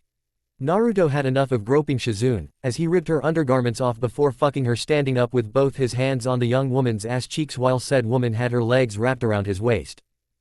Oh Naruto-kun, keep thrusting. Don't stop, said Shizune, as she gripped his shoulders, and held on tight with all her strength while Naruto took command of their fucking by moving them to the nearby exam table before thrusting even harder. Hey Kyuubi, do you think we should tell Naruto to pay the Uchiha a visit after this is over, and rub it in the prick's face that our vessel's clan will be rebuilt faster than his? Said Venom, who saw the Kyuubi think for a moment, and then nod his head. Yes. Though let's wait until after he's done with this Shizune woman, said Kyuubi, as he saw his vessel pounding into Shizune while playing with the woman's tits, and leaving several hickeys on her neck. I'm coming Naruto-kun, I'm coming, said Shizune, as she was being bombarded with pleasure she never knew existed when it came to sex, and felt the young Namikaze increasing his thrust motions to indicate he was gearing up for an orgasm too. So are we, Shizune-chan. We hope you like receiving our genetic sample as much as we loved giving it, said Naruto, as began pumping wildly into Shizune, and then let out a very deep groan before unleashing his load into the woman while said woman was having her own orgasm that was assisting the blonde demon vessel in extracting every last bit of his sperm from his erection. After a moment of their frozen-in-time orgasmic bliss, Naruto was resting his body on top of Shizune's with his face resting on the woman's impressive bust, and hearing her ragged breathing going back to normal. For her part, Shizune was in heaven in terms of finally finding the right person even if he was several years her junior, to be with, and wanted to find out if she could possibly in Naruto's harem. Granted, she wouldn't be able to tell Tsunade just yet since the blonde Hokage would pound Naruto to a pulp, and when Shizune did tell her teacher, well let's just say the slug Sanin needed to be really drunk when told the news. That way the hangover will keep the female Hokage weak enough so she won't try to hurt Naruto. That was incredible Naruto-kun. I'd say you are indeed in perfect physical condition as of right now, said Shizune, as she let out a long breath, and then felt his cock hardening again much to her surprise. We don't know about you Shizune-chan, but we think this exam needs further study, and more activity to get precise results, said Naruto, as he looked Shizune right in the eyes, and saw fear mixed with lust. This is going to be a long physical, thought Shizune, as she saw Naruto now kissing, and licking her breasts before he began using his hands to caress her ass. Oh yeah, it was going to be a long, and quite pleasurable physical for both of them. Several hours later, Naruto walked along the hospital corridor with a skip in his step, as he had only recently finished that physical with Shizune, and told her there would be more time in the future for further study of his physic. Now the blonde demon vessel was headed to pay a visit to an old so-called friend of his and see to it the Uchiha asshole gets the greeting that the so-called prodigy deserved. Which was basically a hard kick in the ass out of his hospital window. Finding Sasuke's room, which was marked down as Uchiha Sasuke's private room, do no disturb, Naruto entered the room to find Sasuke held down in restraints, and glaring at the wall in front of him like it was his enemy. Snickering at Sasuke's attitude, which the Uchiha heard before glaring at the blonde, Naruto walked up to the restrained boy that was his former teammate, and simply smiled. "Enjoying the fact that I'm stuck like this, loser," said Sasuke, as he saw Naruto smiling that ever-infuriating Namikaze smile, and made the Uchiha even more infuriated by the laughter following it. "Actually, we find it funny that not one of your fangirls has come here yet to rape you, and give birth to all your future bastard children," said Naruto, as he saw Sasuke's glare increase even further, and wasn't impressed by the boy's killer intent. "So you've only come to gloat, loser. Doesn't matter. Once I'm cleared, I'm going to take all those girls that care about you so much, and make them all mine under Konoha's CRA laws. I'll make them all have my children and treat them like the low-level baby-making machines they were meant to be from the start of their existence," said Sasuke, as he had a sadistic look on his face, and it didn't sit well with Naruto. "Is that what you think? That you'll be let go after that little statement? What is going to happen, Uchiha Tem, is we talk to Tsunade to convince her to have your bastard seed be extracted before she cuts your nuts off, and then plant them in all those fangirls of yours to appease the masses. Then you're going to have a medical accident, which will in fact be your head being removed from your body, and the Uchiha clan will be able to start over in a proper as well as more submissive manner that they were always meant to have in this life," said Naruto, as he saw Sasuke struggle against his restraints, and activate his Sharingan in anger. "You can't do that. Tsunade won't listen to you. She's nothing but an old hag of the Senju clan, and her family will die out long before the Uchiha clan ever does," said Sasuke, as he saw Naruto raise an eyebrow at that, and before the Uchiha knew it, he was seeing stars from the backhanded strike the blonde gave him. "Talk about Tsunade or any one of the women we care about, Sasuke, and we will kill you slowly to the point where you eventually beg us to end your pathetic little whimpering life. The two councils be damned," said Naruto in a deadly serious voice, as he left the room, and Sasuke to his own thoughts on the matter. "I have to get out of here, and only a nurse can undo these restraints. Fortunately, that old bitch of a Hokage, who ordered I be restrained, forgot to do anything about my Sharingan eyes, and the power behind them," thought Sasuke, as just had to wait until the next nurse came in, and then his freedom was assured. Hokage's office 2 days later. "What? Uchiha Sasuke has escaped from the hospital and has left the village," said Tsunade, as she was very angry at this point, and glaring at the Chunin in front of her. "Why yes, Hokage-sama. We tried to capture him, but Uchiha-san said if we didn't let him go, he would make sure he never restored his clan in Konoha, and rebuild it in another village that appreciates the Uchiha clan," said the Chunin before he was punched out of the nearby window by Tsunade. "Bakas. This village is filled with Uchiha-loving bakas," yelled Tsunade, as she was beyond pissed off, and instantly knew who take it out on. The two councils who encouraged it. But that could wait until after she sent a team to retrieve Sasuke and rip the spoiled boy's lower regions out for being a backstabbing traitor preying on the village's weakness for the Sharingan. Quickly getting on the intercom, Tsunade told Shizune to get all available shinobi in the village to hunt down Sasuke, and within moments the Hokage got her wish. Before her was Shikamaru, Temari, Naruto, Tenten, Choji, Neji, and Lee, with all of them ready to retrieve the Uchiha traitor. "So we're going after Sasuke. Troublesome," said Shikamaru, as he sighed heavily, and resisted the urge to crumble under Tsunade's angry gaze. "That, right, Shikamaru. Fortunately, the Uchiha hasn't gotten very far, and you can still catch up to him before he makes to the border that leads to Rice Country. No doubt the brat wants to make a name for himself using what remains are left there from my late teammates' dwellings there. Well, I'm not about to make a repeat of Sarutobi-sensei, and let history repeat itself. Your orders are clear and simple. Bring Uchiha Sasuke back to Konoha to be tried for treason, and if he resists you are allowed to use force. And, should the little prick try to kill any of you, I'm authorizing the use of lethal force to take him down," said Tsunade, as she saw them nod, and then head out to retrieve the arrogant jerk. "Where is Hinata-sama? Surely she is just as qualified for this mission as myself," said Neji, as he had not seen his cousin for some time, and was last seen at the Namikaze estates. "Hinata-chan has been training with Anko right now on mixing her gentle fist with her natural agility while trying to fight using the snake taijutsu style Anko knows. They've been it since this morning," said Naruto, as he saw them training before he left, and had spoken to Hiyashi about letting Hinata stay with him after talking about having the shy girl as one of his wives. The man nearly had a heart attack, but Hiyashi did feel it could work out in the clan's favor by having Hinata be with Naruto, since his daughter would be happy, and Hanabi could be the clan heiress without pressure from the Hyuga elders. Plus, with Hanabi being the new clan head, Hiyashi would become a Hyuga elder, and use his position on it to get rid of the cage bird seal that had so viciously divided the family. Plus, with Naruto striving to be Hokage someday, which was slowly looking to be more of a reality by the day, would provide a means to make his eldest daughter's dream of a unified family a reality, and end the conflict within it like Hinata wanted from the start. And your home is right next to mine, which is too far away to recruit either shinobi for this mission, said Neji, as they were pressed for time, and could not delay in retrieving the Uchiha. Unfortunately, yes. Let's not delay. We got a Bakatem to bring back, said Naruto, as he transformed into his humanized venom form, and began web swinging towards his prey with the other right behind him trying to catch up. Troublesome. And I so wanted to look at clouds all day, said Shikamaru, as he was moving in his usual lazy Nara way, and was going to get left behind unless someone did something. Hey Shikamaru, I saw your mom looking for you before we went to the Hokage's office for this mission. Something about being her model for cute clothing. You could always go back to your home and model it for her, said Choji, as he saw Shikamaru's face go white as snow before picking up the pace, and working quickly to catch up to Naruto. Did Shikamaru's mother really want him to model some clothing for her? Said Tenten, as she could picture it now, and nearly lost her balance laughing. No, but it's a good incentive for him to not be so lazy, said Choji, as he heard the others laugh, and Neji cracked a smile at the tactic used to motivate the young Nara. A Nara's worst fear was and always will be a woman's actions towards them. With Uchiha Sasuke. Sasuke was making his way through the trees to Sound in Rice Country like he originally planned, knowing that despite the chaos the country was in, had confidence he could unite it under his own banner before picking up where Orochimaru left off, and become a god amongst men. When he was little, Sasuke had heard the stories of Uchiha Madara, of how he felt that Konoha should have made him Hokage, and fought against the Senju clan head for the right to be called it Hokage.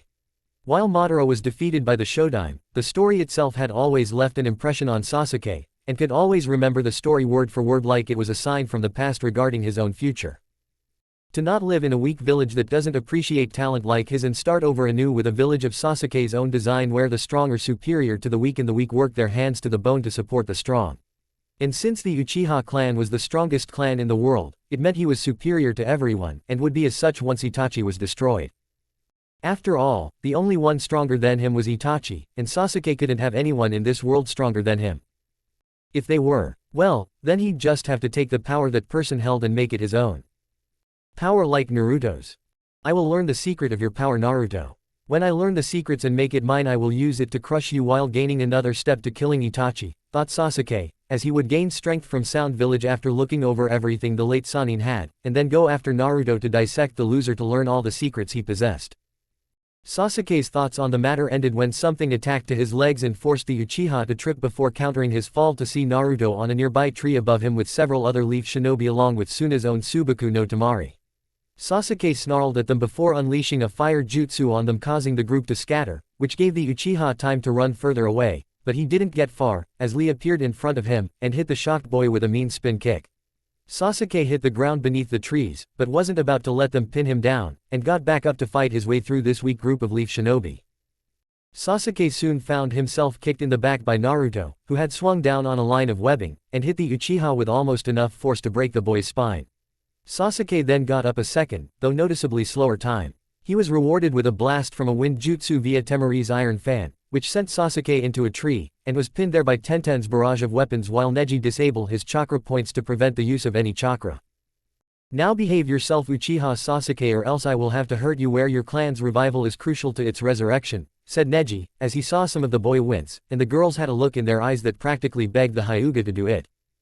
Damn you Hyuga filth. You are just like the other weak filth in Konoha. You just can't stand the fact an elite shinobi like myself is rising faster up the shinobi ranks. You try to stunt my growth in being the future of Konoha and side with that weak pathetic excuse of a abomination wearing that spider symbol on his chest behind you. Naruto's a monster. A freak of nature even before getting the way he is now. Is that who you want to trust? This thing, who will act? Said Sasuke, as he was silenced by Neji by hitting the throat of the Uchiha, and shutting the boy up. Thank you for shutting him up, Neji. That Tem's voice was giving us a headache, said Naruto, as saw the boy still trying to move despite his temporarily crippled condition, and glaring at him. Well, this is all well and good, guys, but can we just bring this troublesome jerk's ass to Konoha now? I'm tired, said Shikamaru, as he got a glare from everyone since he didn't do anything, and made the Nara whistle nonchalantly. Right, okay Uchiha Tem, it's time to go home, and face the music, said Naruto, as he ripped Sasuke from the tree, and tied him up in webbing before putting the Uchiha on his shoulder. This isn't over, loser, said Sasuke, as he was hit into unconsciousness by Temari's now folded up iron fan, and the said woman winked at Naruto. Oh yeah, things were looking up, for the moment. Konoha council meeting room hours later. This is outrageous. You have no right to do this when a mission is being done, said Tsunade, as she had the Sandaime by her side to support her, and saw the two councils didn't really care what she thought about Naruto.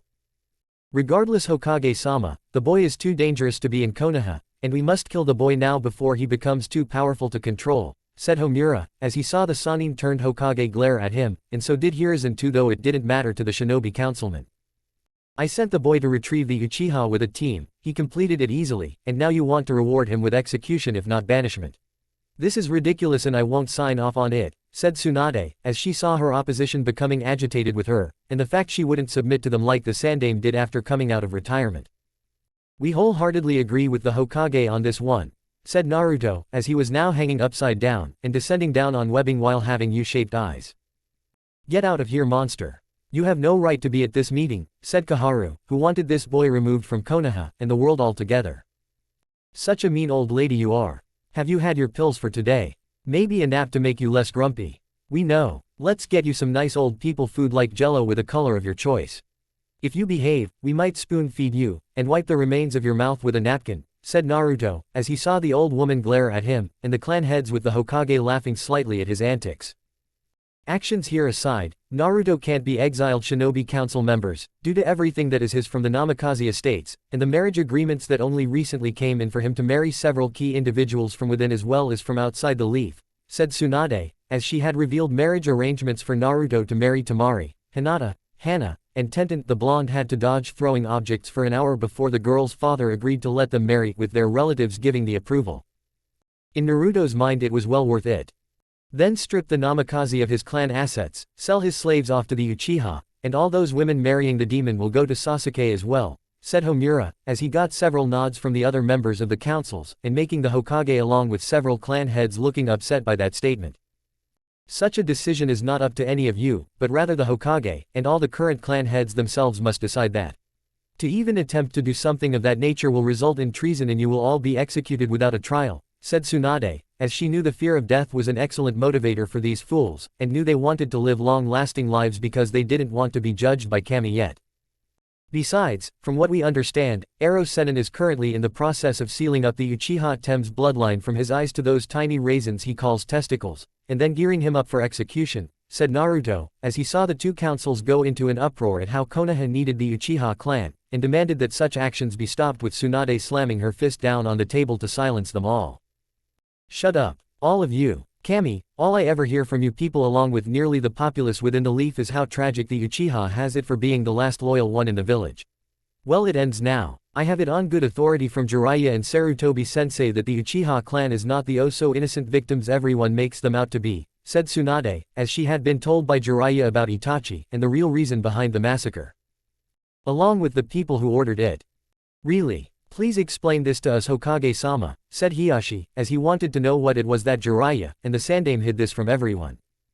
Now is not the time for this, said Kaharu, as she began to feel nervous, and so was her old teammate too. We think it is mega old lady.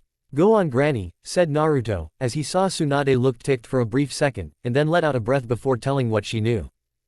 The Uchiha clan was not killed by Itachi so the man could test his skills. From what Jiraiya has informed me, as well as proof from documents recovered in secret, the Uchiha clan was planning to overthrow the Sandaime, and install their own way of running the leaf. The only reason Itachi spared Sasuke was because it was part of the deal Itachi made with several members of Konoha's governing body to ensure that those in power here would stay in power, said Tsunade, as she was glaring at several members of the two councils, and saw them being very nervous at the moment. Wait, are you saying this whole time, the Uchiha clan were traitors, and the people of Konoha have been spoiling the descendant of one?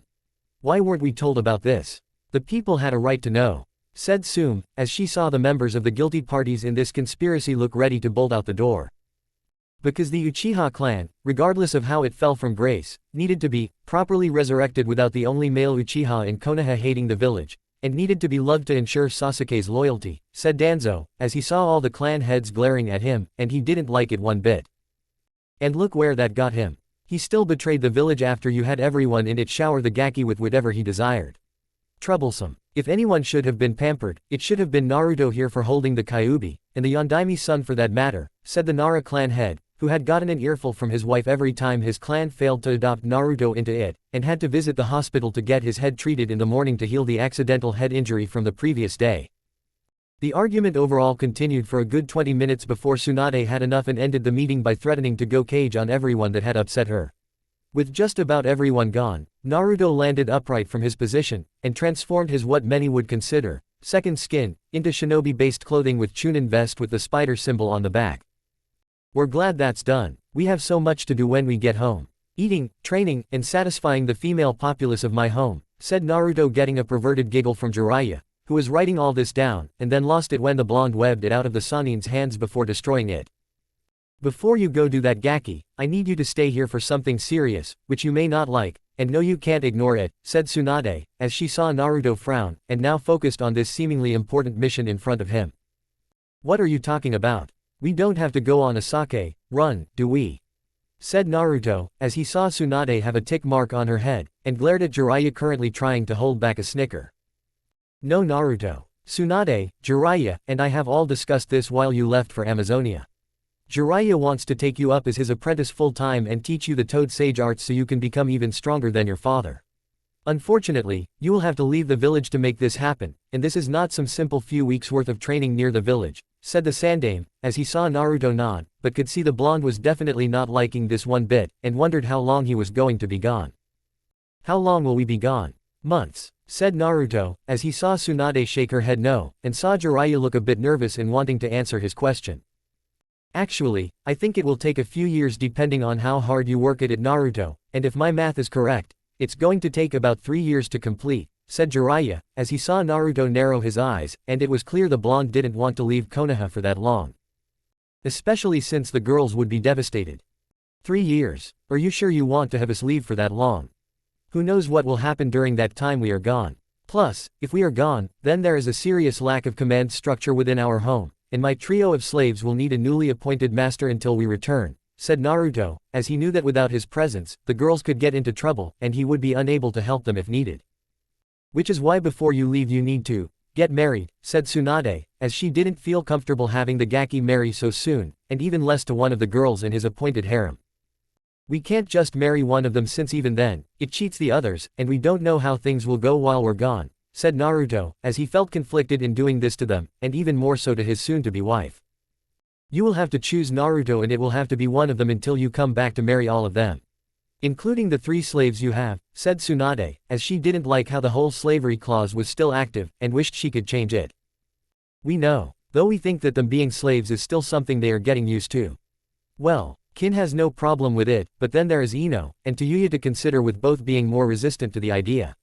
Not to mention, if we marry one of the girls, it has to be someone who can keep them all in line while we're gone, and that's not easy, said Naruto, as he looked out the window, and wondered who he could feel comfortable marrying so early on in his life. Why not Henna? She's already betrothed to you. Not to mention she is understanding that you are running a pack-based clan right now and could handle things until you return, said Tsunade, as she saw Naruto flinch at Henna's name, and the memory of the Inuzuka clan still fresh in his mind. We want to, since she would be the first among them all, but what's to stop her clan from using that time away from the home to take everything from us? We deeply hurt all of the Inuzuka clan members in a way that was almost worse than what they did to us, and this would give them the opportunity to exact petty revenge out of some form of some kind of outdated Inuzuka alpha-based pride. We can't risk that. We need someone strong, will run the home well while we're gone, and will be a good judgment of character, said Naruto, as he was deep in thought, and then smiled as he had made his choice. You've made your choice, haven't you? Who is it? Said Tsunade, as she saw Naruto turn to face her, and the smile was something that made her feel a cold shiver run up the entire length of her spine. Mitarashi Anko is the one we will marry, said Naruto, as he saw Tsunade's jaw drop in shock, and Jiraiya did the same while fainting moments before going head-first torpedo-style through a wall via nosebleed being the propulsion behind it. Omake number 1, Naruto's choice. You've made your choice, haven't you? Who is it? Said Tsunade, as she saw Naruto turn to face her, and the smile was something that made her feel a cold shiver run up the entire length of her spine. Ms. Pac-Man, said Naruto, as he turned to the door to see a huge, very round, and very yellow thing with a bowtie on its head come smashing through the door. Honey, I missed you so much. called out Ms. Pac-Man, as she came towards Naruto with the namikaze trying to protest, but was silenced when the woman of an entity ate Naruto with the exception of his blue. Naruto! Yelled out Tsunade while Jiraiya leapt out the window saying he lost the will to live in a world where women took a circular shape outside of their breasts. It's okay. We had an extra guy, said Naruto, as he appeared behind Ms. Pac-Man, and the female Hokage sigh in relief. End Omake. Omake number 2 Naruto's choice take 2. You've made your choice haven't you? Who is it? Said Tsunade, as she saw Naruto turn to face her, and the smile was something that made her feel a cold shiver run up the entire length of her spine. Your assistant Shizune of course, said Naruto, as he heard a girly squeal, and Shizune came into the room before hugging the blonde with his face in her breasts. What, you can't marry Shizune-chan, said Tsunade, as she was now getting super mega angry, and Jiraiya was moving quietly towards the door. She might as well since Shizune-chan is already carrying our child, said Naruto, as he saw Tsunade now having steam coming out of her ears, and her eyes were now crimson red. Shouldn't we have broken the news to her later Naruto-kun? Said Shizune worriedly, as she saw her teacher was mere seconds from destroying everything in sight, and they were both in the woman's crosshairs. Don't worry Shizune-chan, we have a plan. This, said Naruto, as he leapt out the window with Shizune in his arms, and web-swinging to his home to have as much sex as possible before leaving for 3 years with Jiraiya. Speaking of Jiraiya, he was so close to the exit that was the door, but a creak from the wooden floor made him stop, and sensed Tsunade's eyes aimed at him. You! Yelled Tsunade in a demonic tone and Jiraiya found himself fearing for his life like never before. I in my d defense t Tsunade Heim, I didn't know about it, and if I did IW would have most c certainly told why you, said Jiraiya, as he began whimpering in fear while the shadow of his angry teammate loomed over his sniveling form. Die! Yelled Tsunade, as she began manhandle her teammate, and the screams of the great toad Sanin Jiraiya begging for mercy could be heard for miles. Chapter 10 Wedding Plans. I know I haven't updated this in a while again, but my muse is not what you call the most focused entity in my head, and has caused me problems. So I suggest you blame my muse and not me. Enjoy. Naruto sighed in his clan home, as he sat in his office chair while looking over various documents, thinking of a way to talk to Anko about wanting to marry her before going away for roughly 3 years, and keep the girls in his home in line. In all honesty, Naruto didn't know how to tell Anko in the way that she wouldn't be offended, and summon one of her giant snakes to devour him. It didn't help that while he was thinking this over, Kin was currently servicing him with her mouth on his cock to help take the stress away, and Naruto had to admit it was indeed distracting him from speaking to the special Junin. He had spoke to each girl living with him privately about it, as he didn't want them to go screaming out in protest, which was a good thing too since Tayuya had yelled out that he was batshit crazy for agreeing to this, and that he should stay in the village to train in the Sannin arts instead of going to some toad shit-filled mountain to practice throat singing, among other things. Naruto had to punish Tayuya for the cursing despite the fact she cared about him, but the redhead took her spanking with dignity, and knew she only said those things because she felt it was wrong to leave them for such a long period of time. Each of the girls were in agreement with that statement, as 3 of them that were slaves, who only served Naruto until he freed them only if he chose to after a whole year if not more of their services in being a slave, and while they knew Anko wouldn't be cruel to them, she wasn't exactly sane either. Speaking of serving the namikaze. Oh damn Kin-chan. If you keep this up, we'll come hard right into that lovely mouth of yours, and then ravish you until you can't walk for a month, said Naruto, as he felt Kin's mouth working his cock like she had many times before, knowing how to make him hard, and to make him unload into one of her 3 holes. And right now, Kin was trying extra hard to make him come, and unleash the unstoppable sex machine that filled her with such pleasure. Please do Naruto-sama. I want you to ravish like you never have before so the memory of it will last for the 3 years you are gone, thought Kin, as she kept sucking hard on his member, using her right hand to massage his testicles, and the left hand massaging what she couldn't fit in her mouth. Oh shit, we're coming, said Naruto, as he came hard into Kin's mouth, and the slave girl began drinking it like she had so many times in the past. Yummy as always Naruto-sama, said Kin, as she removed his cock from her mouth with a loud pop, and licked her lips of the excess cum while Naruto looked at her now with lust in his eyes. Stand up, strip, and bend that sexy ass of yours over, said Naruto, as he saw her slowly rise from her position, remove what little clothing she had on, turned around to show her ass to him, and bent over with her ass now shaking in front of him. My pussy is ready for you Naruto-sama, said Kin sexually, as she spread her legs to show her loving master just how wet she was, and how much she wanted him to fuck her silly. That it is Kin-chan. That it is, said Naruto hungrily, as he got out of his chair, His penis once again hard at the sight of the girl's pussy, and thrust hard into his slave with Kin let out a cry of pleasure with each new hard thrust that followed. If this keeps up, I may just sneak away with Naruto, and do what I must to stay with him for those 3 years, thought Kin, as her mind slowly became that of mush, and felt the pleasure Naruto was giving with each new thrust into her pussy building. We know what you're thinking, Kin-chan. Don't worry, we'll do everything we can so this lasts you for the next 3 years, said Naruto, as he reached around, and grabbed one of Kin's breasts before groping it roughly. Thank Kami, I'm a slave to a stamina freak, thought Kin, as she became lost in the sea of pleasure, and would be for the many hours that were to come. Pun intended. Konoha streets 2 days later.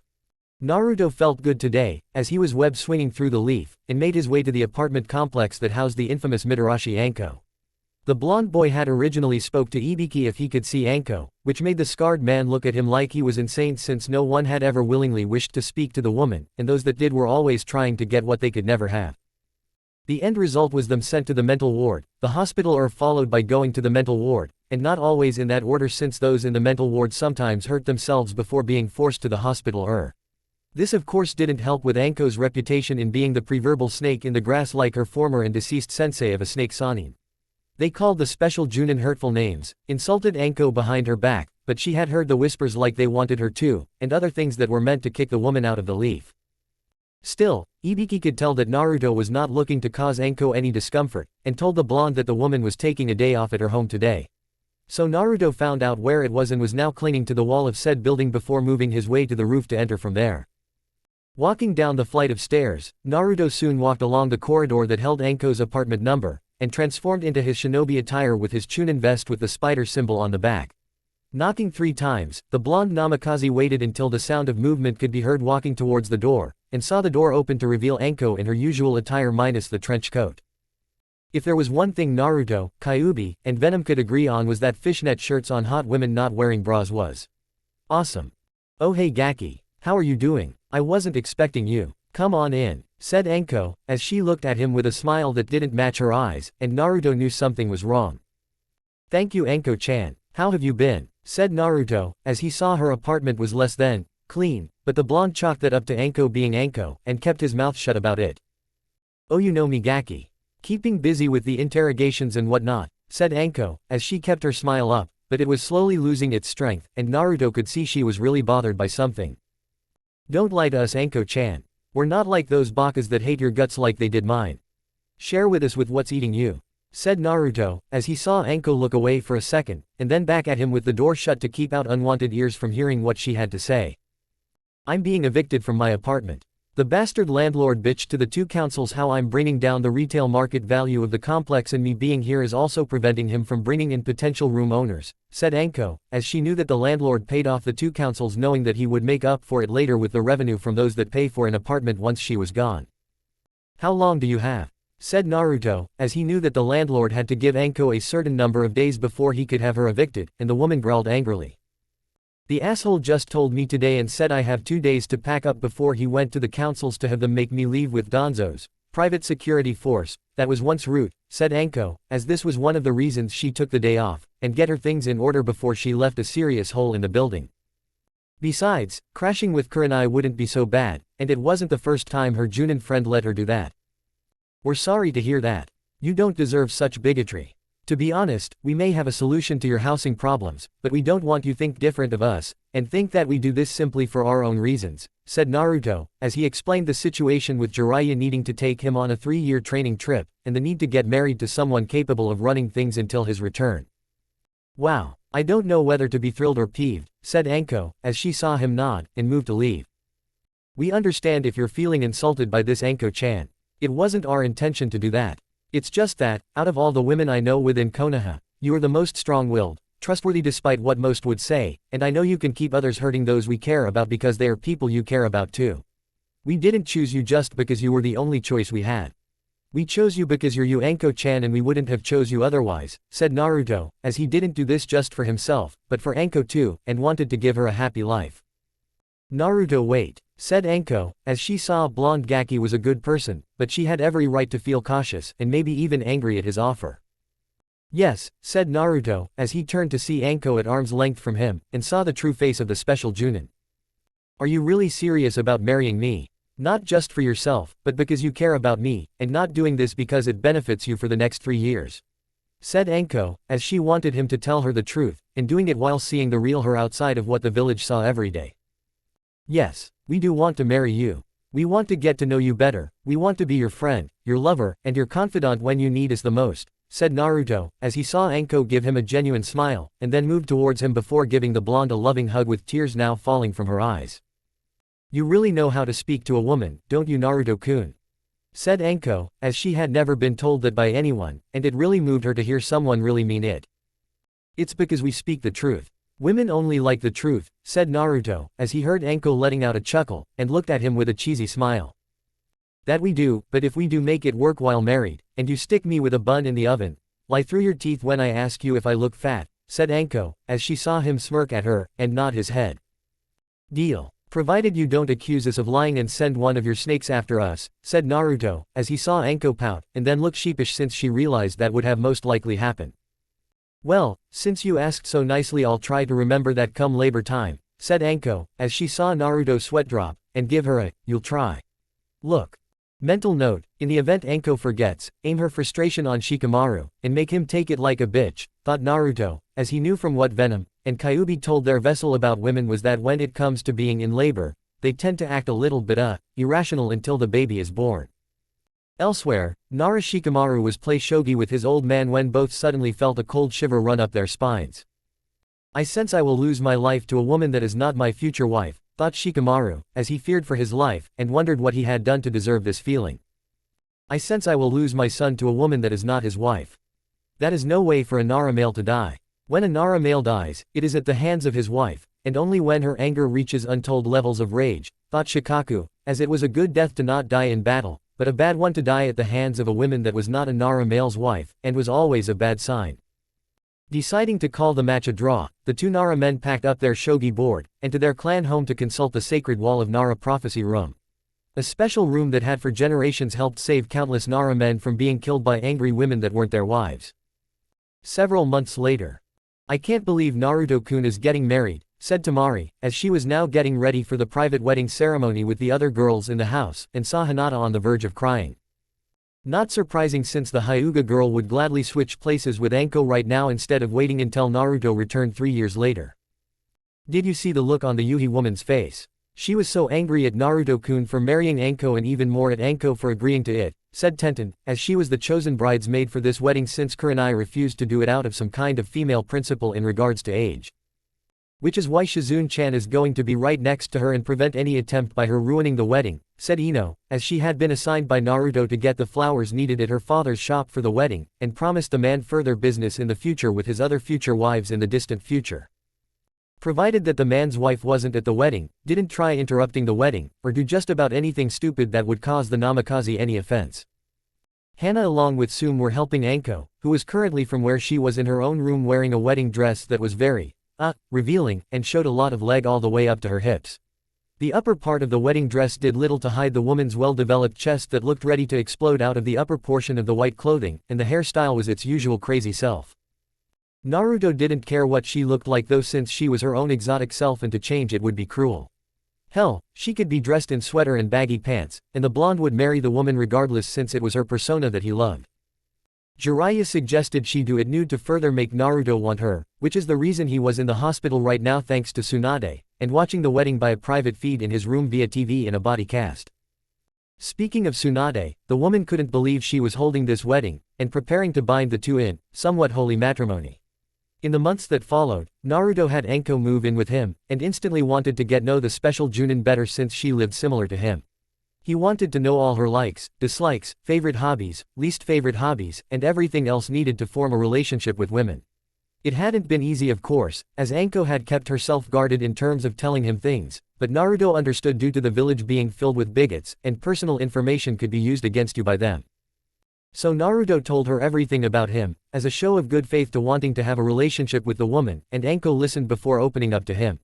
Another thing Naruto did was see to it that those who hurt Anko in the past also paid deeply, and sued the landlord for running such a shitty place to get one person out before sprucing it up to let others in. In the end, Naruto bought the place, then secretly put Anko's name on the deed with him, and told her in the event that things don't work out between them that it would be hers, so having a home wasn't a problem.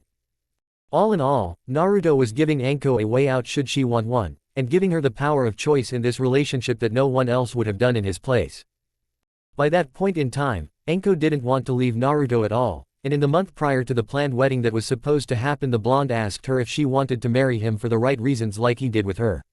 Naruto even went so far as to ask Anko properly, getting on one knee in front of his future wives, and presenting her with a huge emerald ring with a snake made of gold wrapped around it. I have a distinct feeling that white is not the color Anko should be wearing right now. If I think I know how she reacted to getting that ring. Lucky bitch, thought Tsunade, as she saw the ring, and the Sannin would be lying if she said she wasn't tempted to find a way to be one of his wives if just to get a rock like that. With Naruto, in all honesty, didn't really need to get as ready in such a way the others did for the wedding, since his tuxedo was really his symbiote turned into it, and had already got his bed man for this event. "You are so troublesome," said Shikamaru, as he had been snagged from his room that morning by Naruto, and basically forced to change before being tied up in webbing to prevent his escape. "If that's how you feel, we will drop you off at your home, and tell your mother how you didn't want to attend a wedding of a dear friend of hers," said Naruto, as he knew that Anko had few friends, and most of them were female, with Shikamaru's mother being one of them. Shikamaru shivered. "All right, you win," said Shikamaru, as the end result would be his funeral soon being planned after this wedding, and the Nara wanted to live long enough to have one kid before sweet merciful death took him. "Leave it to Naruto-sama to outsmart a lazy woman-fearing Nara," said Kin, as she came into the room with Hinata, who wanted to see Naruto before he took the long walk down the aisle to be with his future crazy beta wife named Mitarashi Anko. "Hello Kin-chan, Hinata-chan, you both look stunning as always," said Naruto, as he saw Kin pose sexually for him, and Hinata blushed while putting her fingers together. "Just wait 3 years, I'll see to it that I give Anko-chan a run for her money, and give you one hell of a honeymoon," said Kin, as Naruto chuckled at her actions, and walked up to her before planting a passionate kiss on her lips while Hinata let out an eep, with a tomato-colored blush on her face.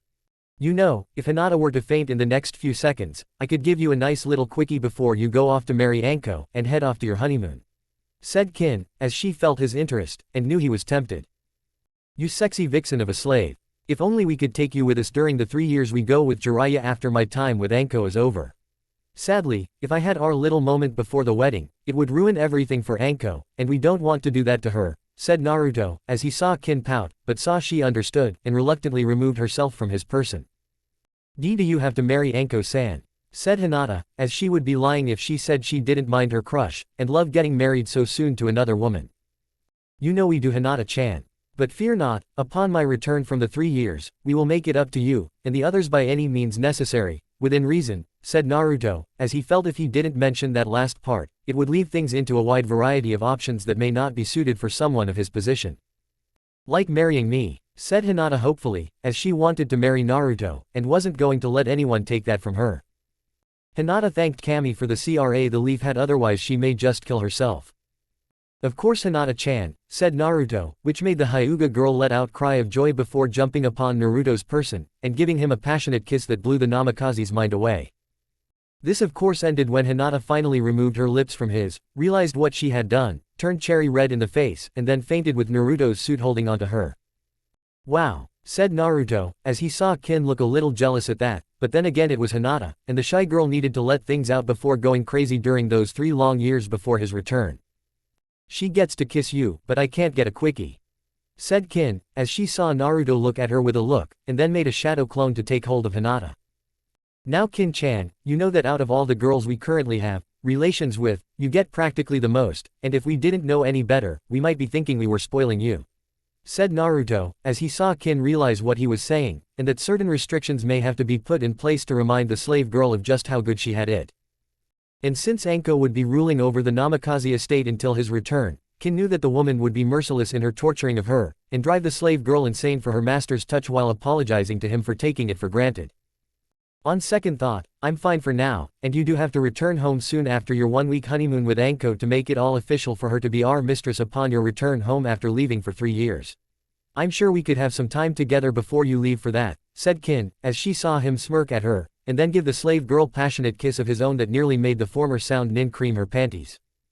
"Until we return with Anko from the honeymoon, you are in charge Kin-chan, and if you are a good slave girl, we might let you explore the other side of your sexuality with us before I leave, said Naruto, as he saw Kin's eyes light up, and nod frantically since the girl had freely admitted she was open to expanding her horizon to that of being with women along with her main man. Yes, Naruto-sama, said Kin, as she gave a salute, and walked out with the shadow clone holding an unconscious Hinata snuggling up against the clone. Come back here, Yubaka, and take me with you. I'm holding your damn wedding rings in my pocket, said Shikamaru, as he was soon caught on a web line, and pulled out of the room hard after hitting the wall right next to the door. Namikaze backyard 20 minutes later. Soon, everyone meant to be at the wedding was there, and Tsunade was ready, sort of, to perform the marriage ceremony. First, Naruto came out waiting for Anko with Shikamaru beside him with the rings, as he told the Nara that if lost the rings, or if he even so much as ran out of here just to get out of the wedding, Tayuya would use her flute to summon her Oni demons to do something very bad. Damn it, Naruto. Get this webbing off my feet. I'm not going to run, said Shikamaru to Naruto since the Nara couldn't move his feet off the ground. You keep saying that, Shika, but we've seen that infamous Nara Shikamaru preparing to run. Look before, and we're not buying what you're selling, said Naruto, as he had seen Shikamaru have that look before where he actually ran with a purpose, and the last time that happened was when Nara Yoshino had wanted to take Shikamaru shopping when he was 9 years old to have him try on an adorable sailor's outfit to wear to school. Troublesome, thought Shikamaru, as he hated weddings because of bouquet flowers, and various other things that he believed women came up with for weddings to trap men in their clutches. Shikamaru wanted no part of that. Why isn't Shino up there with Naruto instead of Shikamaru? Said Choji to Neji sitting next to him, as he eyed his friend, and glanced at the buffet table.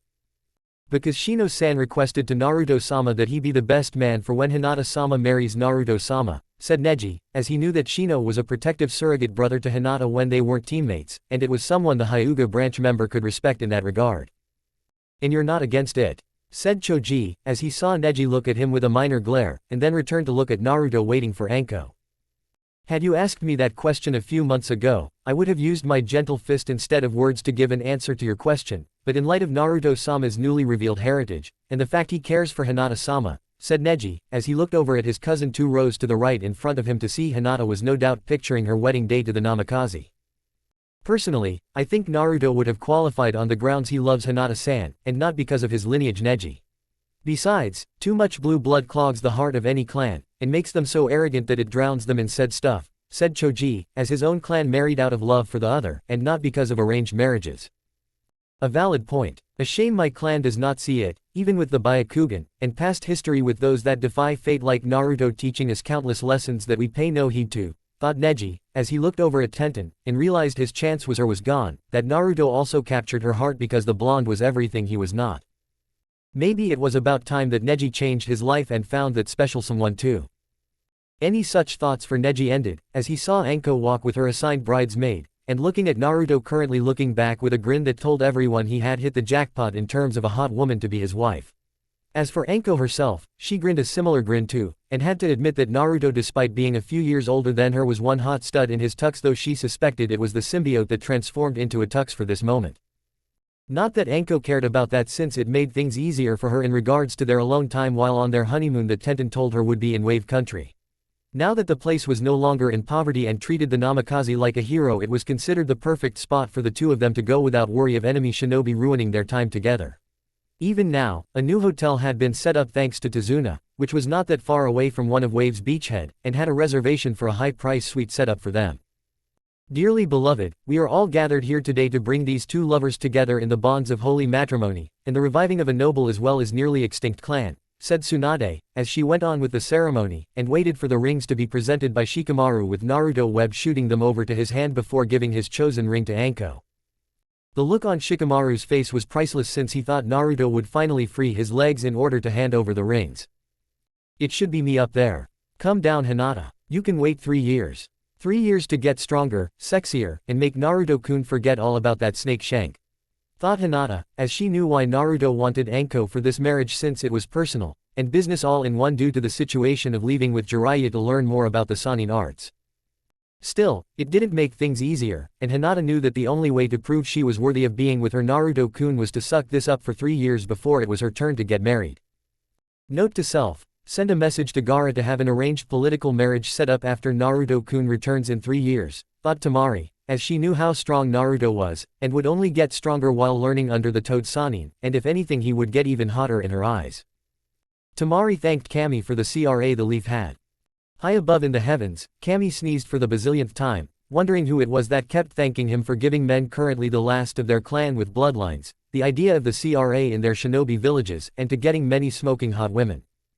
It wasn't even like that, as Kami accidentally had what humans would call a naughty dream that somehow got sent down to the shinobi villages, and to all their respected leaders in regards to the threat of losing a bloodline. At least I get thanked for it, thought Kami, as he sneezed again when Tenten thought the same thing, and then several more times with various other girls wanting to be with one Namikaze Naruto. Life certainly was good for the blonde Namikaze. Secret Akatsuki base. This is most troubling. We have just learned the Kyuubi vessel will be with Jiraiya for the next 3 years, said Pain, as he stared at the others before him, and they seemed to be sharing their leader's sentiments.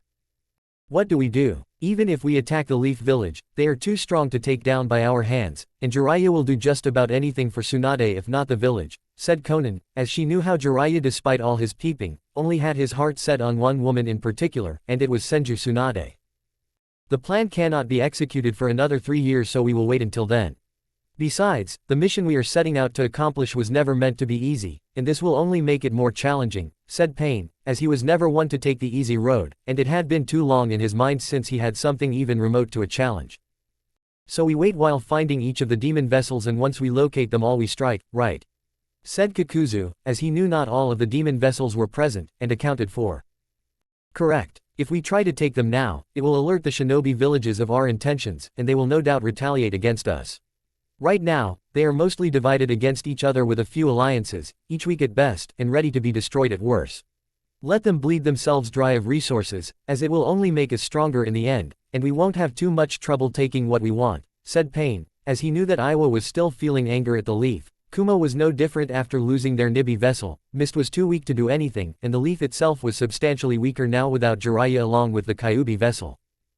This fucking sucks. I want to spill blood in the name of Jashin-sama, said Hidan, as he was peeved that he had to wait to spill blood to his god, and this made things all the more worse that it would be 3 years before that was possible to unleash all of his sacrificing potential to its fullest. Patience, Hidan. It is a virtue even you yourself can come to respect. All good things we ask for come to those who wait, said Sasori, as he knew what it meant to have patience when it came to making puppets, and get every single detail on them just right. Fuck you, said Hidan before Pain flooded the room with killer intent to shut them both up. Enough. We will wait the 3 years searching for the rest of the 9 and watch those that we know are in their current locations.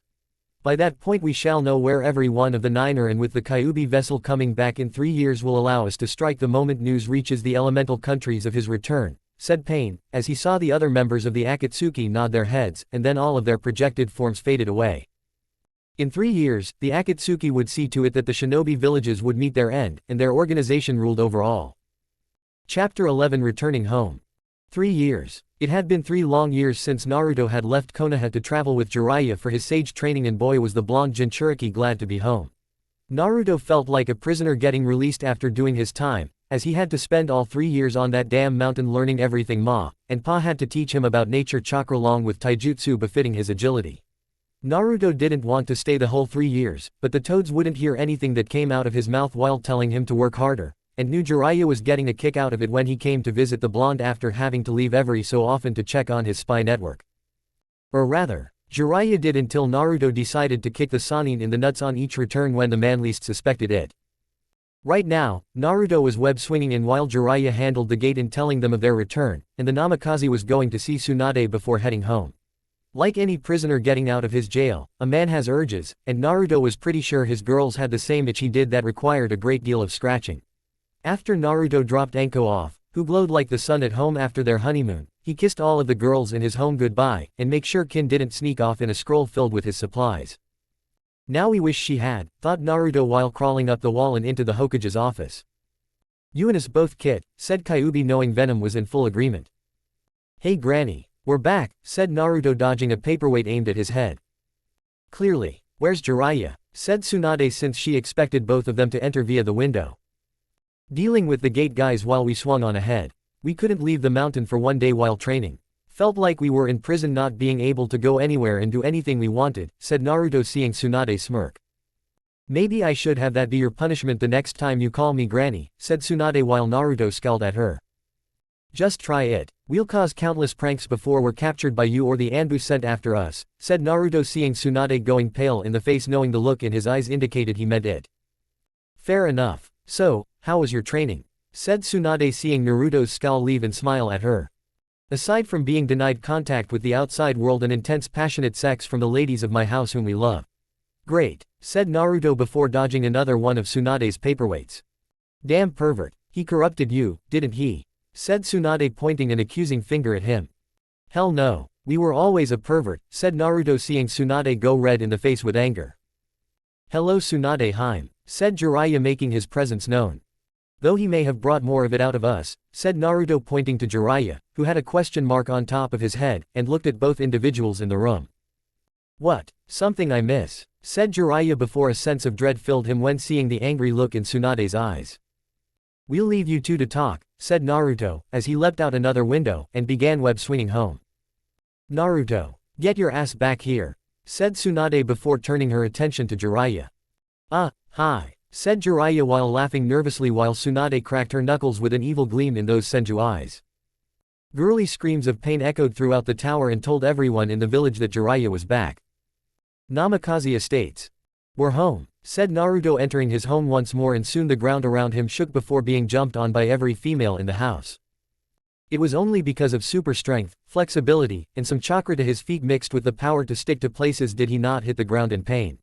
Kin, Tayuya, Ino, Anko, Hinata, Henna, Yugito, and Tenten had all leapt on him with their overall weight being able to crush a lesser man. Naruto-sama, you're back. We've missed you, said Kin, as she kissed his face, and loved how his body felt while being touched by her fingers. And we did with you. All of you, said Naruto, as he righted himself properly, and they all let go of him. Damn Gaki, you grew some more, said Anko, seeing the blonde was slightly taller than her and was almost the spitting image of the Yondaime. If the Yondaime Hokage had whiskers, of course. Is that a problem, Anko-chan? Said Naruto while smiling at Anko.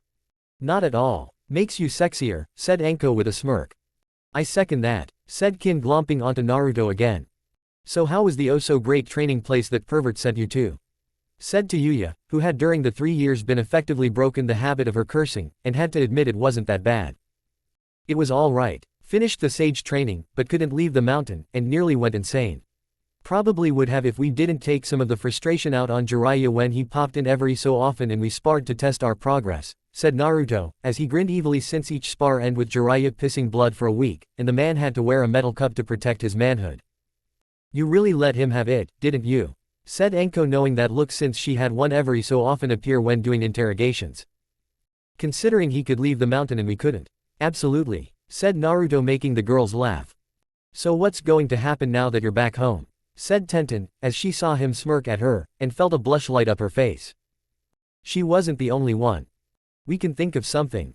After all, it has been 3 long years alone for us without any female companionship, and we're feeling a certain itch that hasn't been scratched since then, said Naruto, seeing the girls blush further with nosebleeds. Oh poor master. Let's go upstairs and your loyal slaves can relieve you of your torture, said Kin seductively while Tayuya and Ino blushed since they had long since made up their minds about doing that with him. Oh no, I'm his wife here, Missy. If anyone here is getting to be relieving him of such pain, it's going to be me, said Anko, now glaring at Kin, who glared back, and both of them were growling. You may have been in charge while Naruto-sama was gone, but he's back now, and it's the duty of his slaves to please him at every turn, said Kin, knowing her body like the others had become more developed and make her master extremely happy. Oh yeah, said Anko, daring Kin to step out of bounds. Yeah, said Kin simply. Girls, said Henna, seeing Anko and Kin turn their head in his direction. What? Said Kin and Anko at the same time. Naruto-kun went upstairs with Ino and Tayuya, said Henna, pointing upstairs with the door to the master bedroom shut. No, yelled Kin and Anko before glaring at each other and arguing about how it was the other woman's fault. I wish I was with Naruto-kun, said Hinata sadly while Yugito put a gentle hand on her shoulder. You'll get your chance, Hinata-chan. You know you have to wait until you're married, and when the honeymoon comes, he's all yours, said Yugito with a smile, seeing the Hyuga girl nod and was looking forward to it. After Naruto left 3 years ago, Hinata had requested she live in the Namikaze Estates to be with her future husband, which first caused Hiyashi to faint, have a heart attack, be revived, and after a few days being hospitalized had given his blessing. Of course, he had stipulated no intimacy of that nature until the two were married, and made her promise the two wouldn't. A bit cruel, but Hinata gladly accepted, knowing if she could wait 3 years, she could wait a little longer afterwards for the marriage, and the honeymoon that would follow. Master bedroom. Are you sure about this? Being intimate with us. You don't want to be officially freed first? Said Naruto, seeing each girl blush cherry red. We both thought about it. We actually talked with Kin actually, said Yuya, as she moved to right side, and kissed him lovingly. And, said Naruto before he saw Ino on his left and kissed her too. We like being your slaves, Naruto-kun. Strange as it sounds, I've been happier, stronger, and more full of energy since being a slave to the Namikaze clan, said Ino, as she let her hands roam over his body, and knew Yuya was doing the same. Even if we weren't around for the last 3 years, said Naruto jokingly, though he was sad to not be here with them during that time. That was not your fault. Besides, you set the groundwork for us being here, and allowed us to be happy despite our status. Hell, for the last 3 years, I was treated better as your slave, then I was free, and serving Orochimaru Tem, said Yuya, as one of her hands went south, and so did Ino's, with Naruto letting out a groan of pleasure. If that is what you both truly want, said Naruto, while his symbiotic skin, in the form of clothing, vanished into his body to reveal him in his boxer shorts. It is Naruto-sama, said Ino into his ear, and she along with Yuya both put their hand into his boxers before caressing his tool. We think this should be continued on the bed, said Naruto, loving how the girls were giving him pleasure. Of course, master, said Ino, as she along with Yuya guided Naruto to the bed, and sat down on it with one of their hands massaging his erection. Strip. Both of you, said Naruto with lust in his voice. Yes, Naruto-sama, said Ino, as she easily unzipped her maid outfit she had on, and so did Yuya until they were in just panties, since they both disliked bras when it came to their uniforms. Orange panties. Very nice, said Naruto before removing his boxers and kicked them away. Just relax, Naruto-sama. We'll do all the work, said Yuya, as she along with Ino went down, and the redhead took him into her mouth while Ino gently sucked on his balls. Damn, someone has been teaching you things while we were away, said Naruto, as he loved the pleasure running through his body, and knew they loved the groans that came out of his mouth. Mistress Anko taught us many things to prepare for your return, Naruto-sama, said Ino before going back to tending to his ball sack. We're going to come. To Yuya-chan, we want you to swallow it all, and then Ino-chan can go next, said Naruto, as he put his hand behind her back, and held her in place. Yuya made a muffled response, as she sucked faster, and made Naruto come hard into her mouth while the Namikaze heard the sound of the redhead swallowing his load.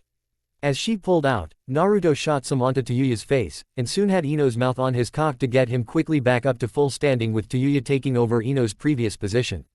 Naruto himself was in blissful heaven, as he felt himself getting to come once more, and shot his load into Ino's mouth with the platinum blonde girl took everything he let out. Did you enjoy that, Naruto-sama? Said Yuya, knowing he did. Hell yes. Now get on the bed so we can reward you both, said Naruto with lust crystal clear within her voice. Both girls obeyed, as they stripped away their panties, and were now totally exposed to Naruto with lust in their eyes. Looking at each girl, Naruto made a shadow clone, and had his copy go to Ino while he himself went to Yuya. Each Naruto kissed their chosen girl with intense passion, as they prepared to take this to the next level, and to the point of not going back in terms of a relationship. Take us, Naruto-sama. We're ready, said Ino, as she knew felt her Naruto line up his erection, and was ready to turn her into a woman. What she said Yuya while kissing her Naruto passionately, and felt the same thing Ino did. Careful entering their pussies, Naruto along with his shadow clone thrust forward at the same time, and claimed their virginity nearly at the same time. Both Narutos kissed their girl on the lips, muffling the scream of pain that followed, and held them close until the pain passed. When their kiss ended, both girls nodded, saying it was okay to continue, and both Narutos did just that with another thrust that brought each girl pleasure to replace their pain. Both Narutos pulls back, then thrust forward, hearing another gasp of pleasure, and they repeated it again. The girls wrapped their legs around their chosen Naruto, as the Namikaze, and his shadow clone thrusting harder with each second. The girls cried out in pleasure with each thrust, as the man on top of them was playing with their breasts, and licking the sweet spot they both had along their necks. I'm going to come, master. I'm going to come hard, said Ino, as she felt her Naruto thrust faster, and Yuya calling out that her orgasm was approaching too. Then come, our slaves. Come for your master as we come in both of you, said Naruto, as he along with his shadow clone picked up the pace before coming inside of them, and the nirvana-like feeling that followed soon after. Damn, that was incredible. I should have done this sooner, said Yuya, as she realized her stubborn pride had prevented this 3 years ago, and mentally cursing herself for it. Me too. It's no wonder Kin was so edgy soon after you left. Without Anko, Tenten, and Temari helping her out, she'd have gone psycho on us, said Ino while the shadow clone of Naruto went poof and the original rolled onto his back with Yuya in his arms before he scooped the Yamanaka girl up onto his other side. We'll be sure to thank them for it later. Are you up for another round? Said Naruto, grinning at the two women, who felt he was ready to rise to the occasion again, and were a bit surprised. Damn. Kin said you had stamina, but I didn't believe it, and the fact you went 3 years without any female companionship must have really backed up you. Balls to deep blue turned purple, said Yuya, knowing he came a lot when he shot his load and knew Ino felt the same way too. You have no idea, Yuya-chan. So do we have yes, or do we let you girls rest? We could ask Kin, Tenten, Temari, or Anko to help us, said Naruto while not knowing if Hana would want to have premarital relations with him and Hinata, while Yugito was another wild card. I can go for one more round, said Ino, not wanting to be a pushover and sending a silent challenge to Yuya. Me too. I could probably last longer than her any day of the week, said Yuya, pointing a finger at Ino. Try me, said Ino, glaring at Yuya, who returned it, and both turned their heads at the Namikaze when he let out a chuckle. So the gauntlet has been thrown down, huh? Well, let's see which one of you is better then.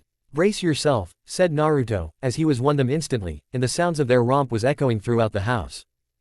Downstairs. Damn, Gaki should put a privacy seal on. He's going to make the natives restless, said Anko, though she was one to talk since the special Junin was already feeling it and saw the blushes on the other women too.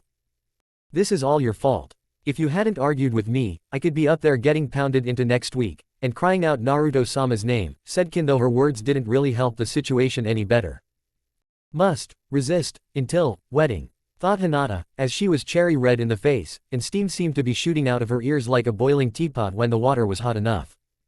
Yeah, I know. Blame it on the wife. Wouldn't be the first time in a clan like this one, said Anko with a grin while hearing 3 go at it upstairs. Well, I'm next. He's 3 years worth of backed up sexual frustration in him, and I want at least 6 months of it to enter me, said Kin with a perverted look on her face with a nosebleed to match. Someone has to tell Shizune he's here if she doesn't know already, said Tenten, looking at Hana, who was looking at everyone, and saw they were looking at her too. Oh come on, maybe I want to welcome him too, said Hana, seeing the girls look at her with an amused grin. Before your wedding and honeymoon. Not a chance, Mrs. Puppy Prude, said Anko with a smirk while Hana growled at her for that nickname. During the 3 years, Hana had been the most restrained woman in Naruto's life when it came to sexual activity, though it wasn't easy given Inuzuka instincts, and the fact some of the girls here were intimate with each other to keep themselves from going insane. The smell afterwards before being cleaned up harassed her Inuzuka's sense of smell, as it went about trying to activate certain female aspects of her body, and the instincts of her clan only made it worse. Cold showers helped, but the way Kin, Anko, and Tenten went about saying how they missed Naruto dominating them made such a deterrence to masturbating hard to do. Hana had never once allowed herself to do what she believed was a degrading act, as it was her belief it would feel dirty and unbecoming of a woman from the Inuzuka clan. Don't call me that, said Hana, knowing Anko had made it her mission in the 3 years waiting for Naruto's return to rub this little fact in her face by describing the encounters of their honeymoon during random conversations. Then go get Shizune-chan and come back. Who knows? Maybe you will get your own threesome when you get back, said Anko while Hana blushed and glared at the special Junin before getting the medic nin if she wasn't already on her way here. That was mean, Anko, said Tenten with a smirk on her face while Temari came in seconds later looking wildly around for Naruto with a lustful look on her face. He's here, right, said Temari before hearing the cries of the females above having their next orgasm. Oh yeah, but you have to wait until after Kin, and I have him, said Anko, knowing she and the other girl were next. What? Hell no. I'm having him next, said Temari, as she wasn't going to let this snake bitch hold her back after 3 years of waiting with cold showers, and toys doing only so much to keep her from hunting the Namikaze down to the secret location to claim him herself. I'm the wife and this is my house when he's not here. Since he's indisposed with the 2 upstairs, I say who goes next, and it's not like he's going to burn out. 3 years of not getting any from us has backed him up, and with his stamina increased well, there's more than enough of him to go around, said Anko, seeing Temari blush and get a mean nosebleed. Fine, I'll wait, but I'm not giving up my spot to anyone after you 2 are done, and I'll kick anyone's ass that tries to get ahead of me, said Temari before Tenten wrapped her hands around the girl and was fondling the Suna woman's breasts. Such fire in your voice. Our time with Naruto-kun is going to be so much fun, I'm just burning inside with anticipation, said Tenten, as she had learned in the last 3 years that she was indeed bisexual along with Temari, and the two had on occasion gotten together to help keep their sanity in waiting for Naruto's return. Pervert, said Temari while trying to free herself from Tenten's grasp. And failing. Hokage's office weeks later. Feeling better, said Tsunade, seeing Naruto was slightly calmer than he was upon his return to Konoha. Yep, said Naruto with a grin on his face that clearly indicated he was very happy. Wipe that grin off your face, Gaki. Not all of us are young like you to get laid, said Tsunade, seeing Naruto's grin just get wider. You just admitted that you're old. You know that, right? Said Naruto, seeing the tick mark on Tsunade's face.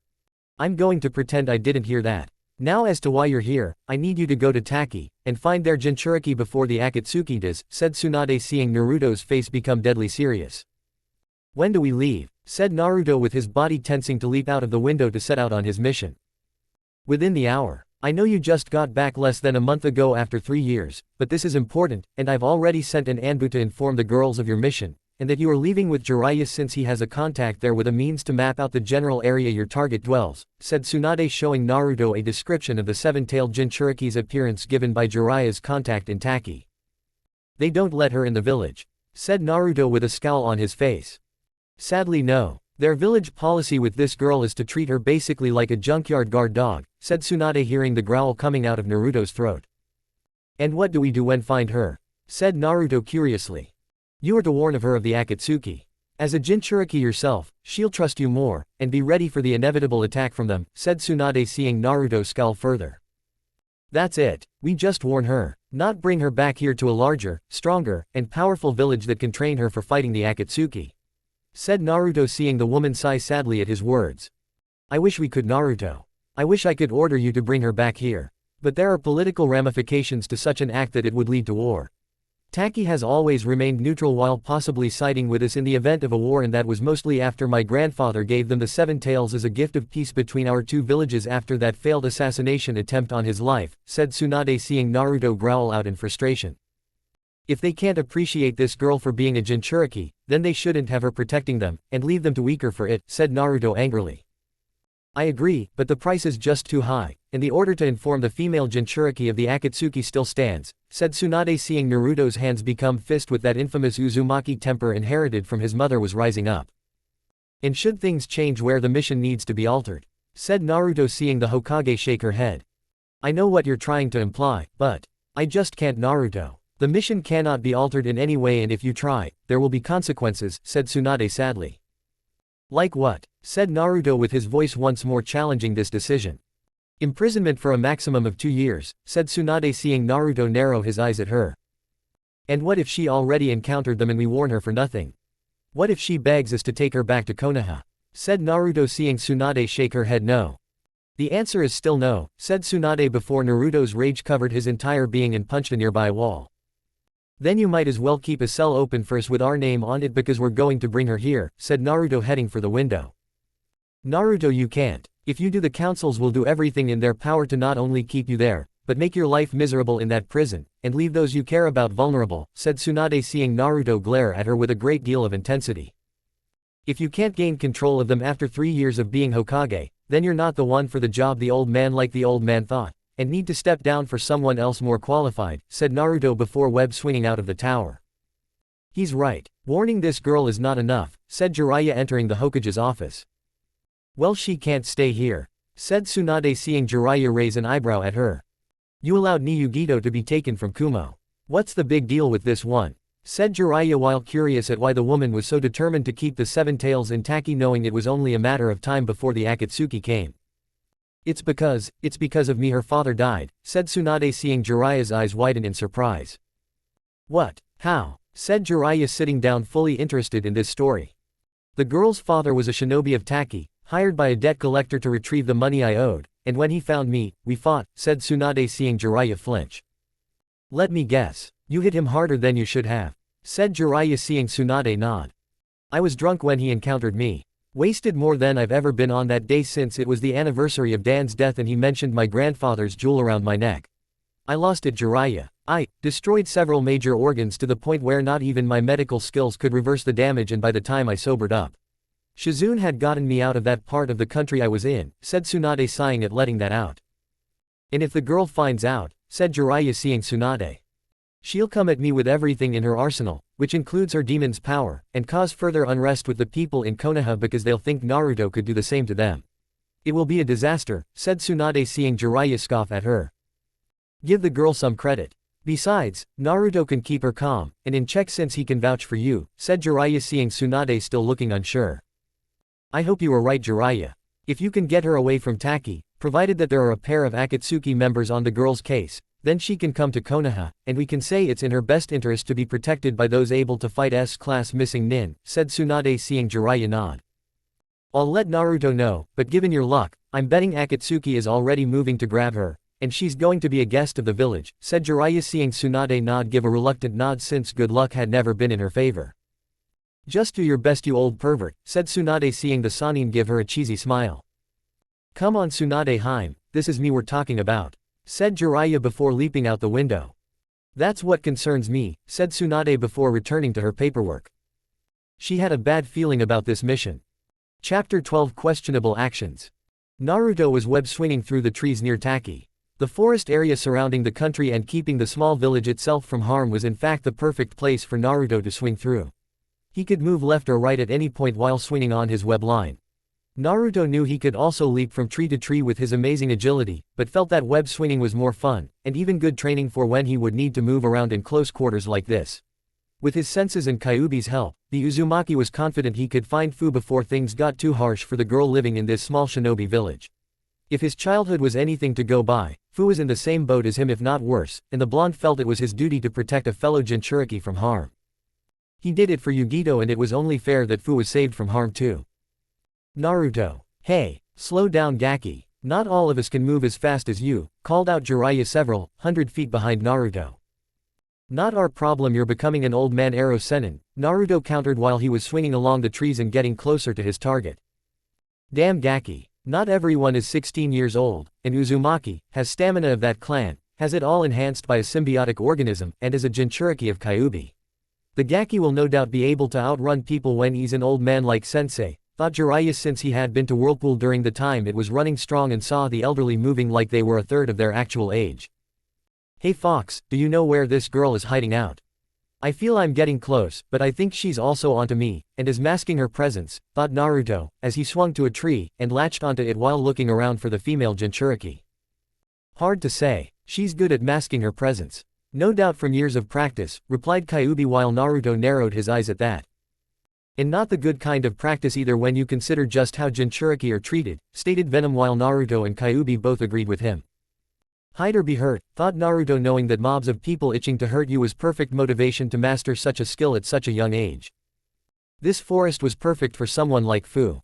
She's nearby Kit. The girl is very close to the point where you could probably call out to her, stated Kyuubi, as he could sense the seven-tailed Biju now, and the giant insect's chakra was all over this area.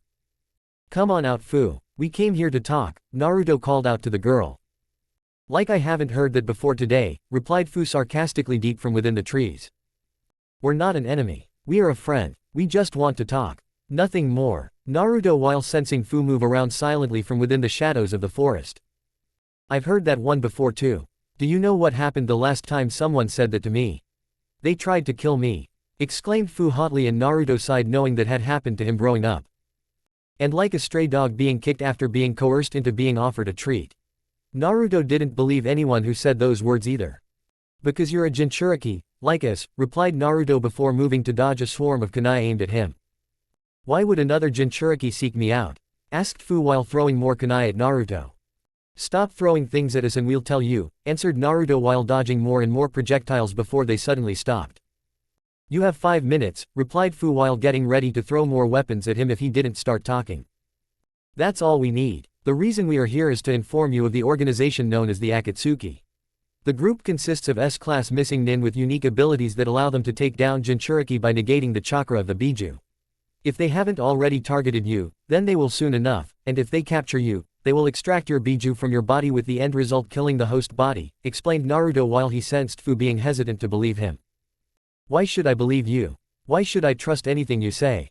Just because you're a supposed Jinchuriki doesn't mean I'm going to take your words at face value, replied Fu, knowing anyone could claim to be someone or something to convince others of things that might not be true in the slightest.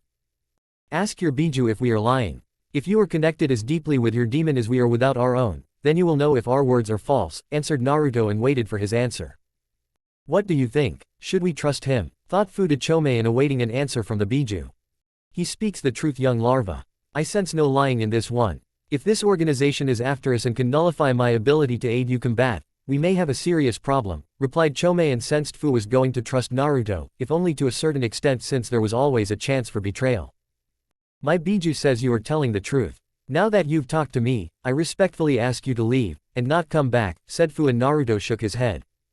We can't leave yet. Not without you, answered Naruto before moving to dodge more projectiles. I knew it. You want to capture me for some sick purpose, don't you? Exclaimed Fu while moving quickly after throwing more projectiles, and decided to get in close combat to battle the nimble Kyuubi Jinchuriki. No, we would never do that to a fellow Jinchuriki, countered Naruto while sensing trouble and leapt back to avoid Fu from slicing through his neck with a kunai. Then why do you want to take me away from my village? Asked Fu while trying to land a hit on her opponent. So you can live in ours where it is safe, answered Naruto before taking out a kunai of his own and began to parry the female Jinchuriki's kunai. Is what? Judging from your headband, you are from Konoha. Does your Hokage want another Jinchuriki for a weapon that badly? Questioned Fu while missing several strikes to Naruto's body, and the blonde leapt over her with unnatural agility. No. If anything, she wanted us to inform you of the Akatsuki, and then leave you alone to fend them off the two they send by yourself, since taking you with us would cause possible political problems for the Leaf.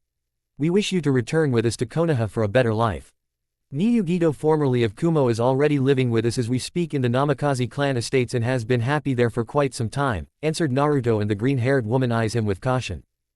Truth be told, Fu had heard that rumor about what happened in Kumo, and wasn't sure if there was any truth to it. Kumo had been raising all kinds of hell in the last 3 years, which was one of the reasons why the blonde was said went off to train with Jiraiya for that duration of time, and things began to quiet down. And if I do go with you back to Konoha, what happens next? Taki won't take this lying down, replied Fu, and Naruto let out a chuckle. They will if they know what's good for them. They've abused you and made your life miserable. Not to mention you being out here means they don't let you into the village like you're some kind of fucking pet. You're Taki's guard dog, their pet. You heal when they say heal. You fetch when they say fetch. They want you to roll over, play dead, and some of them probably want you dead for real. Are we right? Exclaimed Naruto with killer intent from Fu rising, and it was clear she did not like being called those kind of names. I'm going to kill you, yelled Fu, as she charged forward, and began lashing out at Naruto, with the blonde moving much faster now to dodge her attacks. Why? Because what we have said is true. That they treat you like that? Questioned Naruto while seeing Fu's eyes were filled with tears. Yes they do. All right. Are you happy now? I hate my life. I hate Taki, but I can't leave because if I do they'll hunt me down, and make my life worse. Exclaimed Fu, as she got through his defense, and hit Naruto with a shoulder block before straddling the blonde with a kunai to his throat. We are so like you it's not even funny. We were like that too once. We did everything that was required of us and then some, with no respect for it at all. We barely had a home that was occasionally vandalized, and what valuables we had were stolen to be destroyed while they laughed at us. They felt demons shouldn't have any valuables. That we should be lucky to be alive and breath while under the rule of the superior species, as they kept on claiming they were in their eyes, replied Naruto, and saw Fu was looking right in the eyes for any kind of lie. So why leave one hellhole for another? Asked Fu with the kunai in her hand pressing harder against his throat. Because our hellhole is being cleaned up. Our hellhole is going to change soon and we are in the middle of changing it. Do you really want to be here while that happens? To wait for the Akatsuki to come here.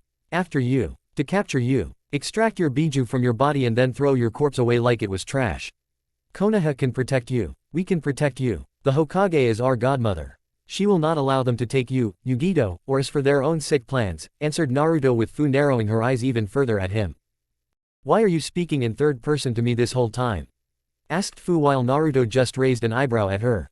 Because we are the host to more than one being, answered Naruto before his shinobi outfit shifted to his human venom-looking form.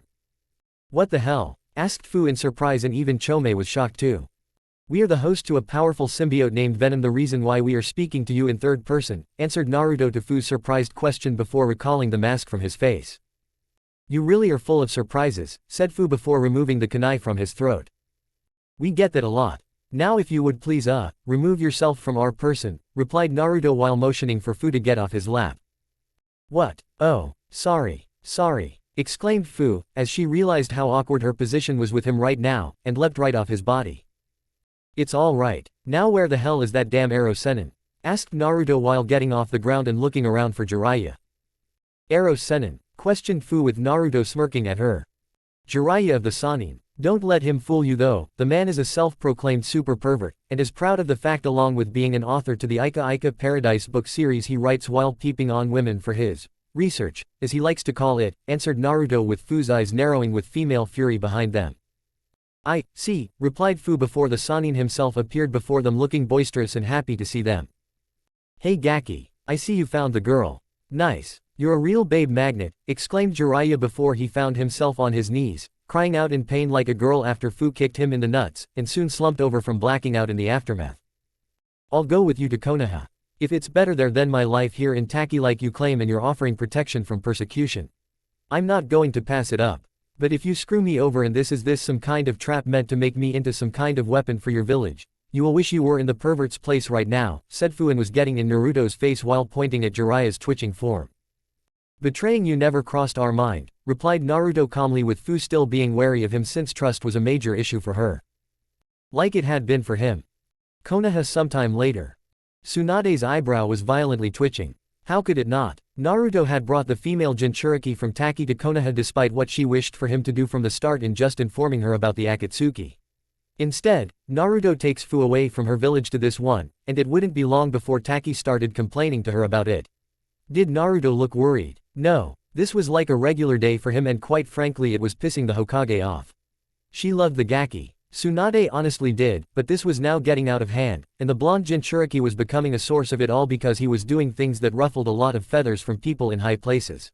However, at the same time, Tsunade could see why Naruto did what he did, and couldn't fault him for wanting to change the status quo because it was horrible for Jinchuriki. And Naruto and Fu were Jinchuriki. You do realize your actions could start a war, right? Asked Tsunade while sounding like it was taking quite a bit of effort to hold back the desire to punch him halfway to the other side of the world. And you do realize that Fu isn't loved in Taki and the Akatsuki would have taken her without any resistance from the village. Countered Naruto with Tsunade letting out a sigh while looking over at Fu currently staring back at her cautiously with calculating eyes. So much like her father. She has his eyes and tan skin. Must have gotten the green hair from her mother, thought Tsunade before looking over at Naruto again with a frown on her face. She's not happy with this kid, said Kyuubi inside Naruto's head. I know Fox, but I'm not about to let the Akatsuki win and get a fellow Jinchuriki killed because I didn't do anything when I know I could have done something, thought Naruto and Kyuubi sighed knowing he had a point. Someone long ago once said, the only way for evil to triumph is for good people to do nothing, and I believe it. If Naruto here didn't bring the girl here, the Akatsuki would have nabbed her, and evil would be one step closer to victory, said Venom and saw the fox nodding since that was the case. In any case Naruto, I am not happy this happened, even if I do understand your reason for it, said Tsunade while Naruto nodded. We weren't about to have her be taken by the Akatsuki. It's bad enough each village hate every Jinchuriki they've ever made, but to be hunted, and no one from the villages lifting a finger is even worse. We decided to change things and will challenge anyone that dares to stop us, countered Naruto and saw Tsunade narrowing her eyes at the hidden threat. He would fight her if need be in the event she didn't side with him on this matter. I'm not going to stop you Naruto.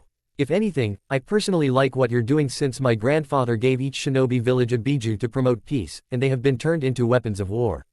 However, as a Hokage, I have to focus on what is good for the village, and what you did in bringing Fu here is not healthy for Konoha, explained Tsunade with Naruto nodding. If it becomes a problem, we will deal with it, and ensure Konoha doesn't get hurt. Too much, replied Naruto with a grin and saw Tsunade scowl at him for that last part. I know you still have issues regarding Konoha and its people Naruto, but, please don't let the people living here get hurt simply out of spite. Not everyone deserves it and you know that much is true, stated Tsunade and Naruto nodded in understanding. We understand Granny. It's just we are tired of people seeing us as some kind of monster without a family to call our own or them questioning the claims of our heritage. We feel that the history of Konoha to acknowledge the contributions of the Uzumaki clan and their connection to Konoha since its founding. The people in Konoha need to be properly reminded of our family's contributions and how they spit on the legacy of our family. It is high time the people of Konoha know the significance of the whirlpool symbol some of them wear on their shinobi clothing and even the leaf symbol that was adopted by this village. It's time to remind them of the past and how ungrateful they have been to us in the present, replied Naruto, and Tsunade winced knowing that was something the councils had been adamant in removing when the Sandaime came out of retirement after Kyuubi attacked. They wanted to make sure Naruto didn't have knowledge of his lost family or any right to claim anything in Konoha that he was entitled to should he wish to claim it. I'll make that known, though you can expect resistance on the matter when it is brought before the councils, though the clan heads will support you in the matter, said Tsunade with Naruto raising an eyebrow at her. And you? Asked Naruto with Tsunade looking surprised by the question. What do you mean? Questioned Tsunade. Will you support us regarding that matter when it comes to voting? Asked Naruto with Tsunade looking down. I can't, answered Tsunade with Naruto scowling angrily, and so was Fu, though more out of confusions on her part than anger. Can't or won't? Asked Naruto with Tsunade sighing. I can't, Naruto. At least, unless it comes down to a tie as stated by Konoha law. I can at least push for the motion to make it happen, but I can't vote on the matter unless it comes down to a tie. When the motion to remove Whirlpool and the Uzumaki clan from the history books was made during the meeting shortly after the Sandaime Hokage came out of retirement, the clan heads with the exception of the Uchiha clan were the only ones fighting the motion. Unless you can get some of the councils to side with the motion to reverse the decision to the point of a tie, explained Tsunade and let her answer hang in the air. You can't vote and we get fucked, Naruto finished for her, and the Hokage could only nod. The only way you could sway them is if you gave enough of those members on each of the councils something to make it worth their while, explained Tsunade with Naruto letting out a sigh. And we don't want to give them anything. At least, not something we have that they would want. Unless, stated Naruto, and it was clear to the other two were seeing his brain burning with an idea. Unless what, Naruto? Asked Tsunade knowing the Gaki had something. They want the Uchiha's bloodline unsealed so he can revive his clan, right? Then we let them have it, in exchange for what we want, answered Naruto with Tsunade looking at him like he was crazy. Maybe he was, if only a little. After that damn traitor tried to leave Konoha. Why would I even consider giving them a chance to breed more traitors? Questioned Tsunade while Naruto smirked at her. Relax, Granny. Just because you unseal his bloodline doesn't mean he'll get any girls to have his children. The councils may not see it, but we do. Support for the Uchiha clan is down to an all-time low since information about how the Uchiha were really traitors to Konoha was made public, answered Naruto with Tsunade nodding knowing that was true, and the Uchiha clan name was considered almost as low in terms of respect in the village as Orochimaru's had been when he went traitor after his twisted experimentation was made known. The only one wanting to be with Sasuke was Sakura, even after Tsunade took her along with Hinata on as students, and only tolerated the girl's devotion because of her talent not unlike the Hokage's own for the medical arts. Tsunade had made it clear to Sakura that she was to keep her opinions about Sasuke and Naruto to herself if she wanted to learn how to be a great medic.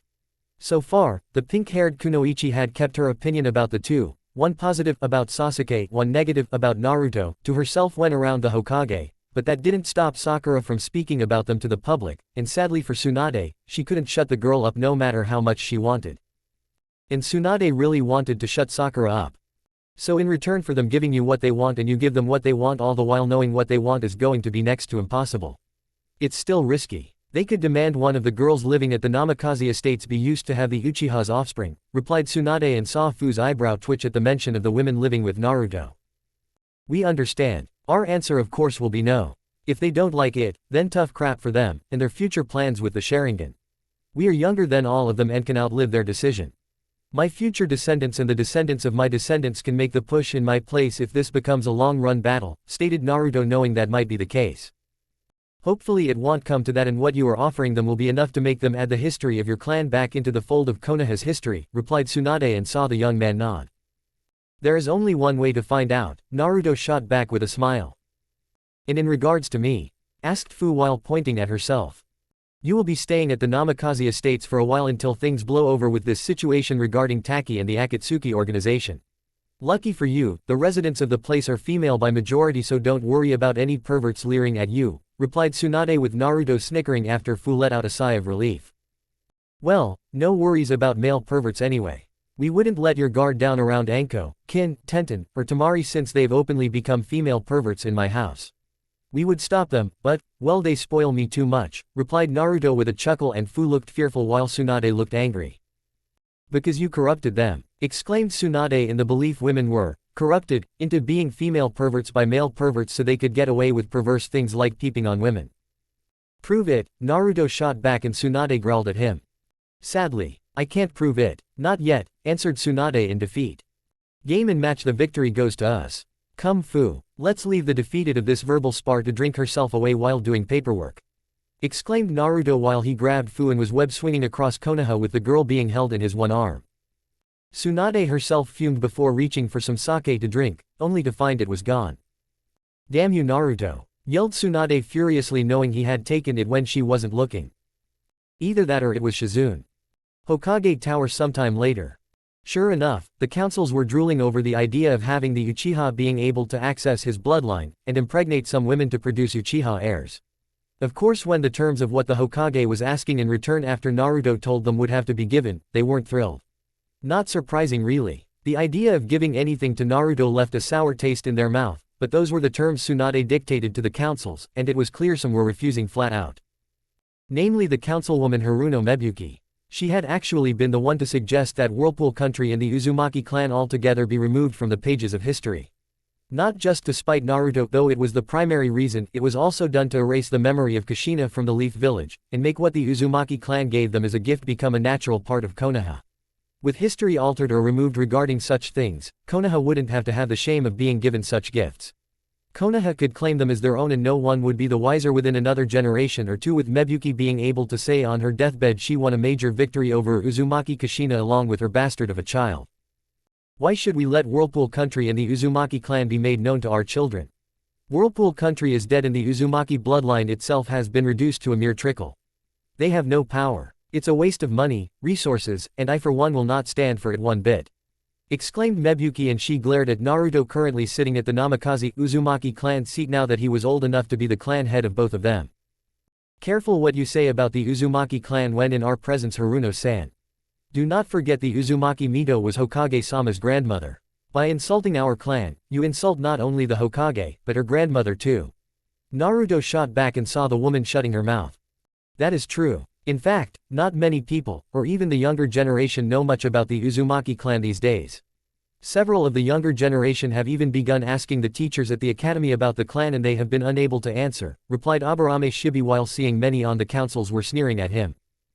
The Uzumaki clan have no business being a part of Konoha anymore. It doesn't matter if they were important to the village at one point, Homura spoke now, and Naruto scoffed. It's because of Whirlpool Country and the Uzumaki clan that Konoha still exists. Or did the first Shinobi War slip your mind? Naruto countered and saw Homura stiffen, and the blonde Uzumaki knew why. During the first Shinobi War, Konoha had made an alliance with the Uzumaki clan, and the marriage between them with the Senju clan helped solidify it.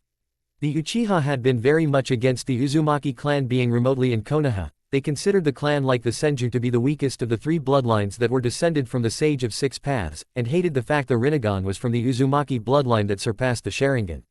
Several among the Uzumaki clan had actually unlocked the Rinnegan, but died from quickly overusing it before any could truly understand its power, and record all of its abilities so others could use such knowledge to their advantage in the event others unlocked it later on.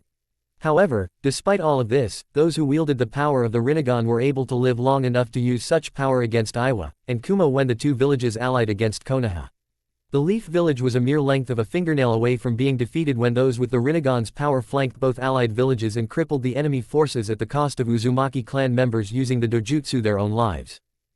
The end result had made Suna sending an envoy to be a long-standing ally of Konoha and missed to sign a non-aggression pact that lasted until near the end of the Second Shinobi War when Whirlpool was destroyed. During that time, Konoha had prospered, grown strong, and could stand on its own 2 feet instead of being knocked onto its back before having a sword stabbed through its heart. How do you know such things, brat? Danzo asked with his eye locked onto the boy and found his Sharingan eye had no effect on him. We found our mother's journal in the Namikaze estates. Uzumaki Mito is mentioned in here, and how the woman knew several of the Uzumaki clan members who wielded the Rinnegan eye to save the Leaf Village before they died of using up their chakra in what many would deem to be a very reckless suicide mission. Kumo and Iwa had Konoha dead to rights in victory before our clan saved it almost literally from the jaws of death. We would think such an important piece of information would be made known to the students at the academy when the Shinobi Wars were brought up by the teachers teaching them the history of Konoha, replied Naruto, and saw Danzo narrow his eye at him while on the council scoffed. That is in the past. The Uchiha is the present and our future. I say we just unseal his bloodline and have several of the women in the Namikaze clan estates be used for the breeding process, said one councilman, and getting nods of approval from the others.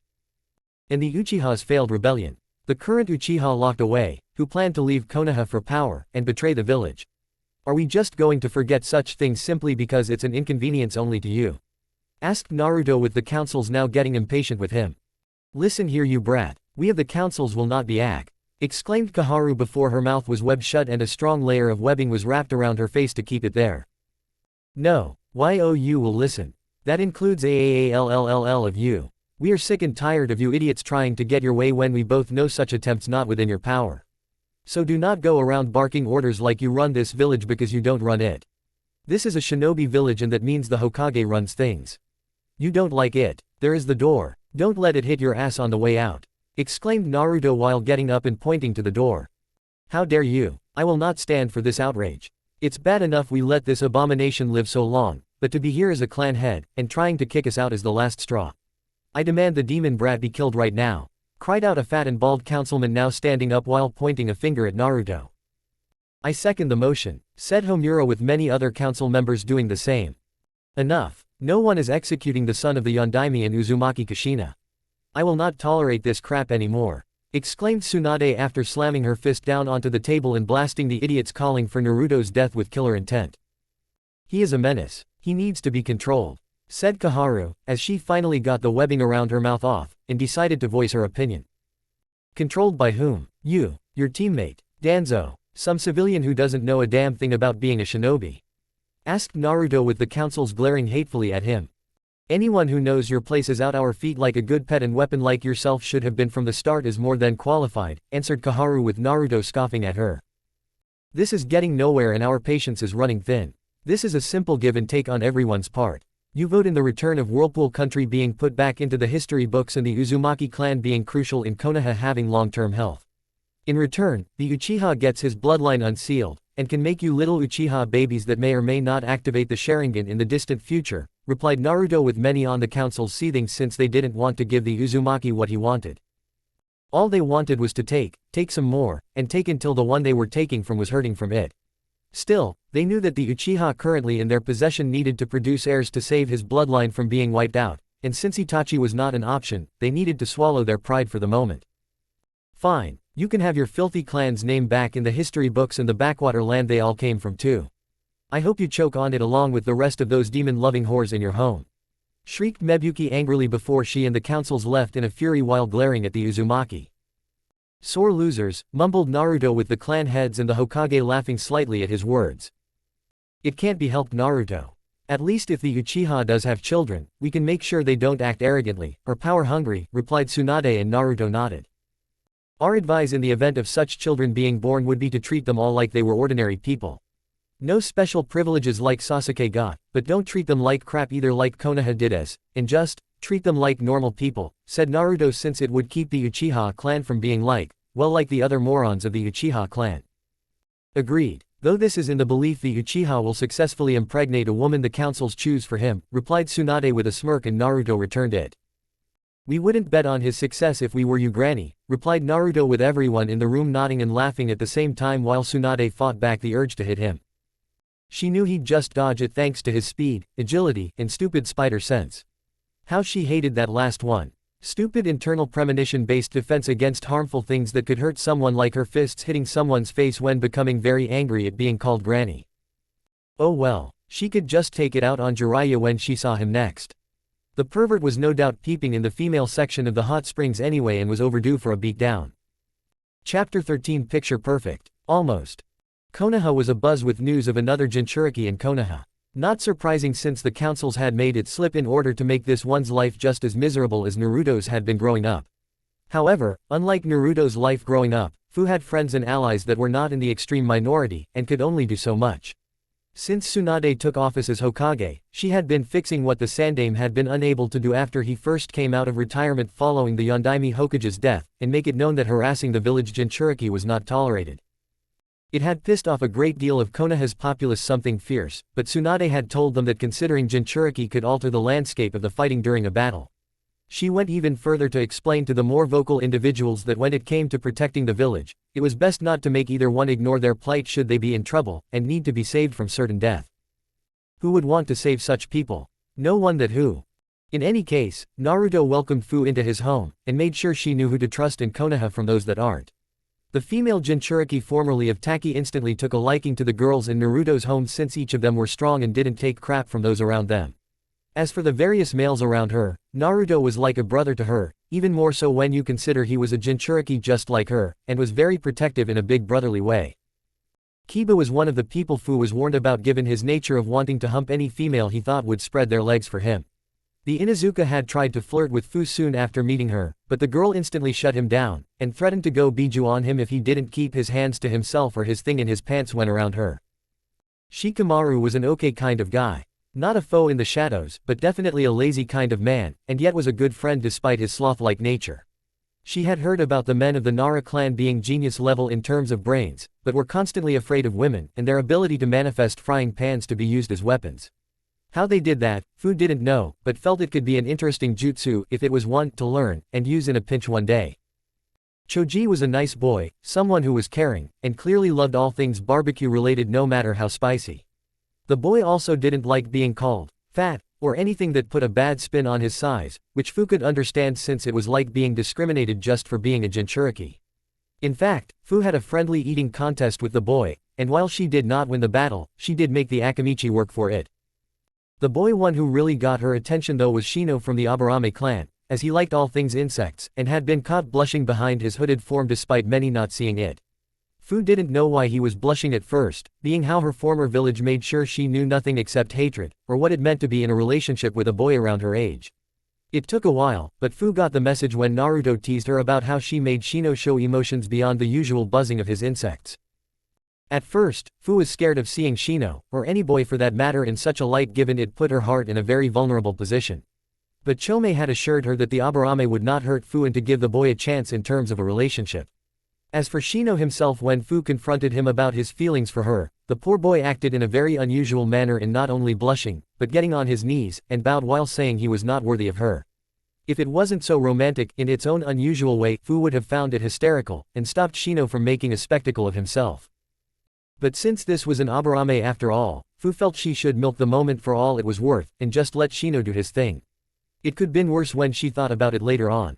He could have done a humanized version of an insect mating dance, which while it would have interesting, it would have also been embarrassing for the both of them, and it very awkward for the two. So after Shino finished his rambling about being unworthy of such an honor of dating the insect queen which all Aburame worshipped, Fu decided to help him up, tell Shino he was worthy, and gave him a big fat kiss on the lips. Naruto just so happened to be there when the whole thing went down and had a camera to get several pictures following Shino's unique emotional episode with Fu. So with that being said, Naruto gave Shino his blessing to date his surrogate sister, and gave the Aburame boy a warning that if he broke Fu's heart, the blonde would break him before feeding the remains, if any, to hungry flesh-eating insects. A form of poetic and ironic justice, but Naruto felt such a thing warranted it if such an event came to pass, and needed Shino to realize what happens when a venomous spider like himself is crossed. Since then, Fu had been seeing Shino more, with the two becoming extraordinarily close, and Naruto knew it was only a matter of time before she moved into the Aburame clan home. Something the Aburame clan would no doubt be thrilled about this happening with the seven-tailed Jinchuriki, who had the Biju which was secretly the source of their insect-based bloodline many years ago, and considered the supreme master of all things insects living in their home. Of course there was still the issue of Tsunade being around Fu after what happened to the girl's father, as the Hokage felt a bit nervous at telling the young Jinchuriki that she was the very reason the man was dead. Naruto had been told about the situation soon after his original meeting with Tsunade when he came back from Taki, and the blonde knew from his own feelings as a Jinchuriki that he would definitely feel a sense of anger if such a thing happened to him. Which was why he encouraged Tsunade to tell Fu sooner rather than later. If anyone else learned of Tsunade's past history with Fu's father, like say Danzo, he would use it to turn Fu against Tsunade. It would bring about a sense of distrust and hatred toward the female Hokage, and that was something neither person wanted. When Fu had finally been told the truth behind her father's death, it was clear the girl was downright pissed, and would have probably gone biju on the woman if not for Naruto's hand on her shoulder. Naruto had explained how Tsunade felt bad about what happened and things had been, well, they got out of hand at the time. He also told Fu that Tsunade wanted to make it up to her for such stupid drunken actions and give the Hokage a chance.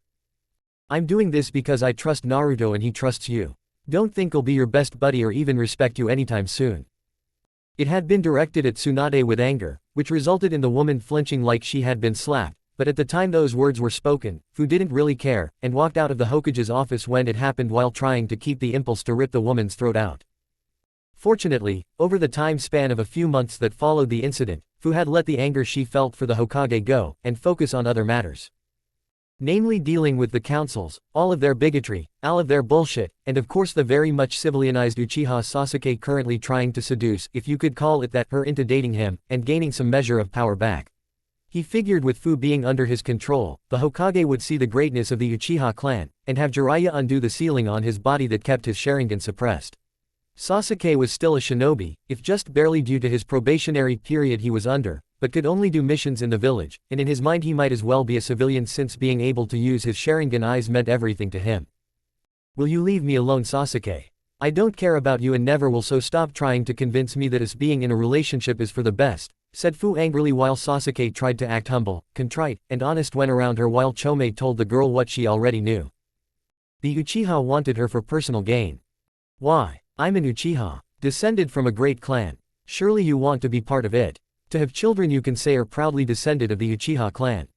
"Descended from Uchiha Madara?" asked Sasuke while Fu snorted at his attempts at using his clan to get her to see things his way. "First off, I don't give a crap about the Uchiha clan. Second, while Uchiha Madara was a strong shinobi of his time, he was also a psychopath, and tried to use a biju as a weapon. He saw them as slaves to be used for his desires and were considered weapons of war," replied Fu while seeing a small scowl form on Sasuke's face for a brief second. It hadn't been easy to get out of his hospitalized situation, even after his bloodline had been sealed off by the bitch of a Hokage, and tried to pass himself off as a now humble Uchiha who had learned the error of his ways. Of course Sasuke was lying through his teeth, but he figured the people around him were either idiots, or cared about him so they would believe the lies he said no matter what. Sadly, the only one believing his lies was Sakura, who kept trying to petition his release since he was locked away. Fortunately, it seemed he had friends in key places, as his first Yamanaka, who also happened to Yamanaka Inoichi, gave him an evaluation that had been strict with his reports on Sasuke's mental patterns being too unstable. However, the man soon had to go on a long-term mission, and Sasuke got a new evaluator who was much more lenient in his assessment of the Uchiha. With Danzo and the councils pressuring Tsunade based on these new recommendations, she had little choice but to let him free, but the bitch had yet to order Jiraiya to unseal his bloodline. But he would wait. Sasuke could wait, for now. "Despite these things, couldn't you at least consider it? My clan is far superior to that of the Aburame clan and I am far superior to that weakling Shino," remarked Sasuke with Fu glaring at him. "You call yourself superior while your past actions say otherwise. You left to hunt down Orochimaru so he could give you power. You had to be brought back and had your very bloodline sealed off. As far as I'm concerned, you are not part of the Uchiha clan, and even if you still were, it's not much of a clan anymore," said Fu before she took off and left a fuming Uchiha Sasuke in the process. "Bitch, sooner or later, you will be mine, and your power will be my key to getting my revenge," thought Sasuke while plotting his revenge. A few days later with Naruto. On this particular day, we find our friend Naruto web-slinging through the village, happy as can be, and for good reason too. Deciding to make some extra cash when not taking any missions and keeping his skills sharp in terms of spying, our blonde hero decided to get a job as a freelancing photographer for the Daily Leaf. The job was simple: get some exclusive pictures to sell to the paper and get paid in cash for their value. With the village constantly being a buzz of activity every day with something new, Naruto had known that there was bound to be something he could get a few pictures to sell, and make some nice spending money for himself. Plus it was nice to have an emergency fund for the various special occasions he had with his wives and servants. Today's pictures he got. Well, he sent them to the newspaper earlier today and was now waiting for the paperboy selling them on the street to announce the leading story. Extra. Extra. Read all about it. Inazuka Kiba from the Inazuka clan caught stealing and wearing women's undergarments. Pictures show proof of thief taking and trying on ladies' unmentionables. Read all about it, shouted the paperboy holding the paper and waving it around for anyone passing to possibly buy. Sure enough, the people came running to read on the latest gossip, and speculation the paper launched with the pictures to back it up. The women gasped, fearing their own unmentionables might be next, the men gagged at the pictures with disgust, and were wondering why someone like Kiba was a shinobi of Konoha. Naruto smirked underneath his humanized venom form while trying to keep the evil laughter from escaping his lips. Kiba had indeed done what some of the pictures Naruto had taken clearly suggested, but it wasn't a cross-dressing thing like some would no doubt assume with the various pictures taken. What really happened was Kiba had decided to go skinny dipping in a lake instead of doing guard duty, which he had Akamaru do using his henge while thinking no one would be able to tell so long as no one talked to the dog hanged as Kiba. Naruto knew Kiba was supposed to be on guard duty that day and sensed the Kiba assigned to the task was not the actual Kiba himself. When Naruto dispersed the henge, he brought the dog to Tsunade, and had Sume do a translation of where Kiba was at the moment.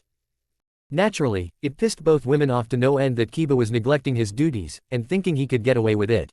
So they turned to Naruto to fix this little problem in his own unique Uzumaki-style manner and make Kiba regret ever shirking his assigned duties.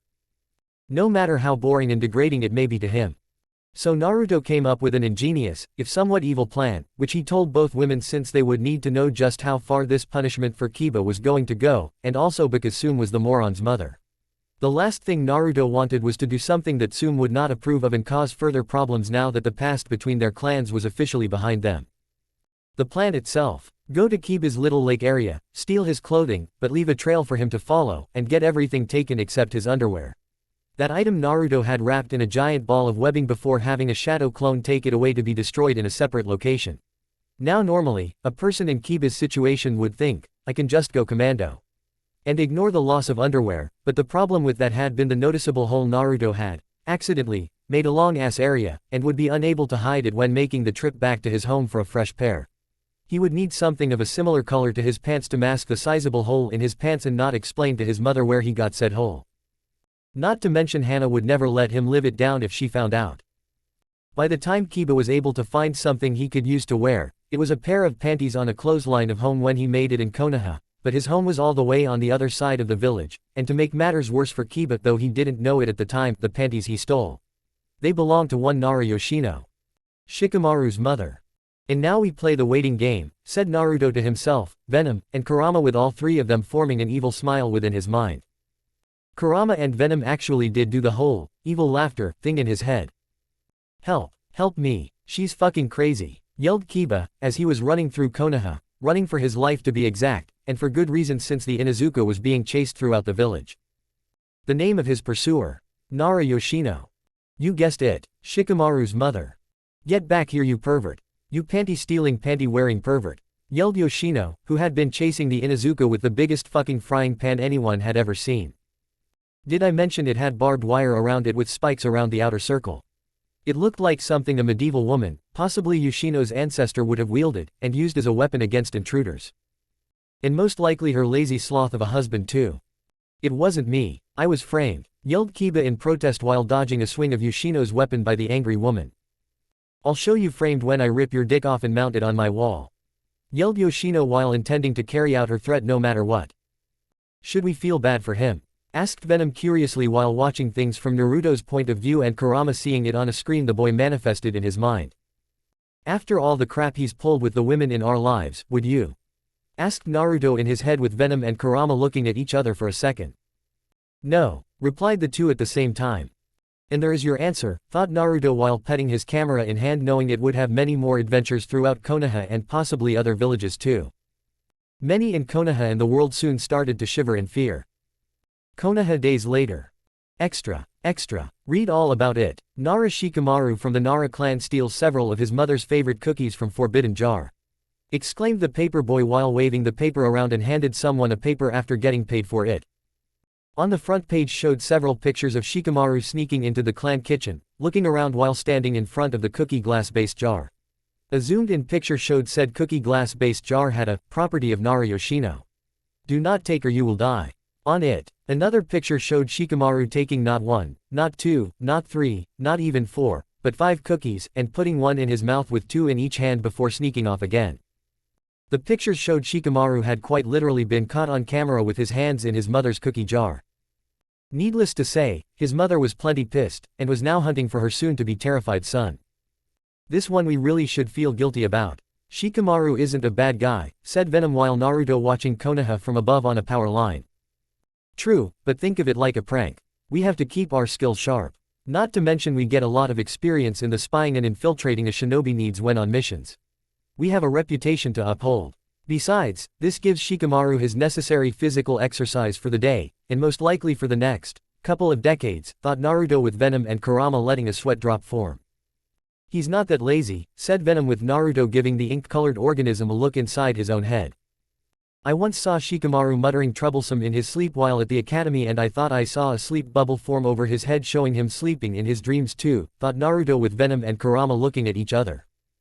We retract our previous statement, said Venom while sensing what Naruto did and saw Shikamaru running for his life while his mother was actively pursuing her son to give him his punishment for eating the cookies he knew were just for her. It's a good thing we make sure our identity has been kept out of the public eye regarding those pictures we send to the Daily Leaf. Though I'm surprised no one has put it together since it clearly says below the pictures that it was taken by the Kitsune spider, said Naruto, though it was more to himself than Venom or Kurama. That and the only other person within Konoha capable of figuring it out aside from your lovely vixens living at the Namikaze estates is currently being chased by his mother. By the time he figures it out, he should be out of his body cast by then, said Kurama with a chuckle while seeing Yoshino getting closer to her son and unleashing the ever-infamous temper of a mother scorned. And we are just getting started, thought Naruto with the three of them letting out another evil laugh within his head. Oh yes, his unique skills within spying, infiltrating, and a camera would definitely earn him a certain level of infamy. Root HQ. Danzo scowled heavily at the report in front of him. He had hoped with his agent from the Yamanaka clan would be able to not only get Sasuke out of his prison, but convince Tsunade that the Uchiha should have his bloodline unsealed. Sadly, his agent was only half successful, which would normally result in a silent death untraceable to him, but Danzo didn't expect the Hokage to do it, and his Yamanaka was still useful in being able to talk into the Uchiha's ear.